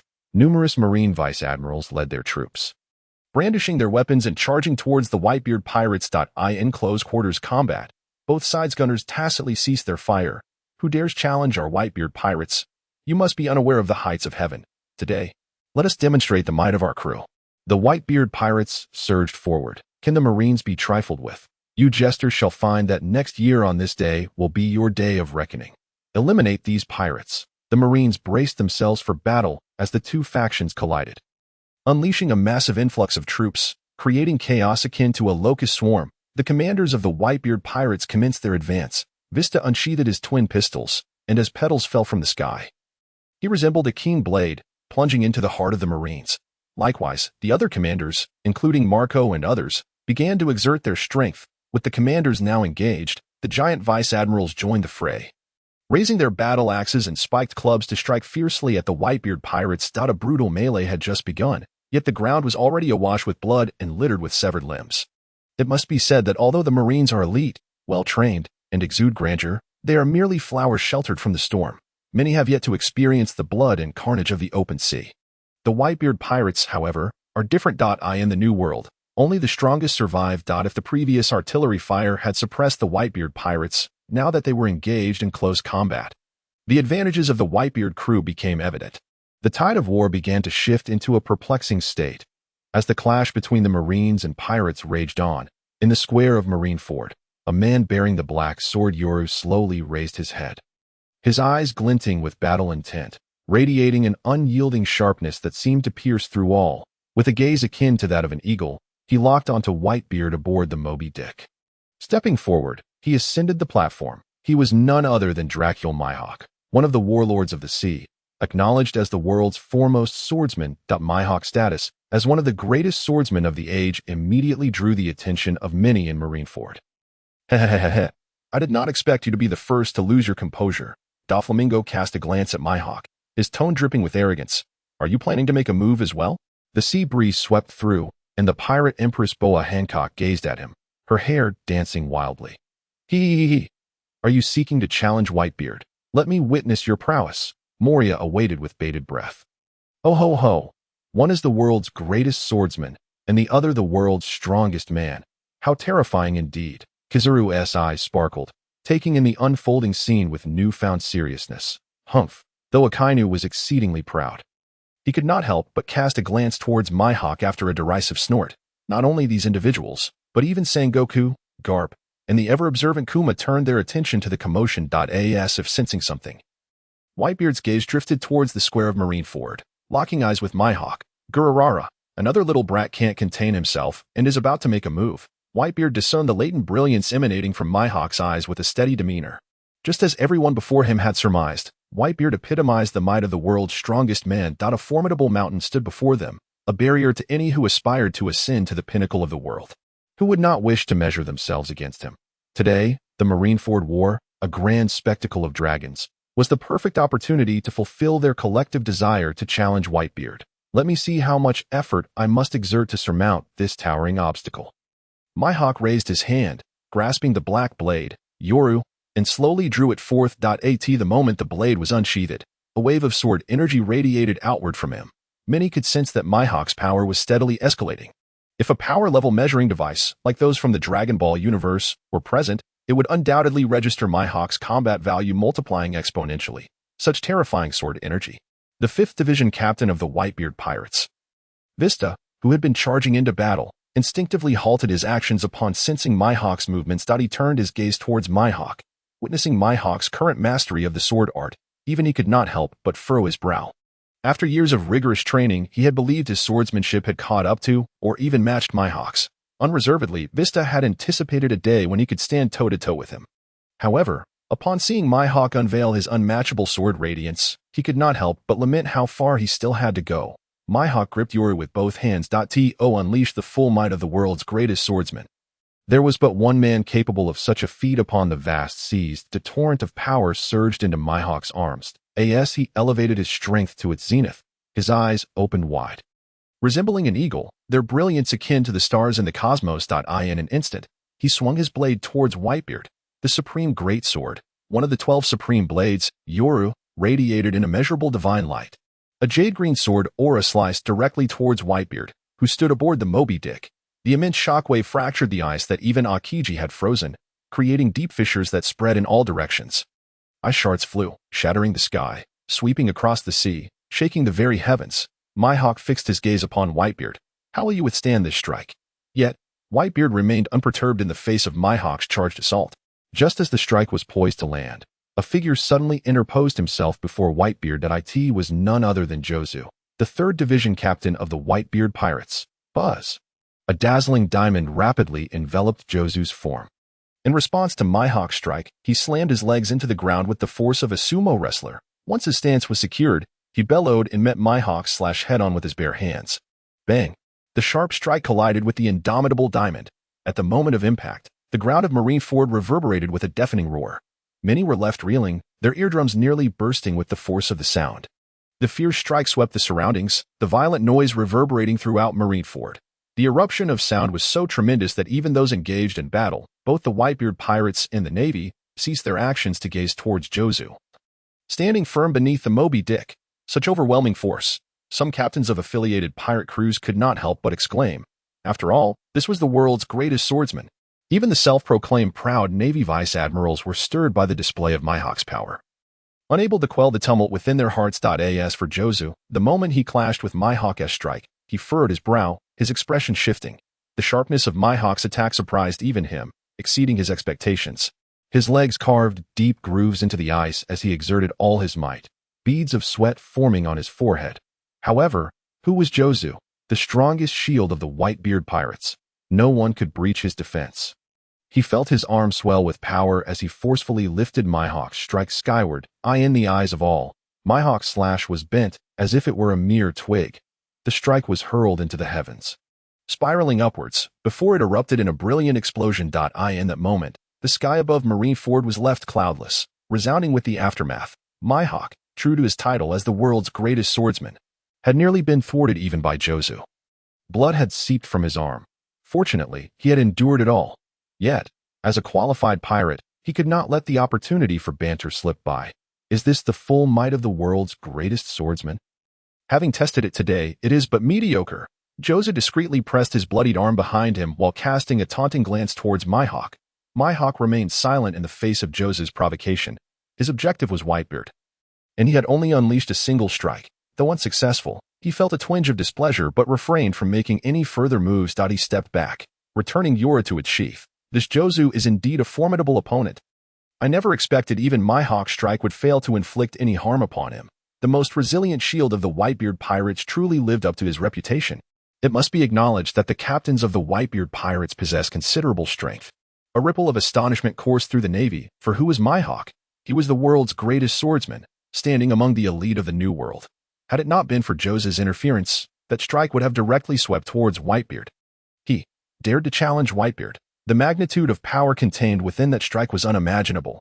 Yet, even so, it had been easily deflected by Jozu. Observing the tumultuous Marineford, it was clear that this was merely the beginning. It had nearly upheaved the very island itself. The clash of top-tier warriors was indeed an existence far beyond the reach of ordinary pirates and Navy personnel. Today is destined to be a day etched in history.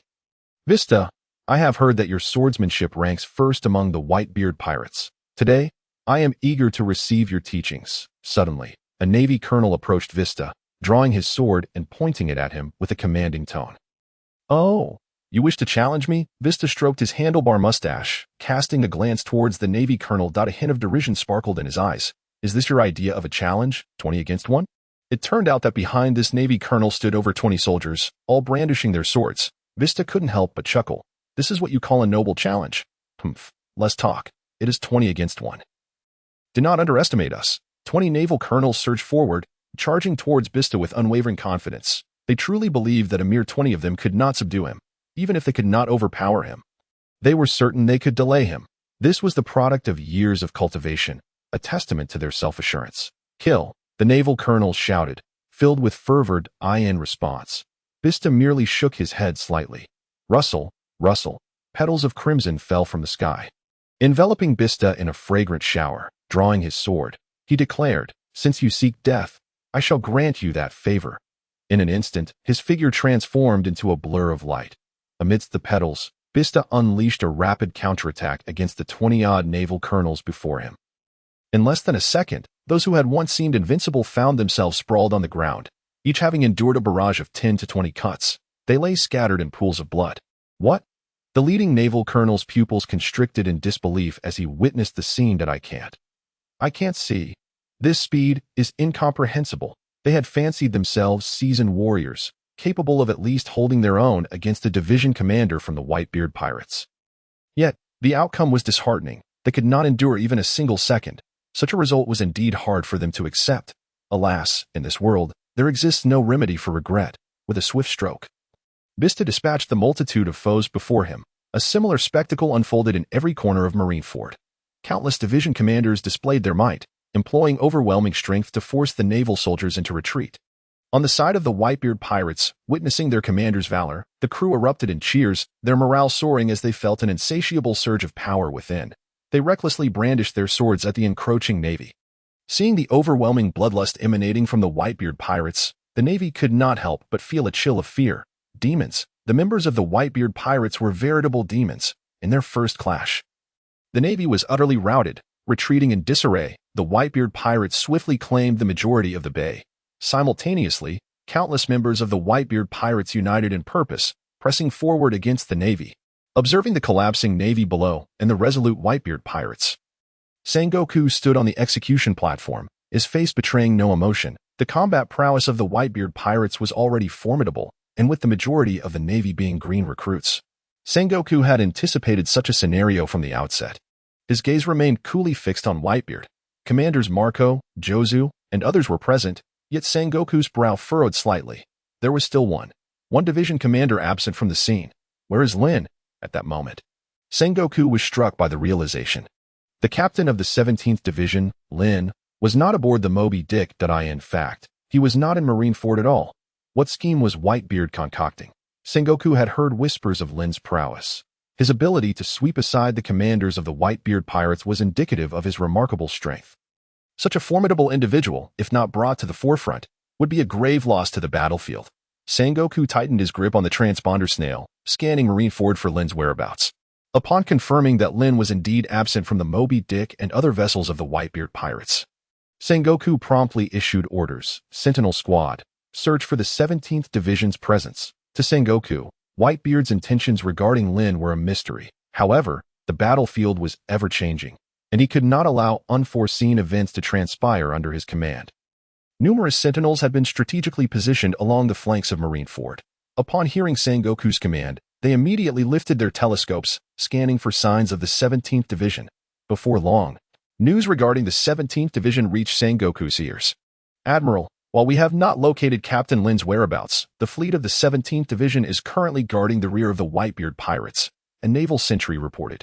Listening to the response from the transponder snail, Sengoku's gaze shifted to the rear of the Whitebeard pirates. Indeed, there lay a solitary ship quietly drifting upon the ocean. Whitebeard, are you attempting to secure an escape route? Sengoku pondered, ultimately arriving at that conclusion. With such a high-ranking combatant not in the fray, this was the only explanation that aligned with his current suspicions. After all, outside the gates of justice, hundreds of warships stood ready to strike. With a mere command, they could swiftly encircle the rear of the Whitebeard pirates and unleash an onslaught. Clearly, Whitebeard had considered this, assigning the task of holding the rear to that exceptionally strong new division commander. However, Sengoku's expression remained cold and devoid of color. attempting to secure an escape route. I shall see how you can contemplate retreat when your front lines cannot withstand the pressure we are applying. Relay the order. The moment there is any movement from the 17th Division, report to me immediately, Sengoku commanded. Yes, the sentinels responded promptly. Having addressed the matter of the 17th Division, Sengoku began personally overseeing the battle at Marineford. Whenever troop strength waned in a particular area, reinforcements would promptly fill the gaps. Despite the valor of the Whitebeard pirates, they numbered less than 30,000 currently. Marineford had deployed a staggering 100,000 elite marines. Along with thousands of warships poised for action, with abundant manpower and resources, the Navy held a distinct advantage in a protracted conflict. Want to fight? I shall accompany you to the end. On the Moby Dick. Marco observed the Navy's stubborn defense, his expression darkening slightly. The Whitebeard pirates had indeed gained the upper hand, but it was merely temporary. The Navy's resistance was remarkably tenacious, no matter how fiercely they attacked. They could not break through the Navy's lines. At that moment, he realized it was time for him to take action. His lifeless gaze fell upon Ace, standing on the execution platform. Their journey was precisely aimed at rescuing Ace. If they could successfully bring Ace out, all the challenges would be effortlessly resolved.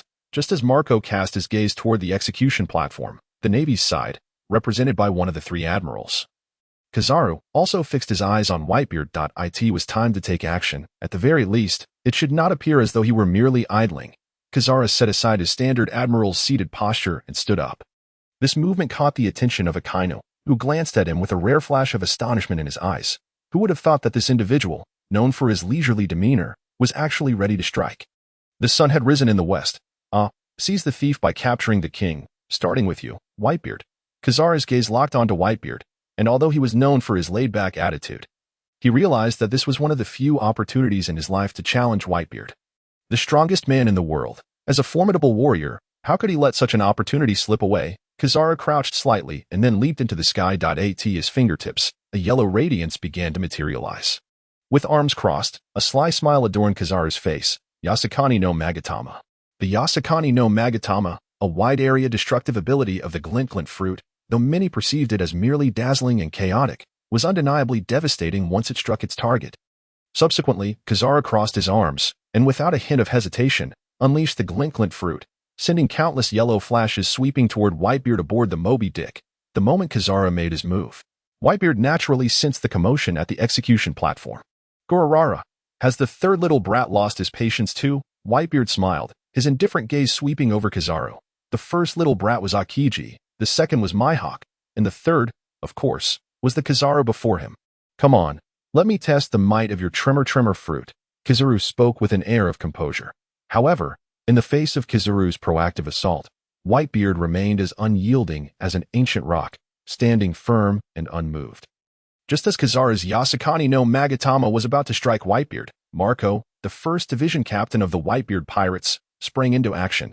You don't need to trouble Dad for this, Marco exclaimed, his hands vibrating. In an instant, blue-golden flames ignited around him, enveloping him in a blazing aura. With a resounding cry, a phoenix ablaze with blue-golden flames soared into the sky. Marco unleashed the powers of his phoenix devil fruit, allowing the Yasakani no Magatama to pass harmlessly through him. I've never seen such a bizarre bird before. Kizaru strolled casually, continuously amplifying the output of his Yasakani no Magatama. Yet, for Marco, it was all in vain. As they drew closer, Marco executed a powerful kick, twisting his body in midair, and struck Kizaru with a hook kick. Kizaru raised his elbow to collide with Marco's kick. Boom. The impact resonated loudly as blue-golden flames and yellow flashes erupted simultaneously, igniting the entire sky. Then, under the astonished gazes of all, Admiral Kizaru, having slightly underestimated Marco's kick, was sent flying, his body transformed into a flash as he plummeted toward the ground. Rumble. The fallen Kizaru crashed onto the earth, sending a cloud of dust billowing into the air. Admiral. The sight of Kizaru being kicked away by Marco left the Navy soldiers utterly astonished. Good grief, that was an admiral, one of the 3 terrifying titans chosen from a million. Yet, here was Kizaru, the admiral, being sent flying by the 1st Division captain of the Whitebeard pirates, Nani? Many of the Navy personnel stood in shock, mouths agape, struggling to articulate their disbelief. Similarly, Marco was momentarily dazed. After kicking Kizaru away, he too was taken aback. Did I just defeat an admiral that easily? The expressions of the other division captains mirrored Marco's astonishment. Kicking an admiral away, this was utterly ridiculous. Even Whitebeard, who had always maintained his composure, experienced a shift in his demeanor upon witnessing this scene. He then let out a series of hearty laughs. Gurara, you never fail to surprise, Kazoo. Meanwhile, the Navy personnel were left feeling distressed. The sight of Admiral Kizaru being kicked away had truly left them slack-jawed. Their gazes darted between Marco and the fallen Kizaru, and for a moment, they could not distinguish reality from illusion. A fix was in play. Someone was throwing the match. Investigate. Investigate thoroughly. Borsellino. Akainu, who had previously been surprised by Kizaru's actions, now wore a dark expression, grinding his teeth as he muttered this name repeatedly. Akiji had gone offline since initiating the Ice Age, and Kizaru was now openly throwing the match in front of nearly 200,000 spectators. Akainu clenched his fists, the temperature of his skin rising sharply. The situation had swiftly escalated to a peak of chaos as he observed his teammates faltering. As for Marco, there was no time to ponder further. With Akiji offline and Kizaru throwing the match, he realized that this was one of the few chances to storm the execution platform. With a powerful surge, the blue-golden flames blazed to their zenith, and Marco shot forth like a meteor, hurtling toward the execution platform. What? Upon witnessing Marco's trajectory, many in the Navy began to stir. The execution platform was their territory. Now, suddenly being breached by a captain of the Whitebeard pirates, it seemed he was intent on rescuing Ace. This is bad. We can't let Marco approach the execution platform. Several masters of the Navy's 6 powers leaped into the sky, attempting to intercept Marco. Alas, they were no match for him. Phoenix stamp. Marco released flames from his legs, sending nearly all the Navy personnel who had leaped up to intercept him crashing to the ground. Closer, closer. Marco was now within arm's reach of the execution platform. Go, Marco. You must retrieve Ace. This is our slim hope. The crew of the Whitebeard pirates could not contain their excitement as they shouted loudly upon seeing Marco advance toward the execution platform. If they could reclaim Ace, they would win this war with minimal losses. Just as everyone was filled with fervor, yearning for Marco to rescue Ace, the Navy would certainly not allow things to unfold so easily. The answer was a resounding no. As Marco approached the execution platform, seemingly endless in his journey, the last of the 3 admirals, Akainu, rose with a grim expression. With Akiji and Kizaru deemed unreliable, the final bastion of the Navy would rest upon his shoulders. In Akainu's grasp, the magma fruit was unleashed, transforming half of his arm into searing lava. The temperature around the execution platform surged dramatically as black smoke, born from the molten rock, enveloped Akainu. Great eruption. Akainu positioned himself before Marco, raising his fist imbued with fierce magma and striking directly at him. While Marco might have had a chance against Akiji and Kizaru, this adversary, Akainu, renowned as the strongest among the admirals, was a different story altogether. Even Marco, the captain of the 1st Division of the Whitebeard Pirates, found himself steeling his resolve to the utmost. The two forces clashed instantaneously, one side wielding magma, the other the power of the phoenix fruit. Flames engulfed the area, encasing both combatants in a fiery embrace. As the battle was poised to erupt, Marco, formidable as he was, fell short against Akainu, though he could momentarily withstand the onslaught. Prolonged engagement would inevitably lead to his defeat. Moreover, he had already infiltrated the heart of the Navy. Time could not be wasted. Casting a glance at the nearby Ace and the imposing Akainu before him, Marco reluctantly chose to retreat. Akainu did not pursue. After repelling Marco, he descended to the execution platform's base, reclaiming his seat among the admirals. It was imperative that at least one admiral remain to oversee the proceedings, and that individual was none other than Akainu. Meanwhile, as the battle raged fiercely at Marineford, events were quietly brewing within the depths of the underwater prison. Impel Down, one of the Navy's 3 critical institutions, was the world's foremost prison, renowned for its impenetrable security. Within its confines were the most notorious criminals, each with bounties exceeding 100 million. In addition to the substantial military presence stationed there, fearsome warships comparable to the Demon Slayer were anchored outside. Due to the Navy's vigilance and the prisoners' notorious malevolence, Impel Down had earned the moniker of an impregnable fortress. Standing atop the precipice, Lin Yin gazed down towards Impel Down, and as expected, the world's attention was fixated on Marineford. In fact, to assemble elite forces, many of the prison's finest troops had been redeployed. It could be said that, for the first time in decades, Impel Down was remarkably understaffed. It was likely that even Sengoku had not anticipated that this seemingly inconsequential, overlooked prison would soon give rise to a cadre of prisoners capable of turning the tide of battle, delivering a devastating blow to the Navy and dismantling their carefully laid plans. As the kaleidoscope activated, the space beside Lin Yin suddenly warped. His form twisted as he was drawn into it. The next moment, having activated Divine Might, Lin Yin found himself within the depths of Impel Down. Surveying his surroundings, he noted the dark, damp environment, with moss covering the ground. The conditions were far from ideal. Impel Down consisted of 6 levels, with the bounties of the incarcerated criminals increasing as one descended. The 6th level, shrouded in darkness, was the most terrifying of all, having once housed the likes of Barrett, the Golden Lion, and even Roger. Possessing Divine Might, infiltrating Impel Down was hardly a challenge. In less than a moment, Lin Yin arrived at the 4th level, known as the Hell of Flames. Just as he prepared to delve deeper, a peculiar figure caught his attention, a man with a red nose. A red nose? A strange expression crossed Lin Yan's face. Could it be? Following his gaze, he soon confirmed his suspicion. The figure was clad in jester's attire, with blue hair and a prison uniform, the prominent red on his nose standing out conspicuously. Lin Yin raised an eyebrow, a glimmer of surprise in his eyes. Well, it's him. Indeed, the individual before Lin Yin, trapped within the confines, was none other than the strongest wielder of luck color hockey.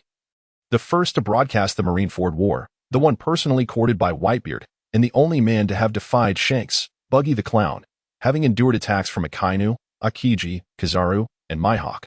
Buggy had successfully escorted Luffy to safety despite the onslaught of such formidable foes. What a stroke of luck to encounter the great Buggy. A peculiar smile spread across Lin Yan's face, and upon seeing Buggy, he decided to delay his journey. However, Lin Yin was puzzled. During the Marineford War, wasn't Buggy supposed to be conspiring with Luffy to incite a revolt within Impel Down? The two had been thriving in the depths, gathering a multitude of followers, poised to strike back at Marine headquarters in Marineford. Why then was Buggy currently imprisoned? It didn't take long for Lin Yin to deduce the answer. It was likely due to his own intervention. In the original narrative, Luffy was delivered to the prison by Boa Hancock. Subsequently, he began to stir up chaos within, ultimately encountering Buggy, leading the two clowns to ascend to the pinnacle of their lives. The issue now was that Luffy had been forcibly handed over to Kizaru by Lin Yin, meaning Luffy might very well be shackled with Sea Prism stone cuffs. Being a devil fruit user, such restraints would severely limit his abilities. Even with the protagonist's halo, he would find himself at a disadvantage. My fault, indeed. Lin Yin smacked his forehead, realizing that the so-called protagonist's halo had been hindered by mere cuffs of Sea Prism stone. While lamenting this turn of events, he felt a twinge of relief. Fortunately, he had arrived at Impel Down. Otherwise, he would have had to retreat, accompanied by a smile, Green Bull, Zifa, piloting a Gundam, wielding the Thunder God, and forcefully dismantling Marineford. As for Buggy, he could hardly fathom that one day he would become an honored guest of the underwater prison. The reason? Merely having unearthed a treasure and inadvertently crossing paths with the Navy. That was all it took. And yet, he was esteemed enough by the Navy to be confined in this 4th level. He couldn't decide whether to feel fortunate or unfortunate about such treatment. How fortunate indeed. Just thinking about spending the latter half of his life here made him feel remorseful towards his captain. For he had become one of the few blemishes on their crew. Apologies to the first mate for failing to meet the goals set for him. Apologies to Shanks. Wait, why should I feel sorry for Shanks? The mere thought of Shanks caused Buggy to stiffen, brimming with indignation. It was this insufferable nuisance that had prevented him from sailing the seas in search of treasure, causing him to miss countless treasure maps. If given the chance in the future, he would surely imprint his size 45 shoes upon Shanks.